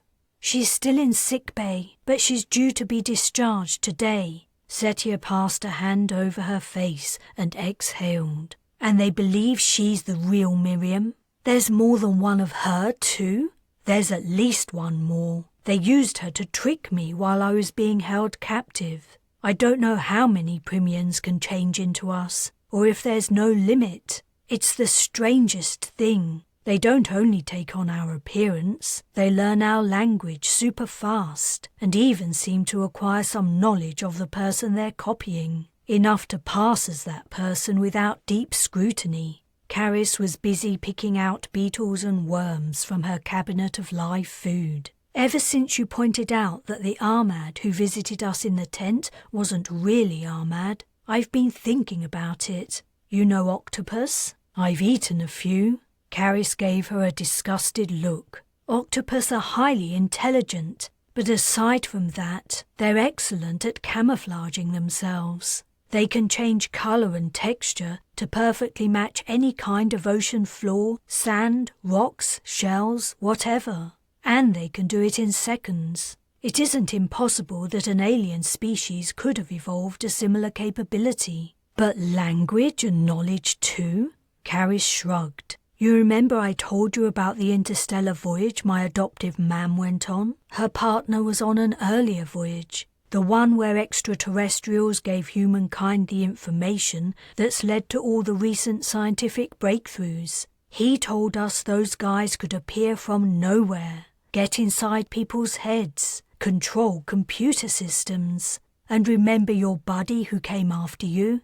Arief.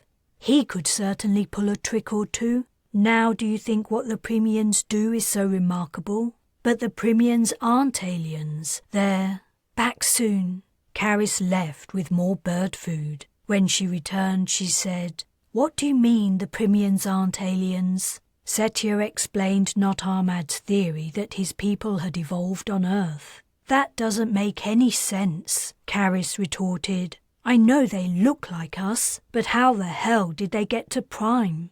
They haven't even invented aeroplanes, let alone starships." "Let me finish." Setia told her about the cave paintings.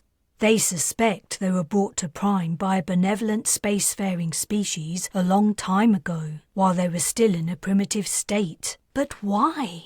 So humans couldn't wipe them out." Caris's eyes flicked wide. "Oh." She sank onto a sack of grain.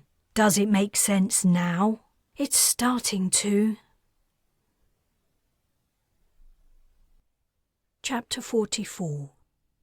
Setia's next hiding place was the small observation room near Robbins's office, where she'd looked out upon the weird space surrounding the Brez. This time when she opened the viewing portal, all she saw was Prime lazily spinning, an ordinary star speckling the black, albeit in unfamiliar patterns. She closed the shutter. "Shall we start?" Caris occupied the same narrow bench as her.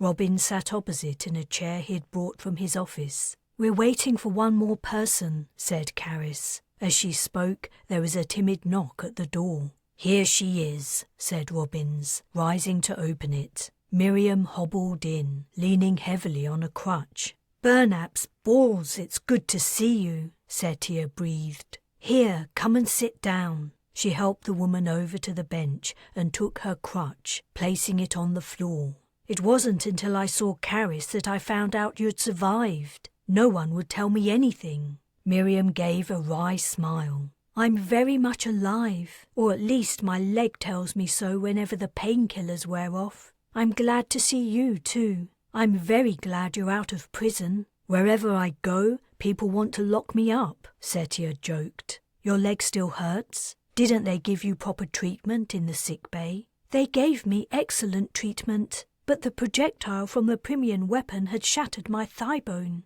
"Holy shit!" And there I was thinking their weapons were inferior to ours. Not inferior, said Robbins, only different. You don't understand modern warfare, Setia, Caris commented. The best way to drain enemy resources is by severely injuring, not killing troops. A dead soldier can be replaced by another grunt. A wounded soldier has to be brought back from the front line, treated, maybe invalided out of service, and paid some kind of pension for the rest of his life. Pulse weaponry maims better than it kills. That's the whole point, Robbins continued. Though in many ways the natives of Prime haven't reached our level of technological advancement, we mustn't underestimate them. I heard on the grapevine that our troops are beginning to suffer significant casualties. On the grapevine? Asked Setia. Don't you have access to the official reports? I do not, and haven't for quite a while.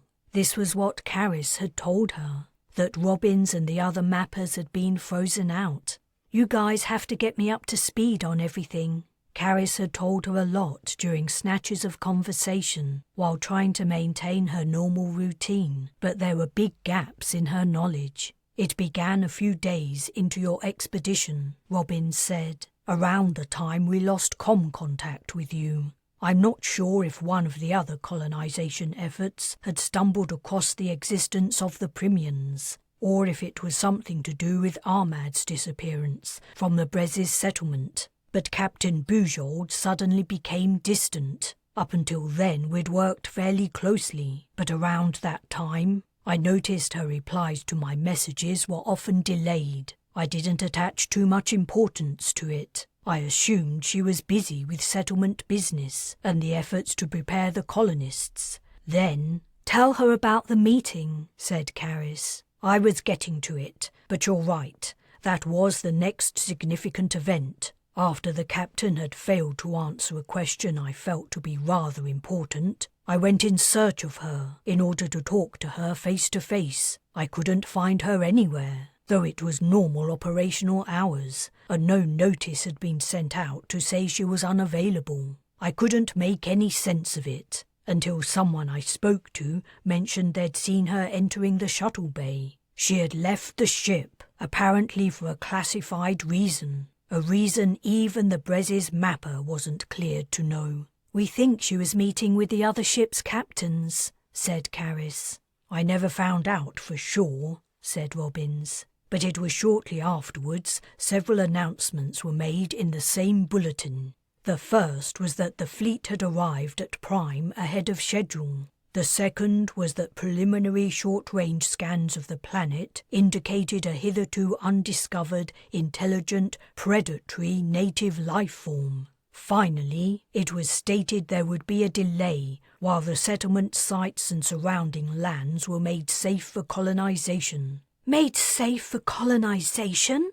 Miriam blurted. That's their euphemism for genocide. What do the passengers think about this, Cull? Asked Setia. What do you think? Caris asked bitterly. They're all for it. The mood on the ship's never been better. Ever since the bastards learned innocent creatures were dying for their benefit. Fits right in with their life experiences. But they don't know it's people, Miriam said. They might react differently if they did. They know it's intelligent life, Caris retorted. And they don't give a shit. Setia frowned. But you met not Ahmad. Didn't you tell anyone? Of course I did. Markham debriefed me alone, thanked me for taking part in the mission, told me it was unauthorized, and made me sign an NDA. Setia focused on Miriam. You know the Primians are people. If it's a big secret, how come you're allowed to wander around the ship?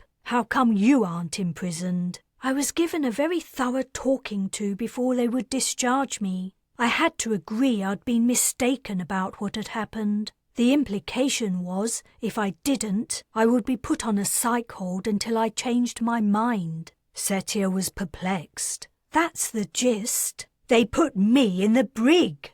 Miriam shrugged. Maybe I come across as more persuadable. You, on the other hand, attacked that guy who was tormenting a bot in the refectory, remember? And there are two Setias, said Caris. That's hard to explain. You were lucky they didn't space you. Much more convenient. Setia shivered. Talking of not Setia, what's she been doing? I used to spot her occasionally here and there, Caris replied. Whenever she saw me, she would walk the other way. But they must know she's a Primian. I don't think so, said Robbins. Or at least there was little suspicion until you showed up. She returned not long after Caris and Sheldrake, saying that Miriam had sunk into a bog and died. I doubted her from the start, especially after Caris broke her NDA and told me about a doppelganger of Ahmad. The Primian Setia refused to see me, which strengthened my doubts. Then Miriam miraculously appeared, and her story didn't remotely accord with the one Setia had told. Caris said, I haven't seen the other Setia. There isn't another Setia, Setia snapped. There's only one, me. Whatever. I haven't seen her at all since you and Miriam were brought aboard. Maybe she's gone into hiding. It isn't hard to find a place to hide on this ship. Setia recalled the extensive search for Arief. Hey, what about Sheldrake? What's his take on this? Robbins and Caris shared a look. Robbins replied, Corporal Sheldrake has been as reluctant to talk as the Primian Setia. I have no idea what he told Markham. I am no longer privy to military debriefings. I've tried to discuss what happened in the forest, said Caris. He shuts up tighter than a clam. Says the subject is classified. Sounds exactly like Sheldrake, Setia muttered. She focused on Robbins. Do you have any idea what's going on? You know we're bombing Primian habitations, right? We're killing them. I know they captured me and Miriam and Ahmad, but to them we're invaders. They're scared of us, and we've shown they have every reason to be. The old man's shoulders sagged. I feared it was so. Though I've been cut off from the fleet's commanders, I can see much of what's happening via my skeins. Why have they cut you off? Setia demanded. Surely they could benefit from your advice and guidance. They've relied on you and the other mappers extensively. He replied softly. It must be because they know that, in this case, we would refuse our services. I am not a warmonger. The goal of all mappers is to help humankind, and military conflict, though it may benefit individuals and groups, is to the detriment of the human spirit. A realization hit.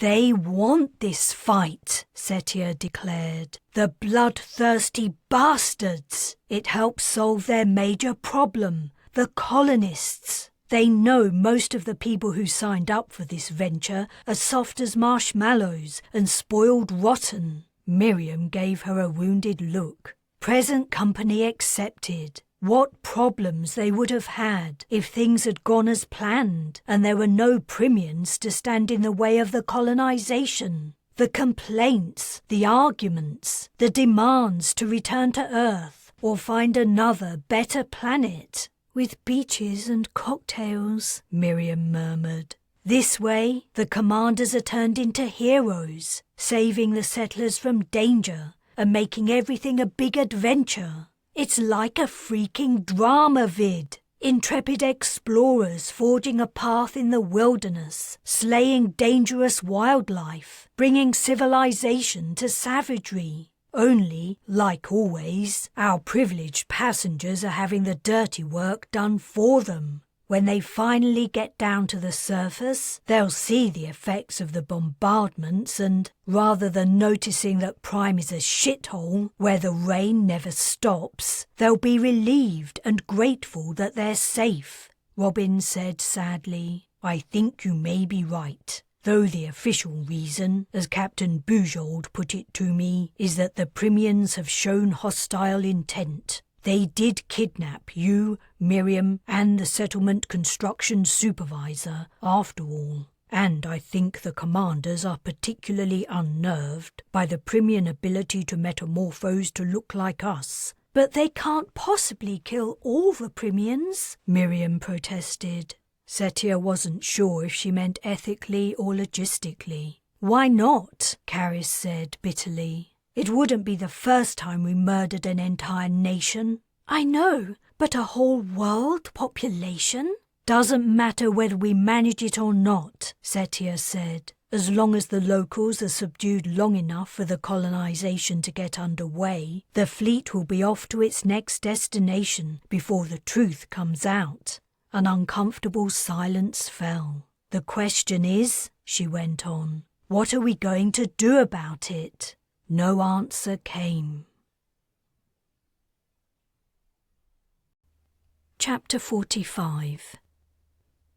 The tiny observation cabin that was Setia's temporary home hadn't been fitted up for living in. Though Caris had given her bedding and a few creature comforts, the enforced stay wasn't a much better experience than being confined in the brig. But she did have the option to sneak out. Robbins's friend in security had rejigged the access panel, so it only responded to her biometrics. Now the view from the ship was ordinary, no one was interested in looking outside. But it didn't hurt to be careful. It had been the last favour he was prepared to do for them. Hypothetically, with the cap of Caris's spare uniform pulled down low, Setia could leave the cabin. Yet she hardly dared risk it. The cover-up going on within the fleet was huge, and the stakes were high.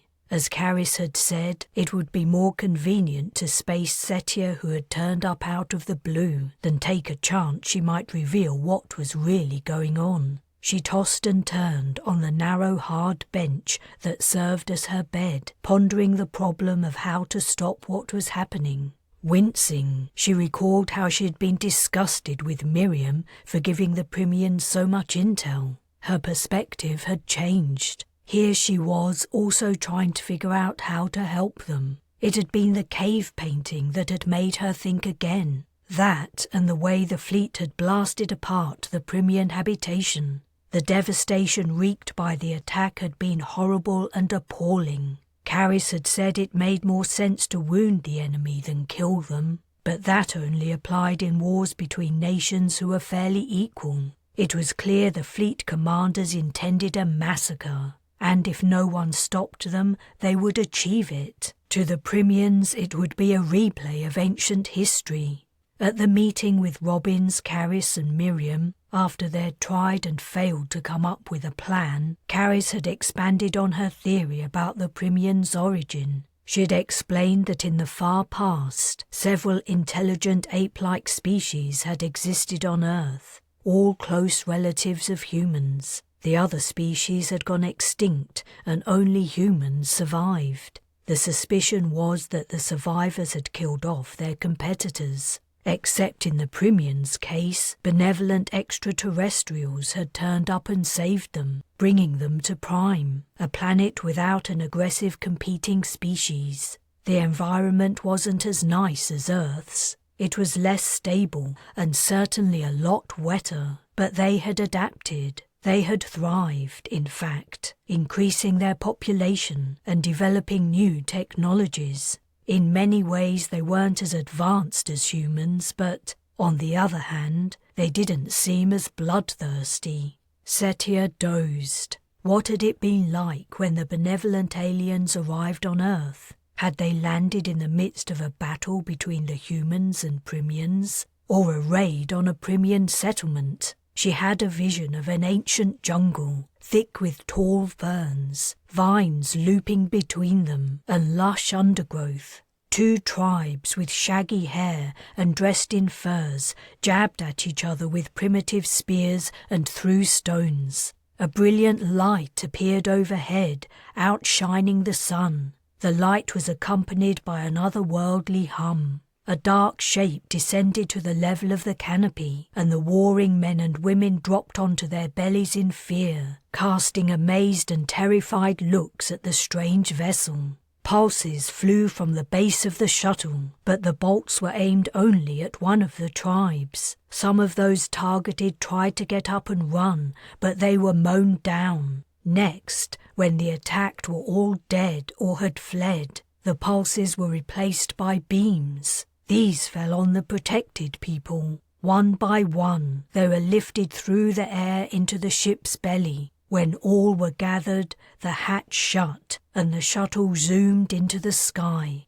Opening her eyes on darkness, Setia smiled sadly. Of course, it couldn't have happened like that. After the aliens had assessed the situation and decided to do something to help, they would have had to locate Primian camps across a wide landscape. They probably had to sedate them before bringing them aboard their starships and keep them sedated for the journey. Otherwise, the psychological shock would be too great, and they wouldn't have been able to transport all the Primians to a new safe home. There must have been enough to provide a healthy gene pool, but plenty would have been left behind to eventually fall victim to human violence. Maybe the aliens had helped the Primians in the early years. It would have been hard for them to learn how to live in the strange environment. Maybe the benefactors didn't leave until they were confident the rescued species could survive on its own.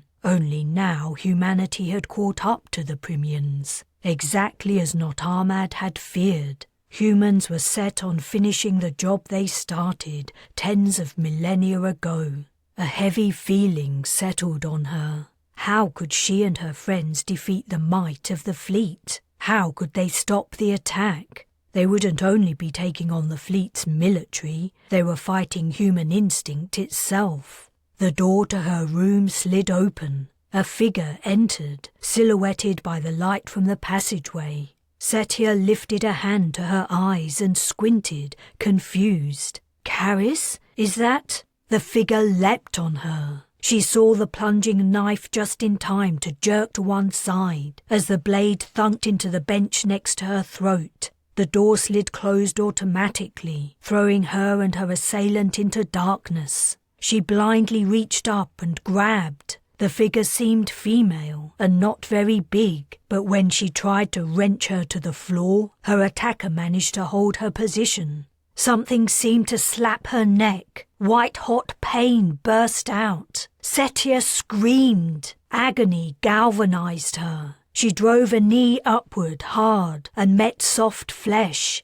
There was a grunt. Together with the force from her arms, she succeeded in tossing her assailant off. A thunk signaled the woman hitting the floor. Setia leapt on top of her, desperately trying to locate the arm that had the knife. A second stab of pain hit, from her side this time. Flailing, she managed to locate the arm as it moved away, preparing to strike again. She fastened her hand around the wrist and twisted. Meanwhile, the body beneath her squirmed and fought for freedom. Something gripped her hair and tugged, pulling her down. Then the hand changed tactics, and fingers probed her face, trying to locate her eyes. She snapped with her teeth and managed to bite a finger before it was whipped away. She held onto the wrist of the knife-wielding arm with every ounce of strength she had. The arm writhed and jerked, trying to break free from her grasp. Setia cursed. It was hard to fight an opponent you couldn't see. "I'm a moron! Lights on!" A furious face stared up at her, spattered with blood. "You!" Her attacker's free hand swooped toward her face, fingers curved into claws. Setia ducked the hand and headbutted the woman. Her eyes became unfocused, and the tension in her body slackened. Setia twisted the wrist harder, and the knife fell. Snatching it up, she jumped to her feet. Her assailant was dazed, but not unconscious. Setia touched her neck and grimaced as she gingerly probed the cut. Though it was wet, the blood wasn't gushing out. Her collarbone seemed to have deflected most of the force of the blow. She lifted her top. The knife had cut through the material. A long slash ran across her ribs, but didn't appear to have penetrated deeper. She sat down. Her attacker's eyes were refocusing. A purple welt was forming on her forehead. Her lips snarling, she pushed herself upright. "Don't even think about it," Setia said, brandishing the knife. Not Setia climbed to her feet and darted for the door. Setia grabbed her hair just in time and hauled her back. She thrust her onto the bench. "Take a seat while I try to figure out what to do with you." Setia sat with her back to the door. Gathering the material of her shirt at her neck, she pressed it against her wound. The pain was almost unbearable and made concentrating hard. Should she comm Caris or Robbins? No, their degreed comms were too risky. She also couldn't leave the cabin, not while she looked like the victim of attempted murder. Heck, she was a victim of attempted murder. What was she supposed to do with the Primian? The mirror image sitting on the bench unnerved her.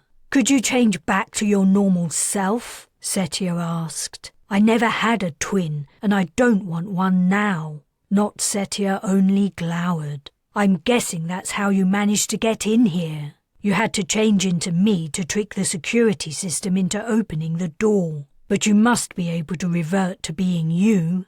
That's how you've been moving around the ship undetected, right?" The Primian remained sullenly silent. "What have you found out while you've been sneaking around? Figured out how to defeat us? Discovered the weakness that'll turn the tide, did you?" Not Setia's shoulders slumped, and she buried her face in her hands. "You're going to kill all my people! Why? What did we do to deserve your hate?" She dissolved into sobs. Setia hung her head. She didn't know what to say. The Primian lifted her gaze. In a choking tone she went on. "I've heard how you talk about us. You call us vermin, an infestation that needs to be wiped out. But you're the infestation. Humans are the invaders. We live peacefully. We did nothing to you. Why can't you leave us alone?" Not Setia wiped her eyes with her sleeve before she continued. "You're so strong. My strength grows multiple times when I turn into you. You're small for a human, but you're so much stronger than me. Why is that?" Earth's gravity is higher than Prime's. That might be something to do with it. But me in particular, I'm just unusually strong." Her sobs welling up again, Not Setia said, "Your weapons are better than ours. They can kill thousands with one hit. I have tried. I have searched and listened. I couldn't find out anything to help my people. So I thought, at least I can kill one of them. I wanted to kill the one who started all this, the spy who revealed us to our enemies." "Hold on," Setia protested. "That wasn't me. I didn't tell the fleet about you. I was kept prisoner, remember, under threat of death. I don't have anything to do with the attacks. You were snooping around that forest, trying to find us. Then when you did, 2 of your group ran back with the information. It was after that the bombings started. I know I'm right. We were on an expedition, exploring. We had no idea there were already people living on Prime. No idea at all." They argued on. Not Setia was reluctant to believe the truth, and, in fact, the actual course of events didn't really matter.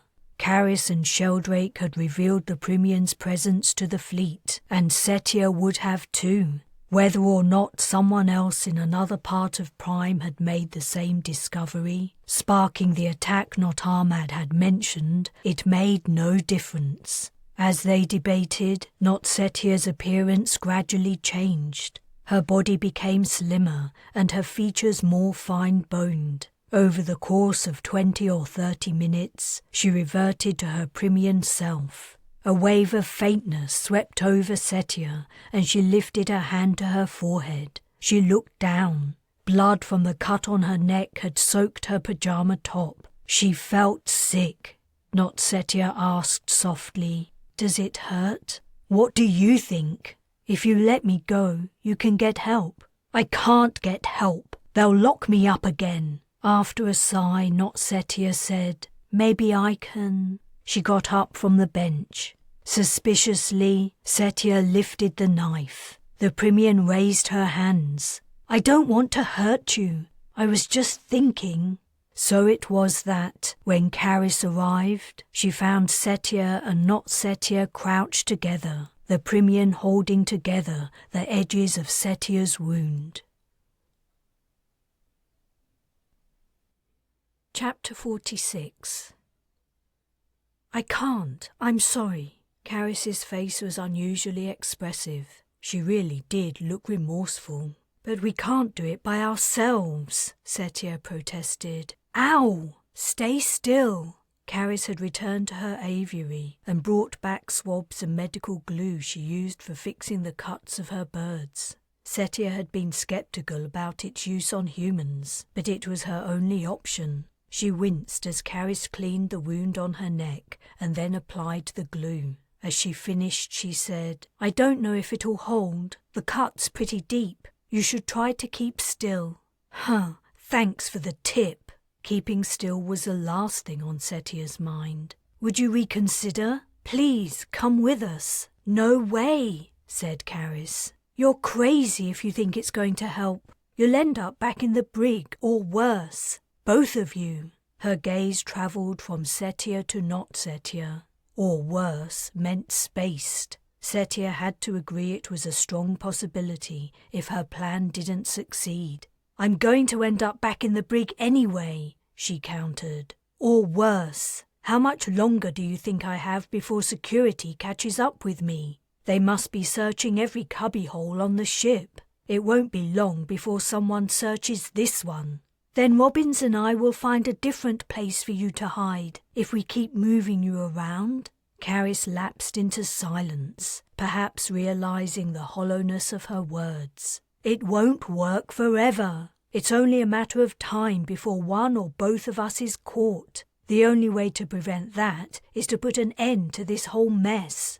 Look, if I thought you had a chance of success, I might consider it. But Bujold's the captain. She's never going to listen to me. I run the ship's aviary, for Christ's sake. You went on the mission to Prime. If she hears the truth directly from you, not whatever twisted, biased version Markham's told her, she'll... What? Slap her forehead and say, Duh, I was wrong all along. Thanks so much for enlightening me, Caris Ellis. What makes you think she's been lied to? Do you think she's that dumb? No, I don't, but... Setia bit her lip. She knows exactly what she's doing and why. Your plan is a fool's errand, and I'm not going to help you get yourselves killed. Not Setia had stayed quiet during the argument, but at the last comment from Caris she spat. But my people are getting killed. Don't you care? Before Caris could answer, she went on. Of course you don't. You're human. You're a murderer, the same as the rest of your kind. That isn't true. I hate what's happening. But I'm just one person. What can I do? I just told you what you can do, Setia exclaimed, rising to her feet. You can come with us, talk to Bujold. And I told you that's stupid, pointless, and dangerous. It was like stone doors had swung closed behind Caris's features. Her face had lost all expression. She was shutting down. Soon there would be no way to reach her. Setia grabbed at a last straw. What about Robbins? Could you talk to him? Ask him if he'll come with us. Caris also got up. He'll tell you the same as me. He might have already tried to talk to Bujold. He didn't mention it, but it would make sense. It's a waste of time. She moved to the door. Stay here for now. If anything changes, I'll let you know. Shit, Setia muttered as the door closed. Looks like we're on our own. What now? The Premian asked. I don't know. You won't help save my people? I didn't say that. Setia was deeply reluctant to exit the small observation room by herself, let alone with one of the natives of Prime in tow. Yet she couldn't just sit here and do nothing. If only she could calm Miriam. Miriam would help simply out of the kindness of her heart, despite the danger. But calming anyone was out of the question. She might as well go up to Markham and hand herself in. And trekking all the way across the ship to D12 would exponentially increase their chances of being picked up by the security systems. They would only have a short time available before their presence in public was noticed. They had to use it in the best way possible. The Primian stood up. "Tell me how to get to your captain's quarters. I will speak to her alone." "No, don't. You're the enemy. If you're caught with the captain, you'll be executed for sure. They'll say it was an assassination attempt." "What choice do I have?" The Primian's eyes became watery. "I can't find out any information to help my people defend themselves. And even if I could, I have no way of sending it to them. I can't prevent the attacks coming from your ship, and I can't return to my planet because I can't get onto one of your spacecraft. Should I stay here and hide while my people die? Let me think." But Setia had already thought everything through. The answer was always the same. She looked at the Primian. She couldn't think of her as not Setia anymore. "What's your name?" The woman sniffed and replied in her own language. Did you say Waylis?" Setia ventured. "Close enough." It was the beginning of the active shift. With luck, Captain Bujold would be alone in her office. Of course, there was also a good chance she wouldn't be there. She might not even be on the ship. It wasn't like they could come ahead and check. Setia pulled her cap down to obscure her face. Waylis's real appearance had never been logged by the ship's computer, as far as Setia knew. They fast walked through the passageways and didn't seem to attract much attention. Caris's uniform lent a degree of anonymity. The passengers were used to ignoring the crew, and Waylis was just a short, slim woman in unfashionable clothes. The only thing that set her apart from humans was the strange way her eyes tilted up at the corners, but you would have to look twice to notice it. "This place is so big," Waylis commented. "It's as big as a town. It took me so long to find where you were hiding. How did you manage it? I saw your companion, the woman who came to see you just now, and I followed her. Then I came back later, when I guessed you would be asleep. The Primian had done better than the ship's security at finding her, but Caris would have noticed one of their great lunks following her around. A petite, ordinary-looking woman, not so much. And Caris hadn't seen Waylis in her true appearance until their recent encounter. "But how did you know Caris knew me?" Setia asked. "You never saw us together." "I did. We watched you travel with her through our lands." "You were watching us the whole time?" "From the moment you left the construction site. We've been watching everything you do ever since you landed on our planet." Of course they had. "But you had to wait until we were in the forest to try to kidnap us, right? At first, we only wanted to find out more about you. There had been no attempt to make contact, so we thought perhaps you didn't know of our existence. We weren't sure if it was better to keep it that way. Many of us thought you were dangerous. Others said you only wanted a new place to live, and that we could share the planet. Some of us wanted to ask you to share the secrets of your technology, like space travel. It was," she said a word that sounded something like Grackler, and went on, "who suggested the idea of jamming the connections to your devices, capturing the man you had spoken to at the construction site, and pretending to be him in order to talk to you face to face. Grackler is one of our fastest copiers. He is famous for it." Setia guessed Grackler was not Ahmad. "But you must have known we would figure out in the end that he wasn't the real deal." "In the end, yes. We would have released your man. We were careful to make sure he never saw any of us, but that would have been a puzzle for you and not our concern. Where is he now?" "I don't know. I haven't managed to contact my people since I arrived here." "So what changed? Why did you kidnap me and Miriam?" Waylis turned to her with a grave look. "You showed us that humans are violent and dangerous. We knew then we had to do something to protect ourselves. We needed more information. So when two of you remained alone in the forest, we decided it was a good opportunity to get it." "What made you think we're violent and dangerous?" As far as Setia knew, no attacks on Primians had been launched at that time. All we'd done was begin to build a settlement and do a bit of exploring. You showed us. When Grackler entered your tent, you drew a gun on him, and when he tried to leave, you attacked him. Shit.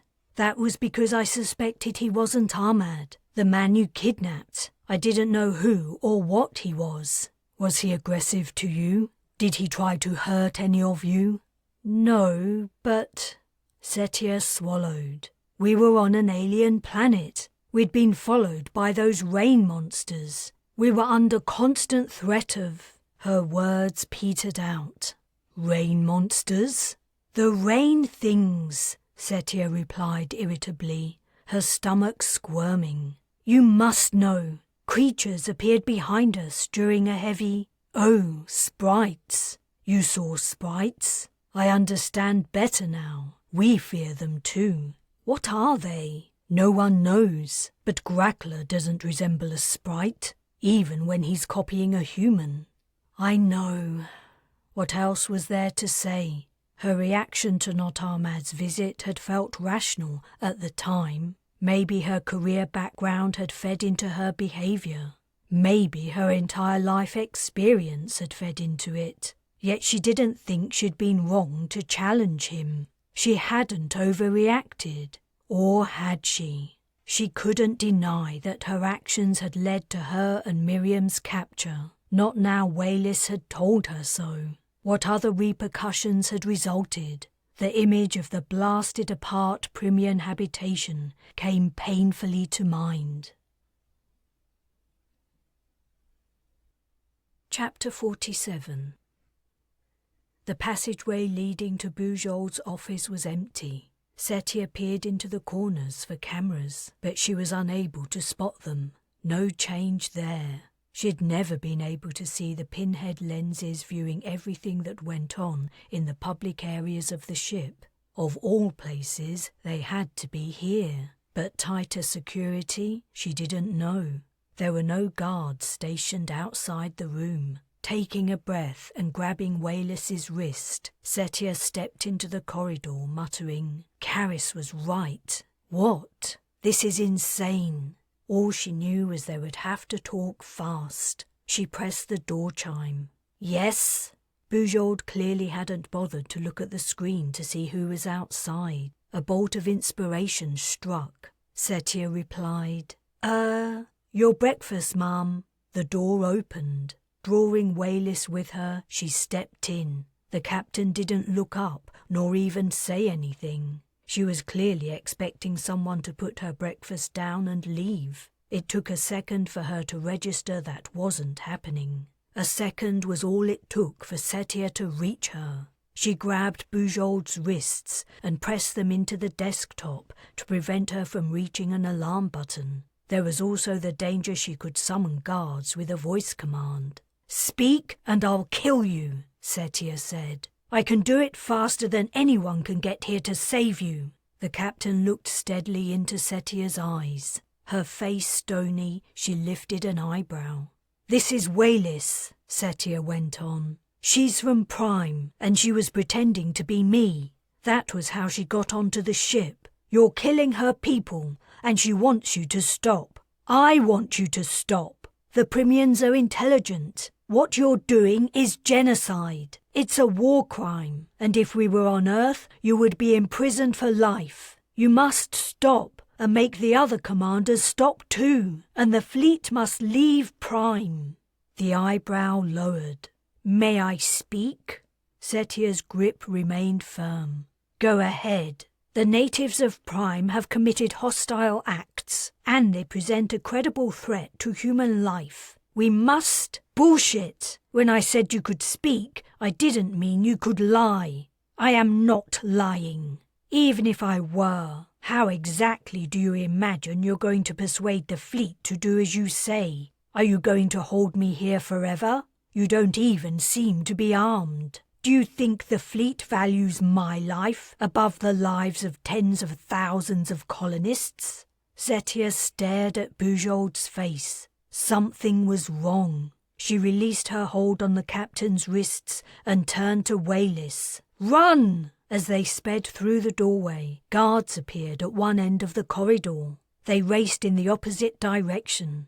The captain's office was in the admin area, and everyone was arriving for work. They buffeted shoulders as they dodged through the workers. Lift doors opened, and Setia and Wayless ran in, eliciting surprised glances. A deck below, they rushed out, straight into a group of people waiting. "Hey!" someone yelled. "Watch out!" They had to slow down. Travelling at a breakneck pace was too noticeable. Guards would already be searching for them, closing in. "This way," said Setia, making a turn. "Are we going back to the place you were hiding?" "Can't risk it. It's quiet around there. Now they know what you look like, the system will pick us up for sure. And fast. We have to go to one of the main thoroughfares. It'll be crowded right now and will be harder to spot." "It's no use," said Wayless. "We have to stop sometime, and then they'll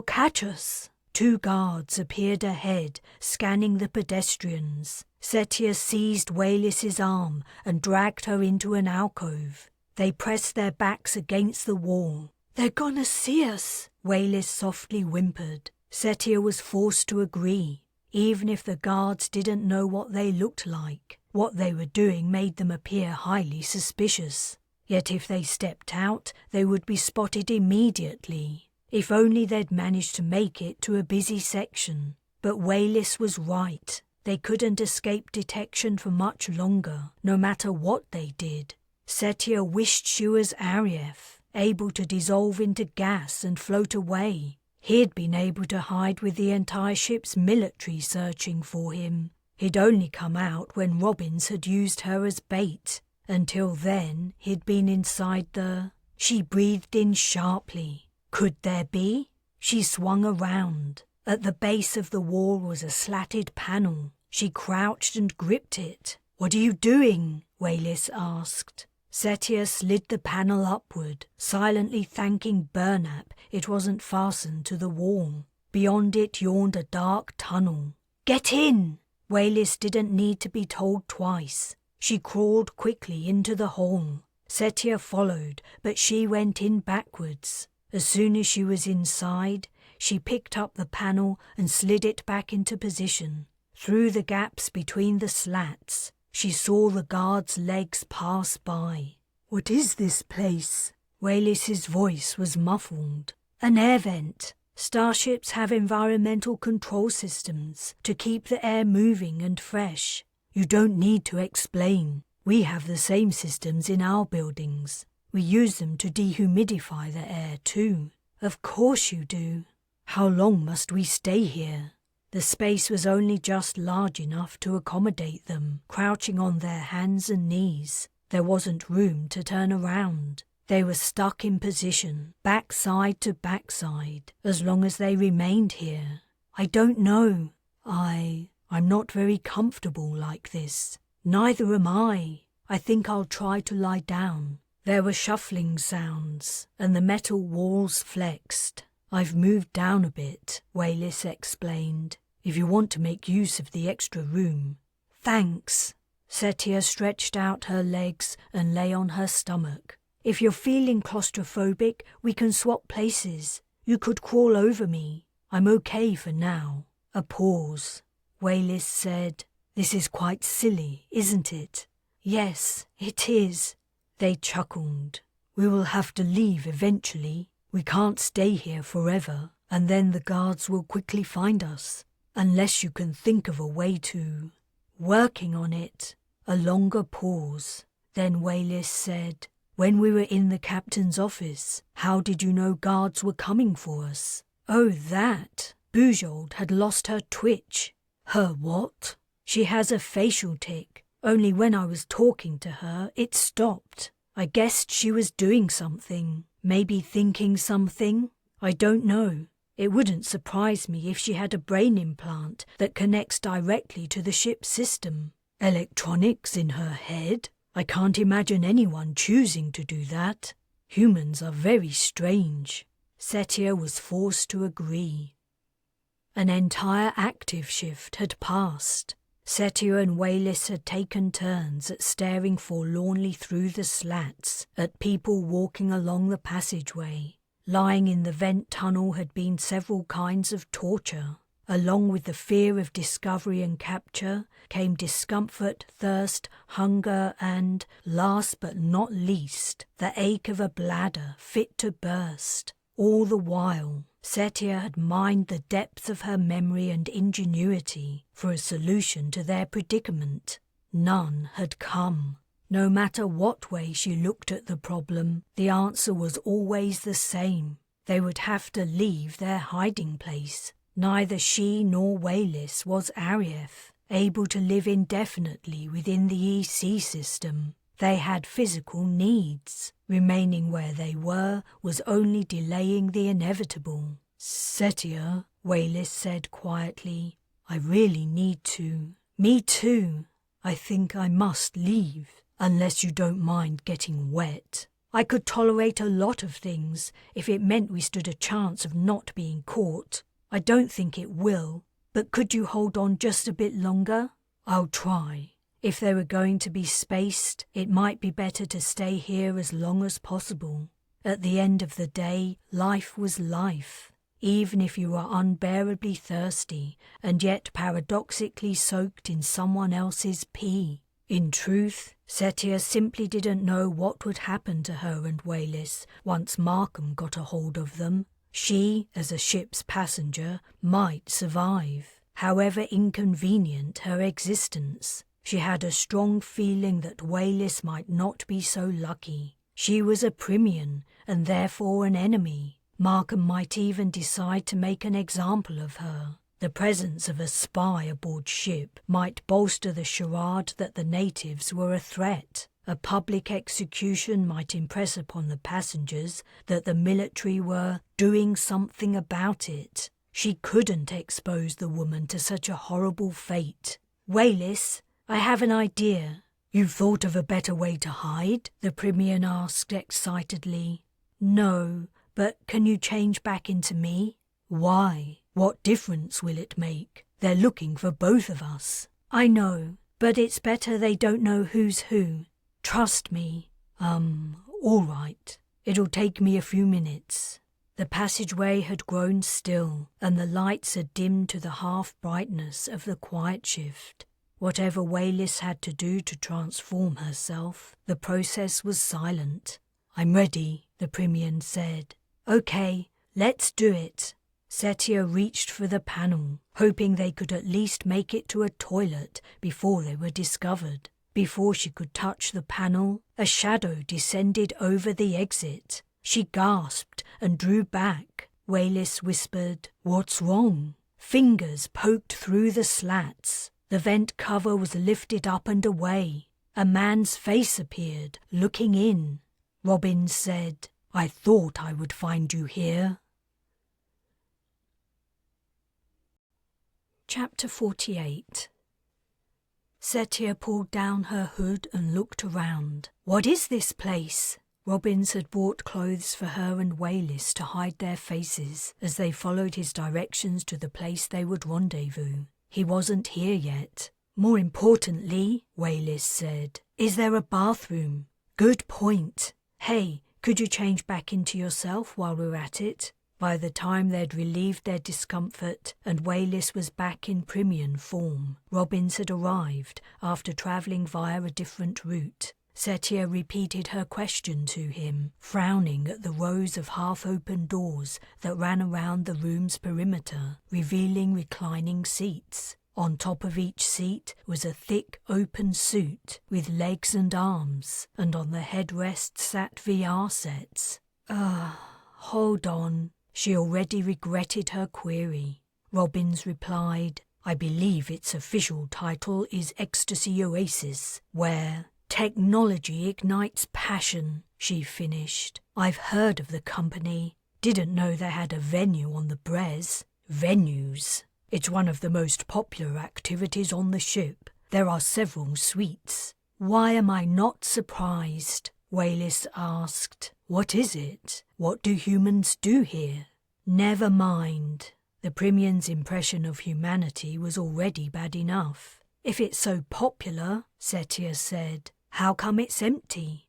This suite is scheduled for cleaning. The bots will arrive soon. You mean all those booths are dirty? Robin sighed. It's the only public facility I could think of where there are no cameras. Perhaps you would rather we talked in the corridor? I was expecting to go to your office, or maybe the aviary. We won't be able to stay here long, considering how popular it is. Everywhere I, Caris, and Miriam live or regularly visit is too dangerous. It's becoming increasingly difficult for us to move around the ship unobserved. I was taking a huge risk to go to the ventilation tunnel where you were hiding. So security might know you've come here too?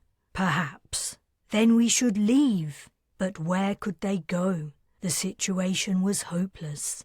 Wait a while, Robin said. There's more to this than you think. I only found out some vital information myself today. And? Setia demanded when he didn't go on. Are you going to let us in on the secret? Please wait. All right. While we're waiting... She wanted to sit down, but after casting a glance at one of the reclined seats, she changed her mind. I want to know how you managed to find us. Did you search every vent on the whole freaking ship? That would have been extremely stupid. I mapped a skein to find you. You can see my location? Setia's jaw dropped. I didn't know you could do that. You didn't guess that might be the case. You said at our first meeting that you understood all things are connected. People and places are just forms of matter. Time and events are more tenuous. They are what makes mapping so difficult. You mean you know where I am? Where everyone is? All the time? I'm limited by what's in the system. While you were on Prime, I had no idea where you were. We relied on your trackers and comm connections to trace you. Once they disappeared, I was blind. But as soon as I heard you'd try to speak to Bujold, I created a map and found where you were hiding. I couldn't come out to you, however, until the quiet shift. It was too risky for you to emerge from the vent while there were still people about. So it's common knowledge that we went to the captain? Before Robins could answer, the door opened and Captain Bujold entered. Shit! Setia launched herself at the woman, threw her to the floor and straddled her, pinning her by her shoulders. A hasty look at the entrance didn't reveal any guards. Maybe they were outside. Ms. Zees, Bujold said calmly. I am far too old for this nonsense. Please get off me. Yeah, like that's going to happen. You're staying right where you are. You're going to be my and Wayless's passports off this ship. If she could hold the captain hostage, she might be able to bargain passage to the surface. It was clear her days aboard the Brez were over. She would take her chances with the Primians. If she brought Wayless back, they might accept she was on their side. Robins gave a quiet cough. Bujold met his gaze with an exasperated look. Could you please explain? Setia, Robins said. The captain is our ally, not an enemy. The hell she isn't, Setia protested. She called on her guards for me and Wayless this morning. I had no choice except to summon them, Bujold explained. My office is observed. If I had listened to you, if I had done anything except immediately signal an alert, I would have been under suspicion. Now, please, get off. Setia turned to Robins. He nodded. Reluctantly, she clambered off the prone woman. Bujold got to her feet and straightened her tunic. Thank you. If it's worth anything, I did delay as long as I felt was reasonable before raising the alarm. Well, we managed to get away, I suppose, Setia conceded. It was very foolish of you to visit me. You're not the first person to say that, but I didn't see what choice we had. You realize the Primians are like us, right? You know you're killing people down there? Believe me, I am all too aware. Bujold's expression was pained. I have been against the attack since the very beginning, even before Ahmad disappeared, before I heard Caris and Sheldrake's debriefings, and after you and Miriam were kidnapped. The fleet's response has been extraordinarily heavy-handed and utterly misguided. She sighed. I have seen more than my fill of war and death. I have no desire to see any more, and I would never have signed up to captain the Brez if I had even imagined this might happen. Wait, said Setia.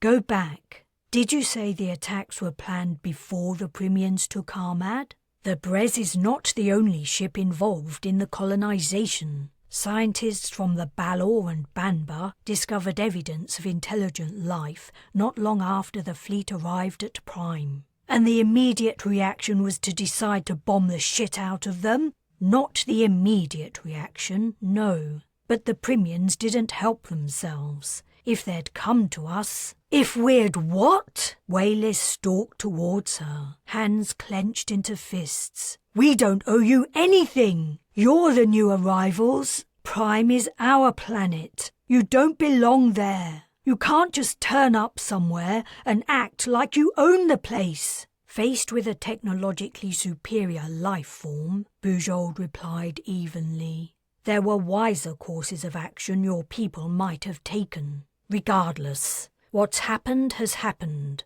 There's no undoing anything. We have to find a way forward. The problem is, though my sympathies lie with the local people, I am outnumbered. The other captains don't agree, and neither do their military commanders. Markham is especially bullish. I appear to be the only dissenter, and I've increasingly felt that if I didn't mind my words, my own safety might be under threat. We are a long way from Earth. The fleet is accountable only to itself. If there is an attempt to turn the tide, it must be undertaken with great care. To be frank, I am not sure it's possible. Setia rounded on Robbins. Why didn't you tell us she was against the attacks? Bujold answered for him. Mapper Robbins is the first person I revealed my true sentiments to, just a few hours ago. I knew of the connection between you, and I thought he might be able to guess where you'd gone. Her attention not leaving Robbins, Setia pointed at the captain. Didn't she know about the location finder aspect of skeins either? Some aspects of mapping are best kept quiet. The door opened again. A herd of cleaning bots had arrived. The hand-sized cylinders fanned out and began to scour every surface. "Excuse me," Wayless said between her teeth. "While you're all standing here chatting, my people are dying. I want to know what you're going to do about it." "So do I," said Caris, stepping behind the bots. "Me too." Miriam had also arrived, hobbling on her crutch. Chapter 49. Setia stepped down from the shuttle, helping Miriam. At the bottom of the steps, she took a look around. The Banba's shuttle bay was similar to the Brez's. No surprise there. The 3 starships comprising the Interstellar Fleet had been constructed along the same lines, and, as far as she knew, for the same purpose. An initial colonization, disembarking the passengers who had paid for most of the fleet's construction, followed by onward journeys into the galaxy. What exactly those prospective journeys entailed was shrouded in secrecy. Captain Bujold knew, no doubt, but she wasn't about to give any hints. Certainly not until after the current crisis was resolved. The captain looked more world-weary than ever as she followed Miriam down to the deck. Robbins was already being greeted by his fellow mappers. Caris Ellis was last to descend. Setia only had time to notice the state of the Banba's utilitarian 6-legged bug shuttle, marked with holes and absent 2 legs, before her group was escorted from the bay by armed guards. Setia hung back until she was walking next to Bujold. "Is it usually like this when you attend these meetings?" "Like what?" "The goons with guns. What do they think we're going to do? Shoot up the ship?"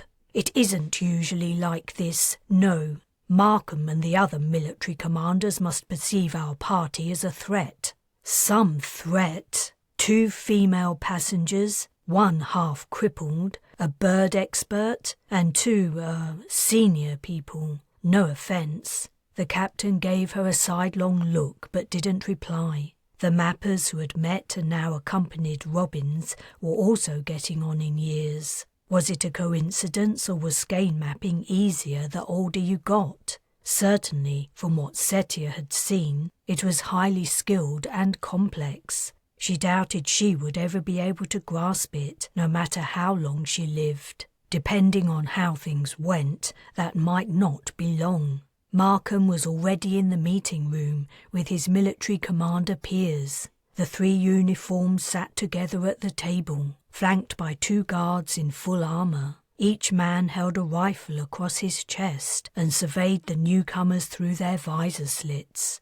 Burnap's balls! The commanders really did feel unsafe. The escorts left. Bujold gave a curt nod to a man and woman also wearing captain's attire before joining them. The rest of the party from the Brez and the Mappers were left to find their own seats around the oval table. A large interface screen looked out blankly from one wall.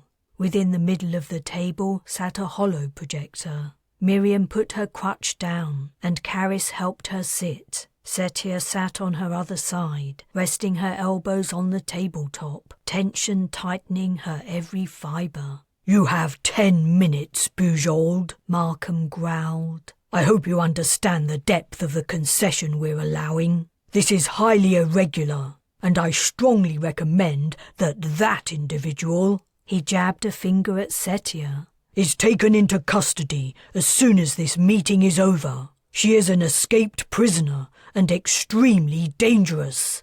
Setia raised her eyebrows, looking mildly shocked. A titter ran around the room, and she couldn't help a bemused smile. Her size and build didn't exactly scream dangerous. Her appearance belied her abilities. She was glad Lieutenant Colonel Markham had made himself look stupid. It would help their cause. He continued to dig. "She could even be a Primian." "A what?" asked his neighbour. "Unfortunately, one of them slipped aboard the Brez," Markham replied. "Camouflaged as that woman. There's no telling them apart. I thought we had the right one in custody, but now I'm not so sure. The one in the brig escaped, thanks to inside help. I suspect from some of those present. They've both been sneaking around the ship. You see the risks the natives of Prime pose? This is exactly what I've been warning against all along."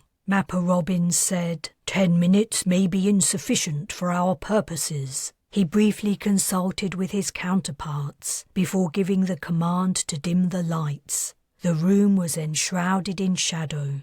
The remaining light glimmered from the suits of the armed guards, and the attendees transformed into grey shades. The three mappers had brought personal interfaces. They spent 30 seconds working on them before green lines fluoresced from the projector, filling the central space. Brilliant dots marked the places where the lines crossed. Some areas held only a few thick strands. In many others, thousands of filaments tangled in dense webs. "A skein, ladies and gentlemen," Robbins announced. "Perhaps you've seen one before. They are difficult to understand, and to the untrained eye, they may all look the same.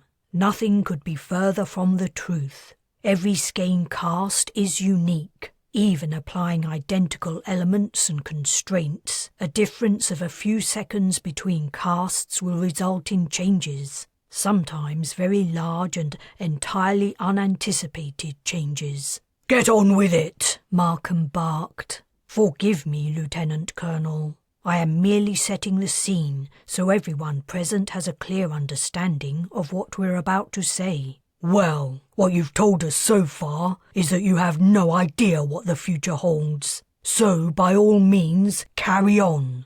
9 minutes. When we arrived at Prime," Robbins said, "my colleagues and I perceived many complications in forthcoming events. That was to be expected. Humanity's previous forays into planetary colonization haven't been successful.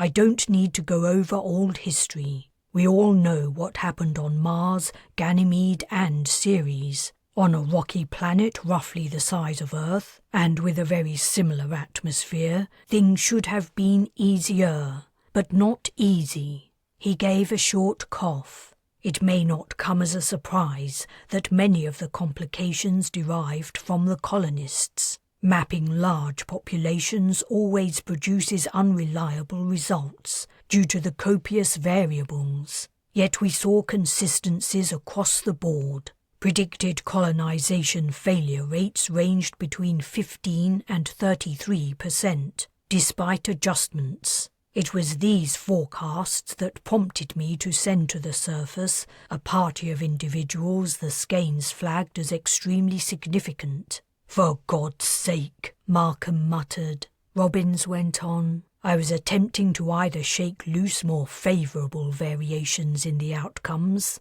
or at least to provide better clarity in the skeins. What you're looking at now is a mapping from before the team embarked on its expedition." He murmured to a colleague, and the skein disappeared. It was quickly replaced by another.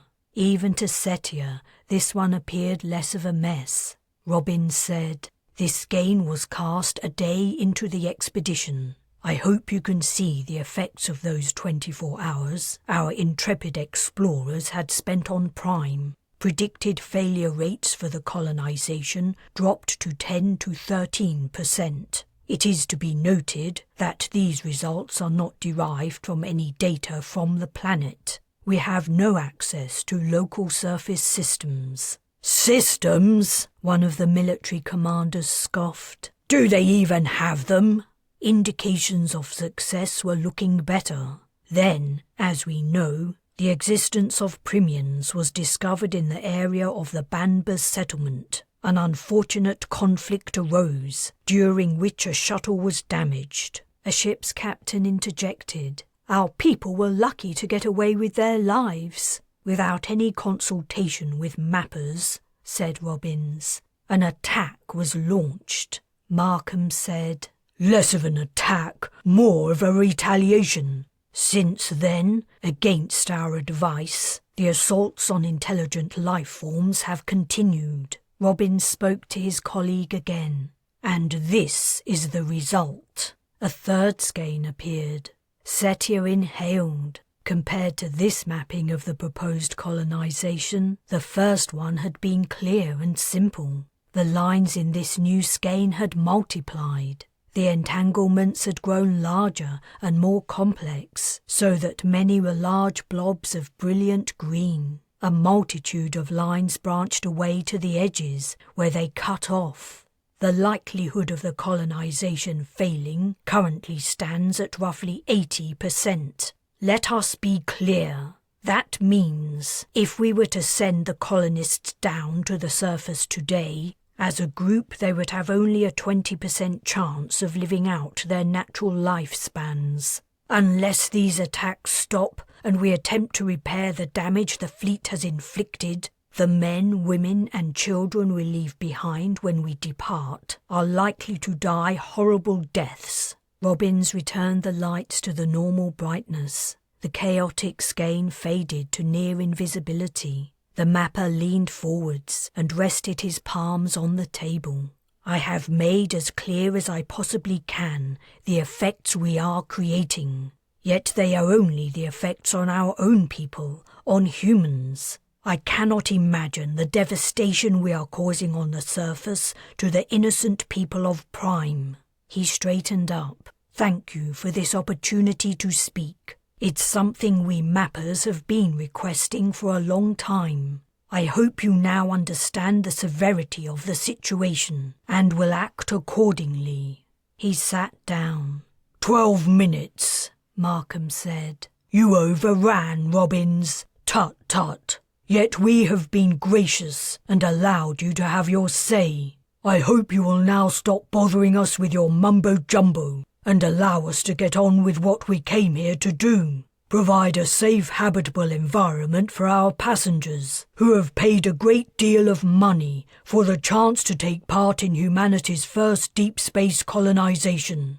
Skein mapping is by no means mumbo-jumbo, the mapper retorted evenly. I could, for example, predict with some accuracy the date of your death. Would you like me to do that?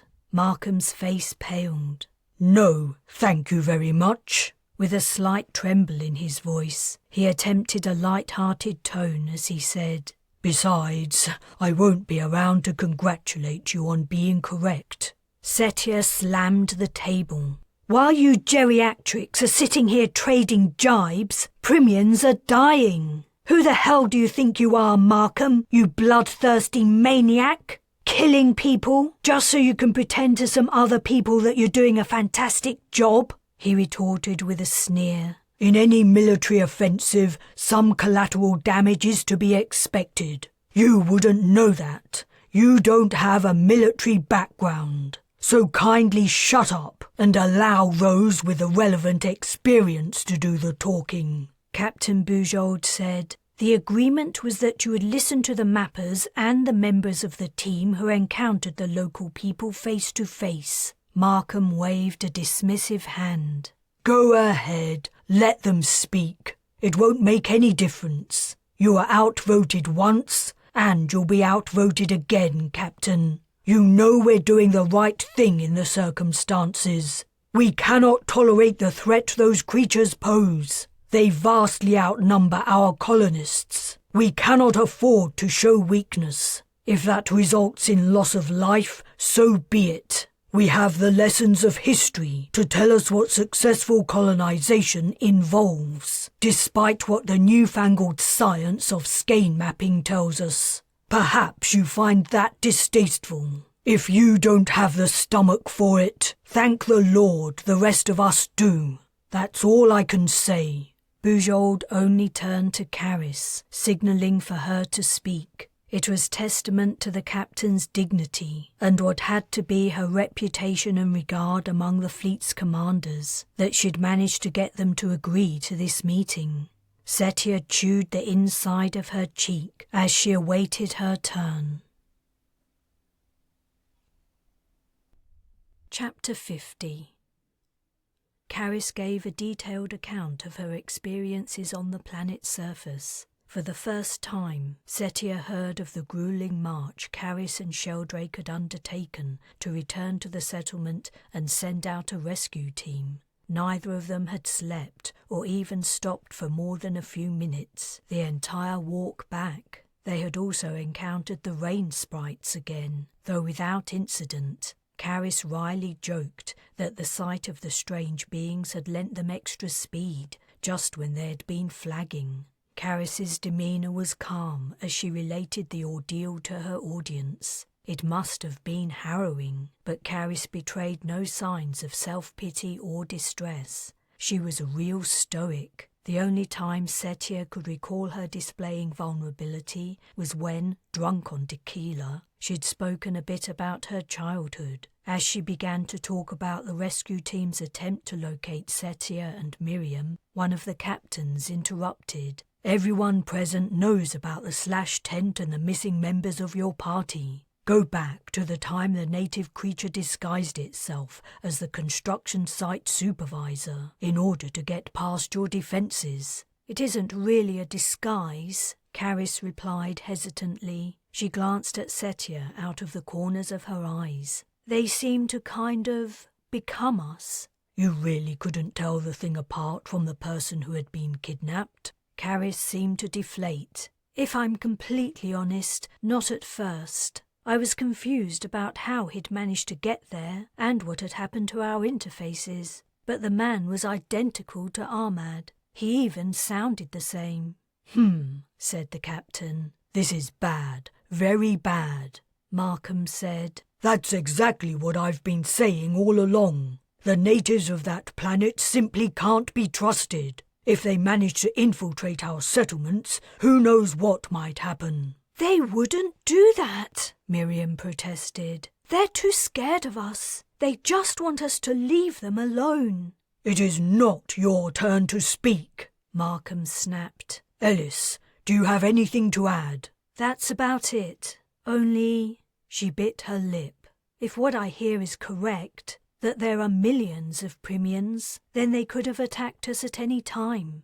We were armed, and we would have been outnumbered. We had no idea what we were doing or where we were going. But the Primians didn't attack us. They just tried to find out more about us. Markham gave a derisive puffed. I shouldn't have to remind you that the site supervisor is still missing, and your party can hardly claim to have survived unscathed. The correct thing for the creatures to do would have been to declare their presence and propose negotiations over land ownership. Burnap's balls! Setia exclaimed. What's to negotiate? It's their world. Negotiation is the only sensible option when faced with a superior force. Negotiation or immediate surrender. We're a colonization fleet, not a freaking army. We aren't here to make war. The reason Ahmad is still missing is because you bombed the shit out of the place he was being held.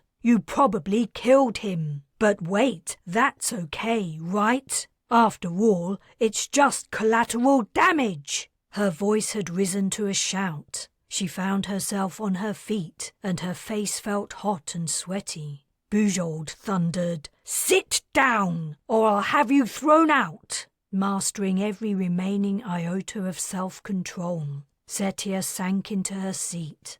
Thank you for installing some discipline into your delegation, Bujold, Markham said. I was about to suggest that Zees spoke next, but let's give her time to calm down, shall we? He focused on Miriam. I believe your name is Belby. It is. Does anyone mind if I don't stand? We are fully aware of your injury. I would be delighted to hear about your time on the planet. The story Miriam told sounded ridiculous even to Setia, who was sympathetic to what she was trying to do. She talked up her captors, scraping the barrel for incidents of kindness and compassion, while glossing over her capture, imprisonment, and threats of torture.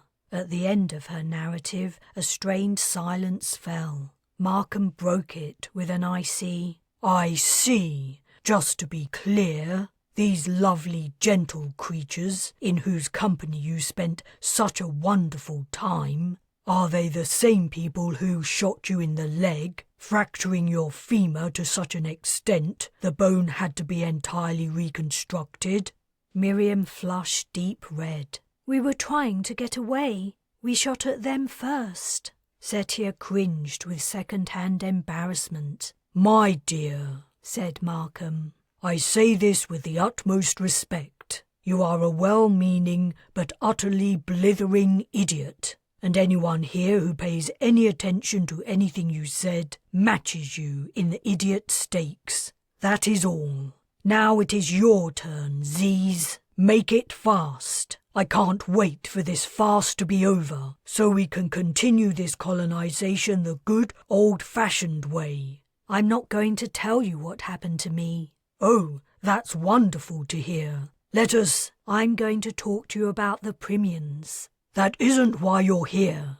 Miriam's already covered her time with them. Mine wasn't much different. I don't have anything worth adding. But you should know what you're doing, and what the repercussions are going to be. We've already heard from Robbins and his magic crew. Markham smirked. Oh, let her have her say, one of his fellow commanders said. It won't hurt to find out more about the enemy.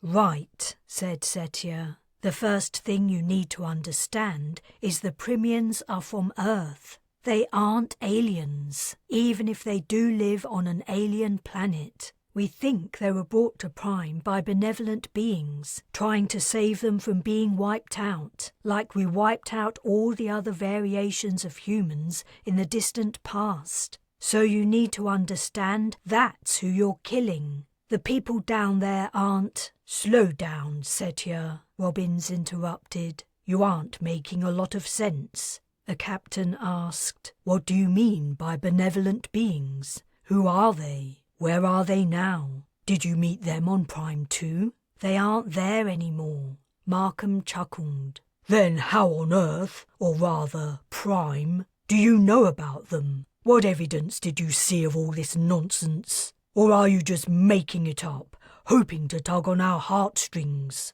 To do that, you would need a heart, Setia shot back. The Primians have cave paintings showing what happened. Cave paintings? Ha! Rubbish. A cave painting can mean anything. I can't say I've made a big study of them, but if this great exodus happened, why isn't it represented in our cave paintings? Got you there, haven't I?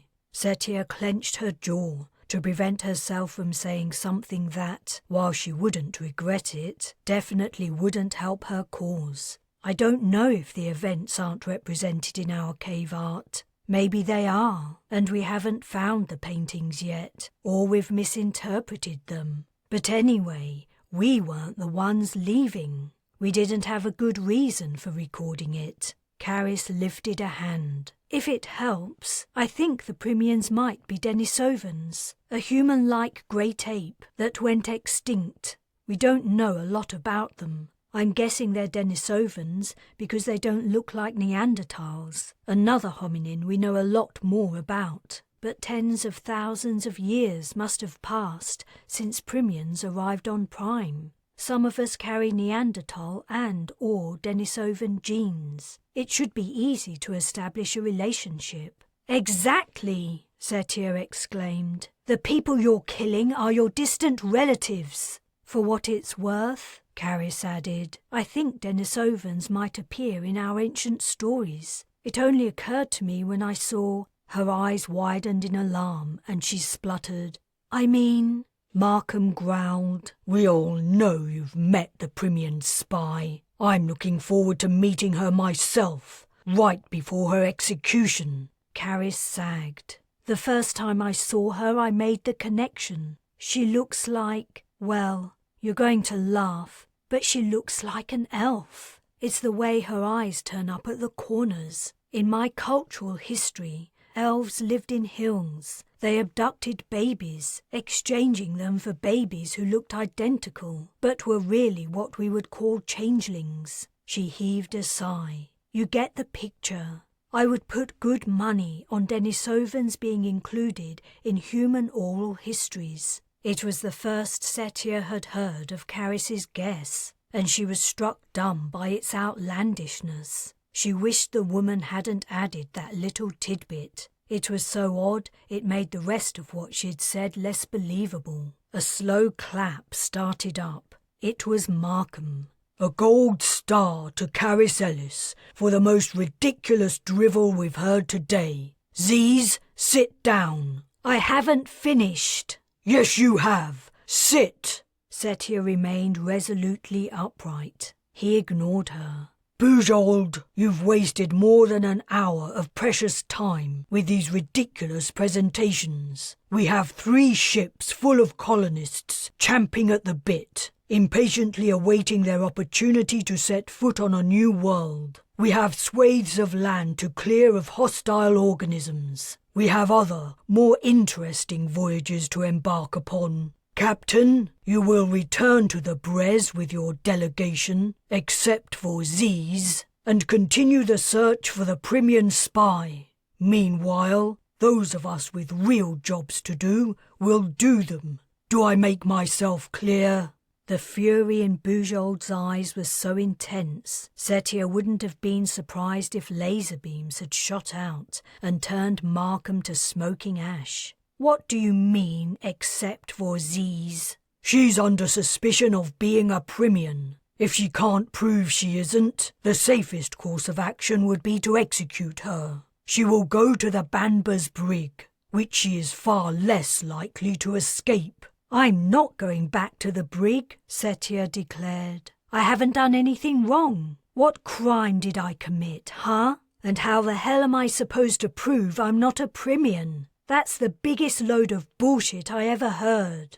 Markham smirked. You say that as if your opinion mattered. Perhaps you are the real Zees. I don't care. I knew you were trouble as soon as I met you at your final interview at the Passenger Processing Center on Earth. If it weren't for Robbins, you wouldn't be here, and we would have one less mischief maker to deal with. So much for the effectiveness of skein mapping. I'm not going back to the brig, Markham replied with a sly smile. Oh, I think you are. Guards, seize that woman. Setia leapt from her seat and dashed to the door. It was locked. Thought you might try a trick like that. I sealed the exit the moment you entered the room. Guards! But the two men didn't move. Their heads were turned toward each other, as if they were talking on internal comm. Guards! Apprehend that woman this instant! Setia had her back pressed to the door. Confusion emanated from the distracted guards and spread through the meeting attendees like a shockwave, and incensed Markham its epicenter. Then one of the guards abruptly jerked his weapon around and shot the other in the leg. At the close range, the shot must have penetrated the armor. Everyone froze. Setia gaped. Time seemed to slow down. The wounded guard staggered. His attacker snatched his rifle from his grasp, and before the man had even hit the floor, tossed it across the room to Setia. She caught it reflexively, shock turning her numb. Who was her unexpected savior? Had Primians infiltrated the Banba too? She found herself aiming her weapon at the military commanders. A captain took a step backwards. She swept her rifle's muzzle around to target him. Markham made a move on the rogue guard, but he was too slow. The guard poked him in the chest with his weapon. I'm sorry, sir, but I have to do this. He gave his comrade on the floor a little kick, as if urging him to do something. The man's armor dissolved, revealing an injured soldier, features contorted with pain. The rogue guard spoke again. Zees, put on his suit. What? Everything had moved so fast. What was this guy thinking? What was his plan? Did he even have one? His voice sounded familiar. Recognition hit. Sheldrake? Move it, Zees. We don't have a lot of time. If we're fast, we can make it to the bay. What the hell are you doing? What does it look like? In case you hadn't noticed, we're locked in. Put on the suit. We'll figure it out. You're deranged. As they'd argued, Bujold had risen to her feet. Very heroic, but unnecessary. She activated the room's interface. Looking out from the screen was a second Captain Bujold.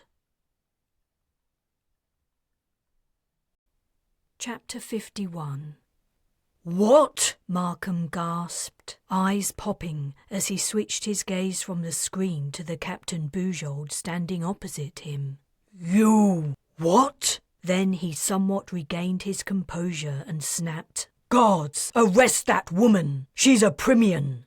But one of his guards was rolling on the floor in agony, and the most generous description of the other was not currently obeying orders. Markham frowned, and his eyes became unfocused, as if he was mentally transmitting an order. There's no point, Bujold told him. It's over. One of her fellow captains asked, Marigold, what have you done? Marigold? But Bujold's attention was on her double. At least I think it's over. Wayless? It's done, the Primian replied. The transfer is complete. Her eyes filled with tears and her chin trembled in an expression entirely at odds with the captain's usual look. Thank you. I can't thank you enough. We stand a chance now. Transfer? Markham had turned puce. What transfer? From the Brez to Primian centres all over the planet, Bujold answered coolly. Wayless has transmitted a copy of the contents of the ship's database, including our current understanding of the various branches of science, the ship's entire military supply specs and operation, the design of her engines, and all other technology. Emotion entered her features, and she waved a hand dramatically as she concluded, The lot! The enemy now has access to the exact same information as us. They're going to level up. And then what are you going to do, Lieutenant Colonel Markham? What are you going to do when your enemy is capable of defending itself? What are you going to tell our passengers when you're dropping them off to be slaughtered? You're a mad woman, a traitor. I'll have you executed for treason. You're getting very fond of executing people, aren't you? Which is strange, considering I am your superior, and I have final say on what happens to every soul aboard the Brez. I can hardly betray myself, can I? You've betrayed the fleet. I declare my ship independent from the fleet. I will no longer be participating in your genocide. There will be no more debates, no more votes. From now on, the Brez will fly under one authority, mine. Markham slumped to his seat, floppy as a rag doll. You've ruined everything. Tension resonated at a high pitch, like the sound created by running a finger around the rim of a glass. Then it eased. People shifted in their seats. On the screen, Wayless began to look a little less like Bujold. Her hair was darkening, and the lines on her face were softening. Sheldrake's armor deactivated. Within a few seconds, he wore only his regular uniform, though he retained his weapon. Zees, what's going on? The captain changed the game, she added. What the hell were you thinking? We would never have made it to the bay. A roar erupted from the lieutenant colonel. He leapt to his feet, snatched the rifle from a shocked Sheldrake, and lifted it to fire at Bujold. Setia shot him. There was no time to try to only wound him, and looking back, she wasn't sure she'd wanted to. She aimed high, and the pulse round hit his neck. He couldn't even scream. His throat was a burning mess. The arteries carrying blood to his brain must have been scorched shut. He toppled, gaze fixed, mouth lolling open, and landed across the back of his chair. His upper half sprawled across the table. He was still. A horrible barbecue stench filled the air, and the vent fans whined as they strained to extract it. One of the mappers vomited. Setia lowered her rifle. Addressing Robin, she asked, "Did you predict that?"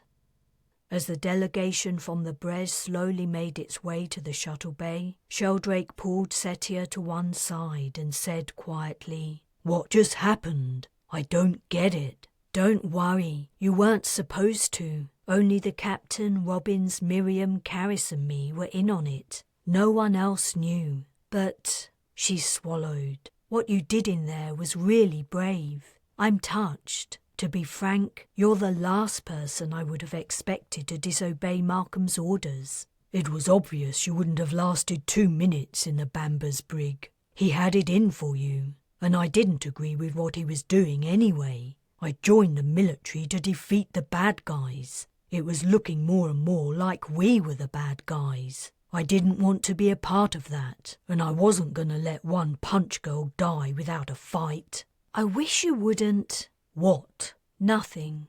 You can call me One Punch Girl as much as you want." "So the attacks on Prime are over now?"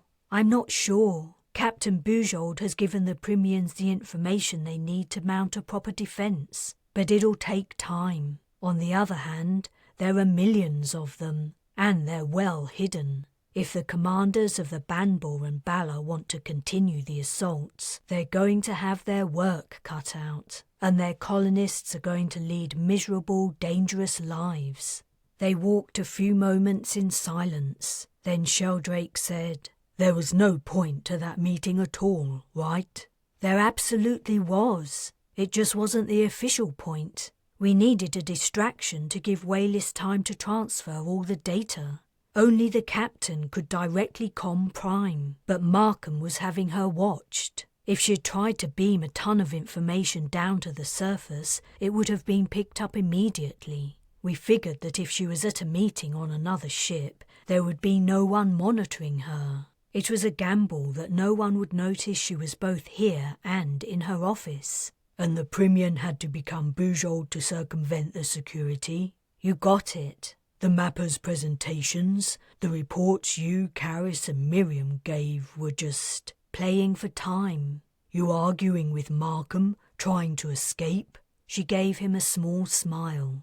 "I didn't need to save you." "I don't think so, but I appreciate it." Chapter 52. Setia took a sip of her drink and cast a glance around the bar.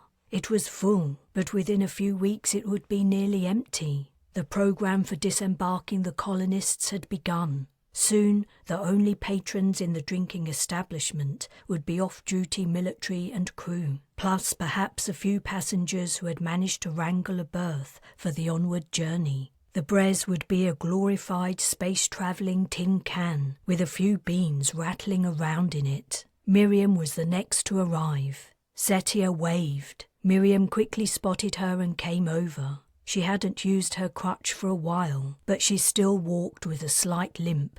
Hopping up onto the neighbouring stool, Miriam asked, "Heard anything yet? I hope we'll hear it from the horse's mouth." Miriam tapped in her drink order. "What are you having?" Setia enquired. "Guess." "Margarita? You know me too well." Setia had the same. The drink brought back good memories. It reminded her of sitting inside a tent, cold and damp, while rain hammered on the roof. It made her think of sharing stories with friends. The second arrival caused more of a stir. It was Caris in uniform, but that wasn't what attracted the revellers' attention. A bird sat on her shoulder, meeting every gaze with an imperious stare. Setia jumped from her stool with joy. When Caris reached their table, her face was wreathed in a rare grin. "You got Loki back?" Setia breathed. "How?" "He arrived today. A Primian gave him to one of the engineers, who brought him back at the end of his shift." "Is he okay?" Miriam asked. "He doesn't seem too much the worse for wear. I don't know what he's been doing since you guys saw him, but someone must have been feeding him the right stuff and looking after him." Caris sat down. "I can only stay a little while. I should be in the aviary, but I put up a notice to say it's temporarily closed. I don't get a lot of visitors these days anyway. Everyone's too busy preparing to leave." Miriam said, "But you must be busy getting ready to transport all the birds." Caris shook her head and picked up Setia's glass. "Can I?" "Go ahead." She took a drink before replying, "The birds won't be going to the surface. It's official. The higher-ups decided that nowhere on Prime has a climate that will support avian life, and it would be pointless and cruel to attempt to establish it. I heard today."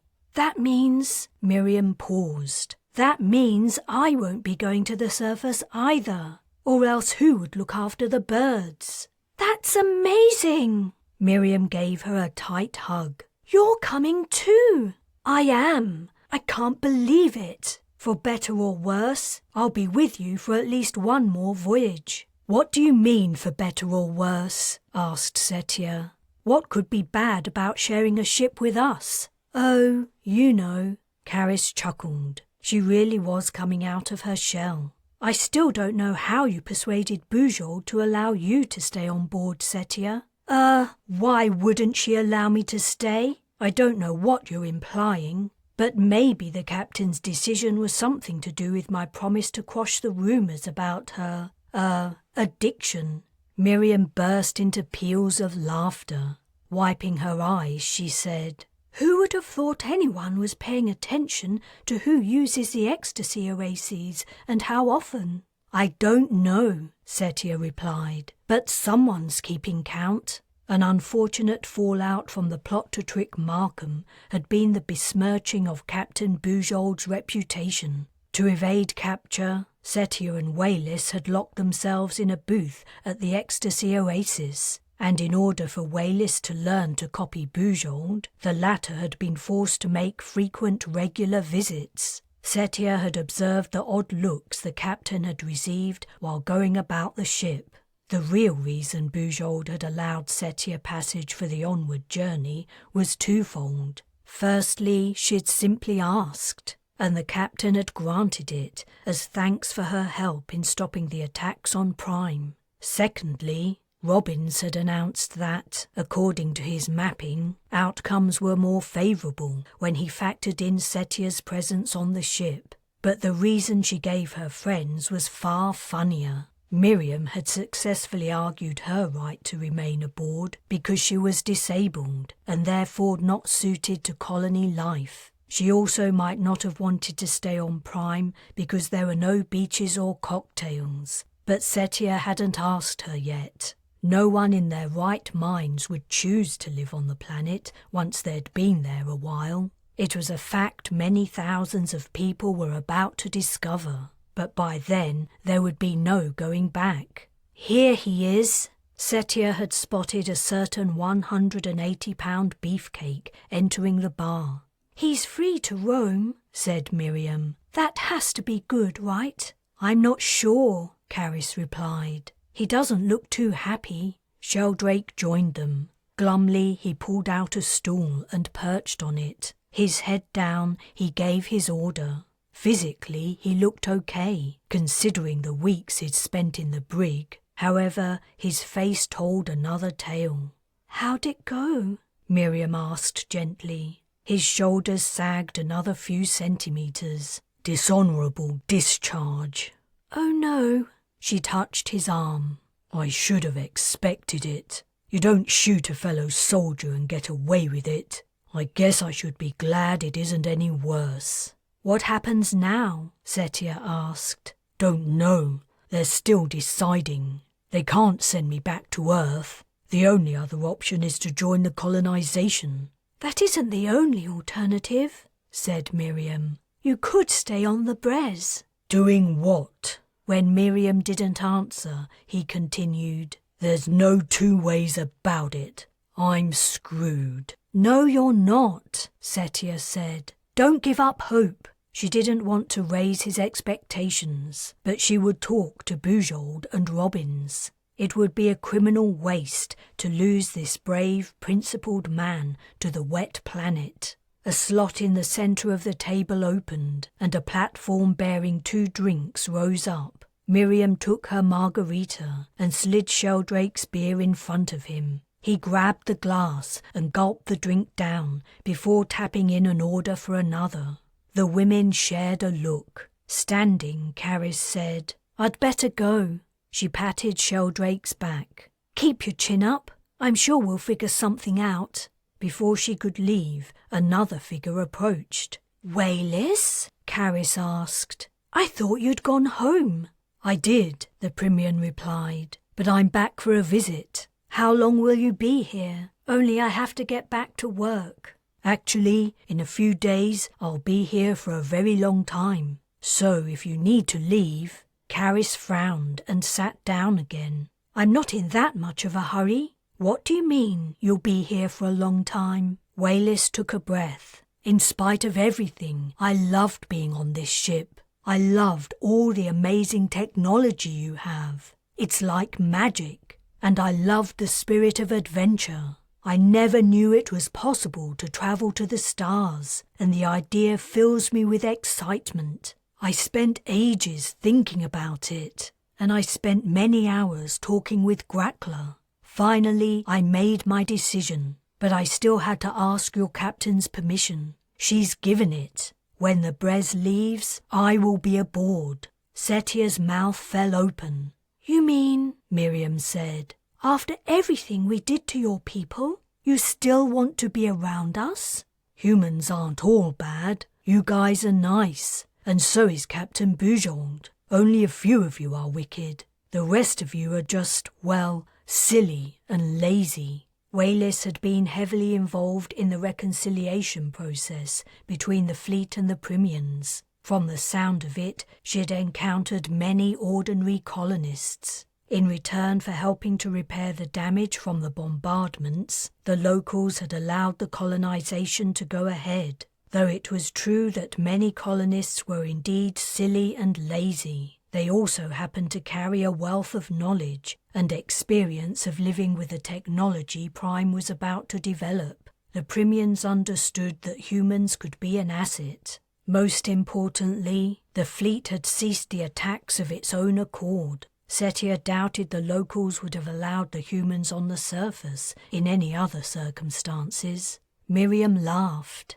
You seem to have a good handle on us. I'm glad you're coming on the voyage. Wayless was staring at Caris's insignia. Where did you get that? My badge? I didn't get it anywhere. It's just part of my uniform. It means I work in the animals section. Excitedly, Setia said. You recognize it, don't you, Wayless? The 3 hares. You know that symbol. I do. We have it on my world. I saw it there myself, Setia said. What does it represent? I'm not sure. It's very old. It's carved into rocks, but no one knows exactly what it means. Some say it's so old our ancient people couldn't have made the carvings. They're too sophisticated, and we didn't have the skills at the time. Huh. Karis's lip curled in puzzlement. That's funny. This symbol is found in all kinds of places on Earth, places that don't seem to have been connected in the past. The table's central slot opened, and Sheldrake's second beer arrived. He drank it at the same speed as the first, and then tapped on his screen. Maybe you should order more than one, Karis suggested. It'll save time.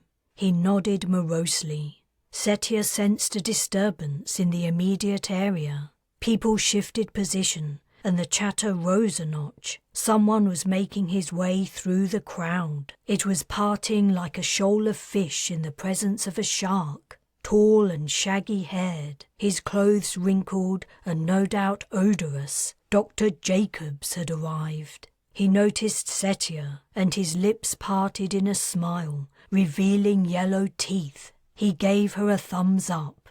She grimaced. Author's Notes. Welcome to the end of the first book in the Interstellar Fleet series. I hope you've enjoyed the story so far. It promises to be a long one, featuring a wide range of characters and travelling to the far reaches of the galaxy. Many thanks to my editor, Lisa Wood, Substack subscribers, Patreon supporters, and all the shipmates at Starship JJ Green Shipmates, without whose support none of these books would be possible. Now on to the background, notes, and interesting tidbits about Talman Prime. If you came to the book from my Star Legend series, you will already know some of the character backgrounds and references. But for those who don't, Star Legend is a science fiction Arthurian legend mashup, detailing the events that follow the fall of the Britannic Isles, which triggers a return of the mythical hero King Arthur. I won't give spoilers by going into more detail, but suffice to say, Karis Ellis was closely involved with the children of one of the heroes of the story, Talman Ellis. As hinted at in Talman Prime, Setia Zees was unknowingly caught up in the conflict between the aliens controlling Earth affairs and the people trying to stop them. Another aspect worth knowing is that the founder of the colonization project in Talman Prime was Lorcan Ua Talman. With an ego as large as his project, he naturally insisted that the colony planet carried his name. In no particular order, here is some of the research that informed or inspired the book. 3 hares running in a circle, joined at the centre by 3 ears, is an ancient symbol that appears in sacred sites across the world, from East Asia to Devon, England. It resembles the triskelion, or 3 spirals, another very old motif, and its origin and meaning are just as uncertain. The caves under the Primian metropolis. You will remember that Not Ahmad shows Setia and Miriam cave paintings created by early Primians. As they travel down through the cave system, Setia notices that the tunnels are fairly regular and smooth-walled.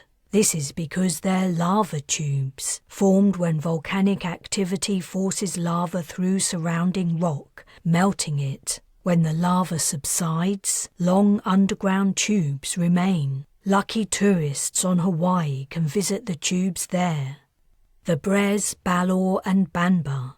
The origins of the fleet ships' names is mentioned in the notes to one of the Star Legend books, but for those who haven't read them, I'll explain here too. Lorcan Ua Talman has an Irish background, and his ships are named after characters from Irish mythology.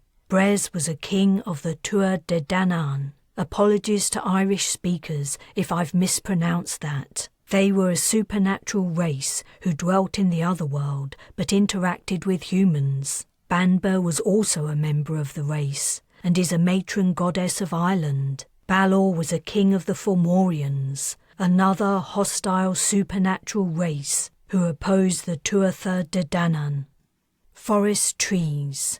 The odd trees in the Primian forest were inspired by an extinct group of plants called Cladoxylopsida, the first trees. They seemed to have photosynthesized via stems and didn't grow leaves. Though they had a central trunk, this is believed to have been hollow, with the outer water-transporting channels and splitting apart each year as the tree grew. The base of the trunk was wide and flattened, and the trees would have somewhat resembled palms. As modern trees evolved, they outcompeted Cladoxylopsida, growing taller due to their more efficient growth system and hogging more of the sunlight with their wide leaves.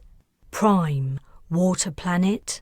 I had a lot of fun annoying Setia with the near-constant rainfall on Talman Prime. Personally, I try to escape the dark, wet British winter and spend a couple of weeks in the sun somewhere else in the world. So you can perhaps guess the source of my inspiration for the planet's climate. It's a bugbear of mine that alien planets are often portrayed in fiction as having a single homogeneous climate. Knowing what we know about other worlds, that doesn't make a lot of sense. I don't go into much detail, but Prime has a range of climates, the only unifying factor being a buttload of precipitation.